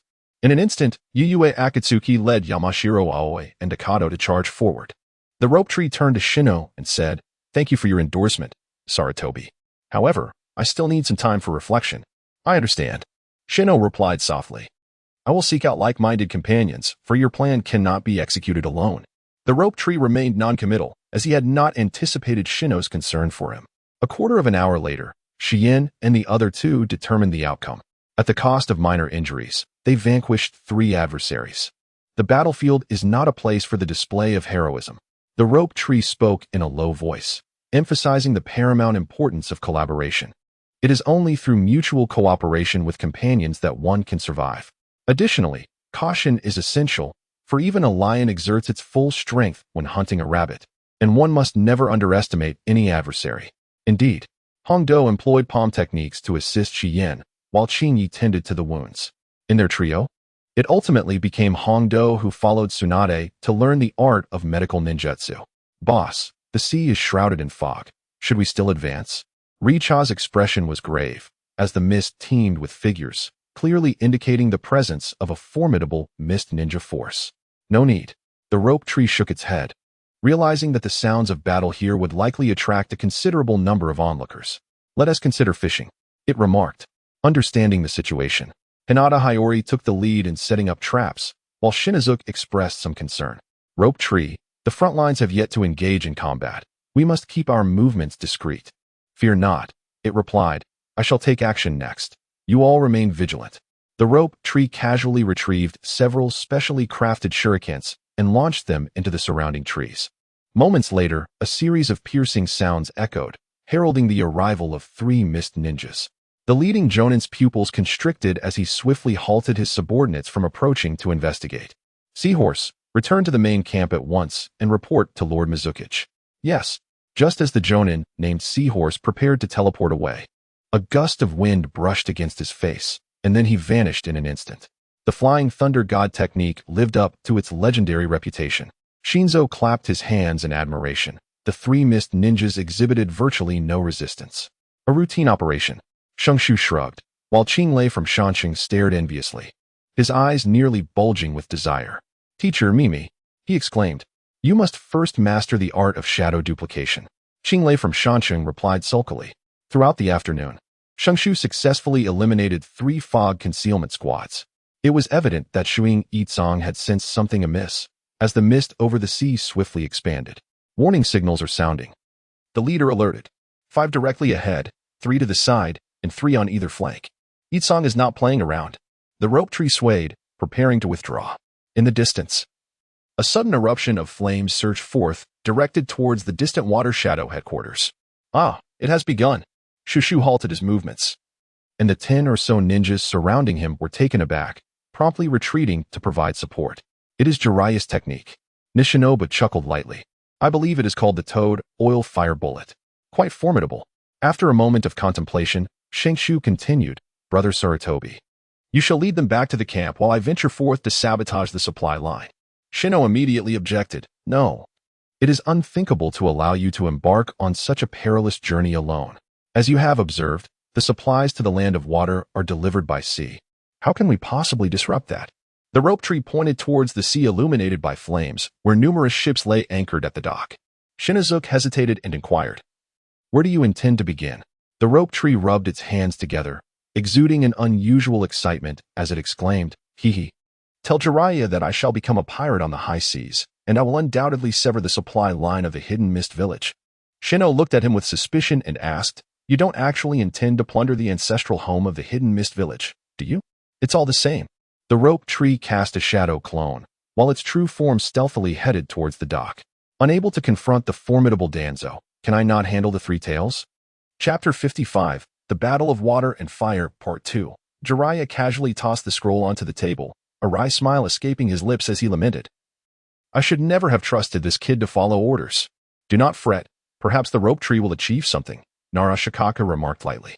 However, with only 200 elite shinobi deployed from the Mist Village, they are surely holding something back. Jiraiya furrowed his brow in confusion. "What do you mean?" Upon probing, "It seems there are no shadow-level experts in the Mist camp." Shikaka mused, stroking his chin thoughtfully. "I suspect this camp is merely a decoy to divert our attention. Their true objective lies elsewhere." "Are you suggesting they aim to lure the rope tree?" Jiraiya rubbed his temples, a hint of frustration evident. How could the Mizukage possibly know that the rope tree would act independently? Either this individual is cunningly intelligent, or we have an insider among us in Konoha. Shikaku interjected, "I believe it is the latter." At this, Jiraiya fell into a contemplative silence, leaning back in his chair with an increasingly stern expression. "Shikaku, what is your perspective on the rope tree?" Shikaku's gaze dropped slightly. The advantages of a unified world are understood by all. Yet, why does no one dare to pursue it? Jiraiya sighed softly, offering no response. However, Shikaku continued, "Everything else pales in comparison after unification. How will we ninjas find our place?" An oppressive silence enveloped the tent, both men seemingly losing interest in further discussion. After a moment, Jiraiya suddenly broke into a smile. "That rope tree is not one to surrender easily. Let him grapple with his troubles. For now, it is imperative to send word to the rope tree," cautioning him about the traps set by the Mist Ninjas. Robbery, with a black eye patch adorning his visage. Shenshu stood proudly at the bow of the ship, obstructing the vessels of the Water Nation. The men positioned themselves to the left, while the women took their place on the right.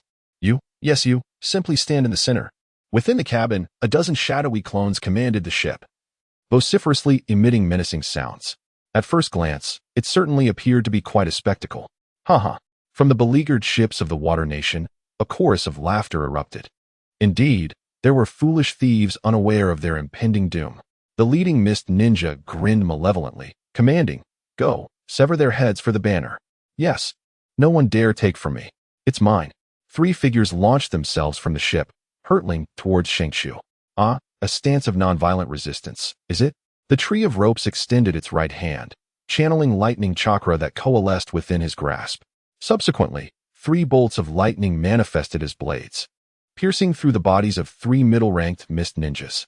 The electric power in his hand dissipated due to excessive expenditure. TSK, still insufficient. The rope tree felt a tinge of disappointment. It had intended to study Kakashi's Raikiri, yet it resulted in a perplexing outcome. The leader of the Mist Ninjas across from him changed countenance, exclaiming in a furious tone, "Who exactly are you?"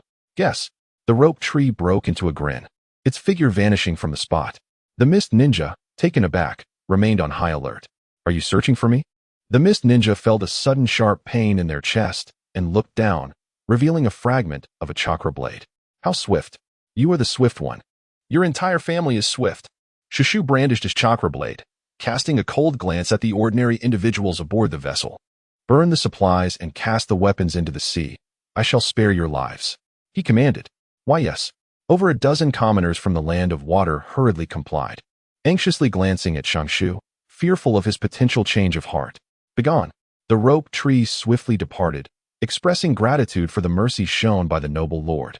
The crowd hastily knelt and bowed their heads, immediately steering their vessel back towards the Water Nation. Phew, that was terrifying. Who could argue otherwise? No amount of silver could entice one to undertake such perilous work. Indeed, we were fortunate to encounter someone so amenable. Otherwise, we would have met our doom. The rope tree concealed in the shadows smiled faintly. In the realm of ninjas, the common folk discern no distinction between nations. To them, whether it be the ninjas of Konoha or those of the Mist, there exists little difference. The rope tree took 7 days to sever the maritime supply line of the Water Nation. The Mist Ninja, left with no choice, began to retreat to the docks, while simultaneously dispatching a substantial fleet for the transportation of supplies. The opportunities for the rope tree have dwindled, prompting him to consider infiltrating the Land of Water. Do you truly believe that Lord Mizukage is under someone's control? Are you courting death? Speaking of the Mizukage without permission is a capital offense. What do we, a mere handful, have to fear? A nephew from my clan once let slip something that might hold truth. Yet, why do the elders in that village still obey his commands? Who dares to oppose him? Even Lord Yuan was nearly slain, and he was the very one who elevated the Mizukage to his current position. Shushu curled his lips, pondering the audacity of these individuals. Such matters were hardly within the purview of ordinary folk. Nevertheless, it seemed that Yuan sure might instigate a coup, for he alone possessed the requisite authority in the Village of Mist. At the main camp of the Konoha defense line, Jiraiya declared, "There is no need to linger any longer." Nara Shikaku replied earnestly, "We should launch a full-scale assault and achieve our objectives in one decisive strike." With a languid stretch, Jiraiya remarked, "There is no need for haste, Shikaku. These Mist Ninjas are indeed worthy adversaries. My lord, the longer we delay, the more disadvantageous it becomes for Konoha." Shikaku implored, "Only by striking with thunderous might can we deter the prying eyes of the other nations." "Any news from Shenshu?" Jiraiya inquired, his brow furrowing with concern. "None." Shikaku shook his head. However, based on the recent influx of supply ships to the Mist, he must be living quite comfortably. "That wretched boy?" Jiraiya sighed in resignation. "Then we shall not wait any longer. Let us commence the general assault." "Indeed." Shikaku bowed respectfully. "My subordinates are prepared to launch the attack at 4 o'clock tomorrow morning, and we require your leadership to breach the Mist's front defenses." "Not a problem." Jiraiya chuckled heartily as he patted Shikaku on the shoulder. "The command of the main forces is entrusted to you." The rope tree concealed within the waters of the nation for 3 days aboard a vessel finally reached the dock. The common folk aboard were detained and interrogated by the remaining ninjas. Seizing the opportunity, he stealthily infiltrated the dock, making his way directly to the hidden Mist village. "No, that is not right." The rope tree concealed itself on the outskirts of the hidden Mist village, a somber expression etched upon its visage. The external defenses of the village appeared alarmingly lax, yet not a soul roamed the streets within. Is it a facade of vulnerability masking an inner vigilance? Have they anticipated my arrival? Has information been inadvertently disclosed? The rope tree cannot fathom that Uchiha Madara could discern his thoughts. Thus, only one reason remains. Is there a traitor within Konoha? No, perhaps it is a case of using another's hand to carry out the deed. In the depths of Shenshu's mind, the figures of Sarutobi Hiruzen and Danzo flashed through. He was not at all surprised that these two cunning old foxes could discern his thoughts. Was it Danzo? Or did Sarutobi wish to eliminate the potential threat? "Oh, Shenshu-kun, we meet again." A white head emerged from the trunk beneath the divine tree. "White Setsu, why are you here instead of attending to Lord Madara?" White Setsu grinned silently. "How do you know that my master hasn't arrived?" "Humph, with that body of his. Can he even escape from the outer path deity?" Shenshu scoffed. "White Setsu, rather than collaborating with that ancient relic Madara, why not ally with me? At the very least, I would not treat you as cannon fodder. What do you think?" Chapter 56. The Trap. "Wow, Shenshu-kun, you are quite unexpected." White Setsu exclaimed with an incredulous expression. "Since you hold me in such high regard, if you manage to survive this time, I will consider it. Are you the original body?" The rope tree scrutinized the figure closely, yet it was truly difficult to discern whether it was the true essence. How could that be? The White Absolute exclaimed dramatically. "The true essence would never dare to emerge. However, I possess all the capabilities of the true essence, so do not underestimate me." "Dear rope tree." Before the rope tree could respond, the White Absolute gazed into the distance. "It has begun." Looking up, Shenshu beheld a red, translucent rectangular barrier rising in all 4 cardinal directions. The 4 red sun formation? He immediately attempted to sense the flying thunder god mark left outside. Yet there was no response whatsoever. Shenshu, well versed in various matters, wished you a safe departure. Baiju's form gradually melded into the tree trunk, vanishing from sight. The rope tree stood unimpeded, vigilantly surveying its surroundings. After a brief moment, the sound of numerous footsteps echoed through the woods, as Shikigami led 100 Mist Shinobi to his presence. The rope tree let out a bitter laugh. "Old Master Ban, you truly hold me in high regard." The 1,000-hand rope tree. The pitiful insect Arrow raised the coral staff in his hand, proclaiming in a loud voice, "Will you submit, or will you not?" The rope tree suddenly spoke. "I desire the Rinnegan." can you fulfill my wish? After a lengthy silence, Yagura finally replied, let us consider a different condition. The Rinnegan already has its master. Shenshu was taken aback. Could Uchiha Madara truly manipulate from a distance? It was utterly astonishing. Nonetheless, my sole interest lies in the Rinnegan. Do not hold me accountable for my ruthlessness. Ijong coldly commanded, kill for me. Water release, water dragon bullet. Water release, water dragon bullet. Countless water dragons surged forth, their immense power causing Shenshu's lips to twitch uncontrollably. Earth release, earth flow rampart. Beneath the towering, robust earthen wall at the base of the rope tree, it crumbled away with a mere breath, engulfing him entirely. Had he succeeded? Was it truly so effortless? Perhaps Lord Water Shadow was overreacting, for he was merely a young leaf shinobi. Silence. Yagura barked, he is still alive. Immediately search for his whereabouts. Yes, the mist shinobi, not daring to be slack, swiftly darted towards the place where the rope tree had vanished. They had underestimated the potency of the united ninjutsu. The vine tree concealed itself in the shadows, keenly observing the actions of the misty figure. Only by dispersing the individuals could I seize an opportunity. Thus, it seemed he had contemplated this. Bringing his hands together in prayer, murmuring softly, would release. Blossoming tree realm descends. As the tree within the realm of Ju sensed the waning of its chakra, a tumultuous disturbance rippled beneath its feet. Thick roots surged forth from the earth, cleaving through the rocks that obstructed its path. Several mist ninjas, caught off guard, were pierced by these roots, transforming into mere sustenance for the trees. Almost instantaneously, a verdant expanse of forest began to spread across the ground, enveloping the entirety of the Shichi formation. The mist ninjas scrambled to evade, their formation shattered by the encroaching foliage. Yasaka, while fending off the invasive trees, shouted loudly to stabilize their ranks and locate the position of the thousand-handed Ju. Yes, the chaotic mist ninjas gradually regained their composure, and at that moment, 3 enormous flower buds blossomed atop the trees. After a few breaths, the buds slowly unfurled, releasing a dense cloud of pollen throughout the Shichi formation. What is that scent? So fragrant. This tree can bloom? Goodness, what massive flower buds! Yasaka bellowed. Everyone, hold your breath. Do not inhale the pollen. Yet it was too late. The mist ninjas who inhaled the pollen plummeted from the trees like dumplings. The tree spirit rejoiced, for the 4 red sun formations were a perfect match for this technique. I shall observe how long you can endure. With a wicked grin, he closed his eyes and commanded the roots of the trees, swiftly dispatching the mist ninjas with lethal precision. In merely 15 minutes, over 40 mist ninjas perished beneath the trees. Yagura, witnessing this, felt a sense of helplessness. If this continued, the entire army would likely be annihilated, though he himself was indifferent to the outcome. Suddenly, a layer of tailed beast chakra enveloped Yagura, and as he channeled more chakra, 3 tails emerged behind him. The mist ninjas surrounding him were struck with a mix of horror and awe, hastily retreating.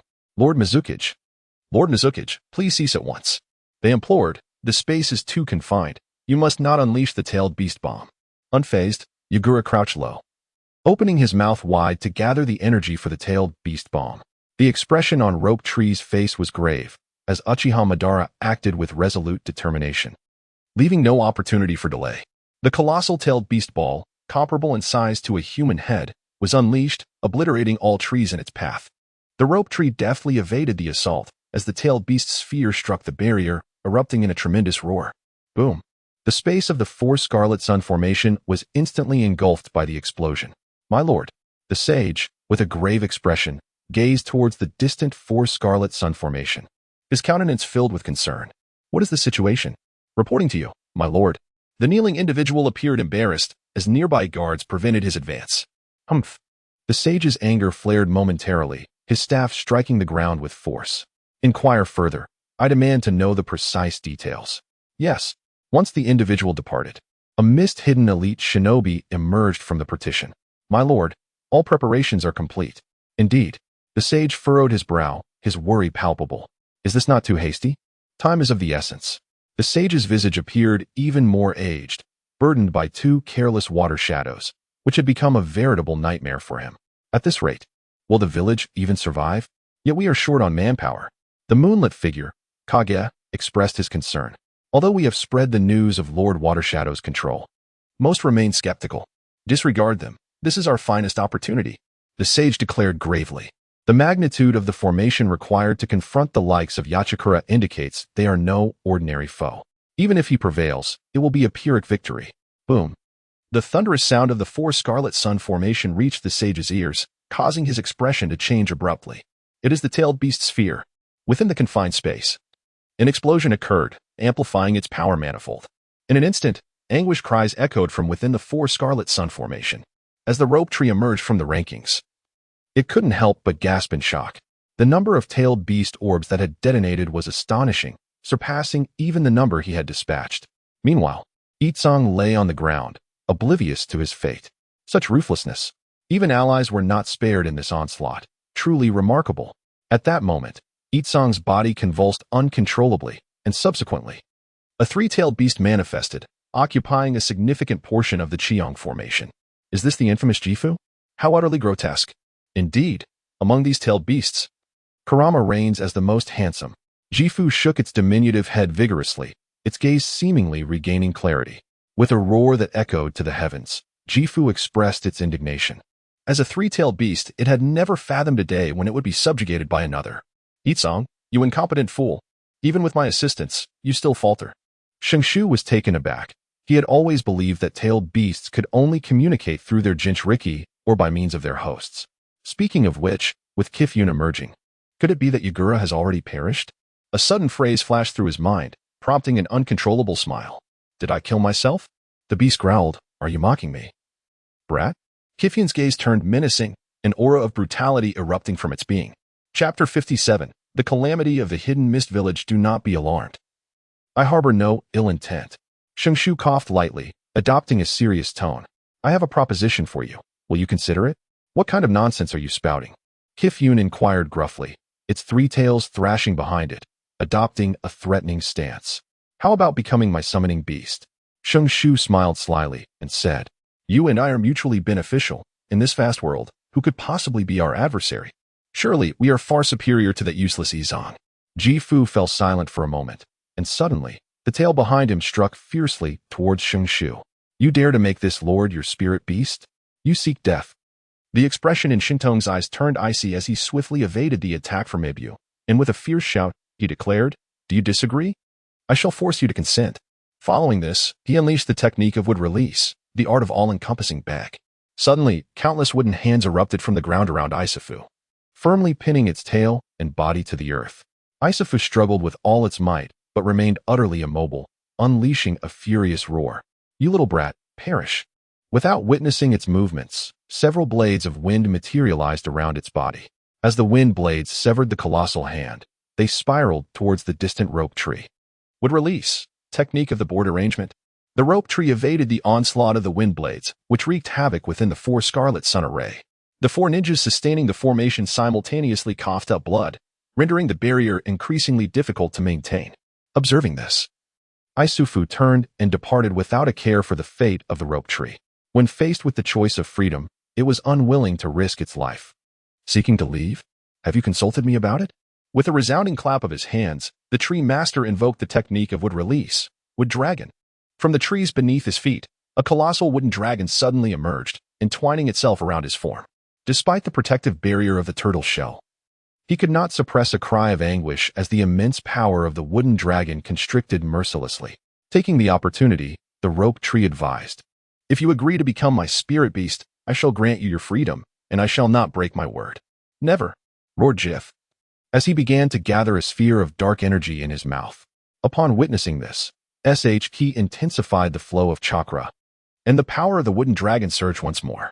However, Ishii remained unfazed, swallowing the fully formed tailed beast ball in one gulp, and then launched himself towards Ki with great speed.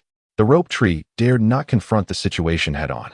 The four Crimson Sun formation had been shattered, and the flying thunder god was no longer affected, vanishing from sight in an instant. By a stroke of misfortune, the tailed beast ball landed behind the hidden mist village, and the ensuing explosion obliterated a significant portion of the village. Observing the chaos from a distance, the sage's eyes widened in horror, prompting him to swiftly organize the evacuation of the villagers. The rope tree rejoiced, for it was indeed a remarkable coincidence. With just one more tail beast jewel, the goal would be achieved. The figure of the rope tree flickered incessantly around the shore, relentlessly stabbing its head with a chakra blade, luring it towards the hidden mist village.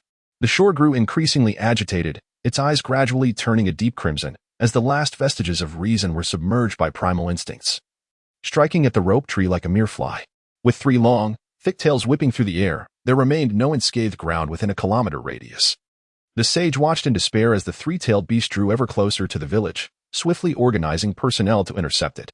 As the rope tree swiftly evaded, it created distance, dispatching several mist ninjas as they surged into the village.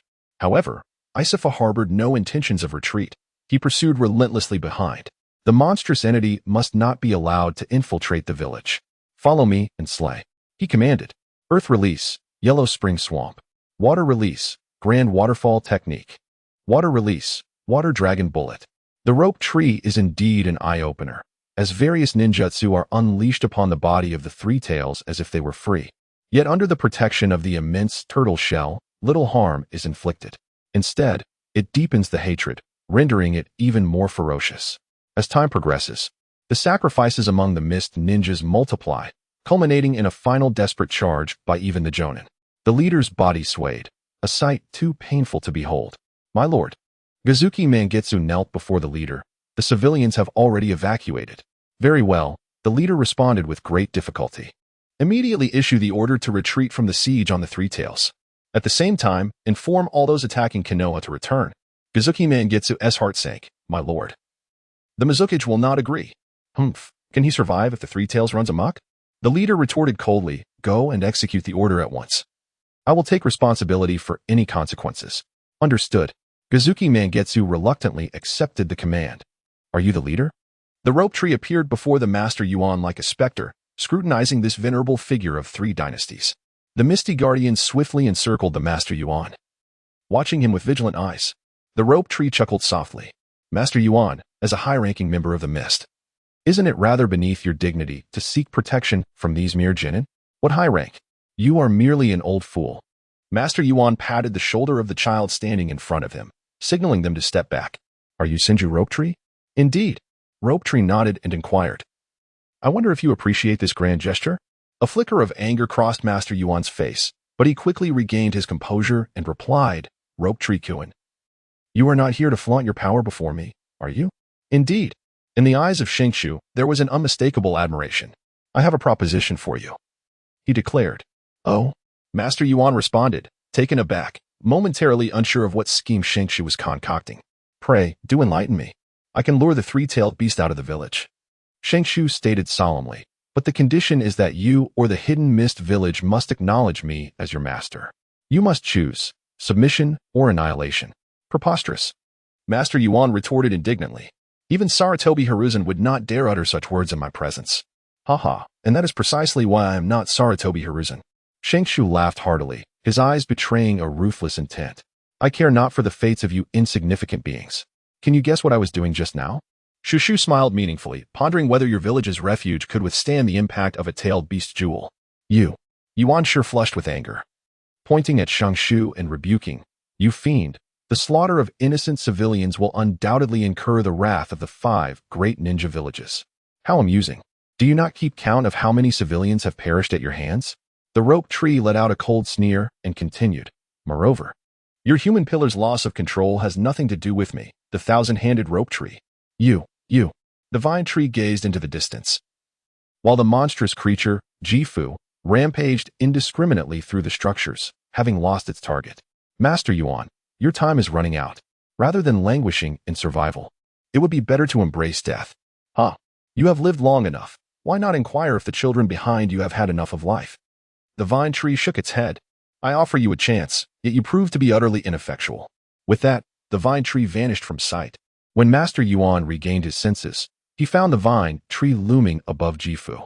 The gargantuan creature continued to lumber towards the refuge of Wuin Village, each footfall resonating with a thunderous roar that sent tremors through Master Yuan's heart. Master, should I alert everyone to evacuate? Long Shichiro's lips twitched involuntarily.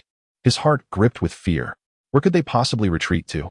In an instant, Master Yuan appeared drastically aged. Wuin Village had suffered relentless assaults, and even shadow-level experts were unable to contend with such a foe. How could they possibly fight back against this overwhelming force?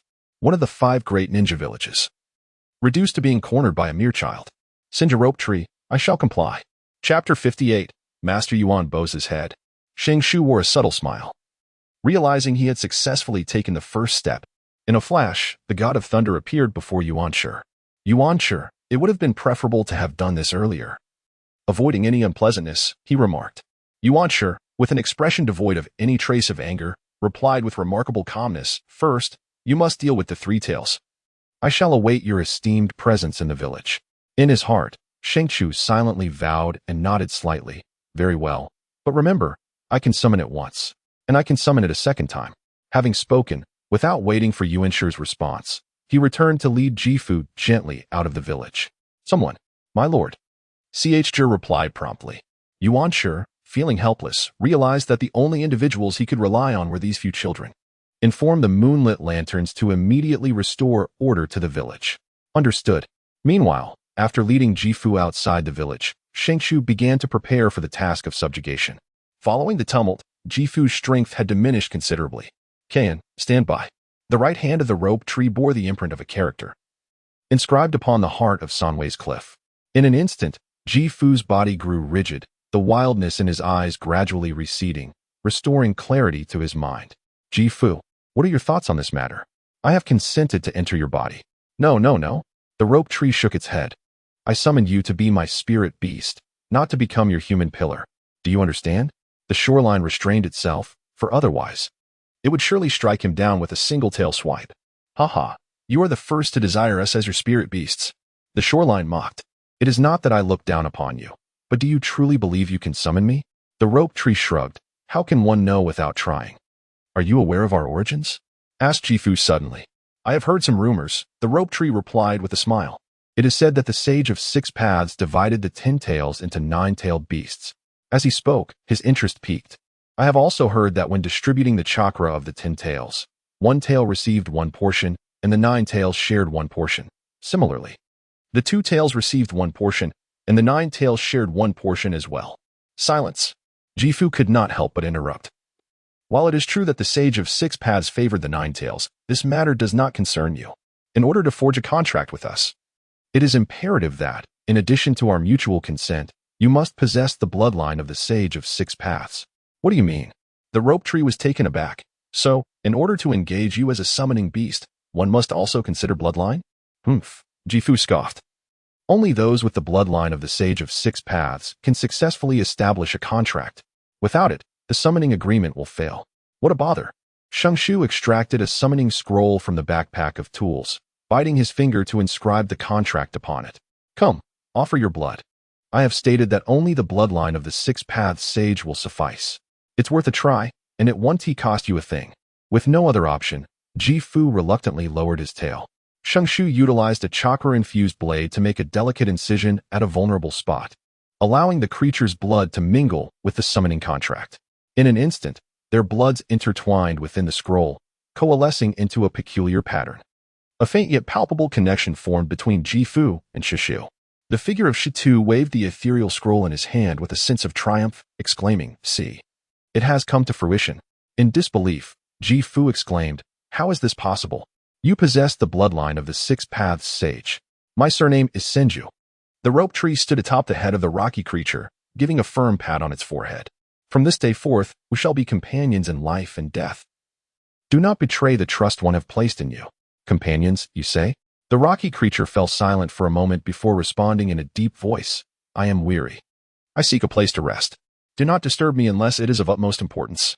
Very well. The rope tree nodded. By the way, avoid the lakes. Seek a nest in the vast ocean instead, for there, others shall not find you. I shall go where I please, and your counsel is of no concern to me. The rocky creature, disinclined to engage further, turned and walked away into the distance. With a wicked grin, Shenshu formed a series of hand seals. Haisuyushin Wei, the art of spiritual connection. At the moment the seals were completed, 3 choices faintly appeared in Shenshu's mind. After silently chanting Jifu, a cloud of dust swirled before him. And Jifu reappeared. Young man, I demand an explanation, Jifu said, somewhat irate. Do you think I'm merely a plaything? Forgive me, my friend. It is only that I lack confidence. Shenshu hastily appeased. From this moment forth, as long as I am not in mortal peril, I shall not disturb you. Those are your words. Otherwise, do not blame me for turning hostile, Gifu retorted, taking a few steps before glancing back. By the way, you must be cautious of Uchiha Madara's eyes. At this statement, Shenshu felt confusion arise. With you around, how could Izong fall under an illusion? What is impossible? Gifu replied, unwilling to elaborate. I too have been ensnared by an illusion and cannot break free. As soon as he finished speaking, he turned away and sprinted towards the ocean. Is this fellow truly shy? Shenshu chuckled softly, then immediately set his mind at ease. He had always believed that a person could only bond with a single spirit beast. It turned out that as long as one silently recited the name of the desired spirit beast before the bond, it sufficed. He simply could not fathom why this Rashomon also qualified as a spirit beast. Sit. Master Yuan exhibited no surprise at the sudden appearance of Shenshu. The rope tree was indeed astonished, as the other party had not arranged for anyone to ambush him. The gentleman is a person of integrity. I, an old man, possess no strength to retract my words. The Master Yuan spoke indifferently. There is no one around, so speak. What do you require of me? The string tree seated himself unceremoniously opposite Master Yuan, and with a grave demeanor declared, I require your assistance in assuming the position of water shadow. Master Yuan's pupils constricted. Yet he refrained from hastily countering. Instead, he inquired, do you intend to betray Konoha? No. The rope tree shook its head and declared, I shall arrange for a clone to be here. With your assistance, I am confident that no fool dare lay a hand upon me. What exactly do you intend to do? The original master pondered, unable to fathom why, with the esteemed identity of the thousand-hand rope tree, there existed a significant opportunity to inherit the title of Hokage. There is no need for further inquiries.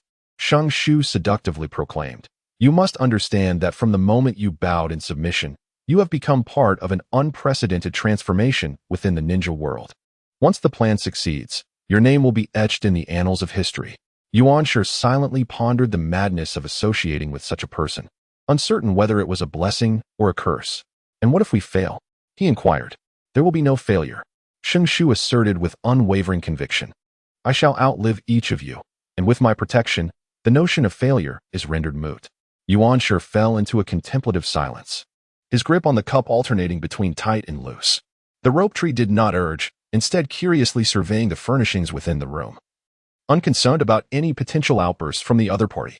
Were it not for the apprehension regarding Yuan Shi's lingering grievances, he would have contemplated casting a curse upon Yuan Shi's heart. After a quarter of an hour, Yuan Shi let out a wry smile, acknowledging that now that he had made a promise, there was no room for retraction. If you desire the position of water shadow, you must adhere to my arrangements henceforth. In the initial phase, I shall oversee the overall affairs of the Hidden Mist Village, and you must not interfere. Very well. The divine tree nodded, saying, however, I must know what you intend to do. To build momentum, Yuan Shi replied solemnly, attaining the position of water shadow is no simple feat. This village is not governed solely by my words. Chapter 59, Thousand-Handed Baiyun. Provide me with the list. The fingers of the rope tree tapped rhythmically upon the table, skillfully utilizing the pretext of this war to eliminate individuals. No. The Master Yuan resolutely rejected, declaring, from this day forth, you shall be known as Water Shadow, and you must not harm a single villager. As for the rest, leave it to my arrangements. Such an unnecessary endeavor. The rope tree curled its lips, stating that one should trust those they employ, and those who raise doubts should not be utilized. The matters shrouded in mist shall be entrusted to you. Fear not, for I shall entrust the Water Nation to Terumi Mei from now on. A tremor coursed through Yuan's heart as he recalled the 22 children he had personally seen off. Are Terumi Mei and the others faring well? They are doing quite well. Shenshu rose, his fingers interlaced, and suddenly, 2 shadow clones materialized behind him. Kahaku Mei is my student. Thus, I can be considered half a member of the Hidden Mist Village, he mused. Additionally, I shall leave behind 2 shadow clones, one in the light and one in the dark. Should any urgent matter arise, you may instruct the clone in the shadows to take its own life, and I will receive the message. Do you understand? Yuan Shi offered a wry smile. With Kahaku Mei as a stepping stone, his inner resistance diminished significantly. You should at least share your plan with me, so that I may better assist you. Ask them. Shenshu glanced at the time. I have an appointment. I cannot afford to be late. He waved cheerfully, saying goodbye. I look forward to our next meeting. Do not disappoint me. Yuan Shi looked up, but Shenshu had vanished without a trace. Such an ability to appear and disappear, so effortlessly filled him with trepidation. From this day forth, you shall be known as the Ghost Lantern God Tree, the grandson of the Ghost Lantern and Illusionary Moon. Yuan Shi retrieved a thin human skin mask from his drawer and handed it to the shadow clone. Put this on. It holds some intrigue. The rope tree donned the mask upon its visage and gazed into the mirror, murmuring to itself, from this day forth, I shall be known as the Ghost Lantern Divine Tree. Bah, what a ridiculous name. Come forth. With a clap, a voice exclaimed, Wow, rope tree. You truly possess the ability to perceive me. You are indeed worthy of being the wielder of Wood Release. The white Zetsu emerged from the trunk, applauding and grinning as it offered its compliments. Congratulations, rope tree, on surviving the deadly predicament. Shenshu shrugged, acknowledging that the strategy was indeed commendable. Yet he regarded Shirtsong as utterly inept. Without further ado, he inquired about your considerations. My presence here speaks volumes. Bai Ju's eyes glimmered. But I am still eager to hear your rationale, Shenshu-kun. Rationale? Indeed. Bai Ju retracted his nonchalant demeanor, questioning why he should consent to a collaboration with you. The rope tree suddenly burst into laughter, thinking to himself how unnecessary this was. Was it not Master Ban who orchestrated your arrival? Firstly, you are a creation of my grandfather's cellular cultivation, thus we may be considered family. Secondly, you are an indispensable part of my plan. Thirdly, I shall regard you as companions rather than mere fodder. Family? Aha. The white absolute laughed heartily, scratching the back of his head. What a jest. Do I truly have family? Besides, I came into existence after the cells of Hashirama. To be crushed? You wish to be more than a friend and aspire to be my son. How delightful. The rope tree, with a hint of irritation, retorted, in short, if you do not agree to live a life of luxury alongside me, I shall crush you on the spot. The white absolute smugly replied, considering how desperately you seek my presence, I shall reluctantly acquiesce. The expression of the rope tree was grave as he stated firmly that he needed to place a cursed seal upon you, seeking your consent before proceeding. Hey, what about the family and friends we spoke of? Protested Bai Ju, waving his fist in defiance. What if I refuse? I will crush you immediately. Do I have any choice? Bai Ju shrugged. You are the butcher, and I am the fish. Why bother asking for my opinion? That is not the same. The vine tree gradually introduced. This seal is known as the seal of eradicating calamity. As long as you do not disclose any matters related to me, it will have no effect on your body. However, there is one thing I need to confirm. Speak. Bai Ju mimicked the vine tree's gesture and shrugged. I will tell you everything I know. The expression on SH Ju's face was grave. Can you truly control your clones? Of course. Bai Ju grinned, finding humor in the situation. It's rather amusing, really. Initially, we were all under the complete control of our original. However, Uchiha Madara altered us, mass-producing Bai Ju by utilizing Hashirama's cells. Consequently, the original's constraints on us have become virtually non-existent. Upon hearing this, Shintong felt a sudden shock. Given his understanding of Uchiha Madara, it was clear that he could not have left such a significant vulnerability unaddressed. After all, Uchiha Madara must have some contingency plan. Bai Ju pondered for a moment before shaking his head and remarking, I do not know. I do not sense anything unusual in my body. When did he start training you? It was right after your last confrontation with him. Bai Ju seemed to recall something, as he mentioned that according to other brothers, Uchiha Madara no longer trusted our original forms or Heiju as he once did. Shenshu furrowed his brows. Perhaps his previous words had sown seeds of doubt. Never mind, his affairs are of no concern to us.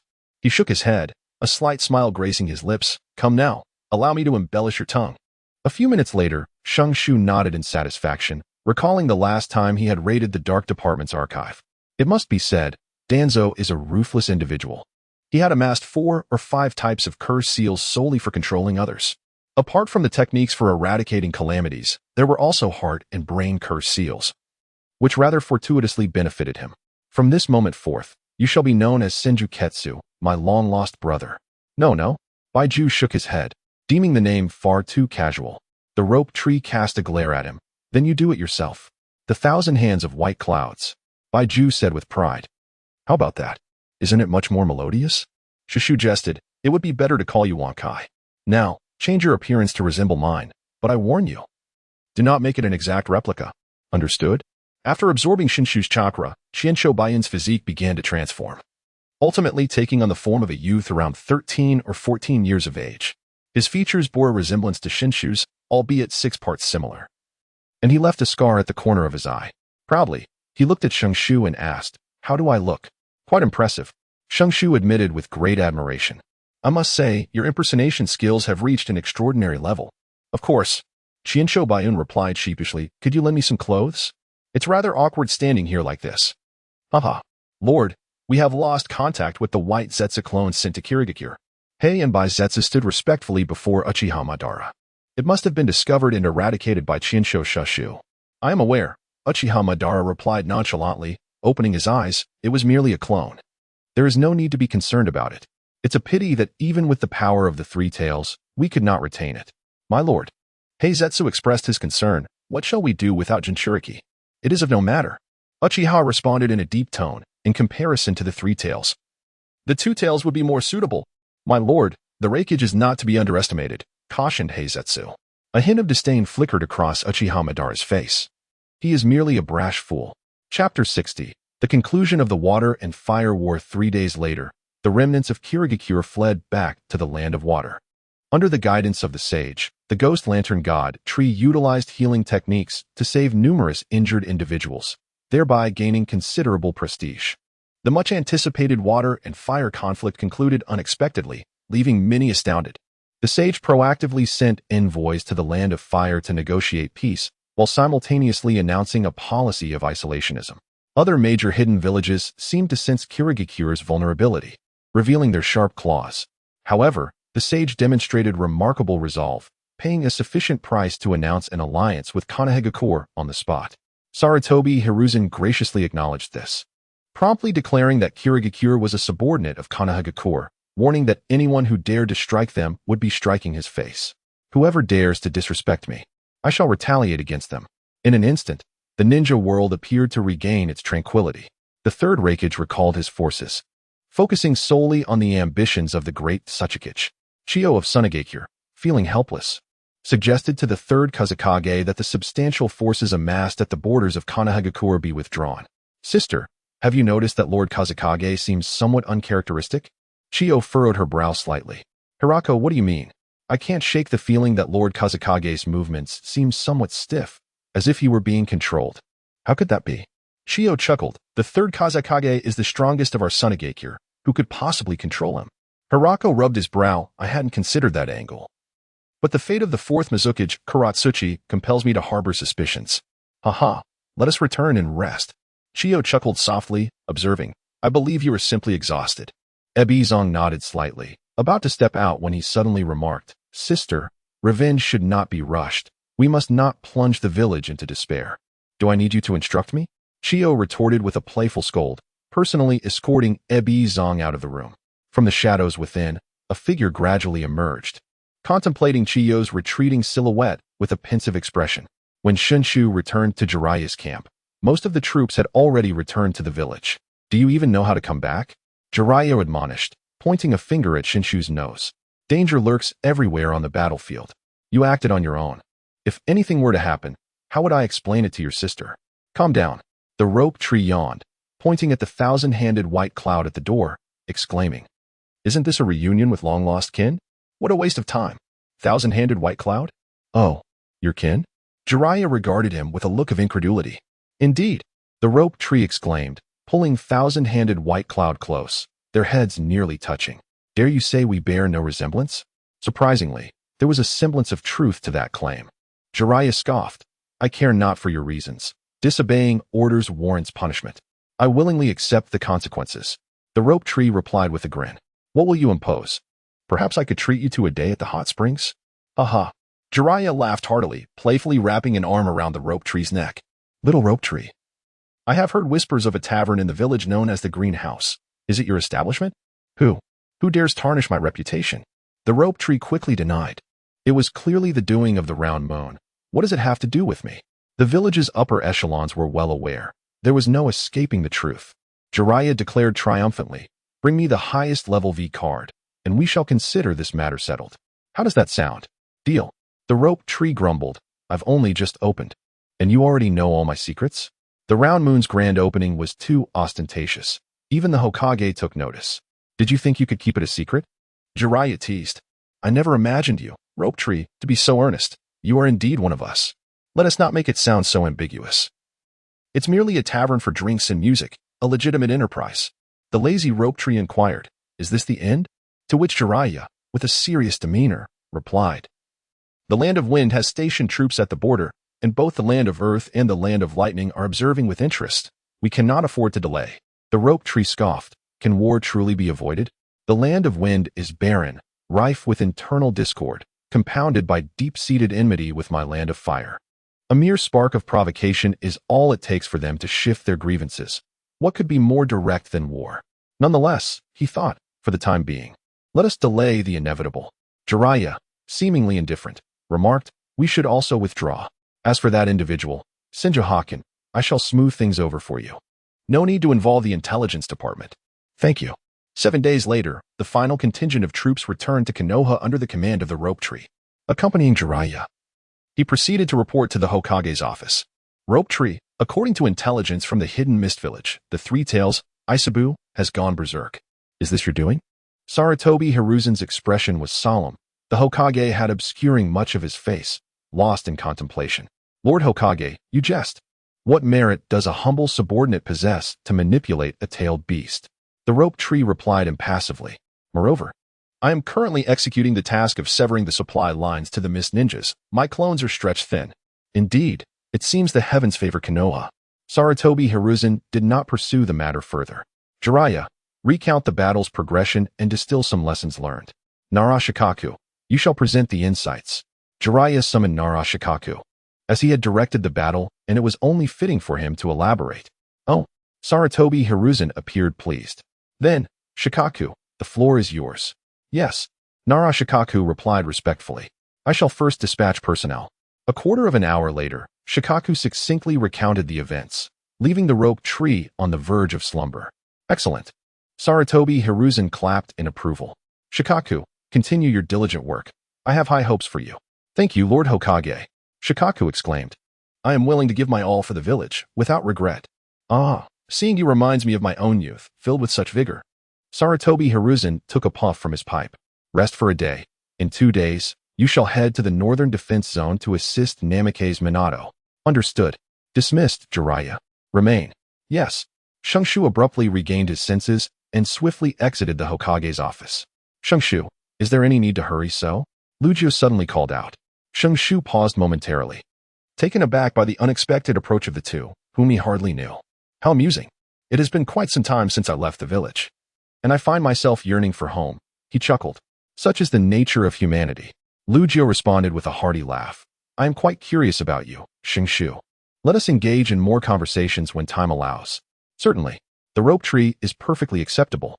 Tomorrow, when you have a day off, I shall treat you to some drinks." "But what about the brothel?" Lugio expressed great interest, stating, having been on the front lines, "I have heard tales of the infamous brothels. It is indeed time to witness it." "Well said, well said." The two laughed and conversed as if they were old friends from many years past. "Jiraiya, is there anything amiss with the rope tree?" "Teacher, you are overly concerned." Jiraiya squinted and replied, "It is merely the fanciful talk of a child. Why take it to heart?" "Fanciful? Who?"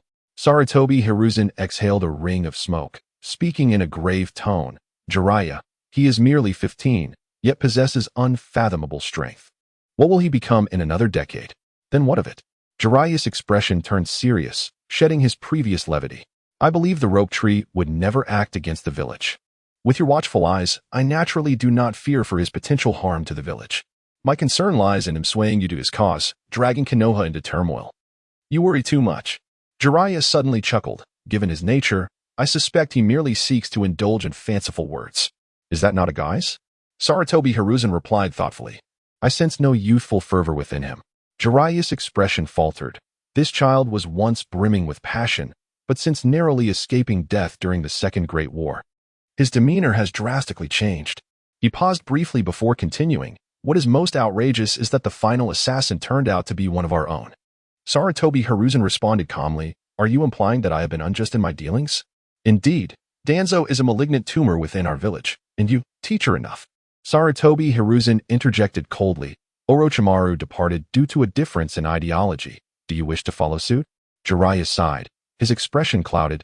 "Teacher, you know that is not my intention. Return now." Sarutobi Hiruzen lowered his gaze slightly. "I desire some solitude." Jiraiya raised an eyebrow, inquiring playfully, who is Solitude? Does the matriarch know? Get lost. At the Senju ancestral home, after dining, the rope tree led Senju, Muta, and Nami into the study. Allow me to formally introduce you. Senju will be our partner henceforth. Greetings, everyone. Senju beamed, waving his hand cheerfully. I look forward to your support. Hello. I am Uzumaki Nami, the young master's personal assistant. Cough. The rope tree nearly choked. Assistant. I meant assistant. Uzumaki Nami, unfazed, nodded in agreement. Yes, indeed. I am the assistant. The sloth, indifferent to her subtle thoughts, spoke earnestly. Sister Rabbit, the brothel operations are now in full swing. Please expedite arrangements for Tian Kwai and the others to get involved. Understood, replied Rabbit, hesitating. Tian Yon wishes to remain aloof from these worldly matters, preferring only to fight for the young master. This little rascal. The sloth felt elated. Has he not asked you to conduct a health check on him? Not at all, Rabbit replied, somewhat reluctant, for this fellow's secret techniques were rather alarming. He spent his days drawing upon his own bones. Haha. I have brought back some suitable ninjutsu from Mist Hidden Village for him. Please deliver it to him shortly. Certainly. Bayun. The sloth turned to Thousand Hand Bayun. Tomorrow, I will take you to the brothel. You must learn the operational model of the establishment and utilize your clones to gather and compile information. Why go through such trouble? If you seek any information, I can simply send my clones to inquire on your behalf. Hearing this, the rope tree replied with utmost seriousness. How many lives might be lost in such an endeavor? The brothel operates like a chain of taverns. I intend to promote it across various hidden villages. And you shall be the one to execute it. He then retrieved a small booklet from his drawer, which contained a compilation of methods for gathering intelligence from his previous life. This is something I penned during my idle moments. Do take the time to peruse it. Understood, replied Senju Hakuyun, accepting the booklet with both hands. Boss, should I send a shadow clone to disguise myself in the Mist Hidden Village? No need. I wish to ascertain whether the Master Yuan is truly worthy of our trust. Understood. The following evening, the rope tree led Jiraiya, Narashikaku, and others into the opulent brothel. The establishment sprawled across a vast expanse, its interior adorned akin to the theaters of a bygone era, divided into two grand levels. The ground floor featured a spacious hall, furnished with several individual tables, where numerous elegantly attired women gracefully navigated, replenishing drinks. At the center, a stage was set, encircled by a railing, where three young ladies melodiously performed unique tunes from the ninja realm. The rope tree had contemplated the idea of appropriating songs from past lives.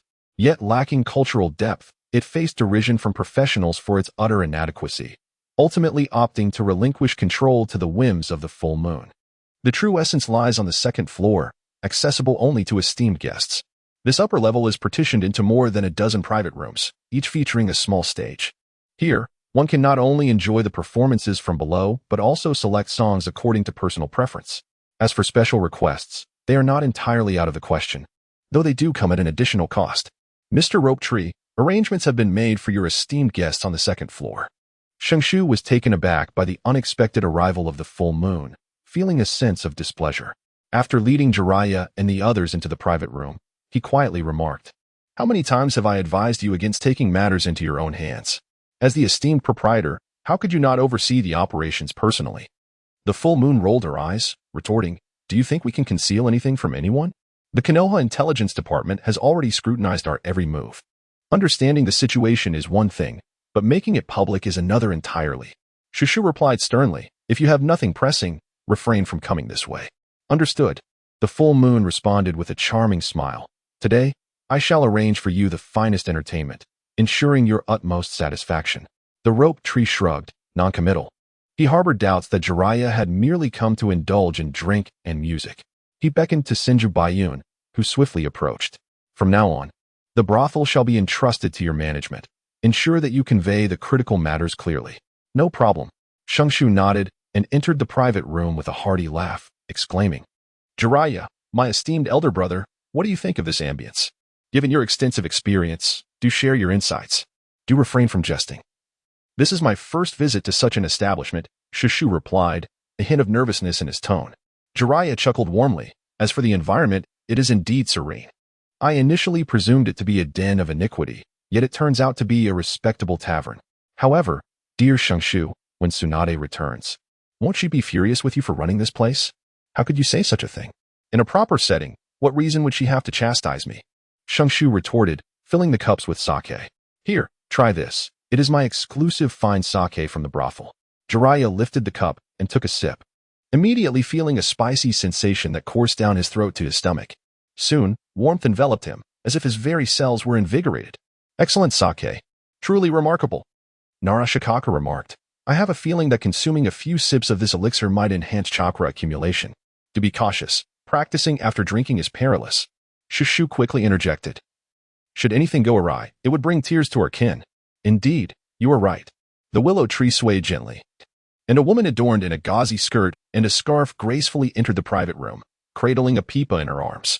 She offered a delicate bow to the assembly, her voice as melodious as a golden aureole, proclaiming, I am Qingwan, and it is a pleasure to meet you, esteemed gentlemen. Jiraiya felt a twinge of awkwardness, while the others appeared even more uncomfortable. The willow trees chuckled softly as they swayed, and with a graceful gesture, the Kyungluin stepped onto the stage to commence her performance. The melody was a familiar tune, one that many in the crowd could sing along to. Yet, when sung by Kyungluin, it possessed an enchanting charm of its own. Let us not linger idly. Raise your glasses. The tranquility was abruptly shattered by Shoshu's untimely interruption. Jiraiya slowly opened his eyes and remarked with admiration. So this is the true essence of your pleasure quarter. Indeed a splendid sanctuary for unwinding one's mind. However, the most authentic core shall forever remain beyond your knowledge. The heart of Shenshu stirred slightly, and he inquired, Brother Jiraiya, you didn't come solely to indulge in drinks today, did you? Chapter 62. The disappearance of the third wind shadow. Jiraiya pondered for a moment, then remarked, Shenshu, having watched you grow, I ask you to speak candidly. What are your true thoughts? As the melody concluded, Shenshu exchanged a knowing glance with Qingwan, who understood and gracefully exited the private room. If someone were to inquire, I would undoubtedly proclaim it to be for the sake of peace in the ninja world, to spare the common folk from the ravages of war. Shenshu drained the cup of wine entirely and continued, Since you have come to inquire, I cannot simply brush you off with empty words. Everything I do is solely to protect those I wish to safeguard. Jiraiya fell silent for a moment, then suddenly smiled, saying, Your lofty aspirations are indeed more invigorating. Shenshu, if your dreams were to come true, how would that affect the arrangements of Konoha? Narashikaka fixed his gaze intently upon Shenshu, as if trying to discern something profound from him. The rope tree cast a glance at Jiraiya, who nodded slightly before he spoke. At that time, the entire ninja world will belong to Konoha, rather than being confined to a mere village.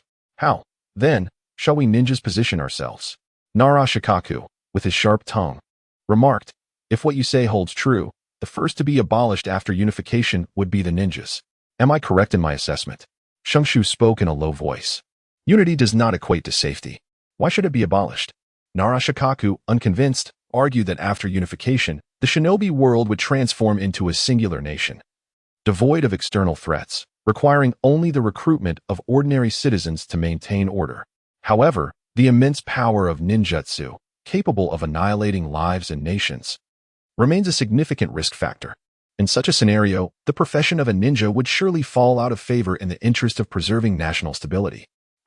Brother Shikaku, you worry too much. Shushu chuckled, reiterating, Unity does not guarantee safety. Ultimately, my intention is merely to diminish the internal strife among the various ninja villages in preparation for the crises that may arise in the future. Narashikaka felt a stir in his heart. Can you foresee the future? Cannot say. The rope tree shook its head, pondering how challenging it is to interact with such cunning individuals. In just a few exchanges, he nearly exposed the illusion of their ambition to unite the world. Jiraiya and Narashikaku were both exasperated. Riddlers were truly the most detestable. In the ensuing months, it appeared that Sarutobi Hiruzen had completely forgotten about the rope tree. In the tranquil embrace of the rope tree, apart from training the three young ones on their assigned tasks, he devoted the majority of his time to honing his mystical arts amidst the damp woods. He endeavored to utilize water release, earth release, and lightning release while in a state of mystical prowess, yielding remarkable results. Under the enhancement of this mystical state, the potency of ordinary ninjutsu multiplied manifold. To this end, he specifically sought permission from Sarutobi Hiruzen to access the Konoha archives for the study of ninjutsu. To his astonishment, Sarutobi Hiruzen did not oppose his request. Thus, time passed unremarkably, leading into the 41st year of Konoha. The rope tree opened its attribute panel, revealing the following details. Name: Thousand-Handed Rope Tree. Age: 16. Strength: 22. Spirit: 33. Constitution: Immortal Body. Usable points: 1. Alas, after toiling tirelessly for an entire year, I have only gained a single point in attributes. Forget it, I am weary. Let it all be destroyed. The rope tree directly augmented the available points, unleashing a surge of excruciating pain throughout his body. He gritted his teeth against the agony, staring in horror as his skin began to crack, transforming him into a vision of blood and suffering. Perhaps the powers of the celestial body were at work, swiftly mending his injuries. After 4 intense exchanges, the sensation of pain in his body finally began to subside. An hour later, the wounds on the surface of the rope tree's body had completely healed. Goodness, how filthy. The rope tree was stained with blood, interspersed with traces of a dark substance, emanating a foul odor. He hastily leaped into the river, scrubbing vigorously 2 or 3 times before revealing its true form. Could it be that the attribute panel possesses a cleansing feature? The rope tree observed that its skin had become increasingly delicate and fair, leaving it somewhat perplexed. Damn it. There isn't even a hint. This is rather too nonchalant. Isn't it? The rope tree expressed its grievances, casually tying an old garment around its waist before returning to the bedroom in Konoha. Makoto hastily covered her eyes, her fingers trembling uncontrollably. Rope tree. How shameless of you. Before commenting on me, do close your eyes. The rope tree retorted with irritation. What are you doing in my bedroom? Do you wish to know? No, don't jump to conclusions. Makoto exclaimed in a fluster. Senju Haken is looking for you. Oh. The rope tree retrieved a set of clothes from the wardrobe. Makoto. Please turn around. I need a change. I am leaving. Makoto blushed deeply and hurried out of the bedroom. The rope tree shrugged, pondering whether the young lady was genuinely shy or merely feigning it. However, given the audacity characteristic of a ninja, it was likely. He swiftly changed his attire and entered the study. Young master, urgent news from the land of wind. Senju Hakuyun exclaimed hastily, the third Kazekage has gone missing. Is the information reliable? The tree of strings was taken aback, as per the timeline of the previous life. The third wind shadow should have vanished around the year 43. This was indisputable. Senju Bayun's expression was charged with excitement. To ensure the accuracy of the information, I sent a clone to infiltrate the residence of the elderly Chiyo. The divine tree nodded and remarked, it is likely that Sunagakure will descend into chaos for a while. We must ensure the safety of Nightingale. Understood. Senju Bayun gazed intently at the tree of strings and inquired, young master, shall we commence the plan? Not yet. The tree of strings narrowed his eyes slightly, contemplating the disappearance of the third and the escalating tensions in Sunagakure. Chiyo, in an attempt to divert the discord, would likely instigate a war. That would be our opportunity. Senju Bayun nodded in agreement, but in an instant, his demeanor shifted to one of hesitation, as if he were struggling to find the right words. Speak plainly. Uchiha Madara wishes to meet with you. The rope tree chuckled lightly. Indeed. It was a gift from him. Senju Haken awkwardly grinned. Rest assured, young master, I shall never betray you. No need for explanations. I believe you. The rope tree interrupted. Did he mention where we would meet? Hearing this, Senju Haken was overjoyed, dancing with excitement. Tomorrow evening at the South He Shrine. Sister, what should we do? Karuzong furrowed his brow tightly. Despite the support of the Sandstorm clan behind Rasha, he was still too young and lacked the necessary prestige. Enough. Chiyo massaged her throbbing temples. Is there still no news from the third? No, the elder of the Sand Iron clan reproached. The Sandstorm clan is suspected of secretly harming the third. Chiyo scolded. Do not speak of such baseless accusations. Is the situation not chaotic enough? However, if we do not intervene, both sides may engage in open conflict. Karuzong could not help but interject. Both factions have already clashed in the shadows multiple times, and the death toll has been rising daily. Chiyo exhaled a heavy breath, a glint of coldness flickering in her eyes. Notify everyone, as the acting wind shadow. I shall convene a meeting. The agenda will address our response to the invasion of Konoha at our borders. Karuzong was taken aback. Sister, we are on the brink of war. Konoha is no longer what it used to be.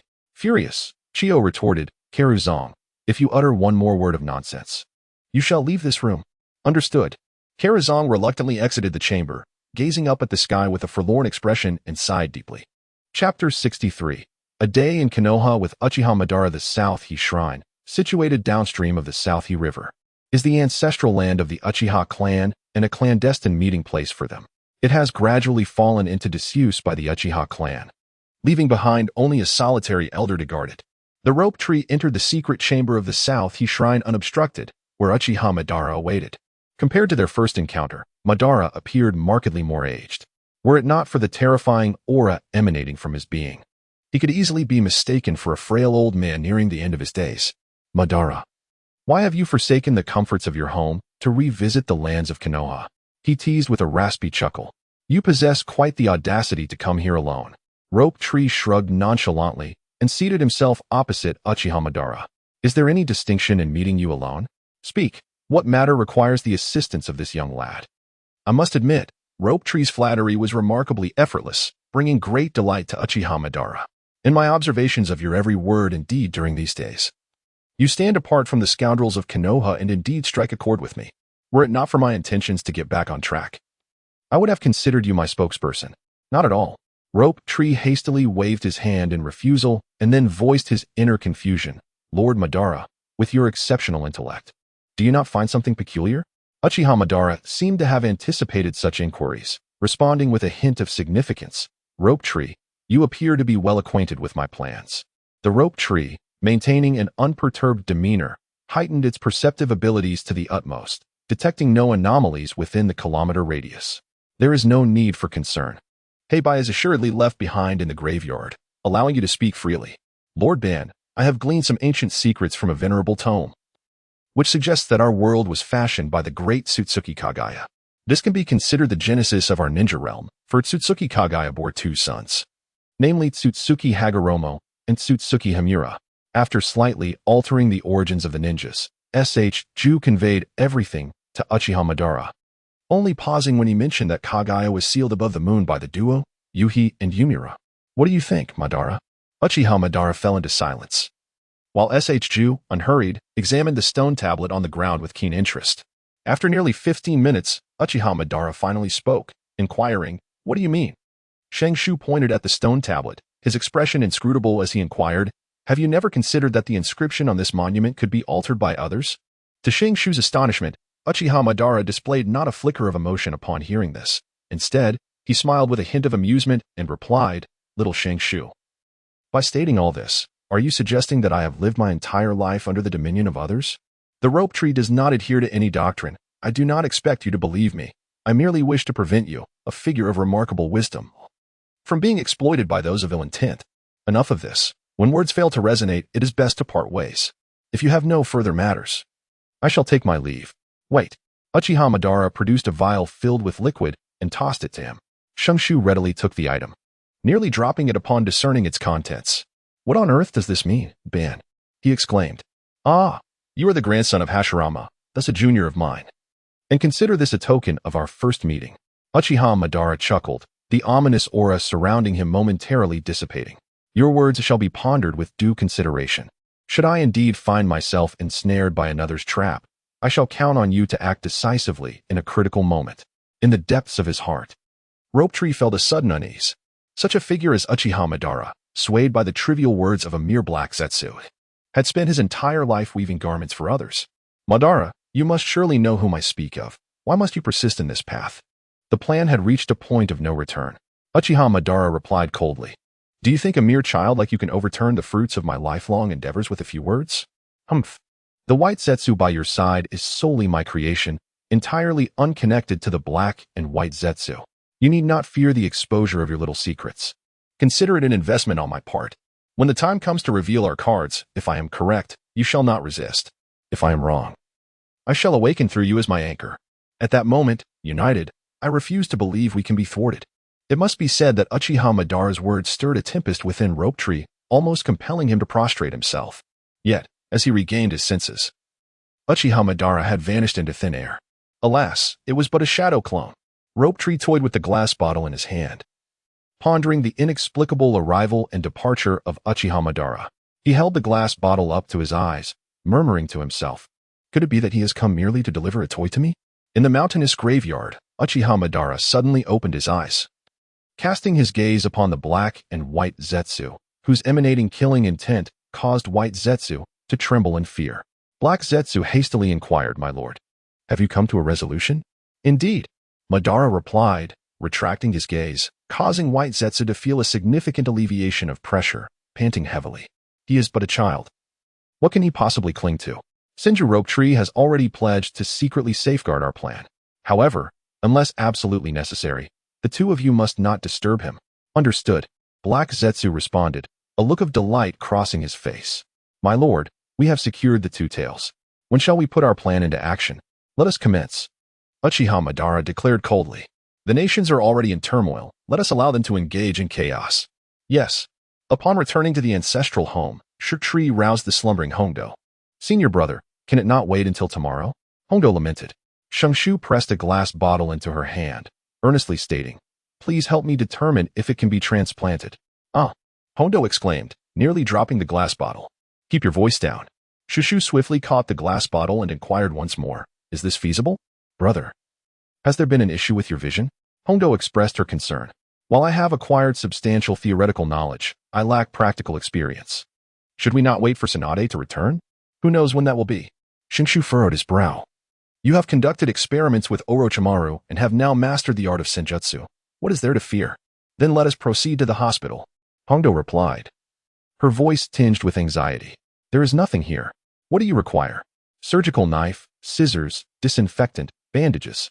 Just wait." The figure of Shenshu abruptly vanished from sight, only to return moments later to the bedroom, meticulously arranging items before Hongdo. "Senior brother, have you just robbed the Konoha hospital? Hurry and see if anything else is missing. That's more than enough." Hongdo swallowed hard.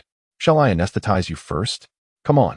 Shenshu reclined carelessly on the bed, emboldened and unperturbed. "Even if something goes awry, let my sister get me a new one." Hongdo took a deep breath, reciting the surgical steps in her mind as she administered anesthesia to Shenshu's face. Just as she raised the scalpel, poised to make an incision near Shenshu's eye, she suddenly hesitated. "I seem to recall Tsunade-san mentioning that this type of surgery should not involve a scalpel. It merely requires." In an instant, her hands were enveloped in a layer of green chakra, and she swiftly reached for Shenshu's right eye. Chapter 64. Shenshu with Sharingan? "All done," Hongdo exclaimed nervously a few minutes later. She had never anticipated that her very first surgery would take place in a bedroom. So soon? Though Shengtri's face remained devoid of sensation, the discomfort in his eyes compelled him to reach out. "Wait." Hongdo swiftly intervened, presenting a mirror before Shengtri. "Senior brother, please move about gently. Do not rub your eyes." "Oh, understood." Shushu scrutinized his right eye in the mirror, the crimson orb appearing particularly enchanting. He gazed at the intricate patterns of rectangles and circles within the eye, undeniably certain that it belonged to Uchiha Madara. How extravagant of him. Only in the world of ninjas could such an eye transplant occur without leaving a trace of blood. Hongdo couldn't help but ask cautiously, "Senior brother, what is this eye?" "A gift from someone," he replied. Shushu attempted to rotate his eyeballs, and the discomfort in his eyes gradually subsided. Hongdo secretly scoffed, pondering who would idly give someone eyeballs. Especially the Sharingan. "Here." Hongdo yawned as she thrust the glass vial into Shenshu's hand. "Keep it as a memento. I am off to sleep now. The more I gaze upon the rope tree, the more my heart swells with joy. The coveted Sharingan, which I had longed for, has unexpectedly pleased Uchiha Madara. Thank you. Junior sister, your assistance is invaluable." Hongdo, with a hint of pride, replied, "Of course. Just remember to keep it a secret." Shushu instantly teleported back to his bedroom, pacing back and forth for a few moments before letting out a wry smile and muttering to himself, "No wonder Kakashi always covers one eye. The two eyes are out of sync. No, it's because he suffers from kidney deficiency. I am different." The Sharingan is indeed a remarkable tool. Observing the world through the Sharingan allows one to perceive even the tiniest particles suspended in the air with utmost clarity. He drew his chakra blade, opened both eyes, and practiced his swordsmanship for a while, only to ultimately relinquish his efforts with a rueful grin. "Training with one eye is exceedingly uncomfortable. It seems I must devote myself to diligent practice during this period." Seated cross-legged upon the bed, Shenshu closed his eyes to momentarily attune to his inner self, only to be startled by a revelation. He discerned that the chakra energy within his body was being incessantly absorbed by the Sharingan.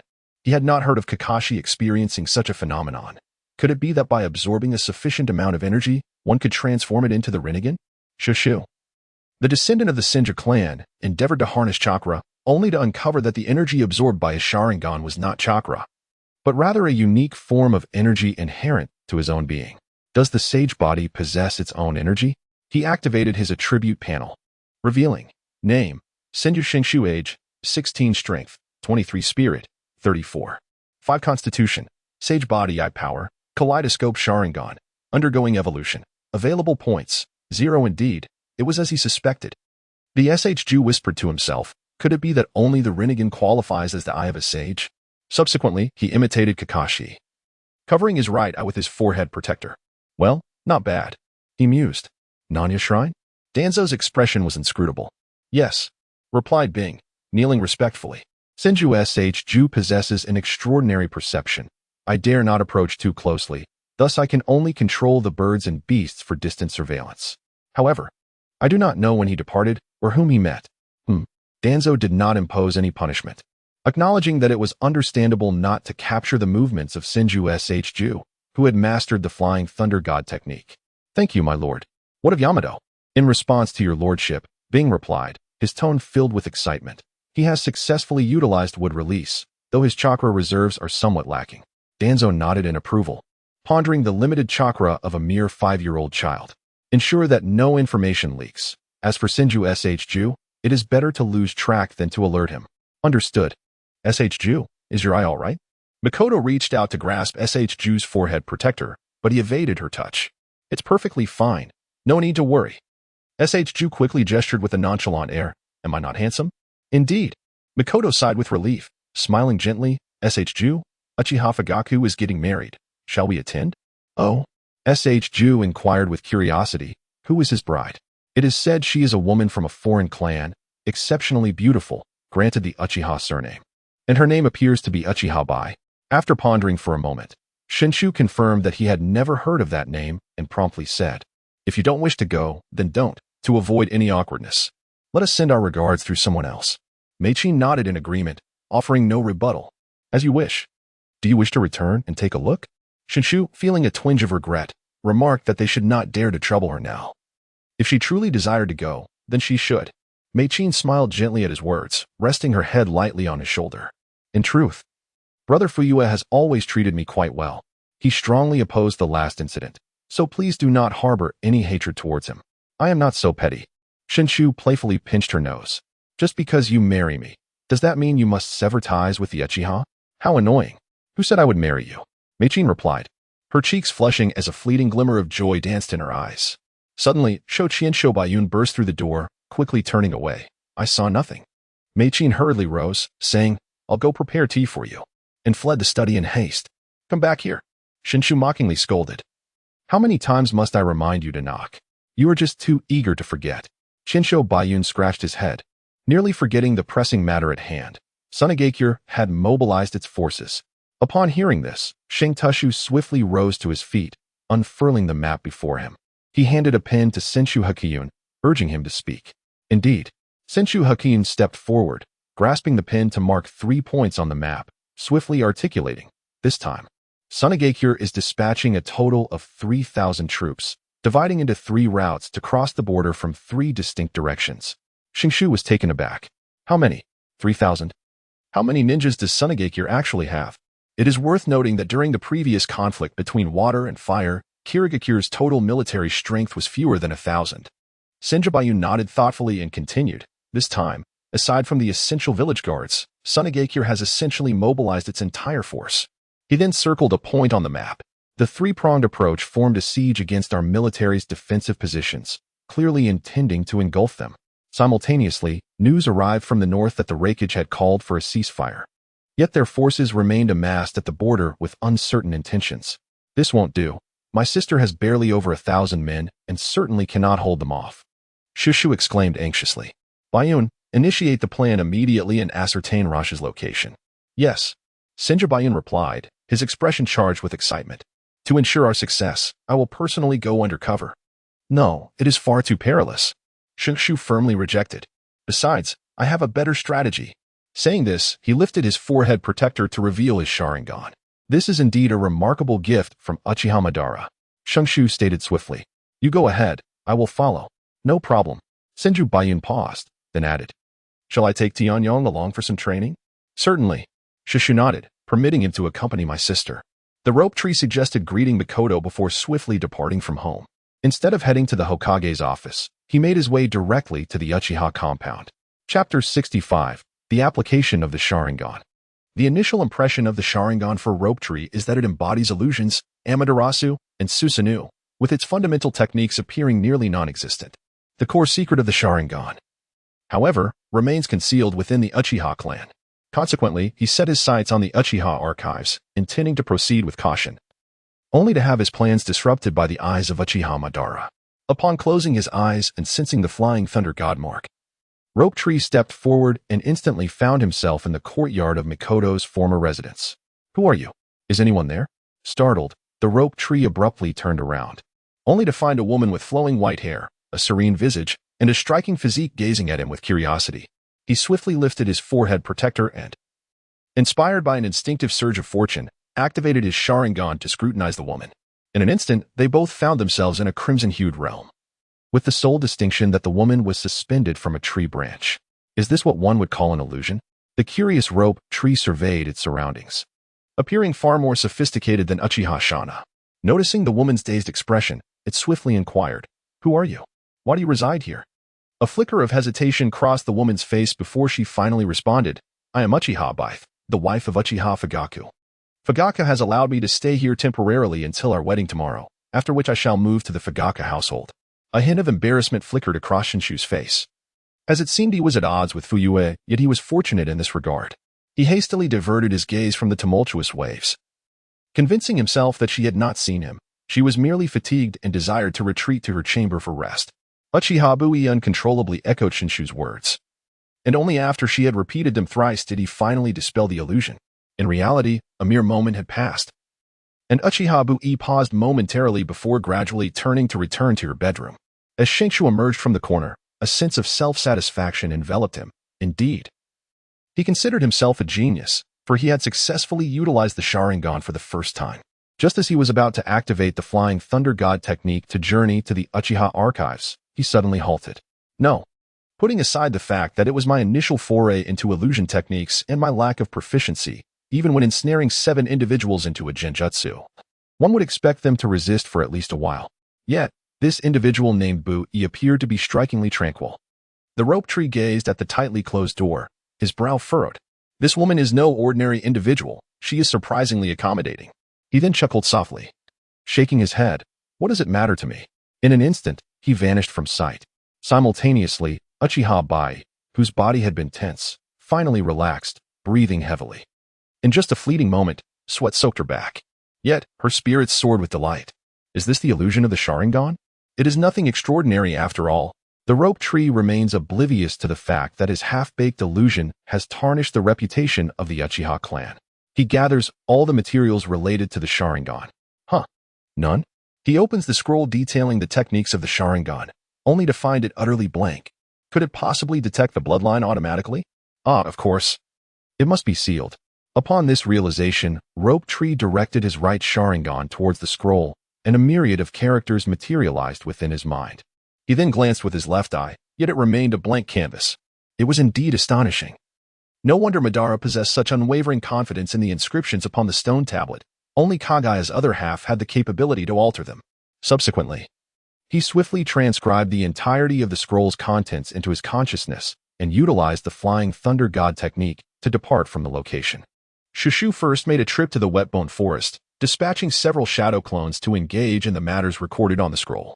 Meanwhile, his true self hurried directly to the Hokage's office. "Teacher, if that is the case, Tsunade won't be able to hold out for long. I'll lead a team to provide support." "That's out of the question." Sarutobi Hiruzen shook his head. "The northern border is equally unstable. You must oversee the situation. Minato is still too young." Jiraiya furrowed his brow. "Then who will support Tsunade?" At that moment, a member of the Umbu burst through the door. "Hokage-sama. Senju Shushu requests an audience."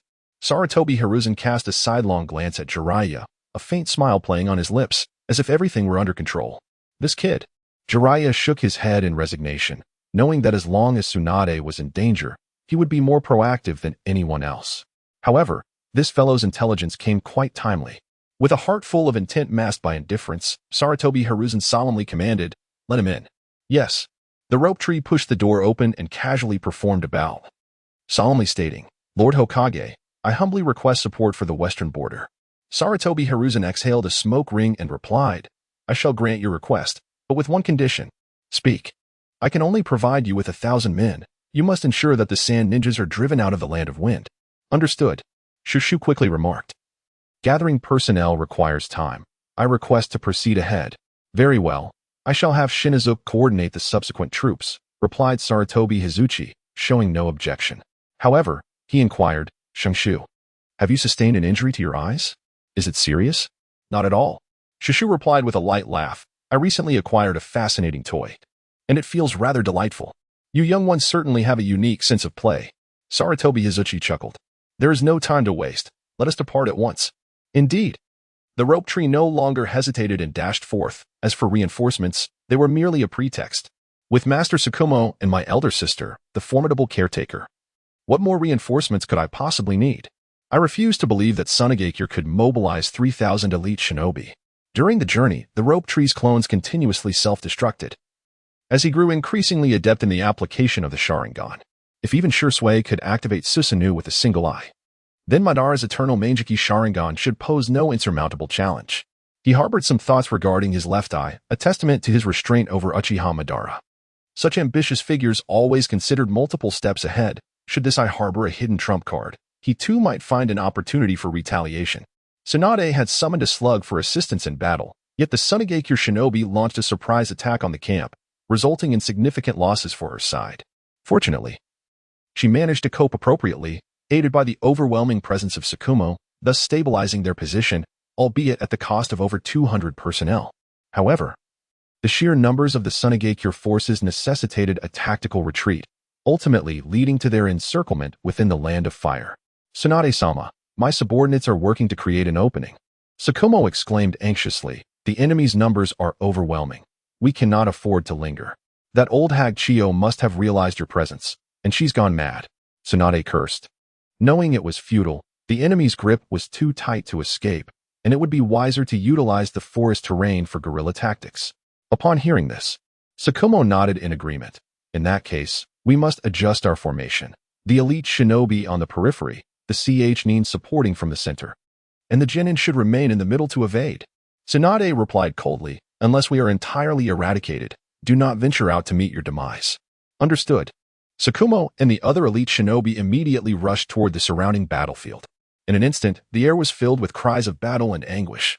Indifferent to the chaos, Tsunade summoned countless slug clones to gather intelligence on the battlefield. "Chiyo, since you have arrived, why hide in the shadows?" Suddenly, a Konoha shinobi's corpse was tossed at Tsunade's feet from the forest, followed by a rustling sound as 10 puppets emerged slowly from the trees. "Are you sending your elite 10 guardians, Chiyo? At your age, why do you still insist on fighting on the battlefield? Is there no one left in Tsunagakure?" Tsunade scoffed, her words piercing Chiyo's vulnerabilities. Why is it that Konoha seems to be favored by fortune, producing an endless stream of talented individuals? First, the legendary Sannin emerged, followed by the fearsome Konoha White Fang. Rumor has it that the younger generation boasts figures like Minato Namikaze, and now Chiyo's rope tree stands on his own as well. In contrast, her own village could only present the likes of Raza. Princess Tsunade graces the battlefield. Why does the old hag not come to accompany you? Tsunade scoffed, dismissively stating, "You continuously transfer my allies away. Is it your intention to confront me directly? Your poison is of no consequence to me." The old hag is not solely reliant on poison. Chiyo's fingers trembled as the puppets prepared for an offensive stance. "Tsunadeheim, there's another presence lurking in the shadows." A slug whispered in her ear, "Little rope tree is on his way. Hold your ground." Feeling a warmth in her heart, Tsunade murmured, "This fellow is truly reckless, daring to venture onto the battlefield alone. Chiyo, summon your assistant." A soft laughter echoed through the forest, as a swirl of sand and gold gradually coalesced into a humanoid form beside Chiyo. "I am Tsunano Raza, here to escort Princess Tsunade on her journey." The rope tree abruptly concealed itself behind the trunk, furrowing its brow as it observed several sand ninjas in the distance. The encounter with sand ninjas in the heart of the Land of Fire indicated that Tsunade had been encircled. Chiyo's ambition was formidable. Was she truly contemplating the encirclement and assassination of Tsunade to elevate the prestige of Raza, thereby facilitating his succession as the fourth Kazekage? In the eyes of Shungtree, a chilling light surged forth as he slowly drew his chakra blade. The trio from the Sand Ninja team barely caught a glimpse of a shadow darting past before they succumbed to unconsciousness. He swiftly attempted to communicate with the flying Thunder God Mark, noting that Tsunade was still some distance away. Subsequently, he revealed his presence, charging towards Tsunade's location. An ambush? Be wary of what lies behind. Within mere moments, Shang-Chi had breached the defenses of the Sand Ninja. To him, these ordinary Jonin were no different from Chunin, easily dispatched with a single strike. Especially with the assistance of the Sharingan, his swordsmanship underwent a qualitative transformation, enabling him to maneuver at a speed in close quarters that rivaled even the Flying Thunder God technique. As the rope tree entered the transmission range, it immediately activated the teleportation. Tsunade's seal had been released, and numerous wounds adorned her body. While she was not intimidated by Chiyo's puppet techniques alone, the addition of Rashi's magnetic bloodline limit left her in a precarious position. How infuriating! She felt like a kite on a string. Tsunade glared fiercely at Chiyo and her companion across from her. They offered her no opportunity for direct engagement, clearly intending to wear her down. On the other hand, Chiyo was also considerably drained, having lost 4 out of 10 puppets. Without Rashi's assistance in defense, the situation would have been dire. A swift resolution was imperative, Chiyo shouted. 3 treasures collapse. 3 puppets swiftly formed a triangular formation, each activating mechanisms marked with the symbols of Buddha, Dharma, and Sangha. A violent whirlwind materialized out of thin air, ensnaring Tsunade and rendering her immobile. Tsunade struggled to stabilize herself, delivering a powerful punch to the ground. Instantly, a deep pit erupted beneath her feet, the rising clumps of earth temporarily obstructing the vortex's pull. Meanwhile, Rashi formed hand seals, channeling chakra into the ground. Tsunade's body suddenly sank, heavy sands enveloping her legs. When did this happen? She was taken aback, straining to shake off the sand, but it was as soft as water, not only failing to dislodge her but causing her to sink deeper. Magnet release, sand gold burial. The dense sand swiftly engulfed Tsunade, followed by explosive sounds emanating from beneath the surface as the ground rapidly descended, forming a massive pit. Had they succeeded? Chiyo tugged on the chakra threads, causing the remaining puppets to encircle her. Roar. Rashi nodded in acknowledgement, surprised at how formidable a medical ninja could be. Tsunade's Senju was not an ordinary medical ninja by any means. Chiyo gradually sealed the puppets into a scroll, knowing that with this victory, she could firmly establish her position. Rashi sighed, pondering how to confront the inevitable retaliation from Konoha. Suddenly, a thunderous roar erupted from the sands, and a figure broke free from the confinement. Shenshu gazed at the unconscious Tsunade in his arms, her complexion ashen. Despite his hurried efforts, he had nearly fallen into their clutches. Nevertheless, Shenshu felt a sense of relief. It was merely a matter of exhaustion. The slug consoled, Tsunade's seal development remains immature, and its amplification effects are rather limited. Upon hearing this, the expression of the rope tree softened. What about the guards beside my sister? Is there not a single one? I am momentarily hindered. Allow me to resolve this matter first before proceeding. Shenshu draped his coat over Tsunade's shoulders and cast a cold gaze at Chiyo and Kimimaro, asking, "How do you wish to meet your demise?" Such audacity. Raza snorted disdainfully, and the sand within the pit surged upward like a whirlwind, coalescing into a square formation. Simultaneously, a thin layer of sand lifted his body slowly into the air. Chiyo, you should retreat. Chiyo scrutinized Shenshu's features and quickly responded. This man is known as Senju Shenshu. He possesses the would-release bloodline, so we must not underestimate him. Understood. Raza nodded in acknowledgement as Chiyo withdrew into the forest. Shenshu furrowed his brow. This was his first battle against someone capable of flight, leaving him momentarily at a loss for effective strategies. Damn it, if Orochimaru could silently eliminate Rasha, it must surely be the handiwork of Kishimoto. In the depths of his heart, Shenshu cursed silently, only to witness Luosha clasping her hands together, invoking magnetic escape. The golden sand surged like tumultuous waves, cascading downwards in a magnificent display. The sight of the gold sand left Shenshu envious. Only Rasha in the ninja realm possessed the wealth to forge weapons from it. Suddenly, an idea struck him, and as the golden sand brushed against him, the flying thunder god seal was inscribed within. He then executed the body flicker technique to its utmost potential, darting between the grains of sand, such that the golden sand scarcely grazed him. Water style, heavenly weeping. Countless water needles pierced through the crevices of the sand, aiming for Rasha's body. However, they were thwarted by the golden sand under Rasha's control. Yet, Shenshu's eyes brightened, and he instantly vanished from his position. Water style, who repaired the dam? Rasha abruptly lifted his gaze, only to discover that Shenshu had somehow arrived above him. A tremendous torrent of water erupted from the mouth of the rope tree, cascading down upon the head of Luosha. Astonishingly, the water coalesced with the sand gold, forming an aquatic prison that ensnared Luosha within its confines. In desperation, Luosha swiftly enveloped himself in the sand gold, fashioning a protective cocoon to shield himself from the deluge. The remaining sand gold, saturated by the relentless flow, became pliable and ultimately succumbed to the current, spiraling downwards toward the earth. The rope tree moved freely within the water prison, approaching Luosha and forcefully tapping on the eggshell. Open the door, open the door. Don't hide inside and remain silent. I know you are at home. You have the ability to commit murder. Surely you can open the door. Luosha was immediately struck with a sense of despair as an eye appeared from the eggshell, only to be seized by the rope tree. Ah, just like your son, you enjoy playing with eyeballs. He aligned the eyeball with his own right eye and asked, now, could you help me see? Is my eye in proper condition? Chapter 67, the beginning of the third battle. Luosha momentarily lost his focus, and the golden sand enveloping his body began to shed. Shenshu did not hasten to launch an attack. Instead, he endeavored to employ the ocular technique of the Sharingan to entice Saken, aiming to exert control over his mind. After a quarter of an hour, a bead of cold sweat appeared on Shenshu's forehead. The use of the Sharingan consumed not only physical stamina but, more significantly, mental fortitude. Fortunately, it was not an exercise in futility.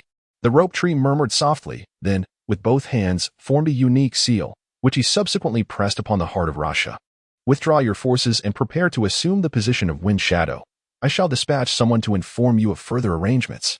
Rasha nodded, controlling the sand beneath his feet, and without looking back, soared towards the land of wind.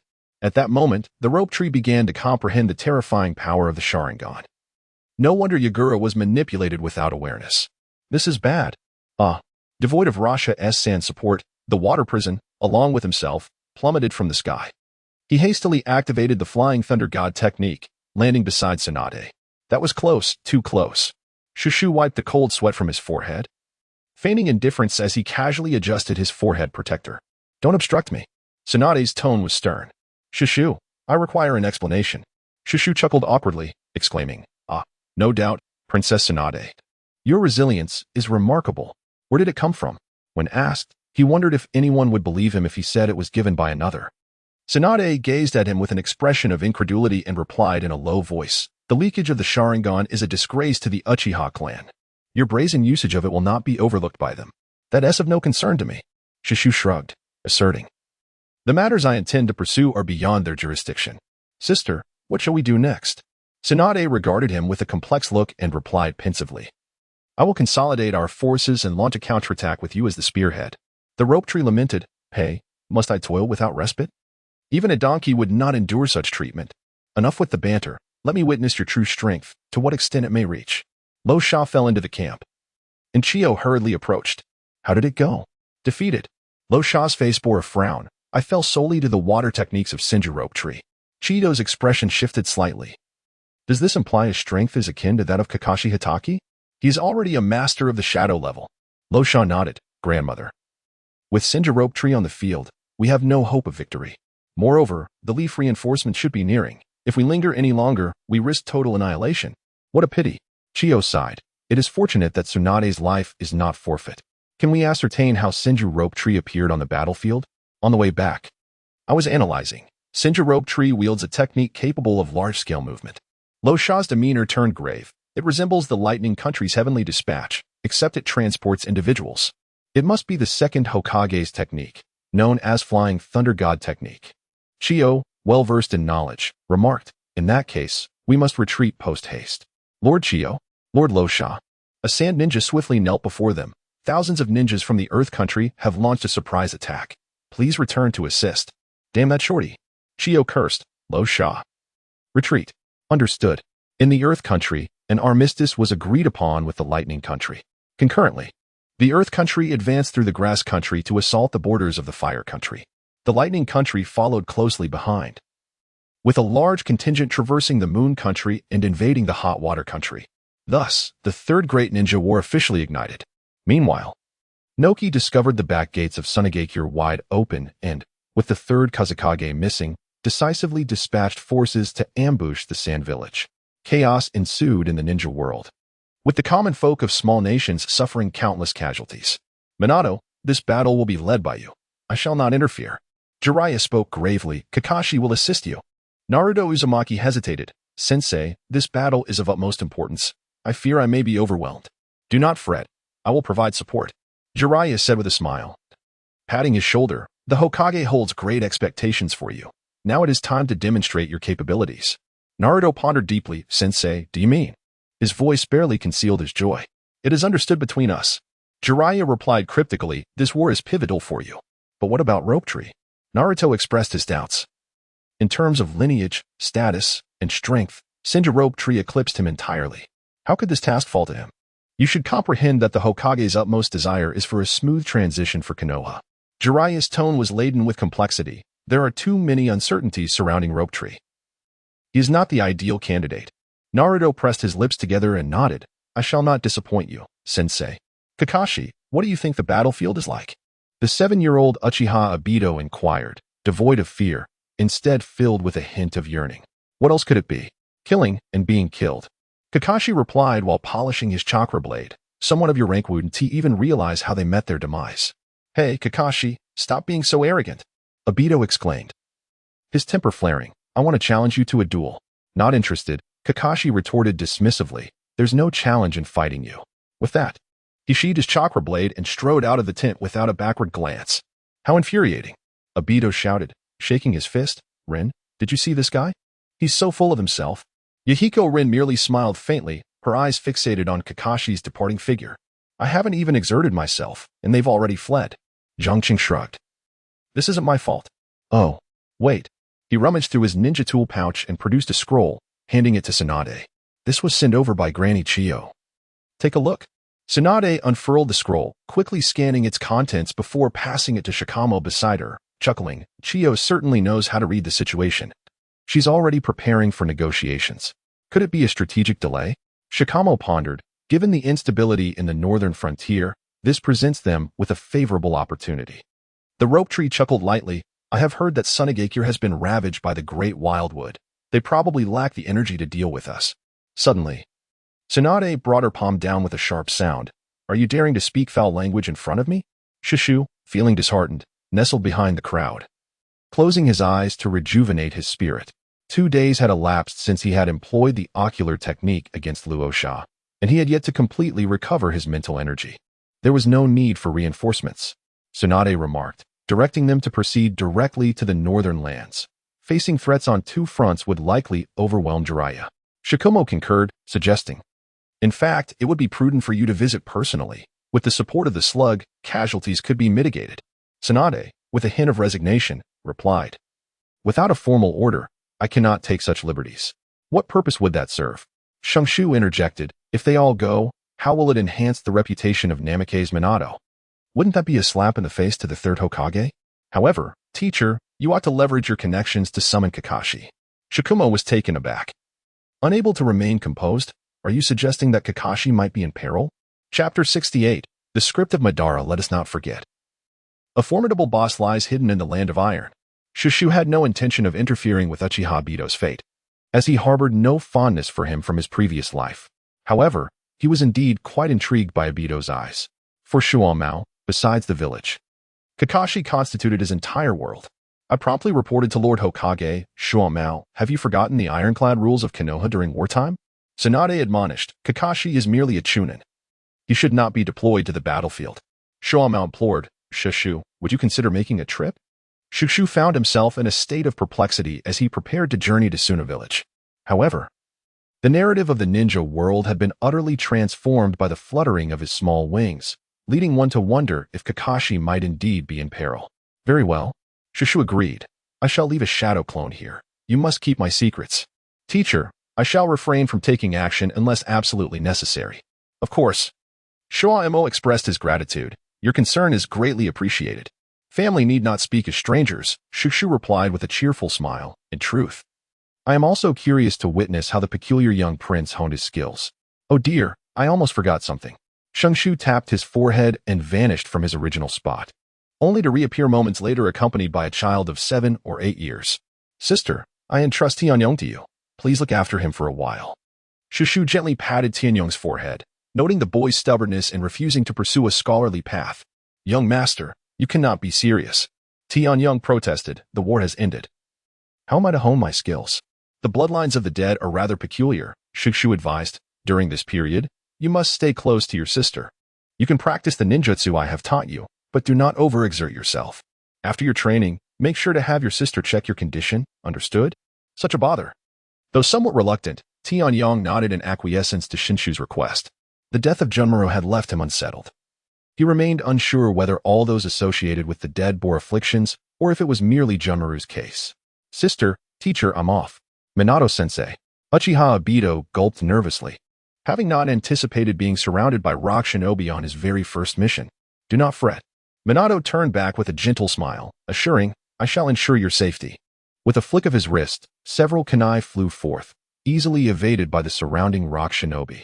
You three, focus on defense. Leave these foes to me.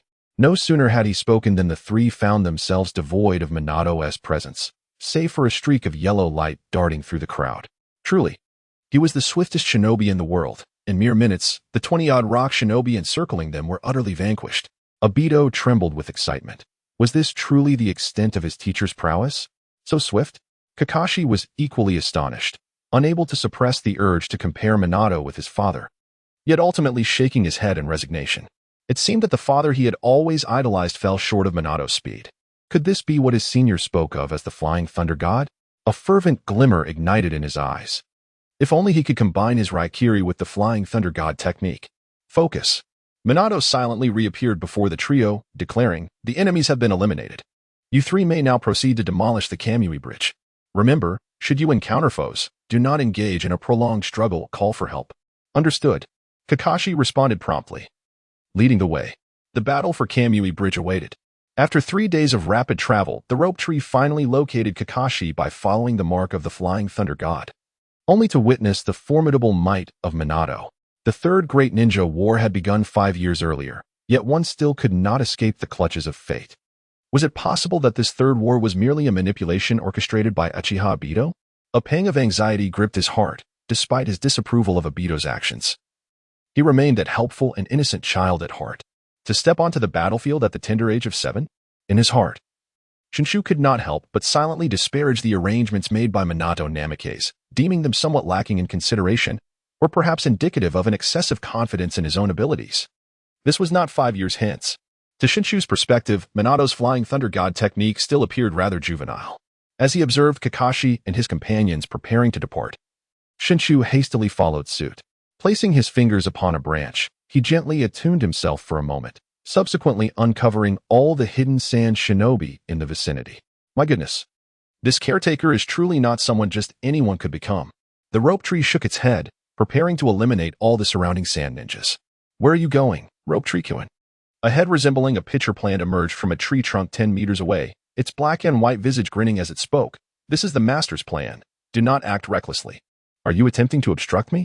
The expression on the rope tree's face darkened, a fierce urge to annihilate the black figure surging within him. Do not be so agitated. The black figure replied nonchalantly, the master is nearby, and you surely do not wish for him to exterminate all of Konoha's inhabitants, do you? The rope tree felt a sense of helplessness. Uchiha Obito was nowhere to be seen, leaving little room for maneuver. I do not concern myself with others. But Kakashi must not come to harm. Otherwise, I would not mind engaging with Obito once more. How amusing, Kakashi is indeed the linchpin of the plan. Personally orchestrated by the master, and he shall not be allowed to falter. Korezetsu spoke in a low tone, we both serve the master, do not overstep your bounds. Humph. I am not like you. Rope Tree retorted coldly. You are merely a servant, while I share an equal standing with him. Do you understand? Haha. Korezetsu seemed to find something amusing, chuckling softly, as you wish. Rope Tree, we must engage in further discourse. The master's plan is far more magnificent than you can fathom. Korezetsu's form melded back into the trunk of a tree, and Rope Tree murmured to himself, are you prepared? His feet signaled a gesture of readiness. While I promised not to act, I never stated that I could not employ a clever ruse. Kakashi and his companions encountered formidable foes as scripted by Uchiha Obito, with Lin being abducted. Meanwhile, Minato was obstructed by unidentified ninjas, rendering him momentarily trapped. Fortunately, The sand ninjas arranged by Obito were within the limits of Kakashi and Obito's capabilities. Ultimately, Kakashi sacrificed one of his eyes to enable Obito to awaken his Sharingan, successfully rescuing the tool, Lin. As the trio appeared to make their escape, the cave began to collapse, and just as it was about to crush Kakashi, Obito leaped in to take his place. Is it truly unfolding according to the script? The rope tree could not help but express some discontent, for he clearly witnessed that wretched white Zetsu grasping Kakashi's ankle. Observing Kakashi's heart-wrenching sorrow and his anguished cries, he felt an increasing discomfort within. Nevertheless, enduring some hardships could be seen as a beneficial experience. It was just that. As Shinjiro contemplated the situation, a wave of exasperation washed over him. He had pledged to take care of Kakashi, yet the latter appeared utterly ravaged. Shinjiro-kun, you have not failed in your mission. Black Zetsu re-emerged at his side, revealing that Kakashi was unscathed and had even acquired a pristine Sharingan. Truly, what extraordinary fortune. Huh? Shinjiro scoffed. It is Uchiha Obito who is truly favored by fate. I can only imagine that when he next appears, his power will be unparalleled. Shinjiro-kun, at that time, you may have the opportunity to test your prowess in person. I eagerly await our next encounter. The rope tree posed no obstruction, a slight smile gracing my lips. I shall not require your eyes. In return, the mightiest enforcer shall be you. Chapter 69, The Arrival of Kakashi with the Sharingan. Let us proceed. The rope tree landed beside Kakashi, grasping the shoulders of the two individuals before vanishing into thin air. Senior brother? Kakashi, with tears glistening in his eyes, asked in astonishment. How did you end up here? The teacher was concerned for your safety, so I came to check on you. The rope tree guided Kakashi and his companion to a clearing near the Kanabi Bridge. Senior brother, Obito. The rope tree ruffled his hair. This is war. It's a matter of life and death. It's only natural that someone must perish. But it should have been me, Kakashi exclaimed, his voice hoarse, as a ripple of spatial disturbance echoed from the forest in the distance. Do not say I was here. The rope tree issued a single admonition before vanishing from sight. Moments later, Minato Namikaze appeared before Kakashi. Kakashi, where is Obito?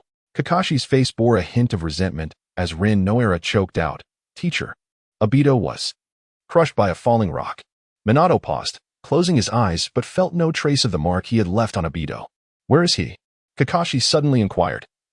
Did Jinin truly need to go to the battlefield? What difference is there between this and a death sentence? Minato sighed softly. His intention had been to allow the three to gain experience, for which he had dealt with the nearby Sand Shinobi elite. Who could have anticipated the sudden appearance of several Sand Jamin, even preventing his escape through the Flying Thunder God technique? It's the teacher's fault. I will give Obito an explanation. What is there to explain when he is gone? Kakashi grimaced, revealing a smile more grotesque than tears. Amir Jinin sacrificed his life to save me. How absurd. Kakashi. Minato's expression tightened. You must gather yourself. Otherwise. Otherwise what?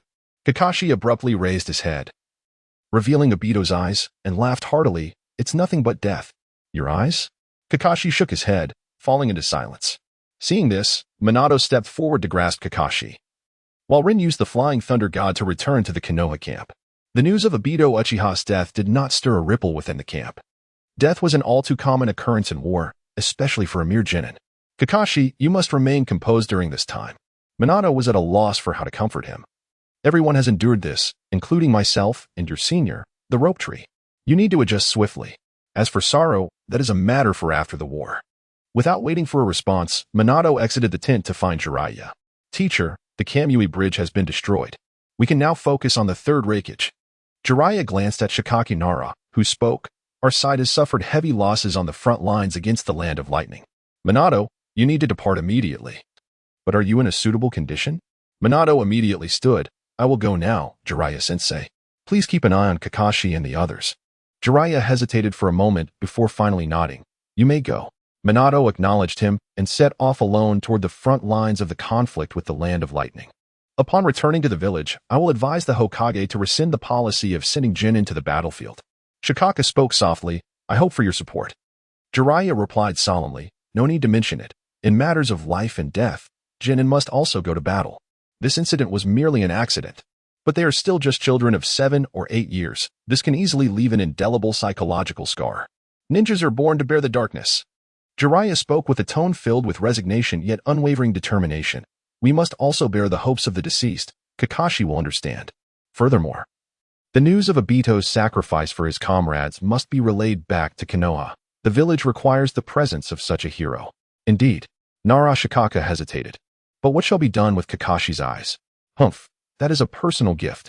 Even the Uchiha clan cannot voice objections, Jiraiya replied. A hint of cold amusement gracing his lips. The village is under siege, and yet the Uchiha choose to close their doors for a wedding, which greatly irks him. Besides, Kakashi's mentor was none other than Minato, a fiercely protective figure. That is true. Rope Tree appeared within Kakashi's tent, presenting him with several scrolls. These contain the fundamental applications of the Sharingan. I implore you to study them meticulously. Kakashi was not the least bit surprised by Rope Tree's ability to come and go without a trace. However, his companion, Rene, who sat opposite him, appeared unervingly calm. Brother, have you gone to see Obito? The corners of Shenshu's mouth lifted. How do you know? Kakashi replied matter-of-factly, Obito is also half your student, with your temperament. How could you not take a glance? The mischievous rock ninja has already been eliminated by me. Shenshu remained non-committal and continued, however, after I dealt with the rubble, I did not uncover Obito's corpse. What does that mean? Kakashi's expression changed in shock. You will understand in due time. The Rope Tree pulled Kakashi's forehead protector down over his eyes and chuckled. We brothers share a similar style. Kakashi, clearly not easily deceived, retorted, Senior. What do you mean by not finding Obito's corpse? Kakashi, your Sharingan belongs to Obito, the Rope Tree hinted. Knowing that only members of the Uchiha clan could evolve the Sharingan. Do you grasp my meaning? Kakashi's eyes widened in shock, nearly gasping, and he quickly covered his mouth. Whispering, Senior, are you implying? As long as you understand. The Rope Tree patted him on the shoulder. Leave this matter to me. This war will also serve as a rare opportunity for your growth.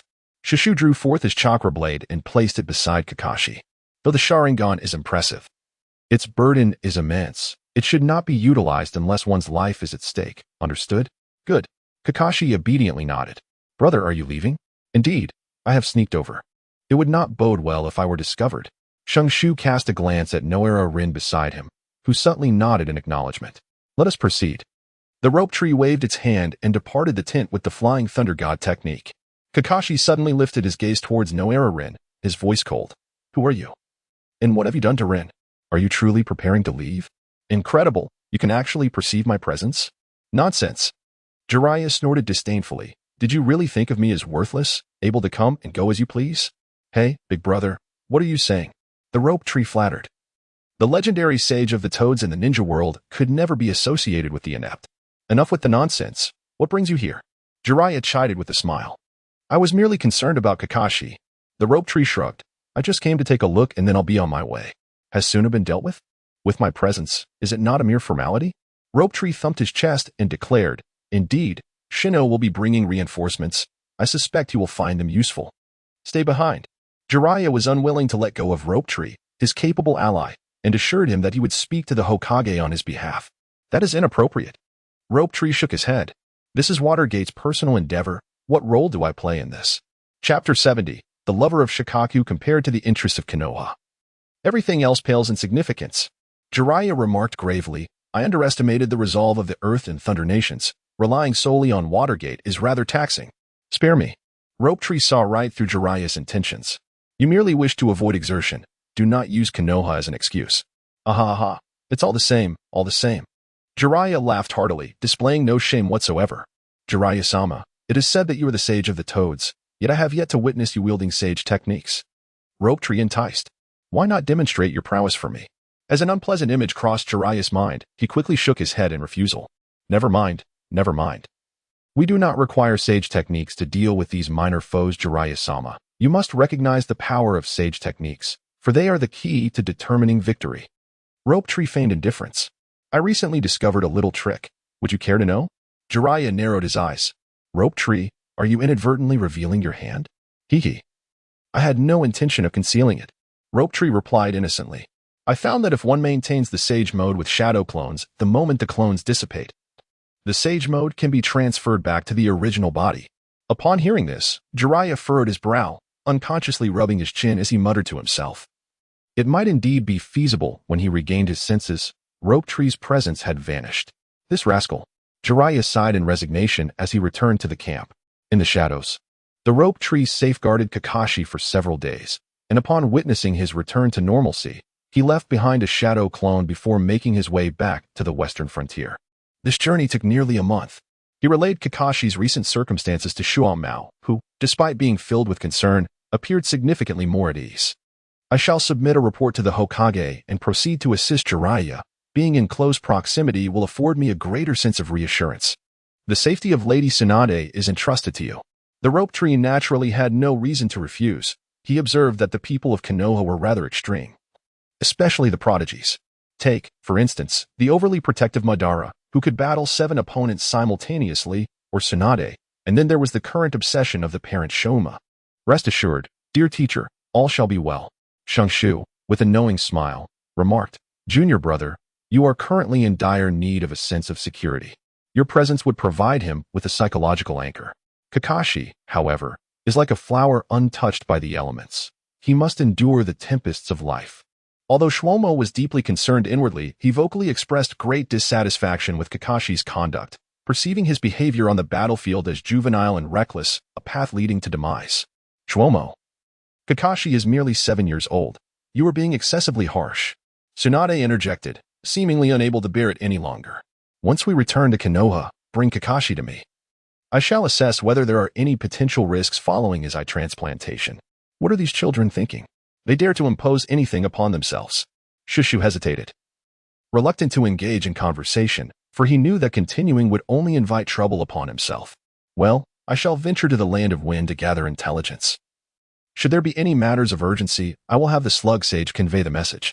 With that, Shushu swiftly exited the tent. Tsunade made no attempt to stop him, for it was likely that not a soul in the land of wind could detain Shushu. Shikumo, I shall promptly prepare your reassignment report. I trust that the third Hokage will not object. Thank you. The land of wind was plunged into chaos due to the assault from the land of earth.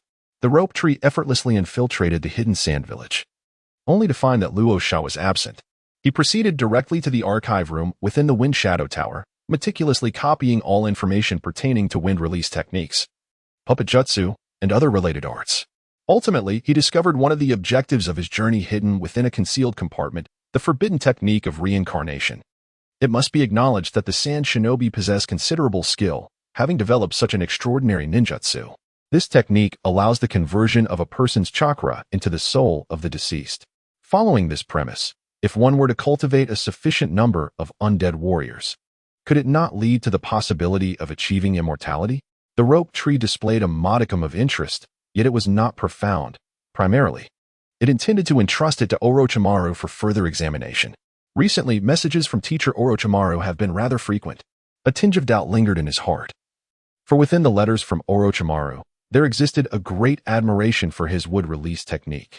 Could it be that he covets my very form? Upon reflecting on this, Rope Tree could not help but shudder. It seemed plausible. The incessant human experiments had rendered him increasingly perverse. What bond of master and disciple could possibly hold significance when juxtaposed with the pursuit of immortality?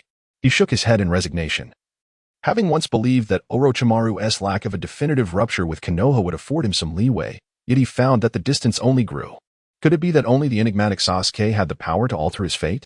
A moment later, Rope Tree composed himself and set forth towards his next destination, to pay a visit to a remarkable individual. The monk, known as Fubuku, had dared to engage in a romance with a tailed beast. In his final moments, in a bid to inspire Gaara to pursue love with Shikaku, he had inscribed the character for love onto Gaara's forehead. Fubuku was imprisoned in the Sunagakure dungeon, and as he possessed the ability to fully control the tailed beasts, the villagers of Sunagakure, along with the majority of the ninja, had long since forgotten that such a person even existed. The rope tree incapacitated several guards and found the elderly monk seated in the secret chamber. You are nearing death. All mortals are destined to perish, let alone an old priest. The monk opened his eyes and gazed at the uninvited guest outside the chamber. Have you come here to guard the crane? Shushu beheld a pair of eyes he had never encountered before, clear and devoid of desire, evoking an irresistible urge to draw near. The master, possessing profound Buddhist wisdom and having transcended life and death, was he truly concerned about Shoha? The benefactor chuckled, remarking that he was merely a human pillar of strength, with the mere coincidence of being a monk. Finfu, maintaining a serene countenance, replied, Though I am not skilled in combat, I will not readily surrender Shoha to you. I have merely come to make the master's acquaintance. As for Shoha, I hold no attachment. Shenshu shook his head and took a step forward, vanishing from the secret chamber. Fanfu was taken aback. Before he could rise, Shenshu's hand had already settled upon his shoulder. The Sharingan world and space warped around them, with Shenshu now standing before Shoha. Unlike the QB, there was astonishingly no seal within Fanfu. Kid, how did you get in here? Shoha leaned forward, scrutinizing Shenshu with curiosity. So, you're a Shoha?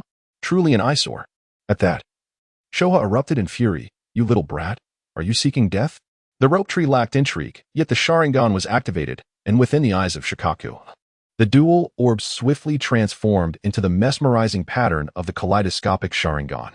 In an instant, the previously agitated Shikaku fell silent, obediently resting at the base of the rope tree. The kaleidoscopic Sharingan truly proved to be the bane of tailed beasts. It was no wonder that Uchiha Madara effortlessly controlled Kurama. The rope tree shook its head, appearing outside of Fanfu's body. Master, I heard you did not sleep well? You can now rest assured and sleep soundly. Fanfu's expression changed as he sensed the state of the guardian crane within him, discovering it lay motionless like a corpse. What have you done to it? Oh, nothing much. The rope tree replied with a smile. I merely had a heart-to-heart conversation with it. And it ended up bowing down, insisting on leaving with me instead of you.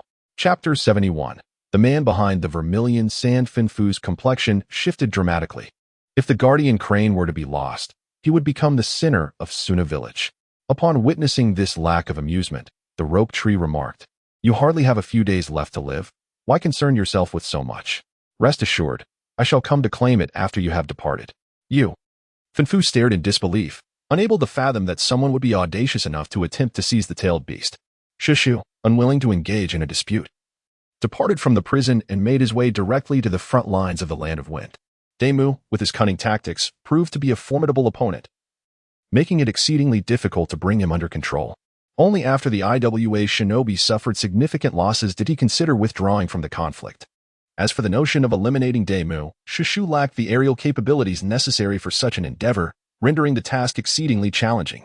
Daemu's dust-release technique adeptly balanced offense and defense, had he not been resolute in his refusal to retreat. It is likely that even Madara could not have impeded his escape. At this moment, the two nations of Wind and Earth had reached a critical stage of confrontation. Despite Daemu deploying merely 1,500 ninjas, they exerted overwhelming pressure on the Sand Shinobi throughout the engagement. Had it not been for the support from the Rose Sand, the defensive line would likely have collapsed. Shenshu removed his wooden leaf forehead protector and donned a half-mask upon his visage. He sensed the flying thunder god mark, effortlessly locating Luosha, who was engaged in a fierce battle. Shenshu promptly aided in the elimination of Luosha's adversary while simultaneously commanding Luosha to gather the remaining sand ninjas. Seizing a moment of respite, he adorned himself with a sand ninja forehead protector. Subsequently, he meticulously trailed behind Luosha, directing him to issue offensive commands. Luosha, launching an attack at this juncture is not a prudent choice, Chiyo remarked with suspicion. According to the original strategy, the plan was to utilize puppets to diminish the numbers of the rock ninjas before mounting a concerted effort to expel them from the Land of Wind. There is no need for concern, for the clan leader has dispatched me, a core member of the Sandstorm clan, to ensure our victory in this endeavor. Luosha paused momentarily before continuing. I will have the Divine Tree of Sandstorm lead the charge, while you follow behind to secure the battlefield. Chiyo scrutinized Shenshu, feeling an unfamiliarity, as though she had never encountered him before. Since you are resolute, I shall not press further. However, should we find ourselves at a disadvantage, retreat immediately. Understood. Luosha replied in a grave tone. Divine Tree, you may proceed. Yes, clan leader. Shenshu saluted and, drawing a casually picked long knife from his waist, pointed forward and bellowed, Follow me to slay. Kill. Kill. The rope tree surged forth like a tempest, its tremendous commotion instantly capturing the attention of the rock ninjas. The Eastern warrior bellowed at once. The core of the earth stirs. At his side, 6 rock ninjas swiftly emerged, forming hand seals before striking the ground with a powerful shout, Earth style. The core of the earth stirs. The ground before the rope tree rapidly fissured, accompanied by a violent explosion. The Sand Ninja team was instantly shattered by the shockwave. The prowess of the rock ninjas' combined jutsu is indeed worthy of its reputation. Shenshu let out a quiet sigh, disregarding the fate of the Sand Ninja behind him. Deliberately reducing his speed as he deftly maneuvered through the rocky terrain, toward the IWA ninja. The expression on the face of the Earth ninja shifted dramatically, and he commanded once more, Earthen Pillars. Concurrently, 3 IWA ninjas unleashed their techniques, causing a flurry of earthen spears to erupt beneath Shenshu's feet. With a powerful push against the tree trunk, he soared into the sky, evading the gunfire from the earth. Harnessing this momentum, he aimed directly at the Eastern Dead. The Eastern Dead remained motionless, as 10 or more individuals flanked them from behind. Clang, clang. As soon as the two sides engaged, several rock ninjas were sent flying backward, while the remaining few plummeted from the air, their lives evidently extinguished. The long knife glimmered with a cold light as it lunged towards the chest of the Eastern Dead. Clang. The Eastern Dead, armed with a kunai, parried the long knife. Sneering, "Little thief, how audacious you were to charge the line alone." With a swift turn of the blade in the hands of the rope-wielding figure, his silhouette vanished. The Eastern man felt a sudden pang of pain in his neck, as all his strength rapidly ebbed away. How swift! Out of the corner of his eye, he caught a glimpse of the rope-wielder's back as he dispatched his companions with the ease of chopping vegetables, before succumbing to an engulfing darkness. The massacre wrought by Shenshu was exhilarating. Despite the multitude of IWA shinobi, none could stand against him. Witnessing this, the sand shinobi, previously hindered, were invigorated, charging into the ranks of their rocky adversaries with fervor. The morale of the IWA shinobi plummeted as Shenshu continued his one-sided slaughter. And with the arrival of the sand shinobi, they swiftly collapsed and fled in disarray. Under the leadership of the rope tree, the sand shinobi executed a swift ambush, relentlessly pursuing their target to the border of the two nations. "Lord God Tree, we cannot pursue any further," one of the sand shinobi exclaimed reverently. As they approached the territory of the Land of Earth, the Tree of Silence cast a glance at the remaining 500 sand ninjas behind him, brandishing his long blade towards the borders of the Land of Earth, proclaiming loudly, "Is it permissible for the Land of Earth to invade us, while we are forbidden from entering their territory for mere sightseeing? Remember this well, the marauders may advance, but so shall we." Without awaiting a response from his followers, he resolutely stepped into the Land of Earth. "Well said. I, Yashimaru, vow to follow Lord God Tree unto death. I, Maki, pledge my life and allegiance to Lord God Tree. I, Yuri, swear to stand by Lord God Tree until my last breath." Chiyo, who was clearing the battlefield, grew increasingly solemn upon witnessing the trail of rock ninja corpses. "Since when did the Raza clan possess such skilled swordsmen? I only just learned of this." Raza furrowed his brow, sensing the sudden emergence of this individual as both unexpected and yet somehow inevitable, perhaps having concealed his prowess until now. Chiyo expressed her concern. "Can we trust this person?" "Do not fret, my dear." Raza responded with a light chuckle. "This person is utterly devoted to my command." That's reassuring. Yet Chiyo's countenance remained tense as she observed the trajectory of the God Tree, which seemed poised to invade the Land of Earth. "Surely not," Raza replied uncertainly. "He cannot be so audacious, can he? Report." "Lord Chiyo, Lord Raza, Lord God Tree has led 400 men into the borders of the Land of Earth." "What?" Chiyo exclaimed sharply. "Immediately return and relay orders for an immediate withdrawal." "Yes." Ignoring the commands from behind, Shenshu charged straight into the heart of the Land of Earth. "Yakimaru." "My lord." Yakimaru, feeling somewhat fatigued from the exhausting sprint, responded, "If there is anything you require, please instruct me. I shall lead everyone back." Startled, Yakimaru asked, "My lord, what about you?" I intend to teach the rock ninja a lesson." Shenshu replied swiftly, "You all should take this opportunity to retreat from the battlefield." "My lord, it is far too perilous." Yakimaru implored, "You should withdraw with us." "Enough chatter, this is an order."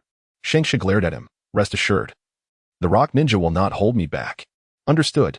Yakimaru reluctantly accepted the command. The rope tree watched the departing team before promptly heading to Iwagakure. The sand shinobi, having embarked on a long journey, found the village already shrouded in an air of tension and foreboding. The remaining ninjas had effectively fortified the village, rendering it nearly impregnable. Moreover, the unique topography of Iwagakure, surrounded by towering mountains with only a single accessible road, made it a veritable fortress indeed. Easy to defend, yet difficult to assault. The rope tree gazed contemplatively at the shadowy figures of the rock shinobi upon the city wall. Given the cautious nature of the old man from the great field of wood, it seemed unlikely he would personally step onto the battlefield, making access to the data room quite challenging. Never mind, I shall present him with a grand gift. With this thought, he instantly entered Sage mode. With a clap of his hands, he intoned, Sage Technique, Boundless Ocean. Chapter 72, The Earth Thunder Alliance and the Mountainous Graveyard of the Land of Iron. Uchiha Madara observed the unconscious Obito lying on the bed and spoke in a measured tone. Kurizetsu, proceed to seal Obito within the body of Noera Rin. Is that acceptable? Yes. Kurizetsu hesitated, asking, will you not take a glance? I trust you all to execute this flawlessly. Uchiha Madara replied, his tone leaving no room for dissent. Obito is at a critical juncture. I cannot be absent. Understood. Kurizetsu ceased his hesitation and gradually sank into the ground, departing the cave. Uchiha Madara placed his hand upon Obito's forehead and commanded, release.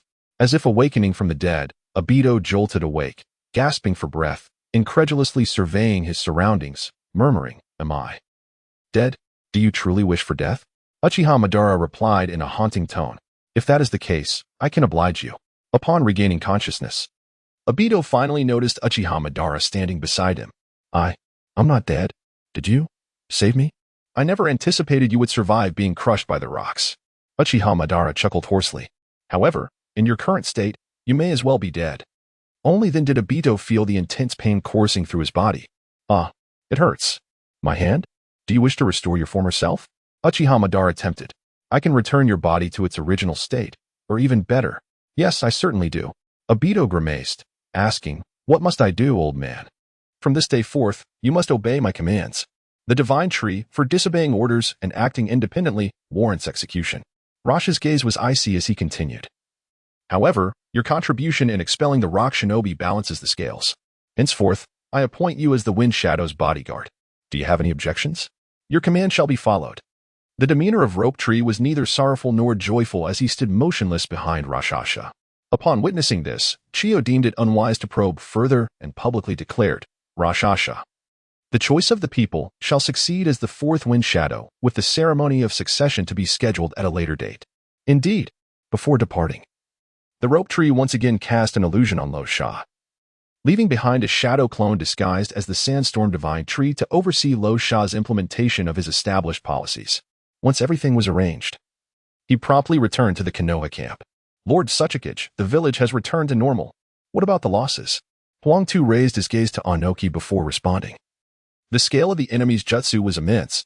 Due to the village's topography, it nearly submerged the entire settlement. Fortunately, the guards reacted swiftly and rescued those in peril. I inquire about the extent of the damage. Anoki replied impatiently. Yes. Huang Tu complied, stating, we lost 80% of the buildings, with a total of 5,872 casualties, including 232 Jinin, 187 Chunin, and 51 Jonin enough. Anoki interjected, rubbing his throbbing temples. Is it confirmed that the enemy consists of Sand Shinobi? Uncertain. Huang Tu replied, puzzled. I do not believe that anyone from Sunagakure could execute such extensive ninjutsu. It is more likely to be someone from Konoha. Are you suggesting that our alliance with the Raikage to assault Konoha was misguided? Indeed. Huang Tu nodded in agreement. Rather than attacking Konoha, it would be wiser to ally with them against the Land of Lightning. Short-sighted. Anoki retorted coldly. Why do we wage war? Do you truly believe it is merely for those limited resources? Huang Tu furrowed his brow upon hearing this. Lord Suchikage, what do you imply? Anoki rose and gazed out the window, letting out a sigh. It is merely to restrain Konoha's power. Presently, Konoha is producing experts in abundance, with Kirigakure bowing down. The strength of Konoha seems to be growing disproportionately. With this ebb and flow, our village's space for survival will be further constricted. At this rate, what power do we possess to match Konoha? A bead of cold sweat formed on Huang Tu's forehead, yet he remained steadfast in his views. However, we have yet to gain any advantage on the front lines, and we have suffered grievous losses at the hands of a jonin named Minato Namikaze. Continuing down this path is a recipe for disaster. That is precisely my concern. Anoki lamented. I had hoped that combining the strengths of both nations would allow us to secure a firm grip on Konoha. Yet who could have anticipated that an obscure individual would thwart our forces at the border? Truly astonishing. Shall we retreat? No. Anoki decisively rejected the notion. Immediately relay the orders for our frontline troops to merge with the Cloud Shinobi. I hear that fellow A has personally arrived on the battlefield. It is time for me to stretch my legs as well. Father, allow me to go. You are not ready. Anoki chuckled lightly. You are not yet qualified to negotiate with the Raikage. A month later, Noki and simultaneously launched their forces, causing the front lines of Konohagakure to collapse. Although Minato Namikaze was formidable, he could only hold off the third Raikage of Kumogakure. Furthermore, with Naka's involvement, he found himself overwhelmed. Jiraiya intervened to stabilize the situation at the borders. However, faced with nearly 10,000 allied forces, Konoha suffered significant losses. The third Hokage promptly mobilized the remaining shinobi, even calling upon the lower-ranked ninjas. He also ordered Tsunade, stationed at the western front, to march northward. The Land of Fire was suddenly engulfed in panic, and the border populace hurriedly retreated inward, resulting in a substantial influx of refugees. "This is a disaster," Senju remarked with a smirk. "Such immense losses will surely require someone to take responsibility. Do not gloat." Tsunade reprimanded, "It is the villagers who have perished. I merely mourn for those on the front lines." Senju shook his head. "Fortunately, our clansmen are with us. Otherwise, TSK. Tsunade sighed softly. "Minato is still too young. No, I believe it is Konoha that is underestimating the situation." Senju countered, "Minato's strength is not to be taken lightly. Even you may not be able to contend with him now.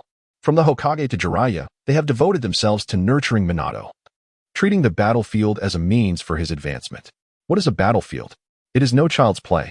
However, it is commendable that Noki, the old man, possesses the audacity to take action himself. Shenshu paused, contemplating inwardly, could it be that the formidable Yamu was provoked by my actions? If indeed I have compelled him, would that not jeopardize Minato's position? What a grave misstep. Tsunade, observing Shenshu's fluctuating expression, could not help but inquire, "Shenshu, I recall your aspiration is to become Hokage." "Hold on." Shenshu interjected, regaining his composure with a chuckle. "In truth, you are far more suited for the role of Hokage. Minato is still lacking in comparison. Consider this. You are one of the legendary Sannin, a disciple of Hiruzen Sarutobi, and the granddaughter of the first Hokage. Most importantly, you have me as your brother to support you. TSK, what a fool the third Hokage has been." Tsunade fell into a contemplative silence, her heart stirred by the notion. The prospect of the Hokage position returning to the Senju clan felt like a fitting tribute to her grandfather.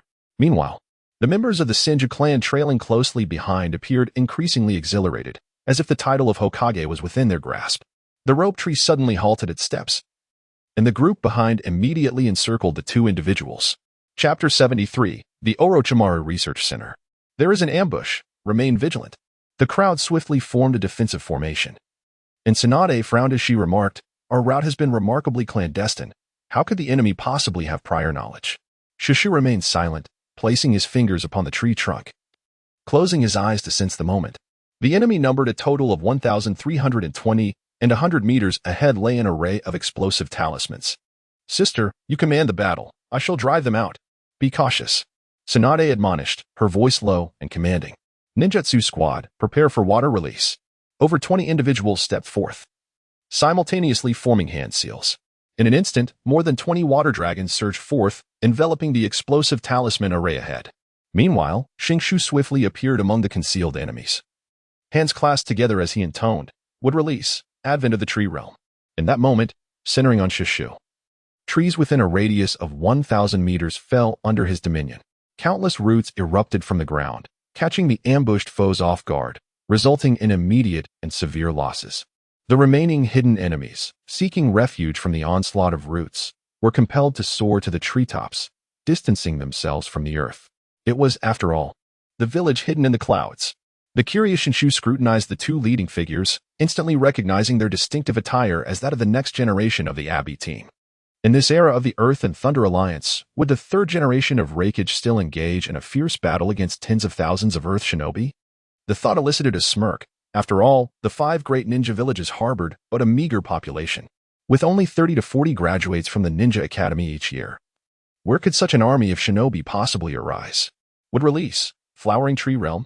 The previously tranquil trees began to writhe once more, as dozens of roots, sharp as blades, surged skyward to strike at the cloud shinobi. "Be careful." Karabi swiftly positioned himself in front of AI, wielding his long sword to sever the treacherous roots. Breakthrough. AI donned a layer of lightning armor, darting through the forest of trees, severing roots while rescuing his injured comrades. In mere moments, the team had suffered losses of 200 to 300 men. He then led the remaining members, joining forces with Karabi to carve a path out of the encircling forest. At that moment, 3 colossal blossoms at the treetops unfurled, showering dense pollen from above. What a fragrance! Rather delightful, but alas, the pollen is toxic. "Hold your breath and follow me." AI bellowed. Heavy flow explosion. His electrified fist crashed down onto the ground, obliterating the trees that stood in their way. Go. The Cloud Shinobi seized the opportunity to burst forth from the forest grasp. Meanwhile, Tsunade and her team barely reached the edge of the battlefield. Is this truly the strength of young Master Shenshu? It seems he was merely toying with us in the past. The Senju clan's resurgence appears promising, indeed. Who but the Senju could claim the position of the fourth Hokage? Tsunade, equally astonished, gazed upon the arboreal realm. Her eyes fixed on the silhouette of Shenshu standing atop the trees, which seemed to gradually merge with her grandfather's own figure. A smile crept uncontrollably to her lips. That impudent boy truly lives up to being my brother. With a slight furrow of his brow, the Tree of Ropes was taken aback by AI's resolute decision to charge out of the tree realm, disregarding the casualties of many. Indeed, the Flower Tree realm proved to be a formidable weapon in group combat. He felt a surge of excitement, contemplating that perhaps, if he unleashed his full potential, he could truly confront the Thunder and Earth Alliance. It was no wonder that Lord Ban showed no fear towards the coalition when faced with absolute power. Sheer numbers held little significance. The rope tree dispelled the ninjutsu, leaving behind a plethora of corpses and a cloud ninja rendered unconscious by the pollen. Clean up the battlefield. Yes, young master. Tsunade patted him on the shoulder. Rope tree, you are now capable of standing on your own. Sister, you finally realize. The rope tree boasted. I'm not bragging. There are hardly any in Konoha who can rival me. With a swift motion, Tsunade delivered a sharp slap. How many times must I remind you to remain humble? Shenshu cradled the back of his head, grumbling, Sister, when did you ever say that? Never, right? Tsunade paused, contemplating, forget it, that's not the main point. Those old geezers from Konoha are not as feeble as they appear. Are they even weaker than they seem? Tsunade couldn't help but chuckle, playfully scolding, you little rascal. What should we do with the family and the young master? How will we handle those who are unconscious? Shenlong pondered, conflicted about whether to treat them as captives or. He gestured around his neck. Shenshu spoke in a solemn tone. No prisoners during wartime. Understood. Shenlong glanced at Tsunade, and upon seeing her nod, he promptly vanished. Sister, I suspect that after this battle, they will think twice before causing trouble on the road. What are you planning to do? Tsunade interjected, don't tell me you intend to act alone once more. With a foolish chuckle, Shenshu remarked, isn't this close to the land of grass? I shall pay a visit to Master Orochimaru. Do you know his whereabouts? Tsunade's expression shifted in surprise, so you still have contact with him? Indeed.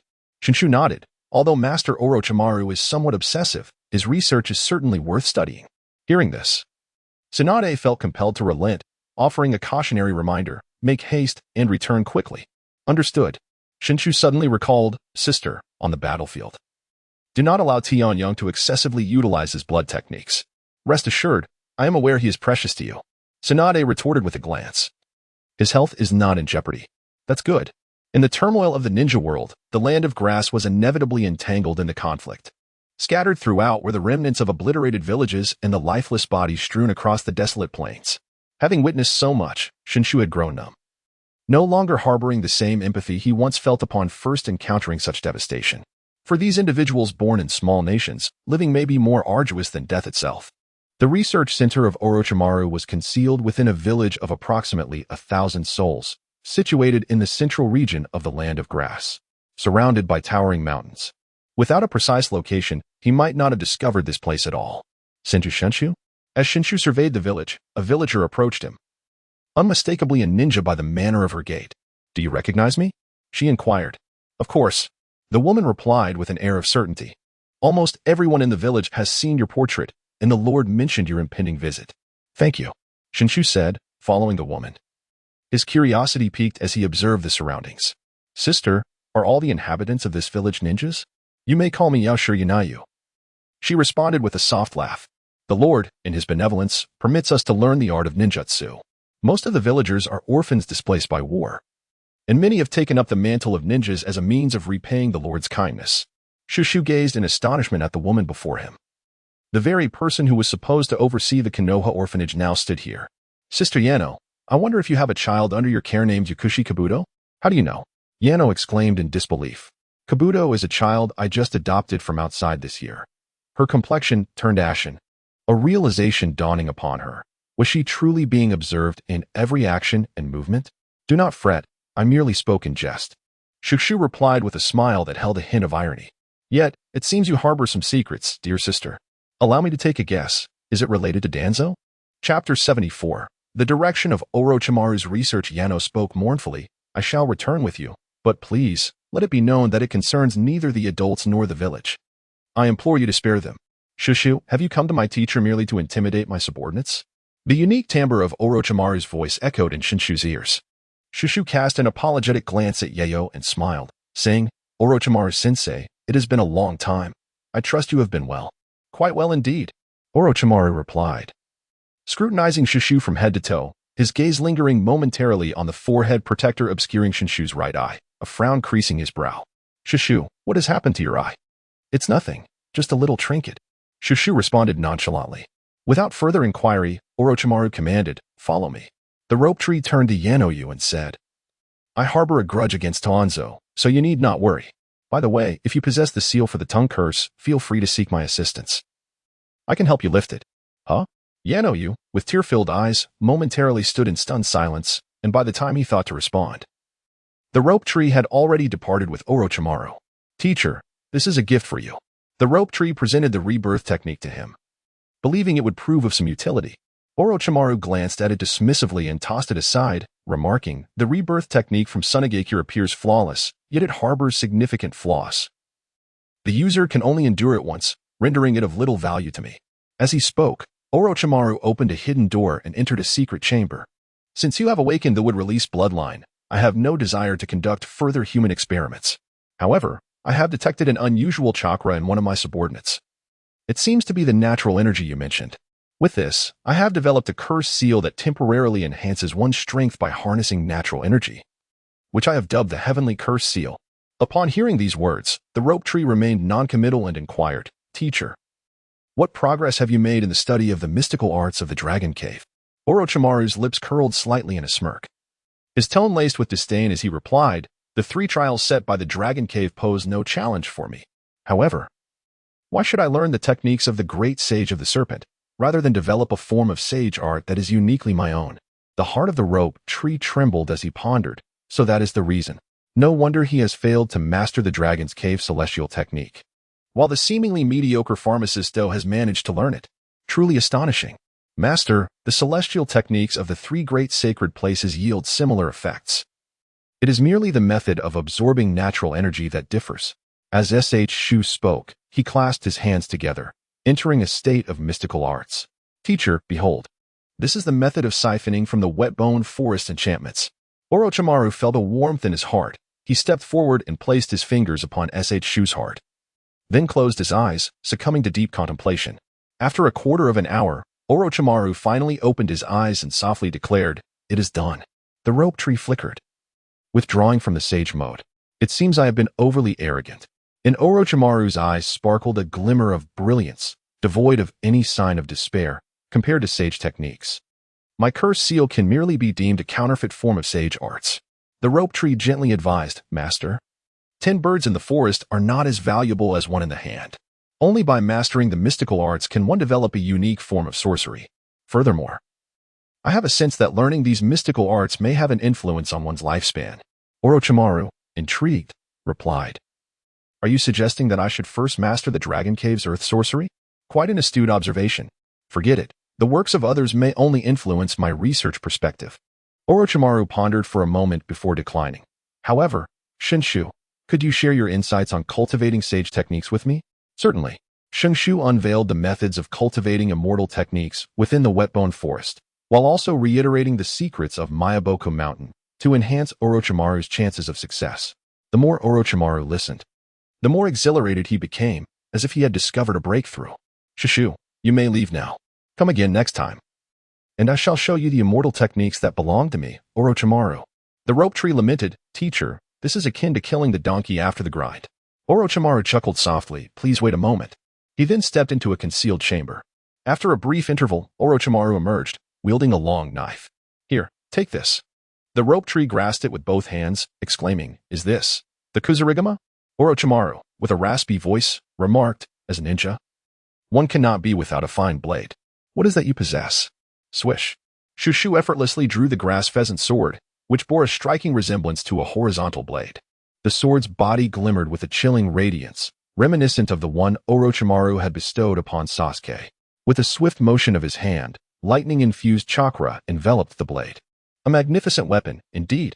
Of course, Orochimaru intoned with a grave demeanor. A pleasant journey, but no need for farewells. Without awaiting Shenshu's response, he returned to the laboratory. With a wry smile, Shitian stepped out of the chamber, wielding the grass falcon sword. Lord Shitian. Upon his emergence, Yano Yu immediately approached, speaking with a certain formality. Is it true that you can break the curse seal you mentioned earlier? Indeed. Shang Tian replied with a light chuckle. Let us find a tranquil place. Please, follow me. Yano Yu stammered, trembling slightly, for severing her roots was her lifelong aspiration. Shortly thereafter, Shitian was led to a spacious estate, where over 10 children frolicked carefree in the courtyard.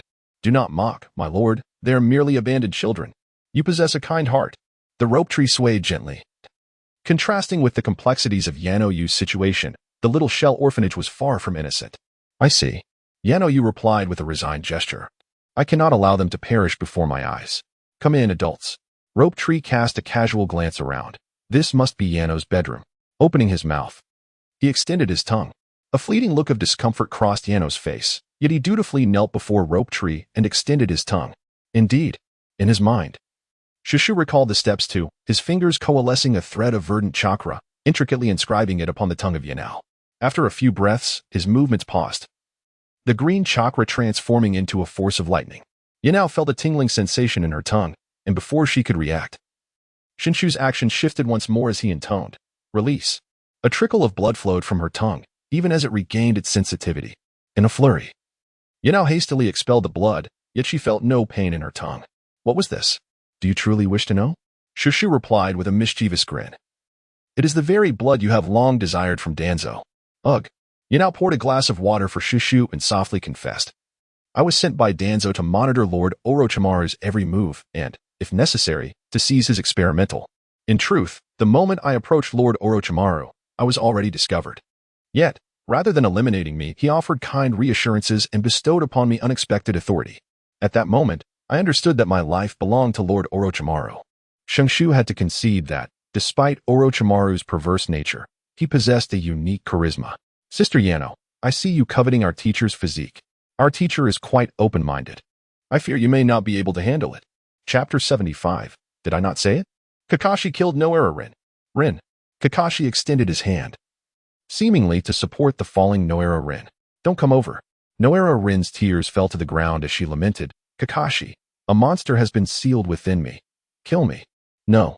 Kakashi stumbled a few steps, incredulously exclaiming, I will take you back to the village. Lady Tsunade will find a way. Noera Rin quickly shook her head. No. As soon as I approach the village, they will unleash the monster. Be careful. A rock ninja lunged forward, grinning malevolently as he aimed for Noera Rin's back. Kakashi's pupils constricted, and he gathered Raikiri in his right hand, dashing forward in an attempt to save Noera Rin. In a sudden turn, Noera Rin appeared in front of the rock ninja, precisely blocking the path of Raikiri. Kakashi's Raikiri pierced through both of them in an instant. Noera Rin coughed up a mouthful of blood, yet a smile graced her lips. Kakashi. Kakashi stared at Noera Rin in disbelief. Why? Kakashi, live well. He hastily withdrew his hand, kneeling beside Noera Rin, momentarily at a loss for what to do. This poignant scene was witnessed by Obito, who had just arrived. As if an invisible giant hammer had shattered his heart, his double Tomo Sharingan evolved into the Manjiki Sharingan in an instant. Overcome by the shock of the Sharingan, Kakashi fainted on the spot, but before slipping into unconsciousness, a thought fleetingly crossed his mind. Obito is indeed still alive. In his fury and despair, Obito's murderous intent surged forth, and he adeptly wielded the wood release technique he had never practiced before. His strength leaped from that of a mere Genin to a formidable Kage level. Truly, it defied reason. The rope tree murmured, the evolution of the Sharingan is one thing, but the rapid enhancement of strength is quite another. It seems to be a glitch, doesn't it? Kakashi's acting remains as poor as ever, a dismal performance. After a month on the front lines, the long-awaited plot finally unfolds. The only difference is that 5 years have passed, and Noera Rin has transformed from a 3-tails to a 2-tails. With Obito's evolution complete, what comes next is to absorb. Suddenly, a sharp pain surged through the right eye of Shenshu, causing the chakra within his body to become chaotic, and he fell directly from the tree. Young master. Senju promptly caught him, whispering in alarm, Young master, what has happened to you? Upon seeing Kakashi, he exclaimed, I understand. Senju nodded vigorously, immediately assisting Shenshu in performing reverse summoning. With a resounding thud, they vanished from the spot. Senju, filled with anxiety, could only watch helplessly as Obito engaged in battle in the distance. The rope tree fell from the midair of the damp bone forest, caught deftly by a shadow clone. Rope tree sensei, what has happened to you? Yawahara Rin exclaimed as she hurried over upon hearing the voice. The rope tree now lies in a state of semi-consciousness, lacking the energy to respond. The shadow clone, witnessing this, immediately embraced him and sought out the slumbering Slug Sage. Slug Sage, please assist us. What has befallen the original? Is it the end?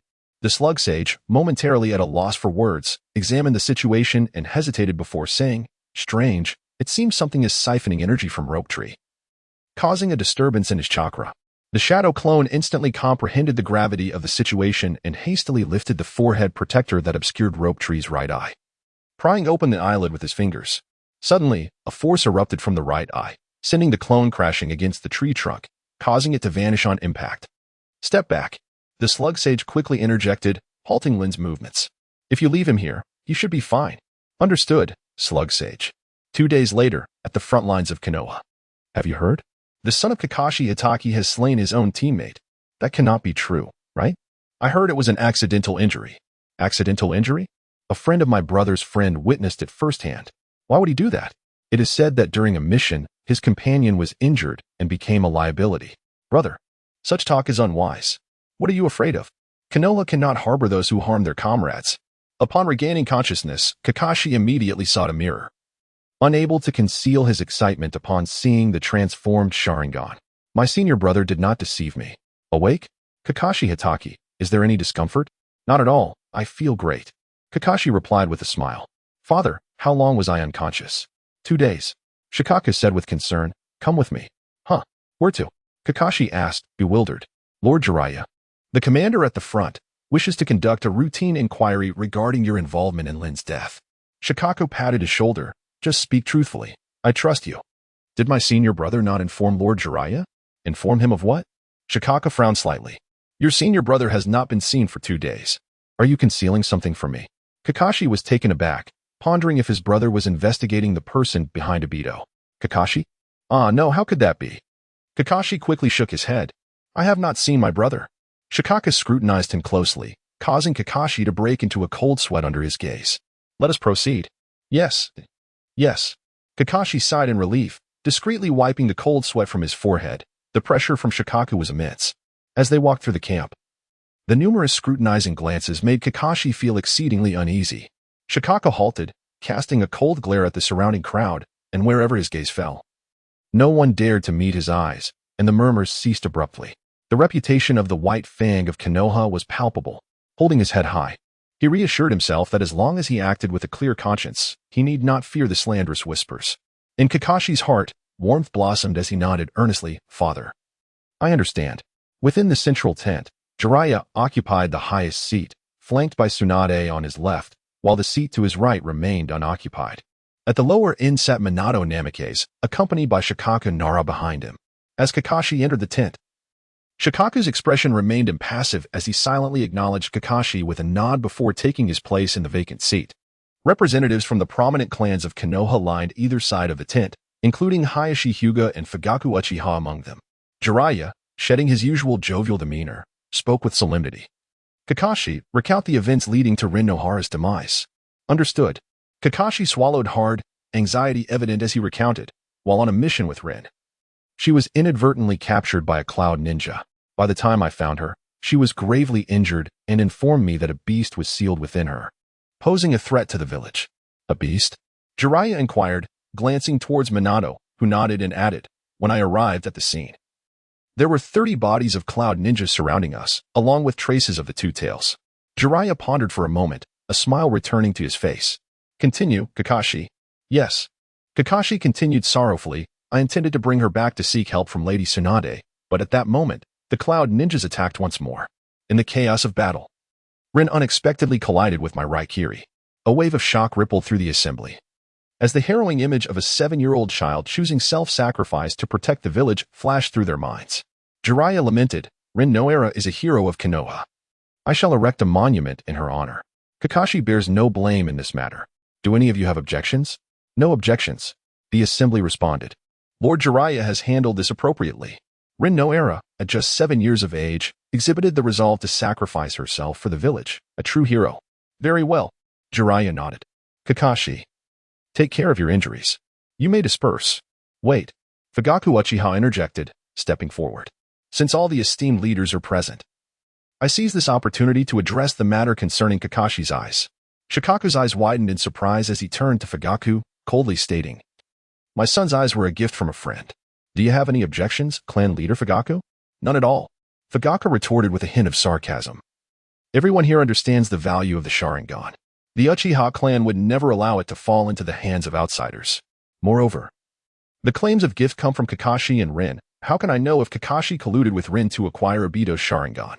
Preposterous. Shikaku exploded with fury. To cast such vile accusations upon 2 7-year-olds is despicable. Furthermore, Rin has just been awarded the title of hero. Is this the standard of conduct expected from your Uchiha clan?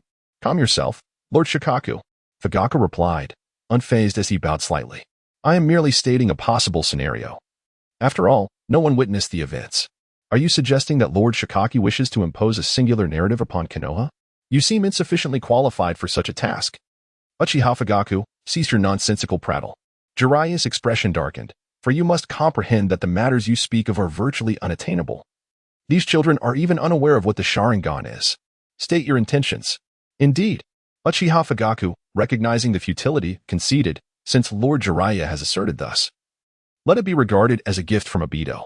However, the awakened Sharingan does not belong to an individual but is the collective heritage of the Uchiha clan. Uchiha Fugaku reclaimed the Sharingan in the name of the Uchiha clan leader. Do any of you lords have objections? I object.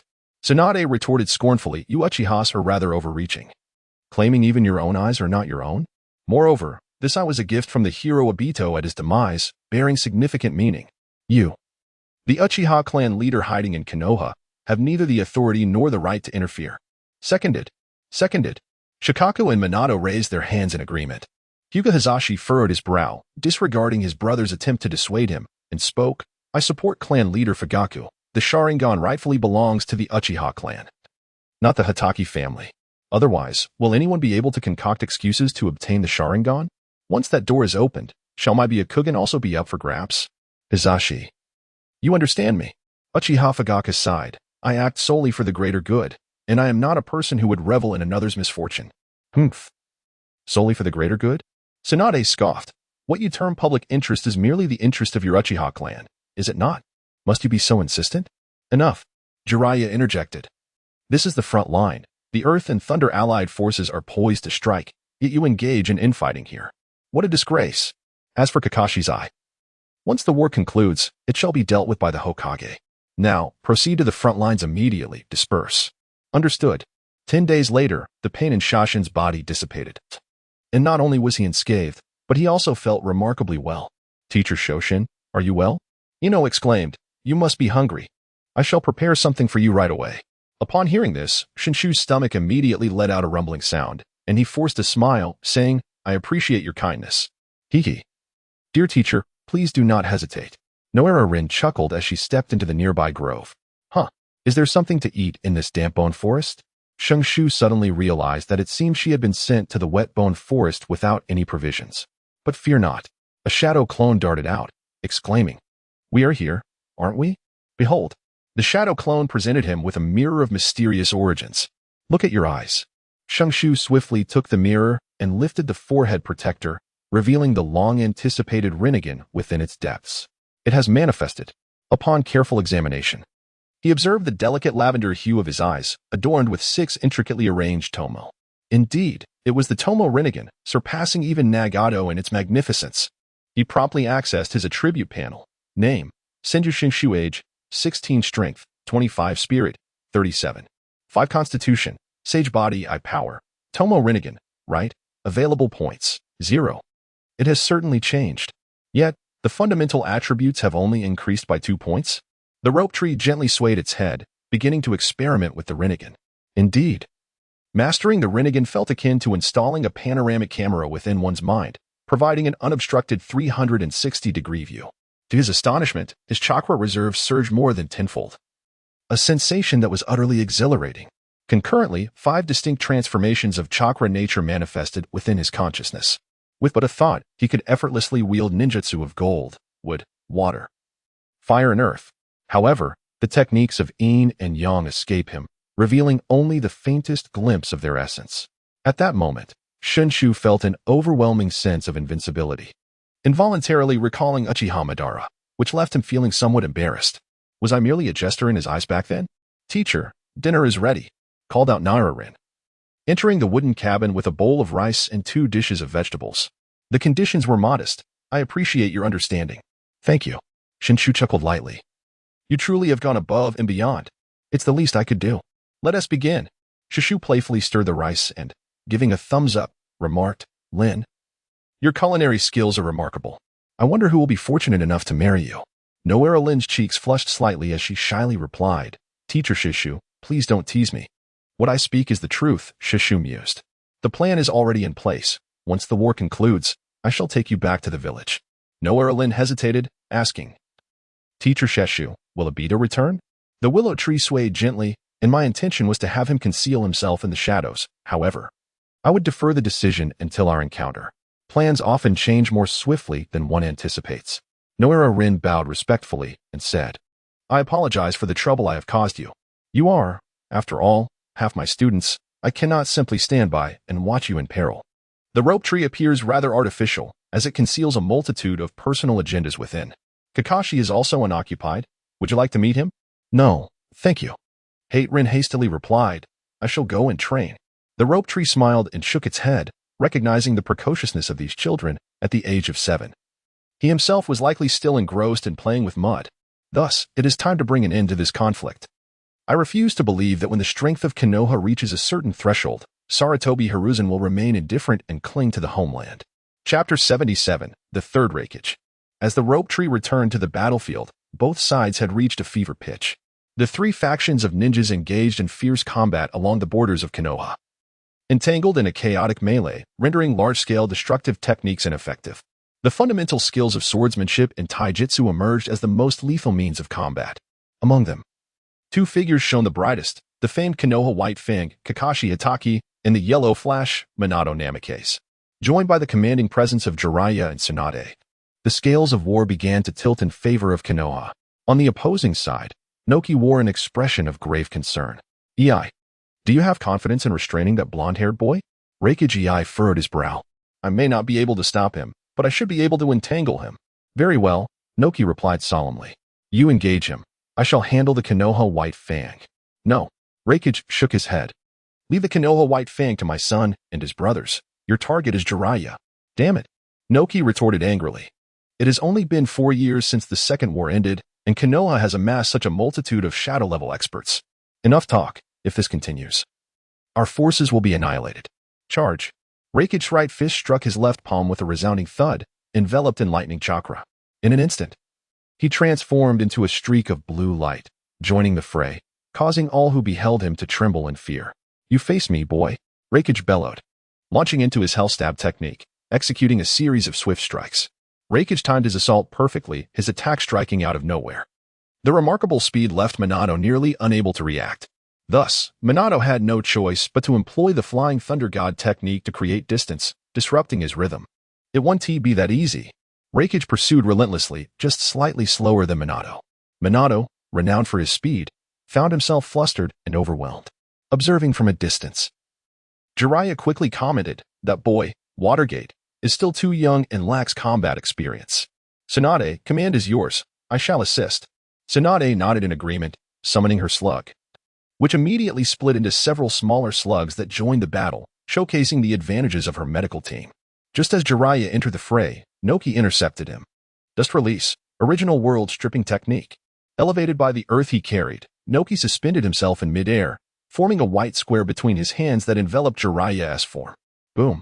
An explosion erupted within the square barrier, obscuring Jiraiya's figure. "Did I succeed?" Noki exclaimed in surprise. However, as the dust settled, there was no trace of Jiraiya within the barrier. Fire release, great fireball technique. A fiery sphere, 10 times hotter than the standard fireball technique, shot forth, targeting Noki and enveloping him along with his 3 bodyguards. As Shenshu arrived on the battlefield, he observed that, aside from a few scattered skirmishes among the ninjas, the majority had ceased hostilities and stood idly by, watching. "Sister, what is happening?" he asked. Tsunade, taken aback, shot him an irritated glare before turning her gaze back to the fray. The scale of combat was too vast for ordinary jonin to intervene, resulting in significant casualties that rendered them powerless to act. "Sister, it's not that I'm criticizing you," Shenshu exclaimed, exasperated by their inability to engage. "With the elite shinobi entangled in conflict, you should seize this opportunity. Do you think I do not wish to?" Tsunade retorted through gritted teeth. "These ancient relics will divert my attacks into the crowd the moment I make my move." The ropes of the tree evoke a peculiar blend of laughter and sorrow. What difference does it make to lead them into the crowd?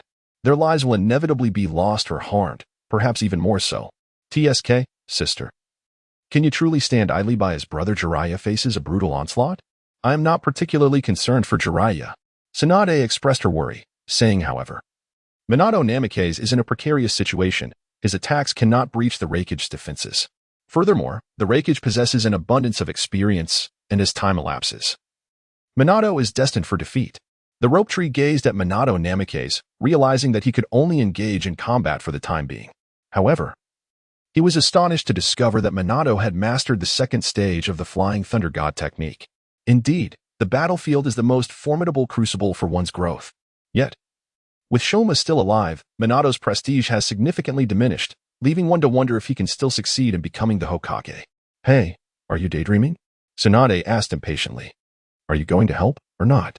Shushu shrugged, questioning, "If I were to defeat Raikage, wouldn't that be a slap in Minato's face?" Tsunade replied sternly.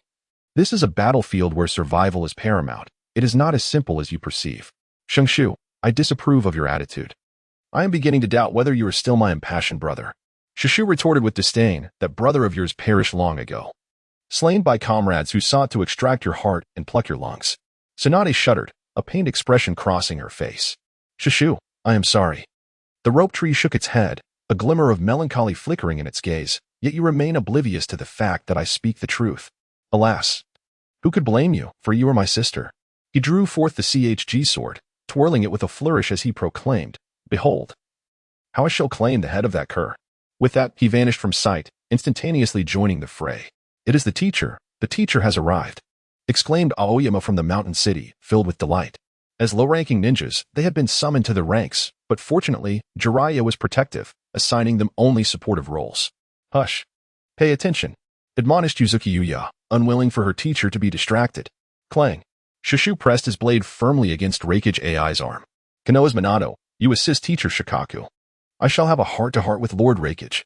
Within, Namikaze Minato felt a pang of sorrow, yet he mustered his spirit and urgently cautioned, "Be careful.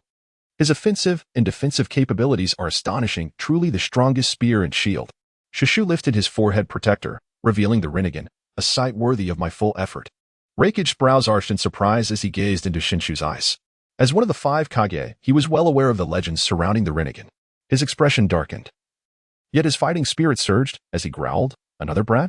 Prepare to meet your end." The rope tree felt an immense force surge through him, propelling his body several meters away. Such tremendous power. But that was not all. The thunder shadow vanished from sight, leaving behind a series of afterimages.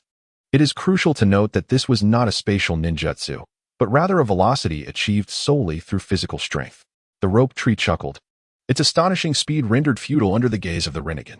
The Kusa sword was enveloped in a layer of wind-release chakra, suddenly thrusting towards a point behind. With a clang, amidst the clash of metal, the figure of the Raikage materialized, his fingers mere 3 inches from the rope tree's face, unable to advance a fraction further. Meanwhile, the Kusa sword, empowered by wind-release chakra, penetrated the Raikage's lightning armor by 3 inches. Wind release, blade of wind. The corners of Shu's mouth curled upward as his 3 fingers rested upon the blade of the grass pheasant sword. A gust of wind sliced through the air, penetrating the layers of the lightning armor. Bang! Raikage staggered back 3 steps, a lingering fear prompting him to touch his chest. To his astonishment, a mere A-rank wind blade had managed to breach his defenses. "Little brat, what is your name?" Senju Shu. Chapter 78, Raikage Trial. "So it is you." Raikage realized, it is said that the leading figure of the younger generation in Konoha is Minato Namikaze, yet you surpass him. Konoha is indeed fortunate. Raikage, I admire your strength. Shu suddenly proclaimed, "Today, your defeat is assured. Why not retreat?" Haha. Reikage laughed heartily. "I have reached an age where my demise is imminent. This battle may very well be my final act. Rather than passively await death in bed, I would prefer to engage in a decisive fight.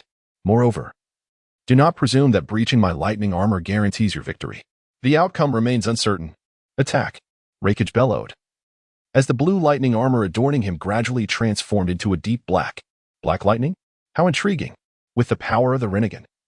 The Shinsuke Konoha style was executed to its utmost perfection.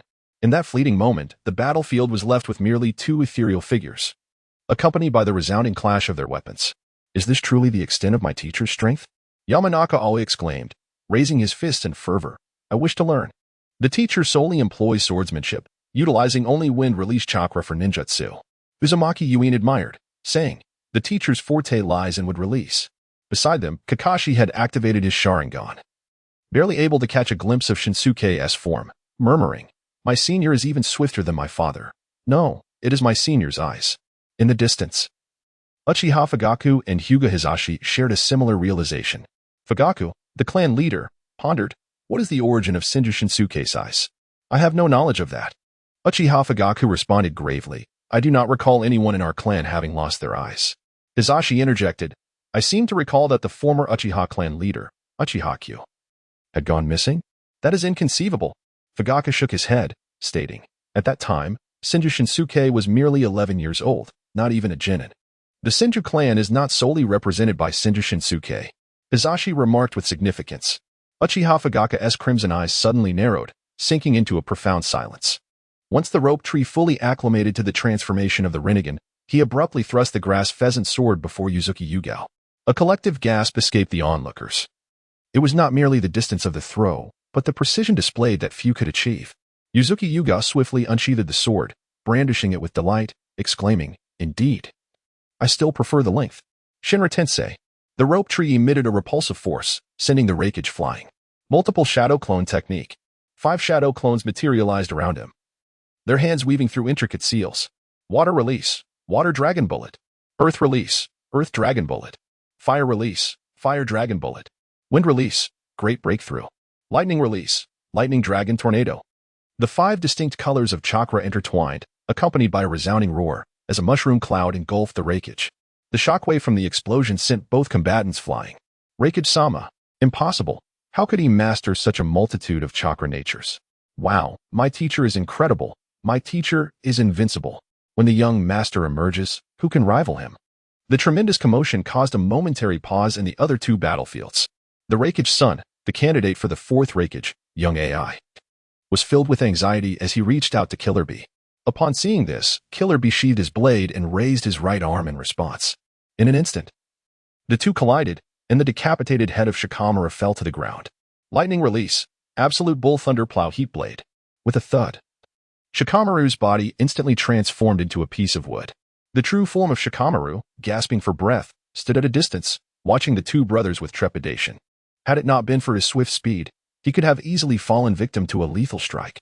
Seizing this moment of vulnerability, the 2 brothers charged towards the position of the Reikage.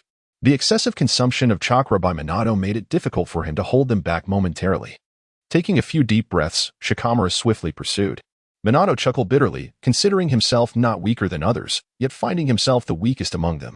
With a slight furrow of his brow, the rope tree clasped his hands together, invoking the wood release technique of the ranking. Almost simultaneously, the Reikage surged forth from the mist, embodying an aura of lethal intent, as he pressed a single finger against the shield. Hell's piercing strike, a seamless penetration. The ranking, which had effortlessly withstood the might of Madara's Susanoo, was unexpectedly pierced through. Truly, it is the most formidable spear. The rope tree couldn't help but exclaim. The Thunder Shadow gasped for breath, a trace of blood at the corner of his mouth, clearly indicating that the recent combined ninjutsu had inflicted considerable damage upon him. Little brat, is this all you've got? You cannot possibly challenge an old man like me. The rope tree chuckled. Your words are harder than your hands, Lord Reikage. Little AI and Karabi stood on either side of Reikage, reaching out to assist him, only to be met with his refusal. I am not yet in a condition that requires your support. The nimble show tree chuckled lightly as he altered his hand seals. Would release, advent of the tree realm. From his center, Countless roots erupted from the barren battlefield, ensnaring the three figures of the Reikage. It appeared he intended to face them single-handedly. Absurd. Tsunade's expression turned urgent as she rushed to break formation, preparing to assist, only to be stopped by Doku. Lady Tsunade, you are now the frontline commander. You cannot abandon your post. Stand aside. My lady, Lord SHB is gone to aid him. Shotree will surely be fine. Doka hastily replied, if you intervene now, you will undoubtedly be attacked by your adversaries. The Senju clan, before Tsunade could finish her sentence, Shotree's voice rang out, Master SHB. Please take a moment to rest. Allow your disciple to teach them a lesson. Would release. Technique of the wooden man. The rope tree stood atop the wooden figure, orchestrating its assault upon the three from the lightning shadow. Logically, given their speed, evading the wooden figure's onslaught should have been a trivial task for the trio. Yet, the lightning shadow, undeterred by reason, chose to engage with sheer might, aiming to annihilate the wooden entity with his fists. The outcome was inevitable. He was forcefully driven into the ground by the overwhelming power. In a state of panic, Xiao Ai rushed to render assistance, while Karabi manifested 8 massive tails. Under the imposing presence of the wooden figure, he underwent a complete transformation into his tailed beast form. What manner of creature is this? Could it possibly be the 8 tails of the hidden cloud village? Is this something that can be confronted by mere mortals?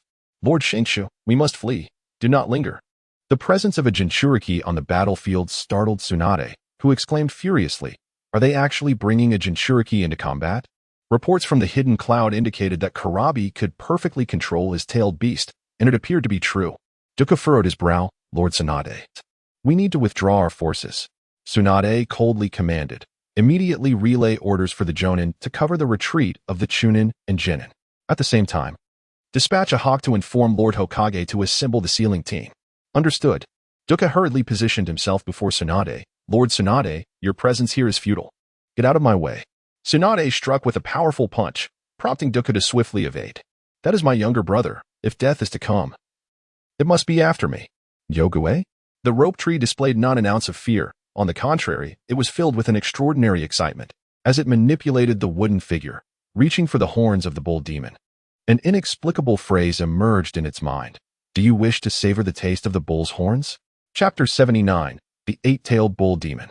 Karabi violently swung his head. In the moment he broke free from the wooden figure's restraints, 8 tails swiftly enveloped his body. The rope tree furrowed its brow slightly, while the wooden man took a step back. In an instant, 8 tails whirled rapidly, snapping the surrounding trees asunder. The 8 tails, in a fleeting moment, driven by its swift rotation, it conjured a tornado that reached up to the heavens. The rope tree, along with the wooden figure, was violently swept away 1,000 meters. Once they stabilized their formation, the realm of trees lay utterly devastated, creating a colossal pit with a diameter of 1 kilometer. The 8 tails was truly terrifying. Who could possibly stand against him? Could we still emerge victorious? Jiraiya and Inoki had ceased their battle and instantaneously arrived beside Tsunade, observing her palpable anxiety. He offered words of comfort. Do not worry, the rope tree has yet to unleash its sage techniques. It should still be under control. Tsunade nodded, about to voice her thoughts when she witnessed the rope tree charging forward once more. Sage art, Mind's Gate. 8 red torii gates materialized out of thin air, binding the ox demon, the 8 tails, firmly to the ground. Roar. Bastard, die. The ox demon bellowed, opening its massive jaws as dark energy rapidly coalesced. In but a breath's time, a white beam of light suddenly shot toward the rope tree. Summoning technique. 5 layers of the realm gate. 5 doors adorned with ghastly visages stood before him, the beam barely managing to breach 4 of the gates, only to be halted by the 5th. Seizing the opportunity, Shenshu employed the flying thunder god technique to transport himself and the wooden figure directly before the Nyogue. The massive hand of the wooden figure struck heavily against the brow of the Nyogue. Quanon Rutan, stand down. At that instant, the 8-tailed Nyogue's eyes slowly closed, rendering it motionless, just as Jiraiya and the others believed that Shenshu had subdued the tailed beast. The Nyogue's large eyes opened once more. Shushu furrowed his brow, finding it rather challenging to control the perfect Jinchuriki. Damn it, fool, imbecile. How could one possibly control me? Karabi could not escape the grasp of the Mind's Gate, and thus he shouted, Hey, don't just stand there watching. The thunder god of justice unleashed his lightning axe. Suddenly, Xiao Ai appeared above Shenshu, delivering a kick aimed at the top of his head. Shiraishi manipulated the tree man's crossed arms, seizing little AI's body the moment they made contact and slamming him heavily onto the ground. Foolish elder brother. Release me first. Killer Bee exclaimed, Earth-style, curse shift.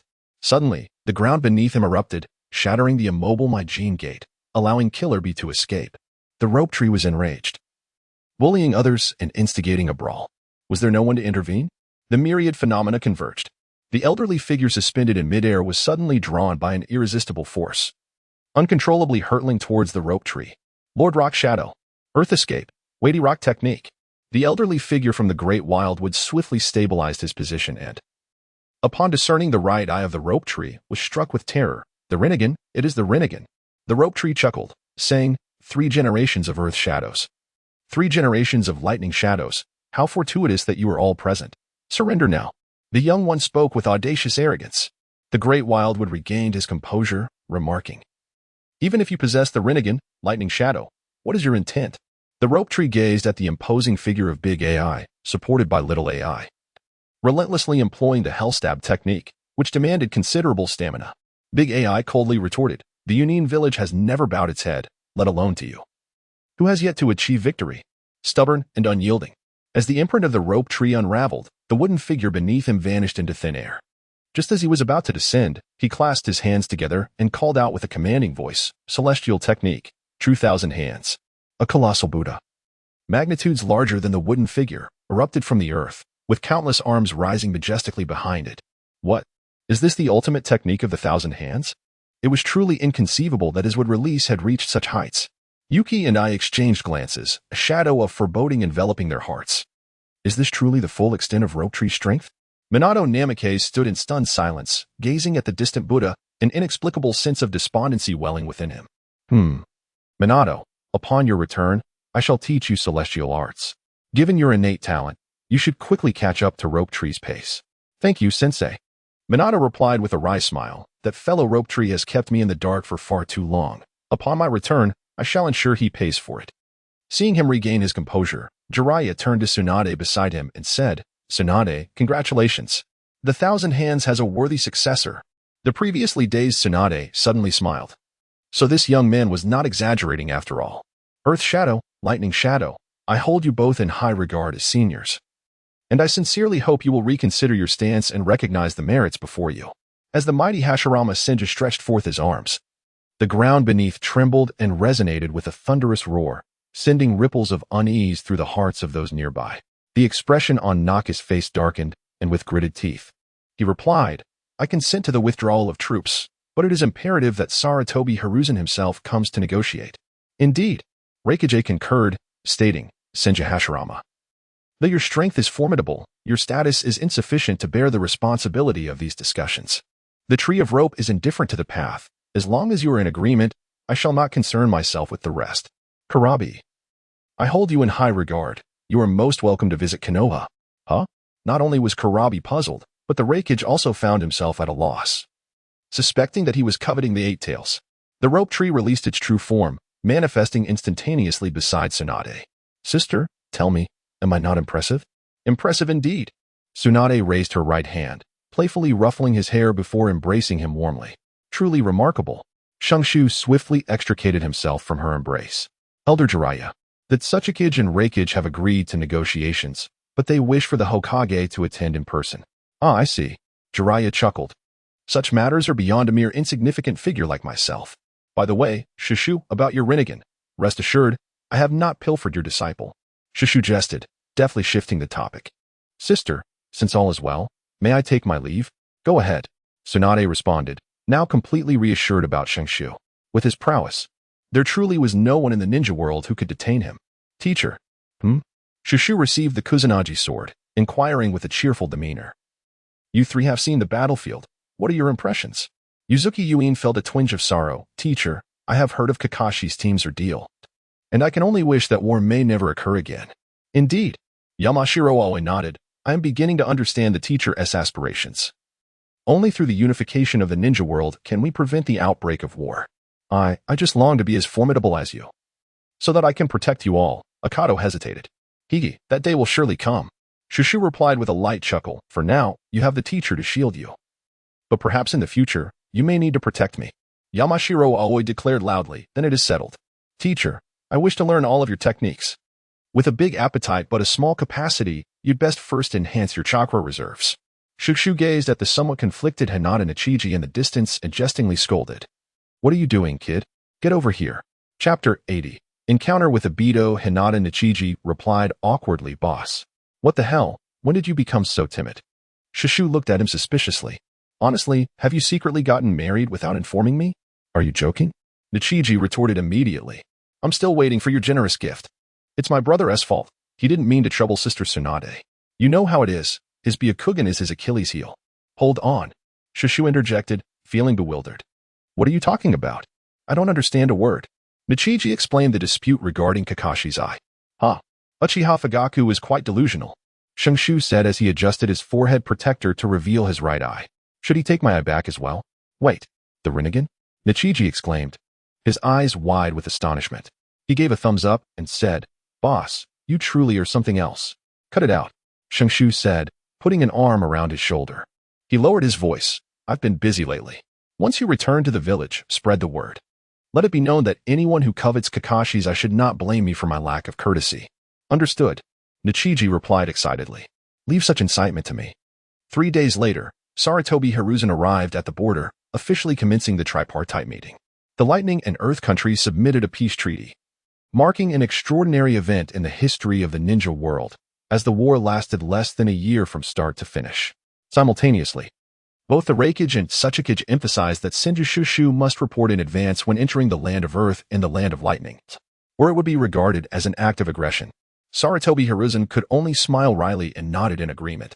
Not long after, the third Raikage, returned to Kumogakure and announced his resignation, taking full responsibility for the defeat in the war, paving the way for the fourth Raikage, to ascend.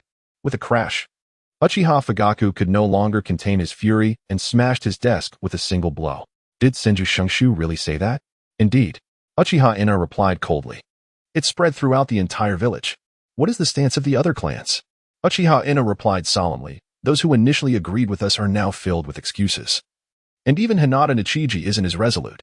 Uchiha Fugaku, with his hands clasped behind his back, approached the window and furrowed his brow as he gazed at the sky.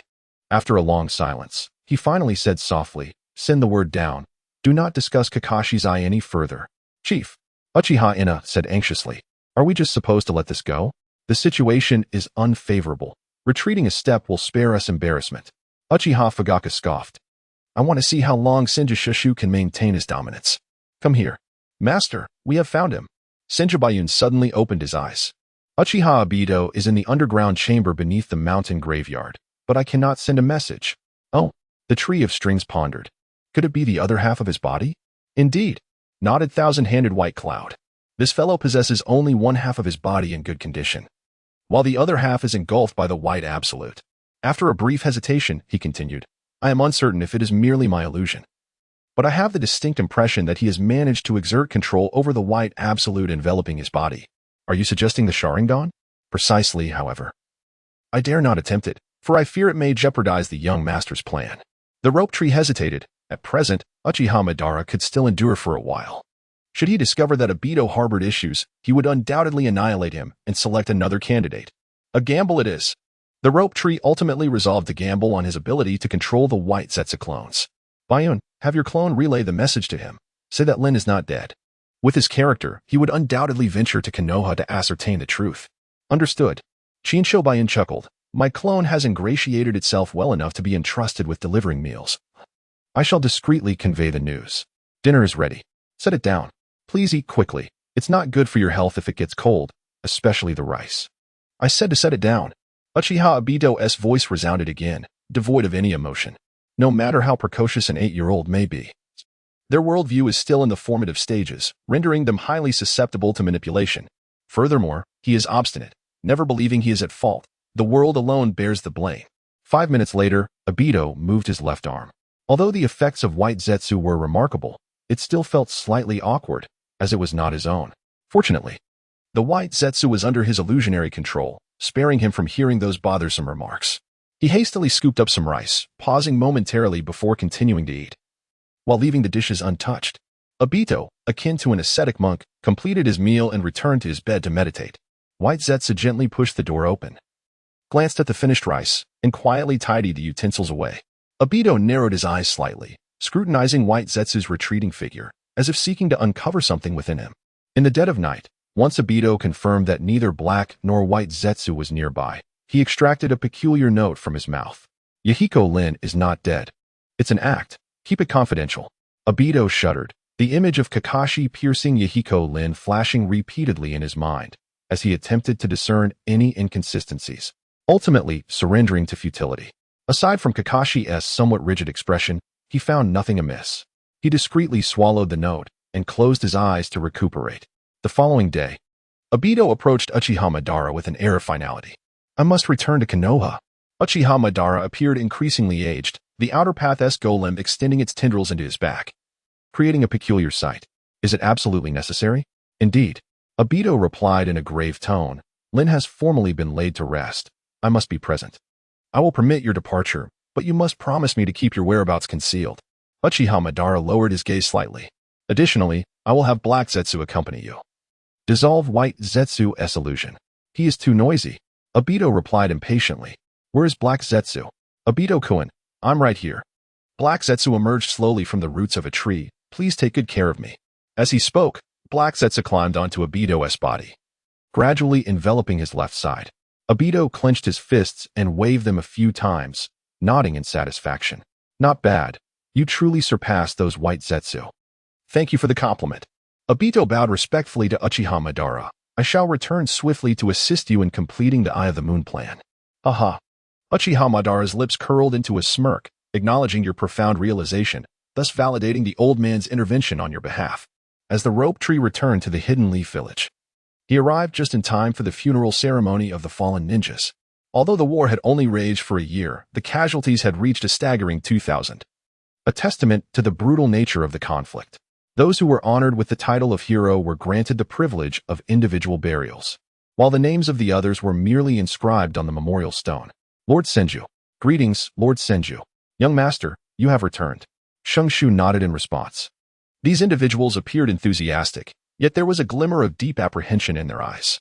He understood their enthusiasm. After all, he was indeed pivotal in concluding the war, and admiration was warranted. However, what was this sense of apprehension? Young master, Shenlong whispered into Shenshu's ear. There are many unfavorable rumors about you circulating in the village. Me? Rumors? Indeed. Shenlong's expression grew grave. Though seemingly trivial, they are numerous. Some claim you are overbearing. Others assert you disregard orders, and there are even whispers that you spend your days spying on women while they bathe. Wait a moment. Shenshu rubbed his temples. Being labeled overbearing is one thing, but spying on others while they bathe, surely that is a trait exclusive to Jiraiya? Why would that be attributed to me? Young master, Shenlong replied, exasperated, please do not dismiss it lightly. Words can wield great power. Shushu smirked and waved his hand dismissively, indicating that there was no need to pay them any mind. Nowadays, only the Uchiha clan of Konoha could perpetrate such acts. Soon, I shall teach them a lesson they won't forget. Ah? Shenlong was momentarily taken aback. But we have no evidence. Evidence? Only the weak require evidence. Shushu scoffed. Did they not claim I was tyrannical? I shall show them what true tyranny looks like. Young master, you must reconsider. Shenlong hastily urged. Their intentions are likely to provoke you into action, thereby undermining your standing among the villagers and jeopardizing your chances of competing for the position of Hokage. Hokage? Huh. The rope tree scoffed, observing Sarutobi Hiruzen presiding over the ceremony ahead. The gossip circulating within the village was surely not beyond the reach of this voyeuristic figure. He seemed to revel in it, truly believing I was as naive as Master Esma. Shenshu abruptly turned his gaze towards the perimeter of the graveyard, disregarding the ongoing speech by Sarutobi Hizashi, and immediately pursued the matter. Sarutobi paused momentarily, glanced upwards, and then resumed his discourse. In this great battle, several heroes have emerged, particularly the 7-year-old Noera Rin, who willingly faced death for the sake of her village, an 8-year-old Uchiha Obito, who sacrificed his life to save his comrades. Let us forever remember their names. The fire of Konoha endures eternally. Indeed, you have come. Rope Tree gazed at Obito, concealed in the shadows, and spoke with profound significance. Black Zetsu, fearing Rope Tree's potential aggression, hastily interjected, Senju Rope Tree, Obito is a figure of considerable stature in the world of adults. Encountering him is akin to meeting a person of great repute. You must not act rashly. Rope Tree, intrigued, inquired Obito. How does it feel to be the proxy of Uchiha Madara? I wonder what Kakashi and Rin would feel upon learning this. Rope Tree Sensei, as a follower of Madara. What right do you have to lecture me? Obito retorted, his Sharingan spinning suddenly, thrusting Rope Tree's consciousness into the realm of illusion. Ah, Obito. It has been quite some time. You have matured, Rope Tree remarked. Sensei, is that note truly authentic? Obito asked, his impatience evident. Shenshu remarked softly. How did you know it was I who saved you? In the entirety of Konoha, only you possess the ability to rescue Lin without a trace. To this, Data responded with certainty and your character, which would never allow you to stand idly by in the face of death. With a chuckle, Shenshu replied, Indeed. I did save Lin. However, you remain under Madara's watchful eye, and thus, it is not permissible for you to meet. Ha! It is indeed you, Teacher Shenshu. I did not misjudge you, Datu exclaimed, his previously despondent demeanor transformed as he vented his pent-up frustrations. Stop! Shenshu quickly interjected, Datu. There is a matter on which I wish to seek your opinion. Teacher, please go ahead. Data responded earnestly, as long as it is within my capability. I shall not hesitate. Originally, I intended to bring you back to the village, but Uchiha Madara's plans are too alarming. I wish for you to remain by his side. Shenshu hesitated. Of course, I am seeking your consent. If you disagree, I will still find a way to rescue you. Teacher, there is no need for such formality. Data smiled. Even without your prompting, I would insist on keeping an eye on Uchiha Madara. His plan, known as the Eye of the Moon, aims to use the moon to cast a large-scale ninjutsu, drawing all of the ninja world into an illusion to unify it, thereby achieving peace. I certainly do not wish for Lin to fall under the control of such illusions. Shenshu was momentarily rendered speechless. Does this child's world revolve solely around Wasteland Rin? Moreover, my heart has been ensnared by Uchiha Obito's curse mark, leaving me unable to escape. Obito chuckled at his own predicament, acknowledging that his appearance would undoubtedly frighten them. A man should not concern himself with his looks. It is strength that serves as the true voice to the world. The Rope Tree patted his shoulder, expressing gratitude for your trust in the teacher. Today, with the presence of the Dark Absolute, it is not suitable for you to meet Lin. I shall await the day when you regain your freedom. Obito smiled and scratched the back of his head, acknowledging that lies can deceive for a moment, but they cannot last a lifetime. I believe in you. As he spoke, the crimson world faded away. The Rope Tree suddenly awakened, perceiving what seemed like an eternity, while in reality, merely a fleeting moment had passed.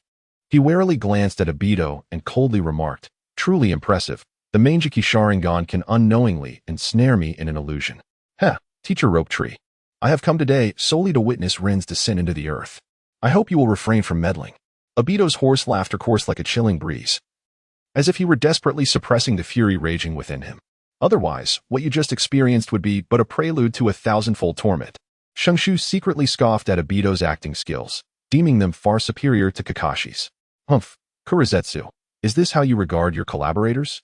Obito, do not be disrespectful. After a brief pause, Shenshu waved his hand dismissively. As long as you refrain from causing chaos in Konoha, I shall not concern myself with your affairs. Farewell. After SHRU returned to the graveyard, the burial ceremony was nearing its conclusion. Rijan, did you observe the demeanor of Senju SHRU? Danzo remarked ominously. The burial ceremony is a solemn occasion, yet he dared to leave without permission, utterly lawless. Indeed. Tsunade nodded in agreement, even with his formidable strength. Senju SHRU must adhere to the regulations of Konoha. Otherwise, what credibility will the Hokage retain in the long run? Well said. Mito-Gaiden added with a smile. He is but a child. We ought to extend some leniency. After all, he is a hero of the war. That is quite true. Sarutobi Hiruzen said with a grin. There must be a pressing circumstance today. Otherwise, he would not have left the proceedings. I summoned you all for another matter. Hiruzen inhaled deeply from his pipe, exhaling a thick cloud of smoke. As I grow frail with age, it is time to consider candidates for the fourth Hokage. Rijan, you. Danzo sprang to his feet. This is hardly the moment for the third to step down. I urge you to deliberate carefully. The war has only just concluded, and the village is in dire need of your leadership. Indeed. Mito-Gaiden agreed. However, there is no harm in selecting potential candidates. You. Danzo fumed. Hiruzen raised a hand to silence Danzo, casting an approving glance at Mito-Gaiden. Please continue. Certainly. Mito-Gaiden replied calmly.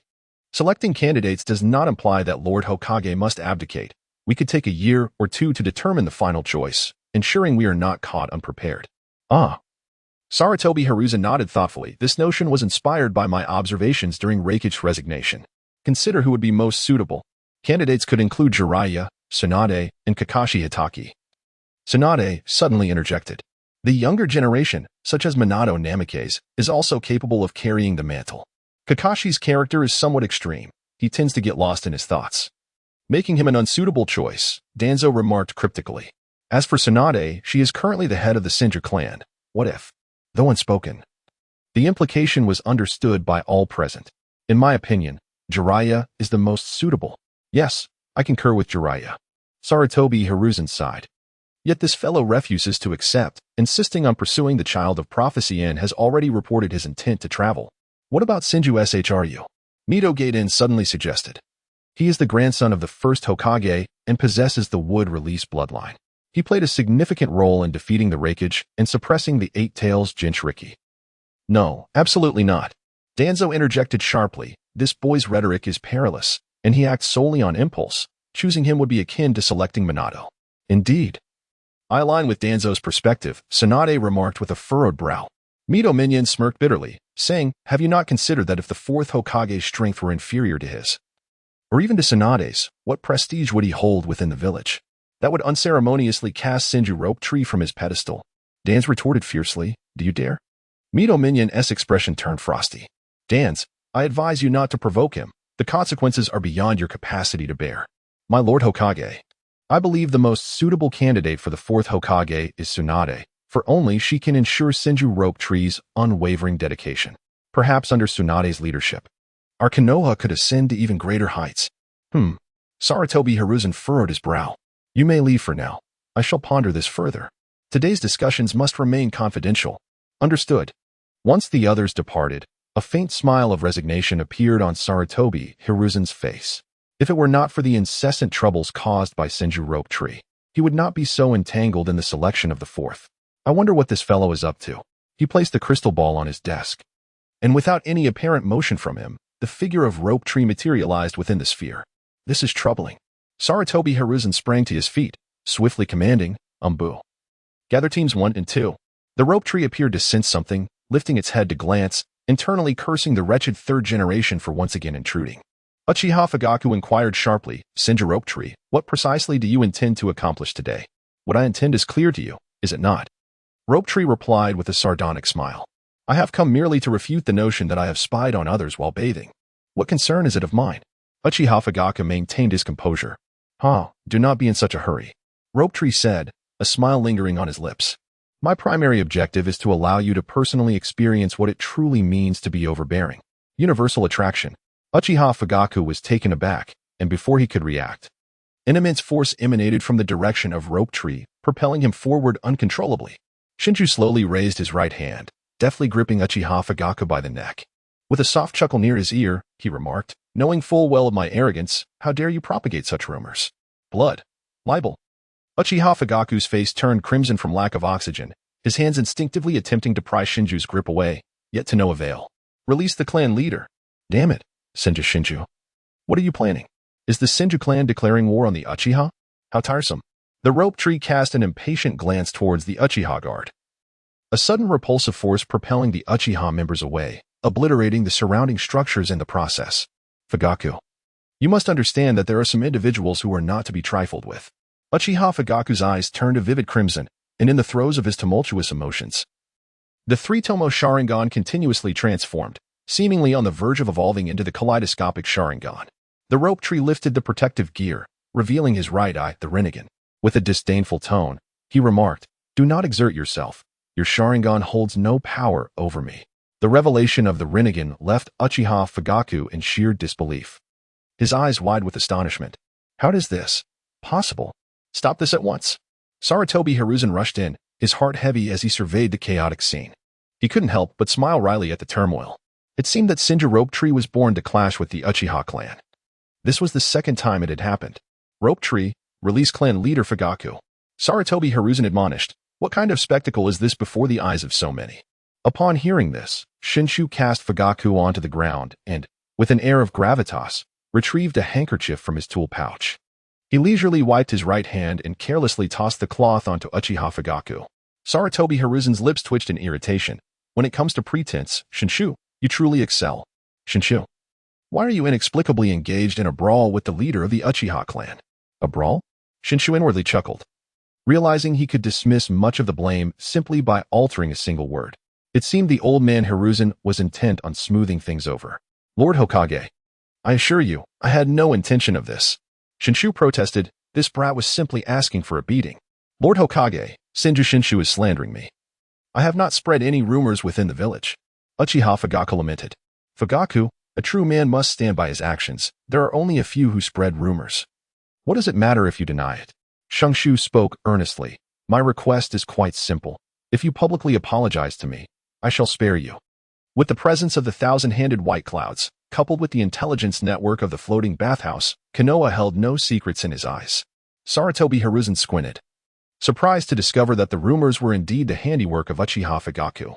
Is it true, clan leader Fugaku? This is slander. The Hokage is slandering me. Uchiha Fugaku, filled with indignation, protested, how could I possibly provoke him when I am already wary of the formidable strength of Senju Sh Suk? Does great power grant one the liberty to act with impunity? Does it allow one to humiliate a clan leader in such a manner? Hokage, do you comprehend the extent of the humiliation I have endured? A chill swept through the air. For this is the caliber of acting befitting a true master of the craft. Obito and Kakashi are merely youthful pretenders. SHT, the great Sarutobi Hiruzen, incensed, inquired, do you possess evidence? Would a witness suffice? The esteemed Hokage, with a wave of his hand, remarked, are there not countless witnesses to be found? Uchiha Fugaku swiftly interjected. With the illustrious reputation of the Senju clan, who would dare to defy him? The expression on Shenshu's face immediately darkened. Uchiha Fugaku had escalated the conflict to a level involving both clans, which could not be resolved merely through an apology. Lord Hokage, it would be one thing if you denied it, but to slander the Senju clan as well. Is it unreasonable for me to annihilate the Uchiha today? Chapter 83. Yahiko's suicide. Uchiha Fugaku was taken aback. Shenshu's unconventional approach left him in a precarious position, prompting him to glance urgently at Sarutobi Hiruzen. Clear's throat. Sarutobi coughed lightly, expressing his exasperation. Shenshu, we are all comrades from the same village. There is no need for threats of violence. Regarding the issue of rumors, he turned his gaze towards Uchiha Fugaku. Fugaku, your guards have failed in their duty by maliciously injuring a hero of Konoha and tarnishing Shenshu's reputation. An apology is in order. Do you understand? Yes. Uchiha Fugaku sighed in relief and replied solemnly. I will dispatch someone immediately to investigate the source of the rumors and clear Senju Shenshu's name. What do you think, Shenshu? Huh? Shenshu shook his head, expressing his disinterest. Such a trivial matter. Why trouble the guards? Clap, clap. He applauded, and several individuals emerged from the surrounding woods of the Uchiha encampment. I have apprehended the culprits. How shall you deal with them, Lord Hokage? Sarutobi surveyed the captured individuals, noting that more than half were indeed Uchiha clansmen, including Uchiha Inahiko. Throw them into Konoha's prison. No, no.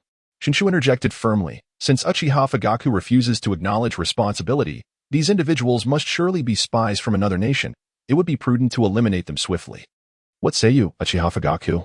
You are anxious, Uchiha Fugaku, remarked Sarutobi, the Hokage. The rope tree, with a semblance of a smile, addressed the Hokage. My lord, surely you cannot deny me this modest request? Sarutobi Hiruzen's expression fluctuated between darkness and light, disliking the aggressive demeanor of the rope tree and silently cursing Uchiha Fugaku for his inadequacies. Very well, I shall leave it to you to handle. Thank you, Hokage. The rope tree replied with a respectful bow. Fugaku, as the captain of the guard, I kindly ask you to execute this. Would that be agreeable? Uchiha Fugaku's face turned ashen, and his lips trembled, yet he could not utter a single refusal. Sarutobi Hiruzen shook his head slightly, realizing that Senju rope tree not only sought to take a life, but also intended to strike at the heart.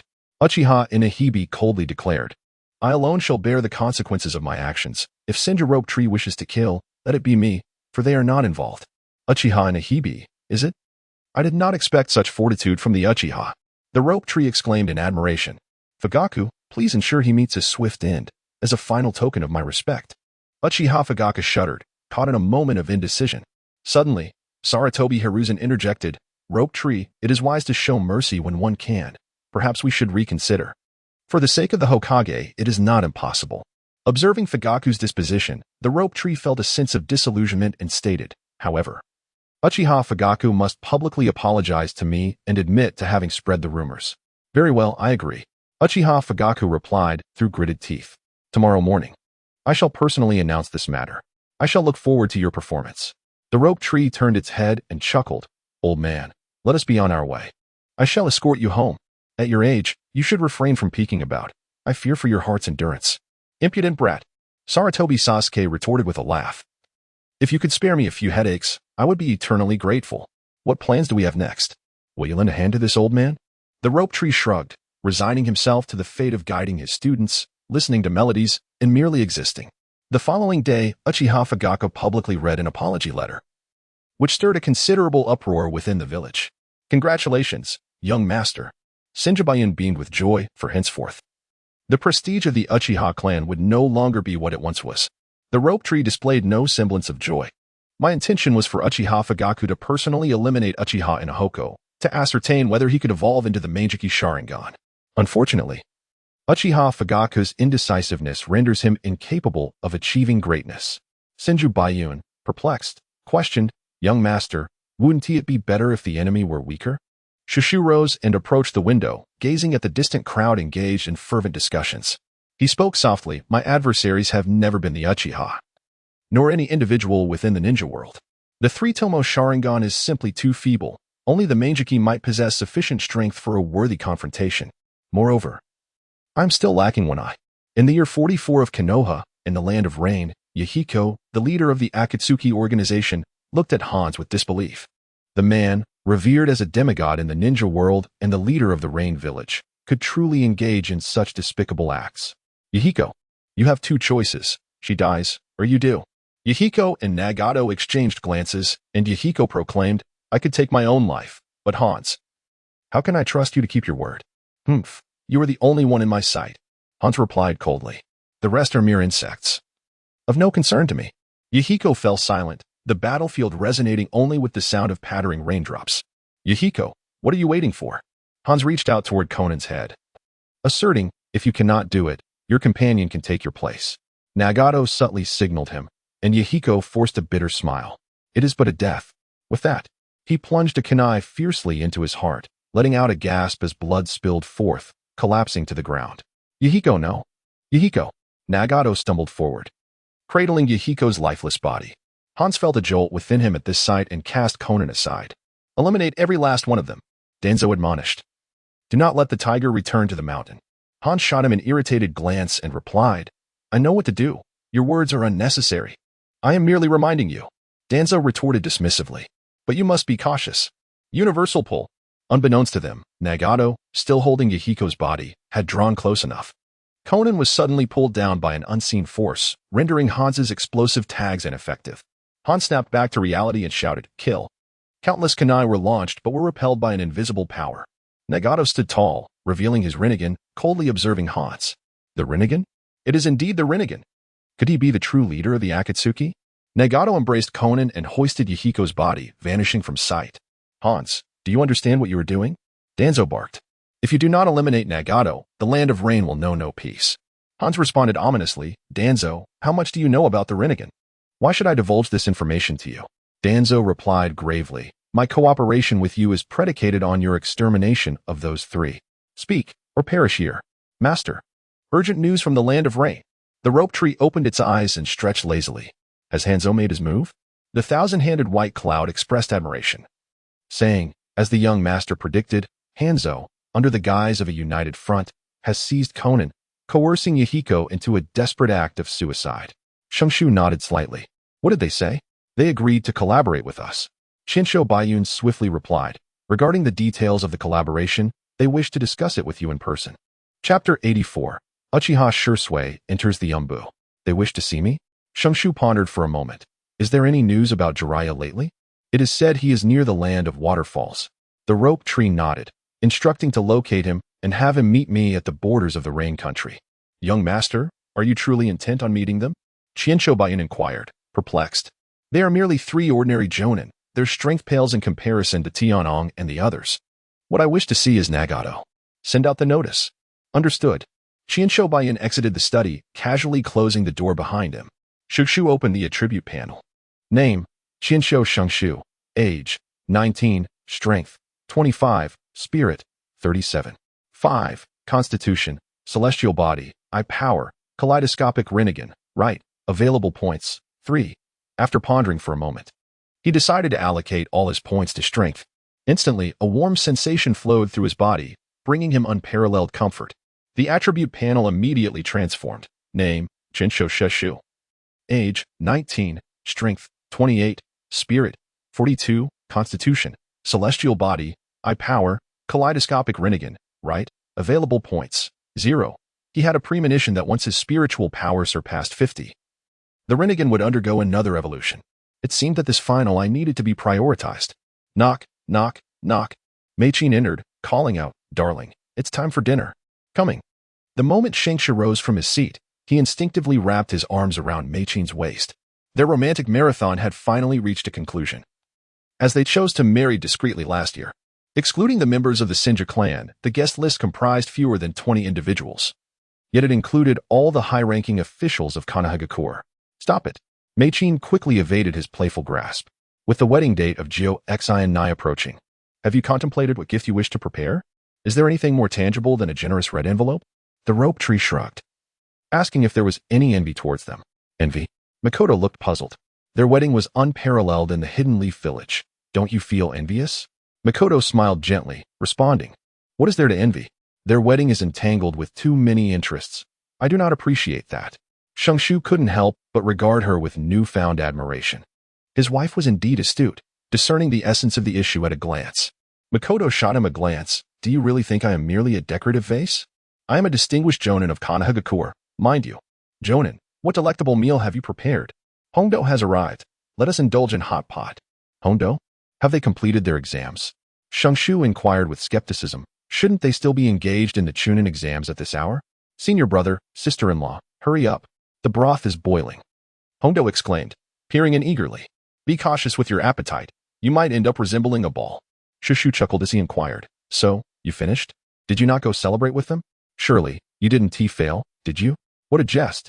It's merely the Chunin exams. I would never fail.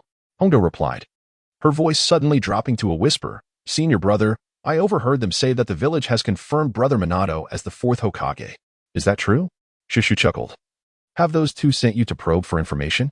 Ah, Hondo remarked while eating. Clearly, you possess the highest strength. Why then is it Minato Namikaze who succeeded as the 4th Hokage? By your reasoning, wouldn't Jiraiya have had a chance as well? Indifferently, Shenshu replied. Mind your own business regarding adult matters. You would do better to focus on enhancing your own abilities. Kakashi has already been promoted to Jonin. While you three are merely Chunin, it's truly a disgrace to me. Brother, you were just 12 and still a genin.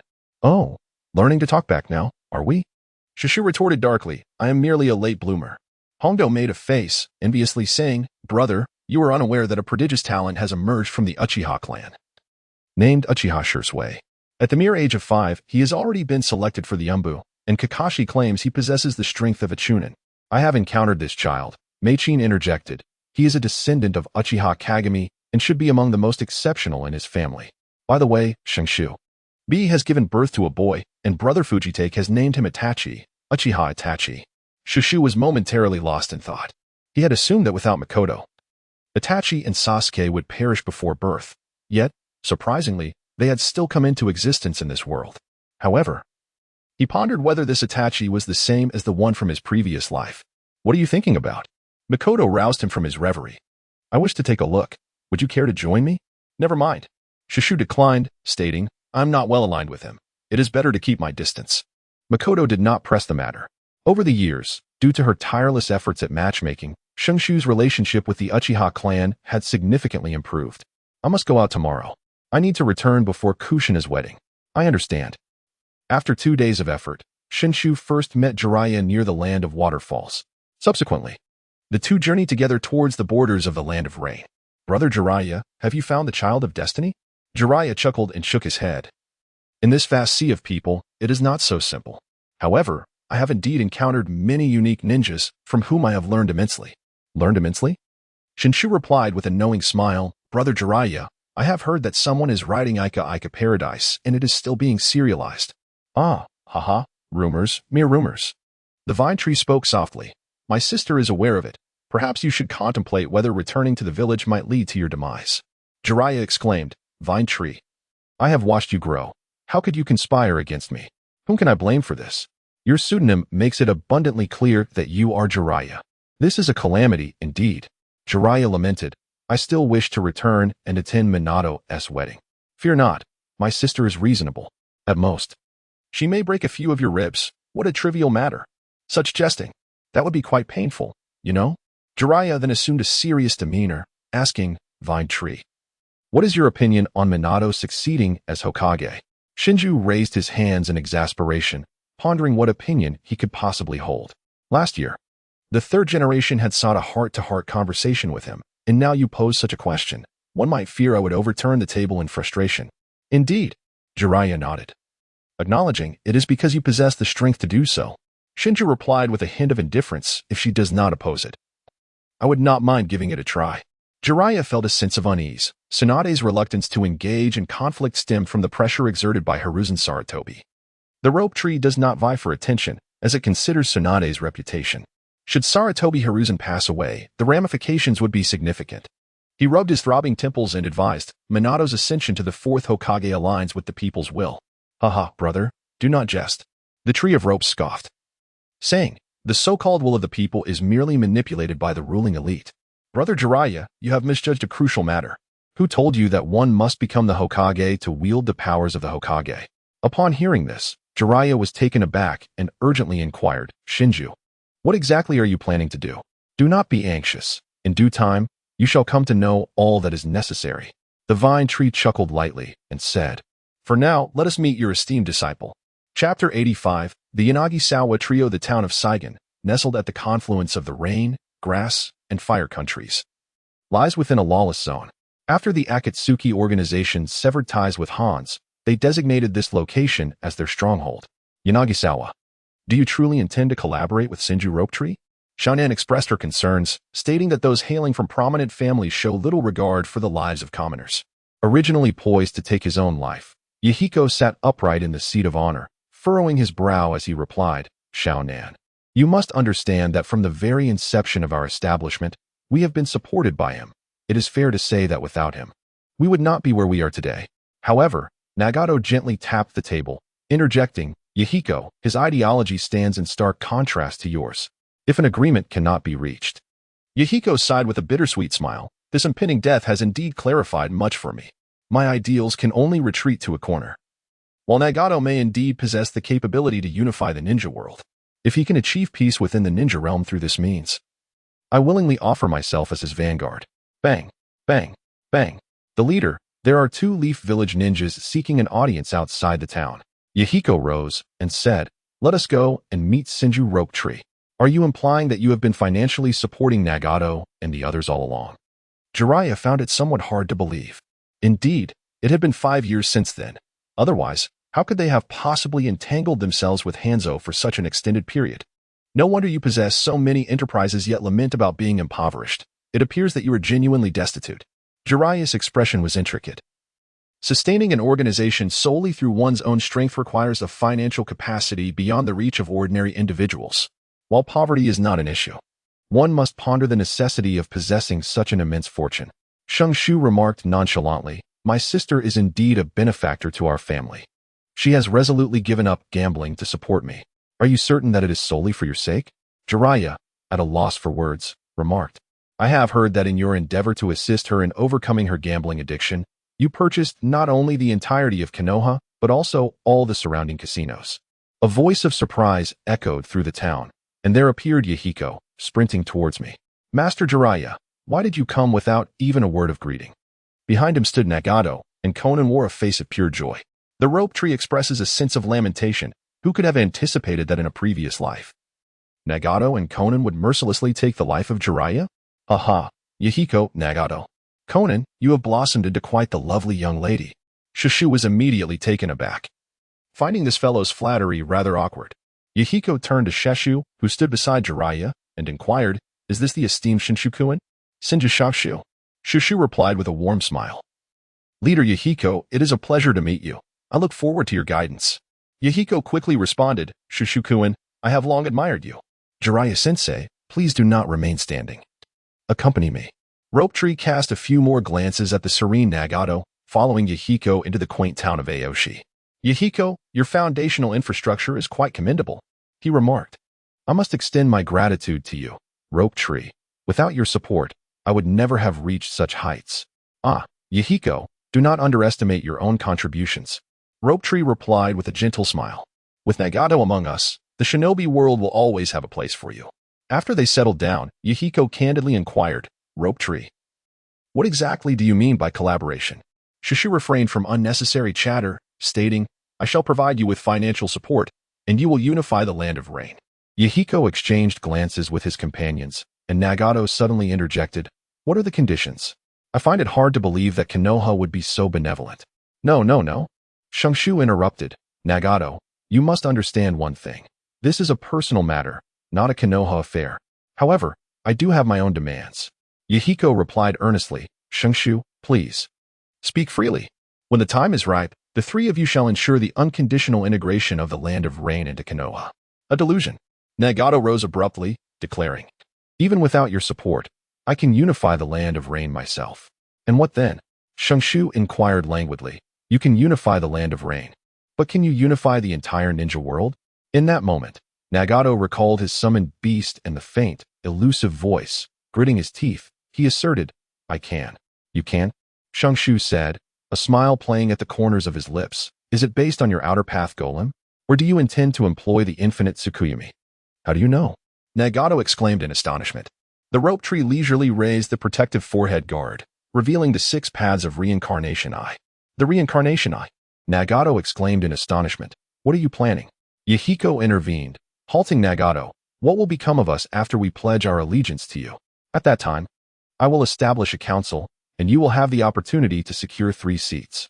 The gaze of the rope tree swept across the faces of the 3. Who would obtain the seats would ultimately be decided by Yahiko, the leader. A council? Yahiko queried, while Jiraiya similarly found himself in a haze of confusion. Indeed. The rope tree replied solemnly, once the ninja world is unified, I will establish a council. And each of the original 5 great ninja villages will receive a certain number of seats. The highest leader will be elected democratically by the council, a position I shall refer to as the prime minister.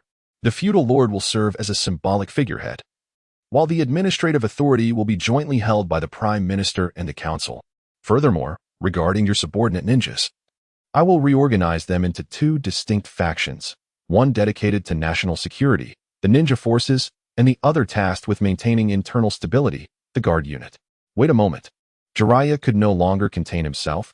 Is what you're saying known to Lord Hokage? Why should I inform him?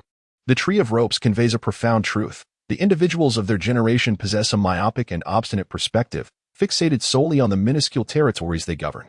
They remain oblivious to the existence of the broader ninja world beyond the confines of the hidden leaf, and to the expansive skies that lie beyond it. They fail to recognize that, in the eyes of the powerful, our ninja realm is but a source of sustenance, subject to their whims. Only through the unification of the entire ninja world can we hope to eradicate the incessant turmoil of war. The suffering of the common folk could be alleviated, as their plight would be addressed by a governing council, sparing them from the anguish of displacement. The land of wind, characterized by its arid deserts, and the land of rain, known for its abundant rainfall, could easily achieve a mutually beneficial relationship. Shenshu spoke fervently, articulating a vision of unity for the ninja world. As he concluded, a profound silence enveloped the gathering. Even Jiraiya had to concede the allure of Shenshu's words.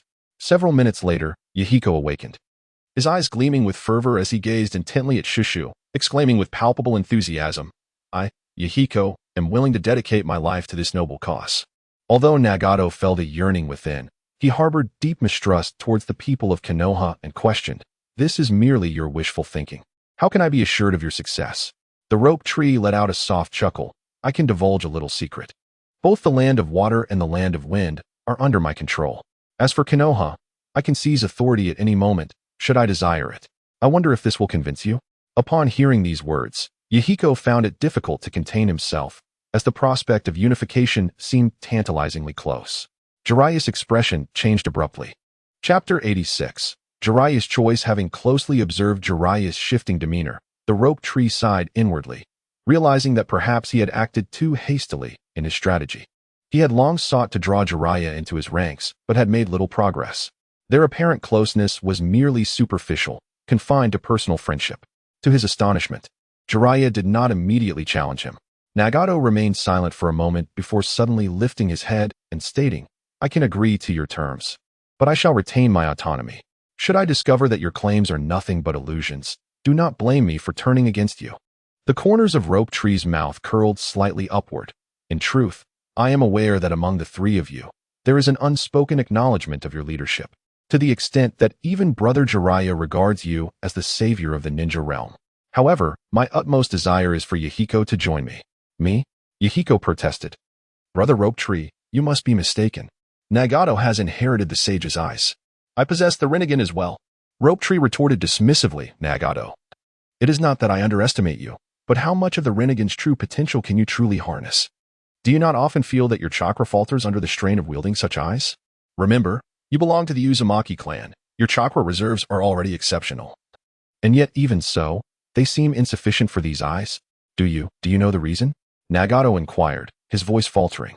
Ever since he awakened the Rinnegan, it felt as though he bore an immense burden, despite the unparalleled strength these eyes conferred upon him. The Rope Tree did not respond to his question and, gazing at Yahiko, continued, "Yahiko, do not underestimate yourself. You may not realize that the growth of the Akatsuki organization is largely due to your own charisma. Nagato's strength contributes only a small portion." He chuckled. Yahiko felt a bit embarrassed by the praise. "Brother Shenshu, I am not as capable as you say." Now that the conversation had opened up, he decided to speak without reservation. Shenshu suddenly became audacious, stating that the unification of the Rain Country was merely the first step. Once consolidation was achieved, the Grass Country, the Waterfall Country, the Bird Country, and other smaller nations would become our targets. Understood. Yahiko was filled with fervor. But he knew that Hanzo was an exceptionally formidable opponent, one that Nagato could not face alone. "Do not worry, I will handle Hanzo," Shenshu scoffed. "He is already old and unworthy of the title demigod of the shinobi world. Furthermore, Yahiko, I will be arranging for a group of administrative staff to oversee governmental duties. And I hope you will not obstruct this." "That would be splendid." Yahiko, upon hearing this, felt a sense of relief. Governing the occupied territories was truly a daunting task. "Haha, it seems my mission for today has been successfully completed." As the Rope Tree stretched its stiff body, Nagato pondered for a moment, ultimately opting to conceal his concerns regarding his eyes. He resolved to minimize the use of the Rinnegan to alleviate the strain on his body. Furthermore, he warned that in due time, someone might attempt to persuade him to gather tailed beasts, and he could acquiesce to such an invitation. Nagato was taken aback once more, feeling utterly exposed before Senju Rope Tree, as the notion of collecting tailed beasts had manifested in his mind when he contemplated the summoning outer path demonic statue. How could Senju Rope Tree possess such precise knowledge? Why must I gather tailed beasts? The Rope Tree, regardless of whether he feigned ignorance or not, spoke directly. "Your spiritual beast, the outer path avatar, is originally the shell of the 10 tails. Collecting the tailed beasts is tantamount to resurrecting the 10 tails. Such a cataclysmic creature, does it not stir your heart at all?" "Indeed," Nagato murmured, a fervor igniting within him. With such power at his command, what were Konoha and Hanzo but mere fleeting shadows? However, when he met the gaze of the thousand-handed Rope Tree, his body jolted. At that moment, an epiphany struck him. If he dared to pursue this path, he would inevitably end up making a garment for the thousand-handed Rope Tree. With this thought, he could not help but ask, "What must I do? How do I proceed? I need to contemplate this further." The Rope Tree furrowed his brow and replied, "The resurrection of the 10 tails may lead to uncontrollable events. We must devise a meticulous plan." Subsequently, the Rope Tree elaborated on the specific plan to Yahiko before departing from the stone town. "Jiraiya, do you have anything to say?" Jiraiya inquired with a complex expression. "After your plan succeeds, what will become of Konoha?" Shushu calmly inquired, "Brother, which is stronger, a single nation's Konoha or a Konoha that encompasses the entire world?" "Once the plan succeeds, the entire ninja realm will be reduced to a mere appendage of Konoha. I simply wish to know, will it still be Konoha?" Jiraiya, filled with melancholy, replied, "Konoha has only existed for a mere 44 years. Was there even a Konoha before those 44 years? Shenshu retorted disdainfully. Yet within these scant 44 years, we have seen the rise and fall of 3 Hokages. Brother, your strength is unparalleled, and you are a pivotal figure of the village. I hope to gain your assistance. Jiraiya, evading the question, asked, is Tsunade aware of your grand ambitions? Not at all. Shenshu shook his head. You know my sister. She places too much emphasis on emotions. My hesitation to act stems from my desire to avoid conflict with the third Hokage, thus sparing you from a dire predicament. Once the third retires or passes away, no one will stand in my way, not even Minato. Jiraiya let out a long sigh, his heart a tumult of emotions. I am now convinced that you are indeed the child of destiny spoken of by the great Toad. Yet the consequences you may bring upon the ninja world remain obscured to me. I am sorry, Shenshu. As long as you do not harm my teacher, I shall choose to remain uninvolved. The rope tree flashed with a hint of disappointment. Despite expending such great effort and even risking self-detonation of his trump card, he still failed to recruit him into his ranks. My elder brother adheres to his own principles. His neutrality can be seen as a form of support for me. Haha, I have grown accustomed to a carefree existence, and aside from possessing a modicum of strength, I offer you no assistance whatsoever. Jiraiya laughed heartily, stating that what you truly need to cultivate are advisors like Narashikaku. Elder brother, you are mistaken. Rope Tree shook his head. In such large families, the family takes precedence over the village, leaving little hope for change. However, how do you know that Shikaku Isn't aligned with me? Let us begin preparations. In the mansion of the daimyo of the Land of Fire, Rope Tree's shadow clone gazed expressionlessly out of the window at the sky. Is everything settled? Yuan Yu inquired with delight. Finally, it is my turn to make an entrance. How are they progressing? They are at least as capable as the daimyo's subordinates, Yuan Yu asserted firmly. Do not underestimate the fruits of my labor over these past 4 years. Understood. My queen. Rope Tree's clone chuckled lightly. You must invest your heart into this. After all, the territory gained is rightfully yours. Yuan Yu shot him an exasperated glance. Do you think I am unaware of my role in the political structure we have been devising together? I am but a mere ornament. What of being an ornament? Rope Tree replied enviously. You need not exert yourself, yet you still attain considerable status. What could be more delightful? Moreover, you certainly possess a voice in matters. At this juncture, even if it were a poisoned fruit, I would swallow it whole, Yuan Yu declared coldly. I will arrange for them to depart immediately. And the second batch of students is beginning enrollment, which requires your oversight. Not a problem. Chapter 87. The Wedding of Minato Namikaze. On the eve of the wedding of Minato Namikaze, Ju returned to Konoha, where the village was permeated with an atmosphere of joyous celebration. Sarutobi Hiruzen had spent the preceding month orchestrating the festivities, transforming Minato's nuptials into a grand festival. He even encountered envoys from several other prominent hidden villages. Such a splendid scale. Ju remarked casually. Is the third planning to announce his abdication at the wedding? Abdication is not on the agenda. Jiraiya chuckled, but confirming a successor is certainly in the cards. I assumed he would consider Sarutobi Konohamaru. How absurd. Konohamaru's reputation hardly warrants such consideration. Jiraiya yawned. Come on, let's go for some barbecue and invite Tsunade. I suspect you merely wish to use me as a shield. Please, please. The following day, Ju, accompanied by Makoto, entered the residence of Minato Namikaze. It was not the dilapidated building where Naruto had once lived. As the heir to the Hokage, his dwelling was naturally befitting of his esteemed status. The Rope Tree presented the red envelope to a kid SD, and upon entering, he discovered that the ceremony was being officiated by Narashikamo. The parents of Minato Namikaze were no longer present, with Sarutobi Hizashi occupying the esteemed position, followed by Jiraiya in the subsequent seat. Shenshu greeted those around him cheerfully before finally standing beside Danzo, while Makoto directly entered the inner residence. Ah, Lord Danzo. It seems that your bandages have multiplied since our last meeting. Would you like my sister to assist in your treatment? Danzo instantly felt a wave of discomfort and instinctively shifted his body aside, coldly retorting, No need for your concern. My health is perfectly fine. TSK. You're neither human nor ghost. Shenshu suddenly adopted a serious tone. Akatsuki is under my command. I advise you not to be ungrateful. You. Danzo suppressed his anger, stating, We each have our own schemes and means. This is not a discussion. It is a notification. Shenshu teased. I've heard that a genius has emerged from the Uchiha clan. What concern is that of mine? Danzo replied dismissively. Nothing much, just curious. Since nothing in the village escapes your keen awareness, does it? Shenshu said lightly. By the way, shouldn't that little bird beside me be taking flight soon? Otherwise, I wouldn't mind having it for a feast. Danzo lowered his gaze with an air of authority and murmured, Senju Shashu. We actually have no fundamental conflict of interest and could cooperate. I support your place in the position of the 5th Hokage. I believe that, but I am unwilling. Shenshu declared. Why? Simply because I do not like you. Shenshu jested. We differ in our paths and cannot collaborate. At that moment, music began to play. And to everyone's surprise, Minato had hired a troupe from a brothel, clearly frequenting their performances. Minato entered the courtyard with Kushina as the wedding was in progress.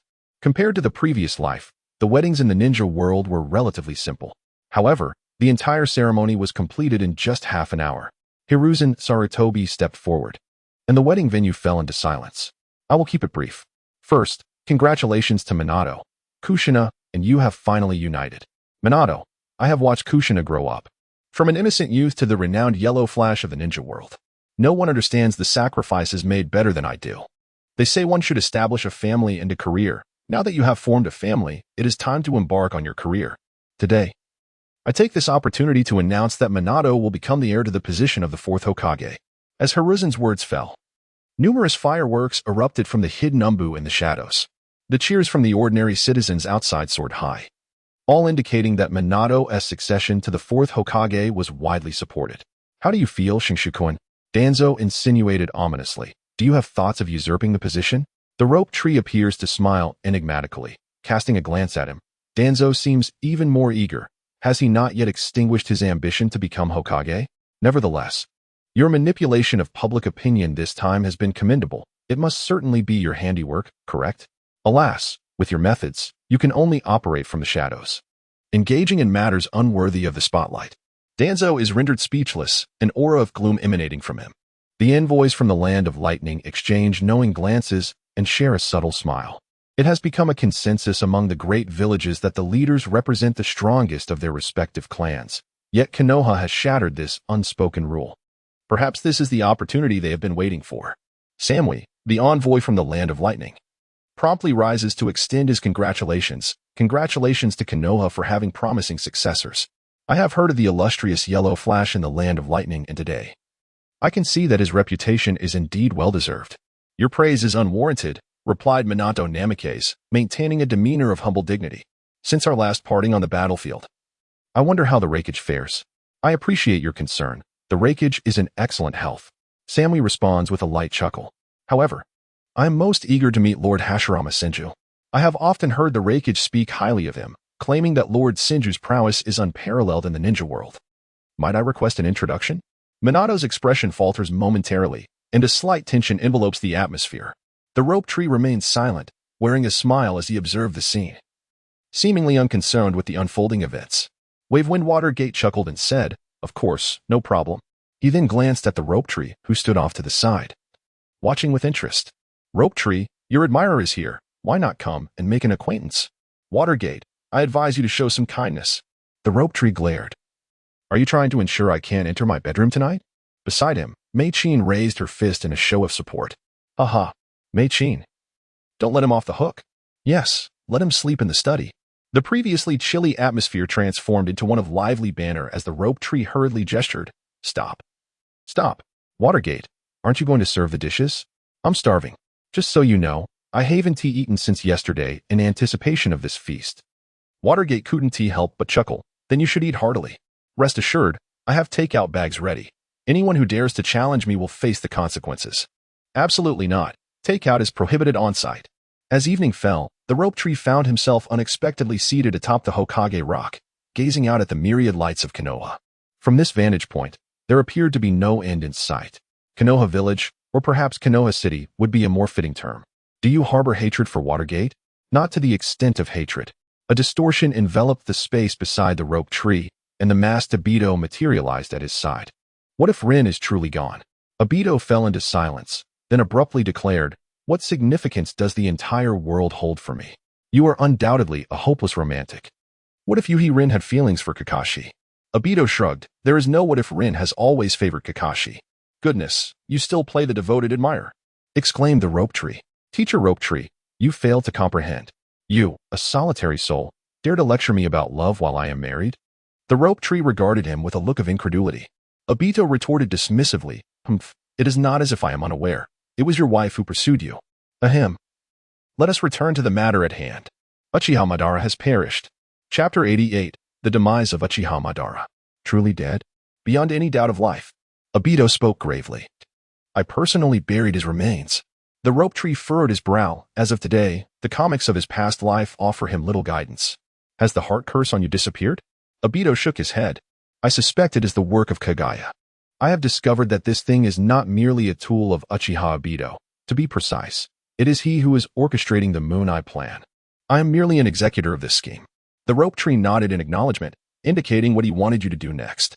Join the Akatsuki and manipulate Nagato to gather the tailed beasts using the Outer Path's demonic statue. Obito's eyes reflected a hint of trepidation, from what I understand. If the Tintails were successfully assembled, no one in the ninja world could stand against it. Fear not. I shall maintain my composure, the rope tree replied calmly. I will present the plan to Nagato as swiftly as possible. Since you have been brought into the Akatsuki, it would be fortuitous for you to eliminate Hanzo. Hey, rope tree sensei, isn't that your own task? Shenshu raised his hands in a gesture of indifference, asserting, I am the leader. It is unreasonable to expect me to handle every matter. If one wishes to shirk responsibility, they ought to state it plainly, rather than cloaking it in pretense. Dato pondered for a moment, considering that Hanzo in his current state should be relatively easy to deal with. He resolved to give it a try. Rin expressed great fondness for her present life, for which she was grateful for the arrangements made. He wished to assist her in reclaiming her true identity, but she declined, citing concerns about the potential impact on him. Shenshu teased, the affairs of you young people are beyond my comprehension as an elder. My sister remarked that Rin possessed exceptional talent and was poised to take her on as a disciple, thus alleviating any worries regarding her safety. A warmth filled Dato's heart, yet he remained silent. Suddenly, a vortex materialized behind him, only to vanish in an instant. As Shang-Chi curled his lips, he found that compared to the Flying Thunder God technique, the opening of bugs seemed rather unimpressive. A month later, with everything in place, Yuhiko commenced his offensive. In a bid to err on the side of caution, Shenshu resolved to witness the battle firsthand, uncertain whether Obito could contend with Hanzo of the Salamander. Hanzo had long since prepared. The moment Yuhiko made his move, he was met with a fierce counterattack. Hanzo himself graced the battlefield, as the toxic mist expelled by the salamander enveloped the entire arena. Truly, a formidable instrument of war. Shenshu could not help but exclaim, once Yuhiko has slain Hanzo, let us ensure the body is not wasted. What? Brother, what do you intend to do with him? I possess a technique that can allow the deceased to be reborn. Shenshu replied with a smile. It would be perfect to have him lead the charge against the salamander, thereby hastening our progress. This, Yuhiko exchanged glances. Isn't that a bit inhumane? Utilization of resources. Shenshu spoke calmly. Afei, are you capable? Afei regarded the transformed Shenshu with curiosity, sensing a familiar aura about him. Oh, I can only deal with the salamander. The rest is beyond my capacity. Splendid. Yuhiko rejoiced, as expected of my favored subordinate. Just handle the salamander, and we shall take care of the rest. Afei nodded and dashed into the toxic mist. Nagato, it is time to gather our forces, Shenshu stated in a low voice. Regarding the collection of tailed beasts, Yuhiko is not to interfere. Nagato did not object. Very well, but this will prolong our timeline. Take your time. I am in no haste, Shenshu replied with a light chuckle. I will provide you with a list of rogue ninjas from various villages. Let us see if you can recruit them. Nagato nodded, hesitantly inquiring, I have acquired a technique through the Rinnegan that can transform corpses into puppets. 6 Paths puppets? Indeed. Nagato had grown accustomed to such revelations, showing no sign of surprise. The rope tree expressed considerable dissent, stating that Nagato's Rinnegan imposes an excessive strain on his body. Should it be fashioned into the 6 Paths puppet, it could inflict irreparable harm. Upon hearing this, Yuhiko and Konan immediately voiced their objections. Konan urgently exclaimed, I will assist you. The notion of the 6 Paths puppet is utterly unacceptable. Yuhiko added, Indeed. I shall seek out a few capable allies within the organization. I find this individual known as Akatsuki to be quite promising. Suddenly, Yuhiko pointed ahead, exclaiming, Look. The poisonous mist is beginning to dissipate. Without a hint of surprise, Shang-Chi surmised that Obito had utilized Kamui to transport the salamander into an alternate dimension. Success was achieved. He swiftly materialized at the forefront of the formation, his hands weaving intricate seals as he intoned, Wind Release. tornado of devastation. Suddenly, a towering whirlwind emerged amidst the noxious mist, dispersing it in mere moments. Ah, are you attempting to eliminate me, esteemed senior? A Fei abruptly manifested beside Shengtree. Voicing his grievances, I am indeed a valiant contributor. A Fei, I hold unwavering faith in you. Even if every other ninja perishes here, you shall remain unscathed. Haha. I am grateful for your kind words, venerable senior. A Fei feigned nonchalance, inquiring, senior, have we crossed paths before? You possess an oddly familiar aura. Take a guess. With a thunderous roar, the rope tree charged into the battlefield, leaving Ah Fei in a state of bewilderment. Do I truly know him? Ah Fei murmured to himself. Enough of this chatter. I have expended too much energy and require rest. The rest is in your hands. The voice of Dai, too, sounded faint. Understood. Ah Fei replied, his skepticism evident. I do not comprehend why you agreed to confront the mountain pepperfish. Silence. But we had agreed. I said, be quiet. The rope tree directly confronted Hanzo, and after a few exchanges, he was immediately filled with disappointment. The great reputation proved to be a difficult mantle to bear. Hanzo, you have grown old. Hanzo's face turned ashen. The disappearance of the salamander had significantly diminished his strength. He had always relied on A0E to inflict damage. Yet engaging in a genuine battle proved to be quite a challenge for him. Wielding his scythe, he sent the iron chain clattering. Youngster, I have traversed the ninja world for decades. No one dares to underestimate me. The rope tree lost interest in conversation, and in the blink of an eye, the grass pheasant sword vanished from sight. Hanzo, taken aback, was immediately enveloped by a swirling purple mist. Shinra Tensei. He screamed in agony as he was expelled from the toxic haze. Before he could comprehend the situation, a glimmer of cold light flashed, and the grass pheasant sword pierced through his chest. Hanzo, in disbelief, stammered, You, who are you? How could you kill me? Is it truly so difficult? The rope tree withdrew the grass pheasant sword, gently flicking the blood from its blade. Hanzo, you should have come to terms with your old age. With a hollow gaze, Hanzo's pupils dilated. He struggled to articulate his thoughts, but words eluded him as life gradually slipped away. The rope tree seized his lifeless form and, with the flying thunder god technique, departed the battlefield. Subsequently, he retrieved 2 scrolls from his ninja tool pouch.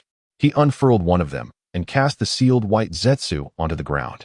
From Hanzo's body, he extracted several blood and flesh remnants and scattered them upon the intricate formation inscribed on the other scroll. His hands moved in a complex sequence of seals, culminating in a powerful thrust onto the formation. The reanimation jutsu. Before long, White Zetsu's body was enveloped in a layer akin to paper. In the blink of an eye, the paper shed away, revealing the formidable Hanzo of the salamander. Chapter 89. The unification of the land of Rain. Hanzo emerged as if surfacing from the depths of despair. Gasping for breath, he gazed at his hands. Terror etched across his features as he murmured, What have I become? Arise. The rope tree commanded with a calm demeanor. From this moment forth, you shall act under the orders of Yahiko. Hanzo, devoid of control, stood up, staring incredulously at the rope tree. You dare to manipulate the souls of the deceased? This is merely the utilization of resources, the rope tree replied. Now, let us proceed. The war has likely concluded. I will never allow you to succeed. Hanzo shouted defiantly, yet his body moved swiftly to keep pace with the rope tree. The rope tree mockingly remarked, Oh, how honest your body is. You toy with the deceased, and surely you shall meet a grim fate. You will never succeed. Shenshu abruptly came to a halt, a mischievous grin spreading across his face. Hanzo, I advise you to recognize the situation. Surely, you wouldn't wish to perform a striptease before such a large audience, would you? Breathing heavily, Hanzo glared at him with unbridled fury. You are nothing but a disgrace to the ninja world. Thank you for the compliment. Shenshu shrugged nonchalantly. If you don't believe me, you might as well give it a try. Perhaps I could arrange a tour for you across the ninja realm. A striptease performance by the demigod of the ninja world, the pufferfish Hanzo. Imagine the buzz it would generate. I would undoubtedly profit handsomely. At this thought, Shenshu felt a flicker of temptation, circling Hanzo with intrigue. Perhaps incorporating a pole would enhance the effect even further? Hanzo felt a chill run down his spine, as though his very essence was in peril. Shameless. What exactly do you wish for me to do? You shall find out in due time. Shenshu suddenly recalled something. Why not try summoning the pufferfish again? Following his advice, Hanzo performed the summoning technique, and the pufferfish materialized at his feet. Excellent, excellent. Shenshu nodded appreciatively. Now that's more like it. Put it away. With a resounding pop, the pufferfish vanished. As the rope tree returned to the battlefield, It was already in the final stages. Hanzo lay dead, and his subordinates, bereft of their leader, chose to surrender in droves. Yahiko greeted the approaching guest with a beaming smile, only to have his pupils constrict upon seeing Hanzo, who trailed closely behind the rope tree. "Big brother, what do you think of the muscle I found for you?" The rope tree replied with a cheerful smile as he glanced at Hanzo. Hanzo stepped forward and bowed respectfully. "I have met the leader." However, Yahiko, noticing Hanzo's pallid complexion, which rendered him almost unrecognizable as a living being, felt a twinge of discontent in his heart.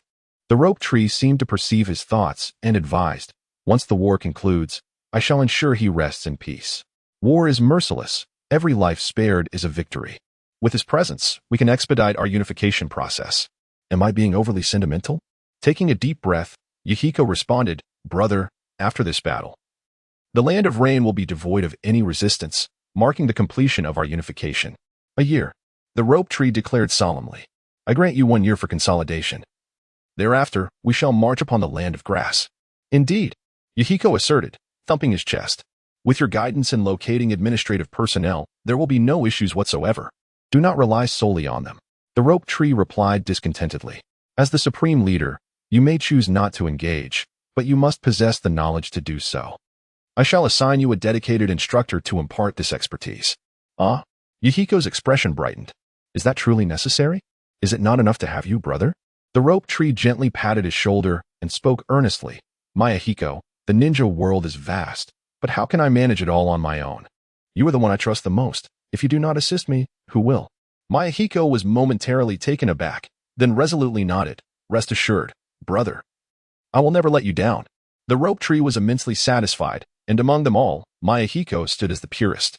The others who had come to their side were, to varying degrees, tainted by personal motives, including Sarutobi Shinjiro, who was the first to pledge allegiance to him, harboring remnants of Sarutobi Hiruzen's influence.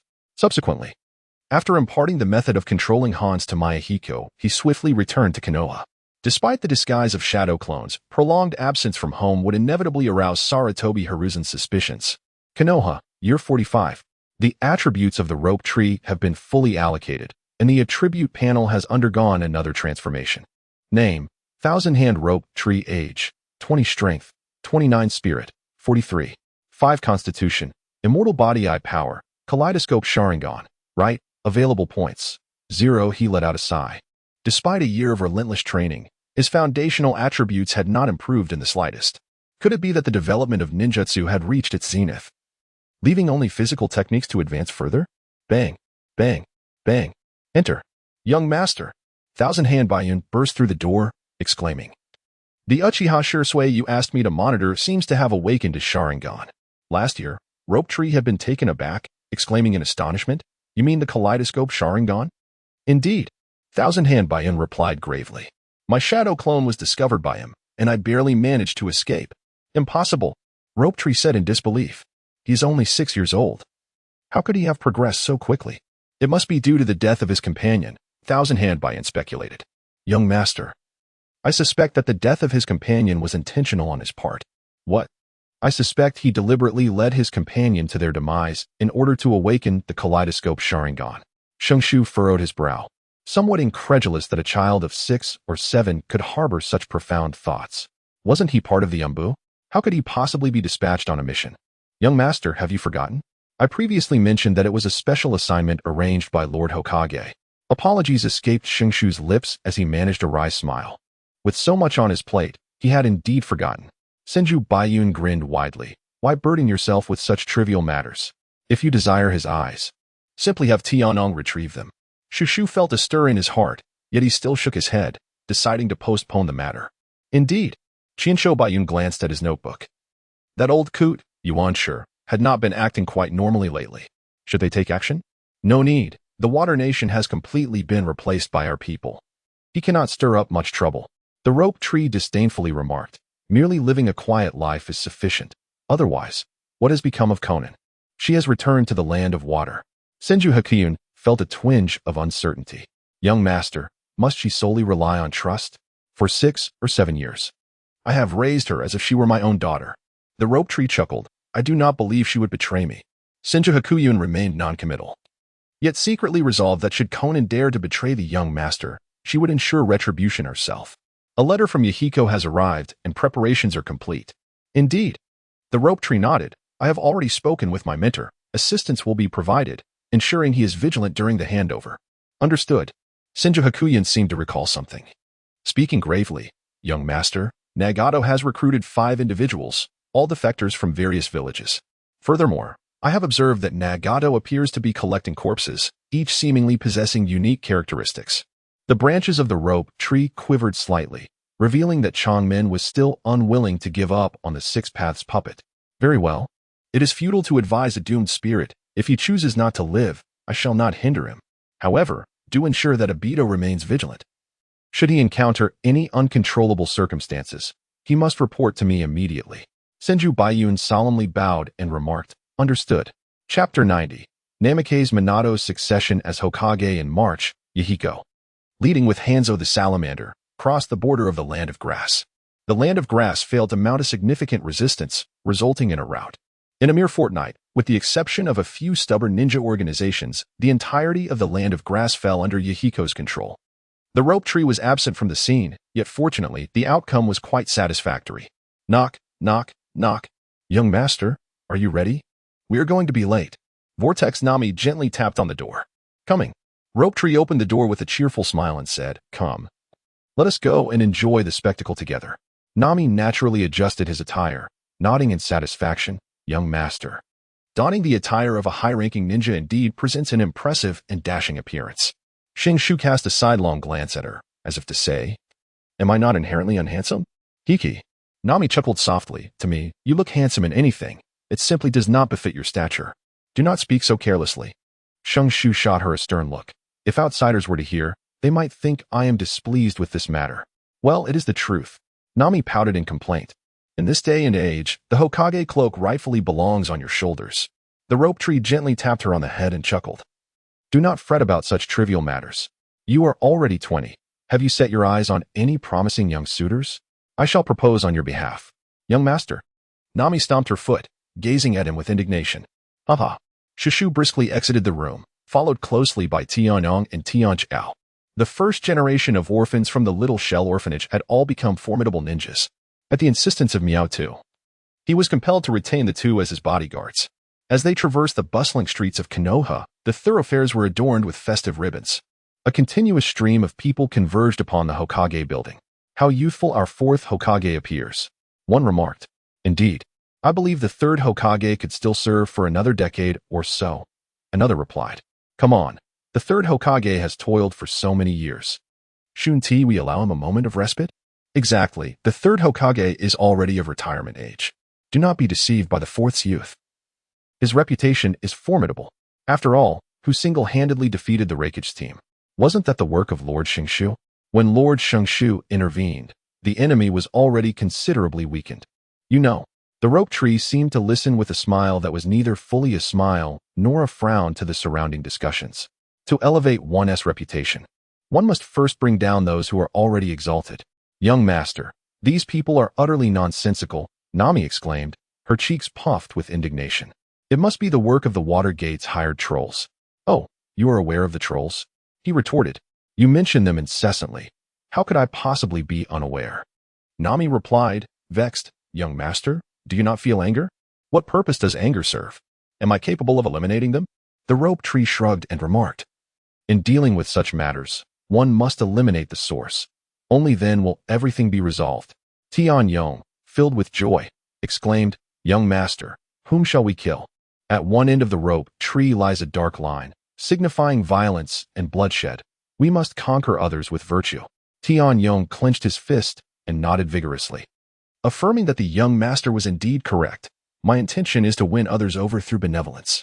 I can hardly trust you. Shushu chuckled, and after meeting with Tsunade, they proceeded towards the Hokage building. What about Mikoto? He inquired. She accompanied Kushina, Tsunade replied. Shenshu, with a playful grin, asked, so, how are things between you and Jiraiya? Suddenly, Tsunade deftly slapped the back of Shenshu's head. Rope tree, rubbing his head in frustration, complained, sister, I am already 20. Humph. Does being 20 exempt you from being my little brother? A dangerous glint flashed in Tsunade's eyes. That cannot be. Rope tree exclaimed, clinging to Tsunade's arm. What I mean is, Jiraiya must marry into the Senju clan. What do you think? He is all alone. Does it really make a difference? Tsunade muttered. This guy is utterly indifferent. Hey, at least give him a chance. Rope Tree whispered, stop beating him up every time you meet. At the last wedding of Minato, you nearly broke his leg. He deserves it. Tsunade retorted angrily. Does he dare to write paradise of affection and fear my wrath? As they spoke, the two entered the Hokage building, while Shizen, Nami, and others were left outside. Lady Tsunade, this way please. Lord Rope Tree, please follow me. Shushu Chugging nodded, following the members of the Umbu as they ascended to the rooftop of the Hokage building. Ah, everyone has arrived quite early. Shushu exchanged greetings with Shino, Riku, and others. Rika chuckled, saying, as mere foot soldiers, we certainly cannot take center stage. We must arrive early. Your words instill in me a sudden sense of grandeur. The Rope Tree surveyed its surroundings, with Sarutobi Hiruzen standing at the forefront, flanked by his F4 members. Behind them were Jiraiya, Tsunade, and Kakashi Hatake. Sarutobi Hiruzen turned around, and Jiraiya and the others instinctively parted to make way for Minato Namikaze, who stepped forward with measured grace. I have always believed you to be the rightful heir to the will of fire. From this day forth, I entrust the future of Konoha and the safety of the shinobi world to you.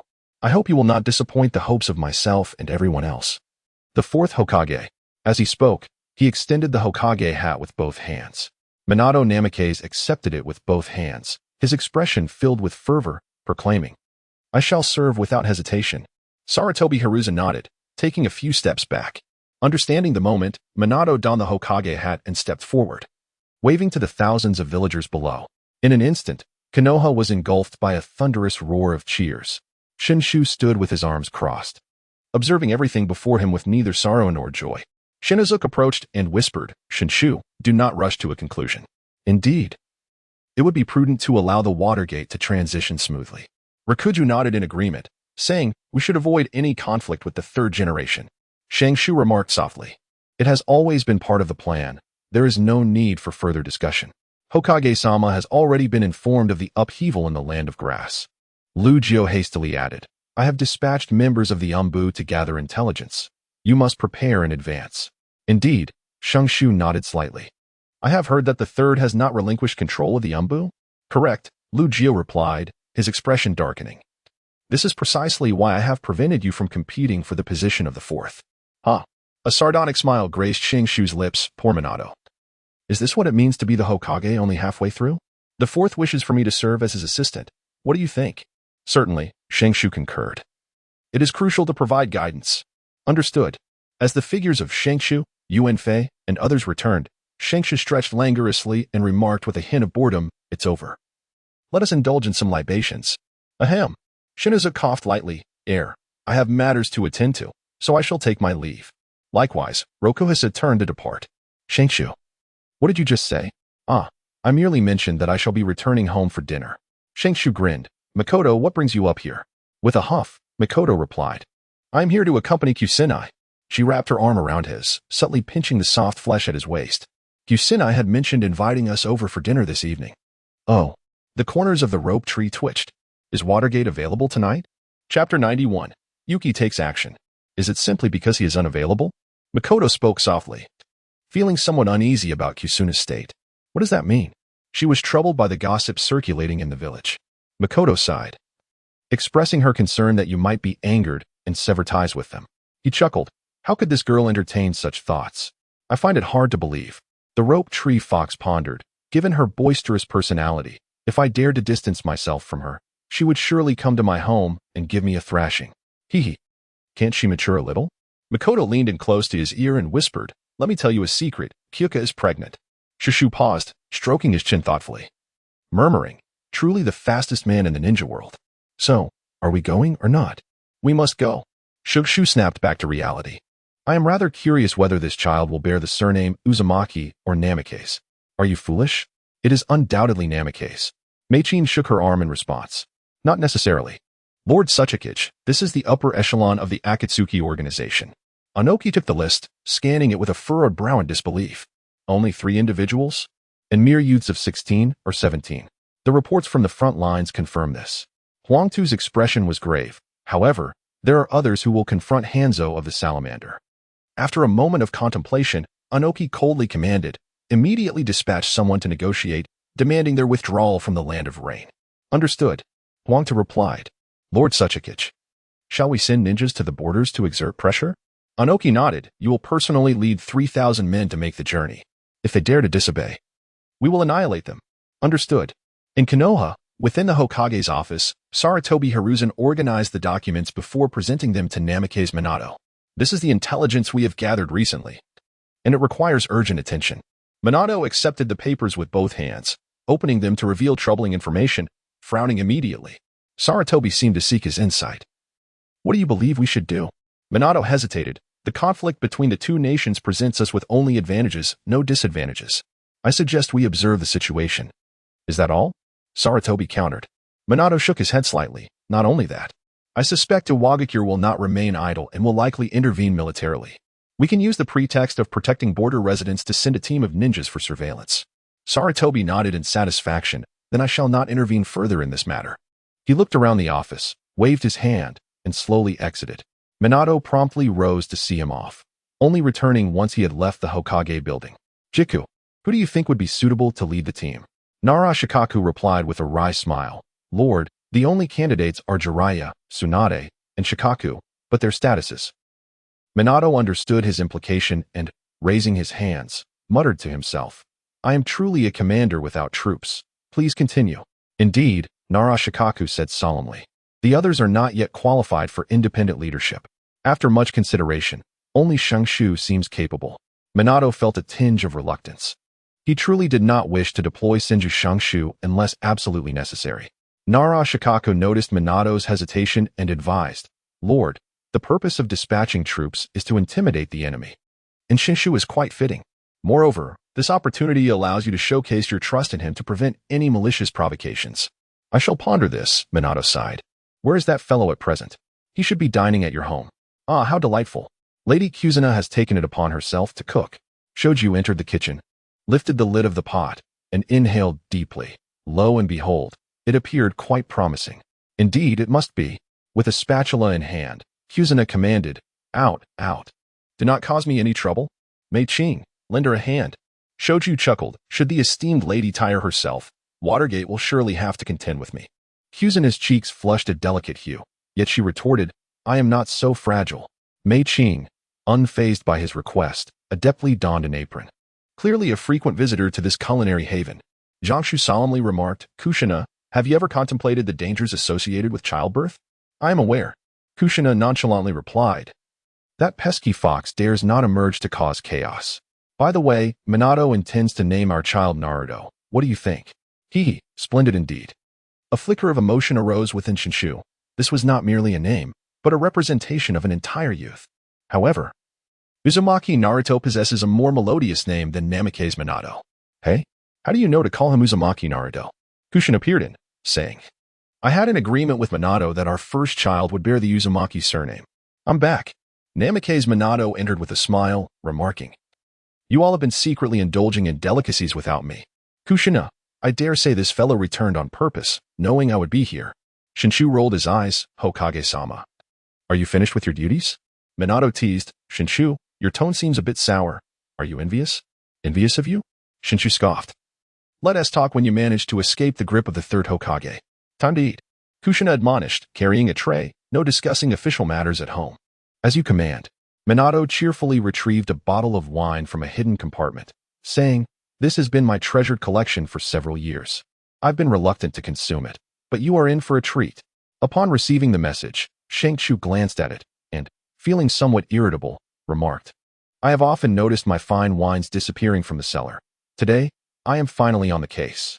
Ju Exine and I laughed heartily. "But you do not even drink. Leaving it there is merely a waste. It would be better to let me have it." After several rounds of drinks, Bofeng Shui Min began to voice his grievances. "Now I understand why you do not compete. I currently do not have a single capable person at my disposal, not even among the direct members of the Hokage Zanbu." Sighing, he continued, "Shenshu, as your brother-in-law, you must assist me. I knew this fellow harbored ill intentions." Shenshu jestingly scolded, "For the sake of little Naruto. Do tell me more." Bofeng Shui Min recounted the conflict between the land of rain and the land of grass, stating, I need you to lead 1,000 men to intimidate the rock ninja. Shenshu pondered for a moment and inquired, to what extent do I possess autonomy? I must endeavor to ensure that the rock shinobi retreat without provoking conflict. He continued, Minato, are you not imposing undue pressure? Shenshu raised his hands in a gesture of resignation, acknowledging that the rock shinobi were stubborn and would not be easily deterred by mere intimidation. I comprehend, Minato replied coolly. Should we resort to action, it must not be in the name of Konoha. Shenshu chuckled lightly, Watergate. Have you ever contemplated that your current awkward position might be alleviated by the onset of war? Watergate firmly replied, war is no trivial matter. Leave it to me. Shenshu sighed. What can I say? I'm stuck with you as my brother-in-law. Watergate lifted his cup with a solemn expression. Thank you. Chapter 92. Misuse of public resources. The war machinery of Konoha was set into motion, and within a single day, the necessary personnel and supplies were prepared. A total of over 1,200 individuals were gathered, among whom only 10 were elite J-nin, while the remaining comprised of 1,100 ch-nin and the rest were genin. Lord Hokage, you surely do not intend for me to play the role of a babysitter, do you? The rope tree, reluctant, remarked, what can 10 elite shinobi accomplish? Namake's Minato replied awkwardly, this is already the utmost limit. Shall I summon Kakashi and the others to assist you? Forget it. With Lucio gone, you truly have become a solitary commander. Shenshu rolled his eyes. Ready to depart tomorrow morning? No problem. As Rope Tree emerged from the Hokage building, Shino approached him. My lord, all the personnel accompanying you this time are our own. You can rest assured. Shenshu furrowed his brow, pondering the presence of the lower-ranked children. Zinzin gently remarked, this task is relatively safe. It serves as a trial that will aid their rapid growth. I care not for anything else. The children must not come to harm. Understood. The next day, Shenshu bid farewell to Mei-chin and set out with his team. Simultaneously, a messenger from Iwagakure arrived at the headquarters of Yahiko.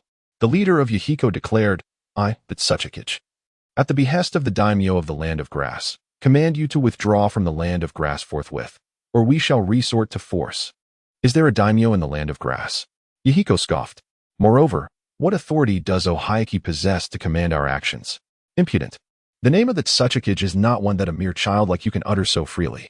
Return and inform Ohayaki that if he desires war, then let it be war. Yahiko abruptly rose, declaring, the Land of Grass shall be mine. I hope you do not come to regret this. The messenger, having delivered his threats, turned to leave. Nagato, frowning, coldly inquired, Yahiko, shall we eliminate him? In times of war, one does not slay envoys. Yahiko gestured dismissively. Confirming Shenshu's suspicions, the Land of Earth would not remain passive. Ohayaki acted with tyranny, viewing the Land of Grass and the Land of Rain merely as buffers. A glint of cold light flickered in Nagato's eyes. If we seek to unify the two nations, he will undoubtedly not tolerate it. Yahiko nodded, sinking into silence. He, Nagato, and Conan had become orphaned due to the turmoil wrought by the great nations. Nagato, you are becoming increasingly emaciated. Are you concealing something from me? Nothing is amiss. Nagato replied with a faint smile. The challenges you will soon face are growing ever more severe. I must assist you in alleviating external threats. Yahiko frowned. You aren't considering the so-called 6 paths of pain, are you? Pain. Nagato's lips involuntarily curled into a smile. The power of the 6 paths of pain exceeded his expectations. I refer to them as the 6 paths of pain. Yahiko's expression turned anxious.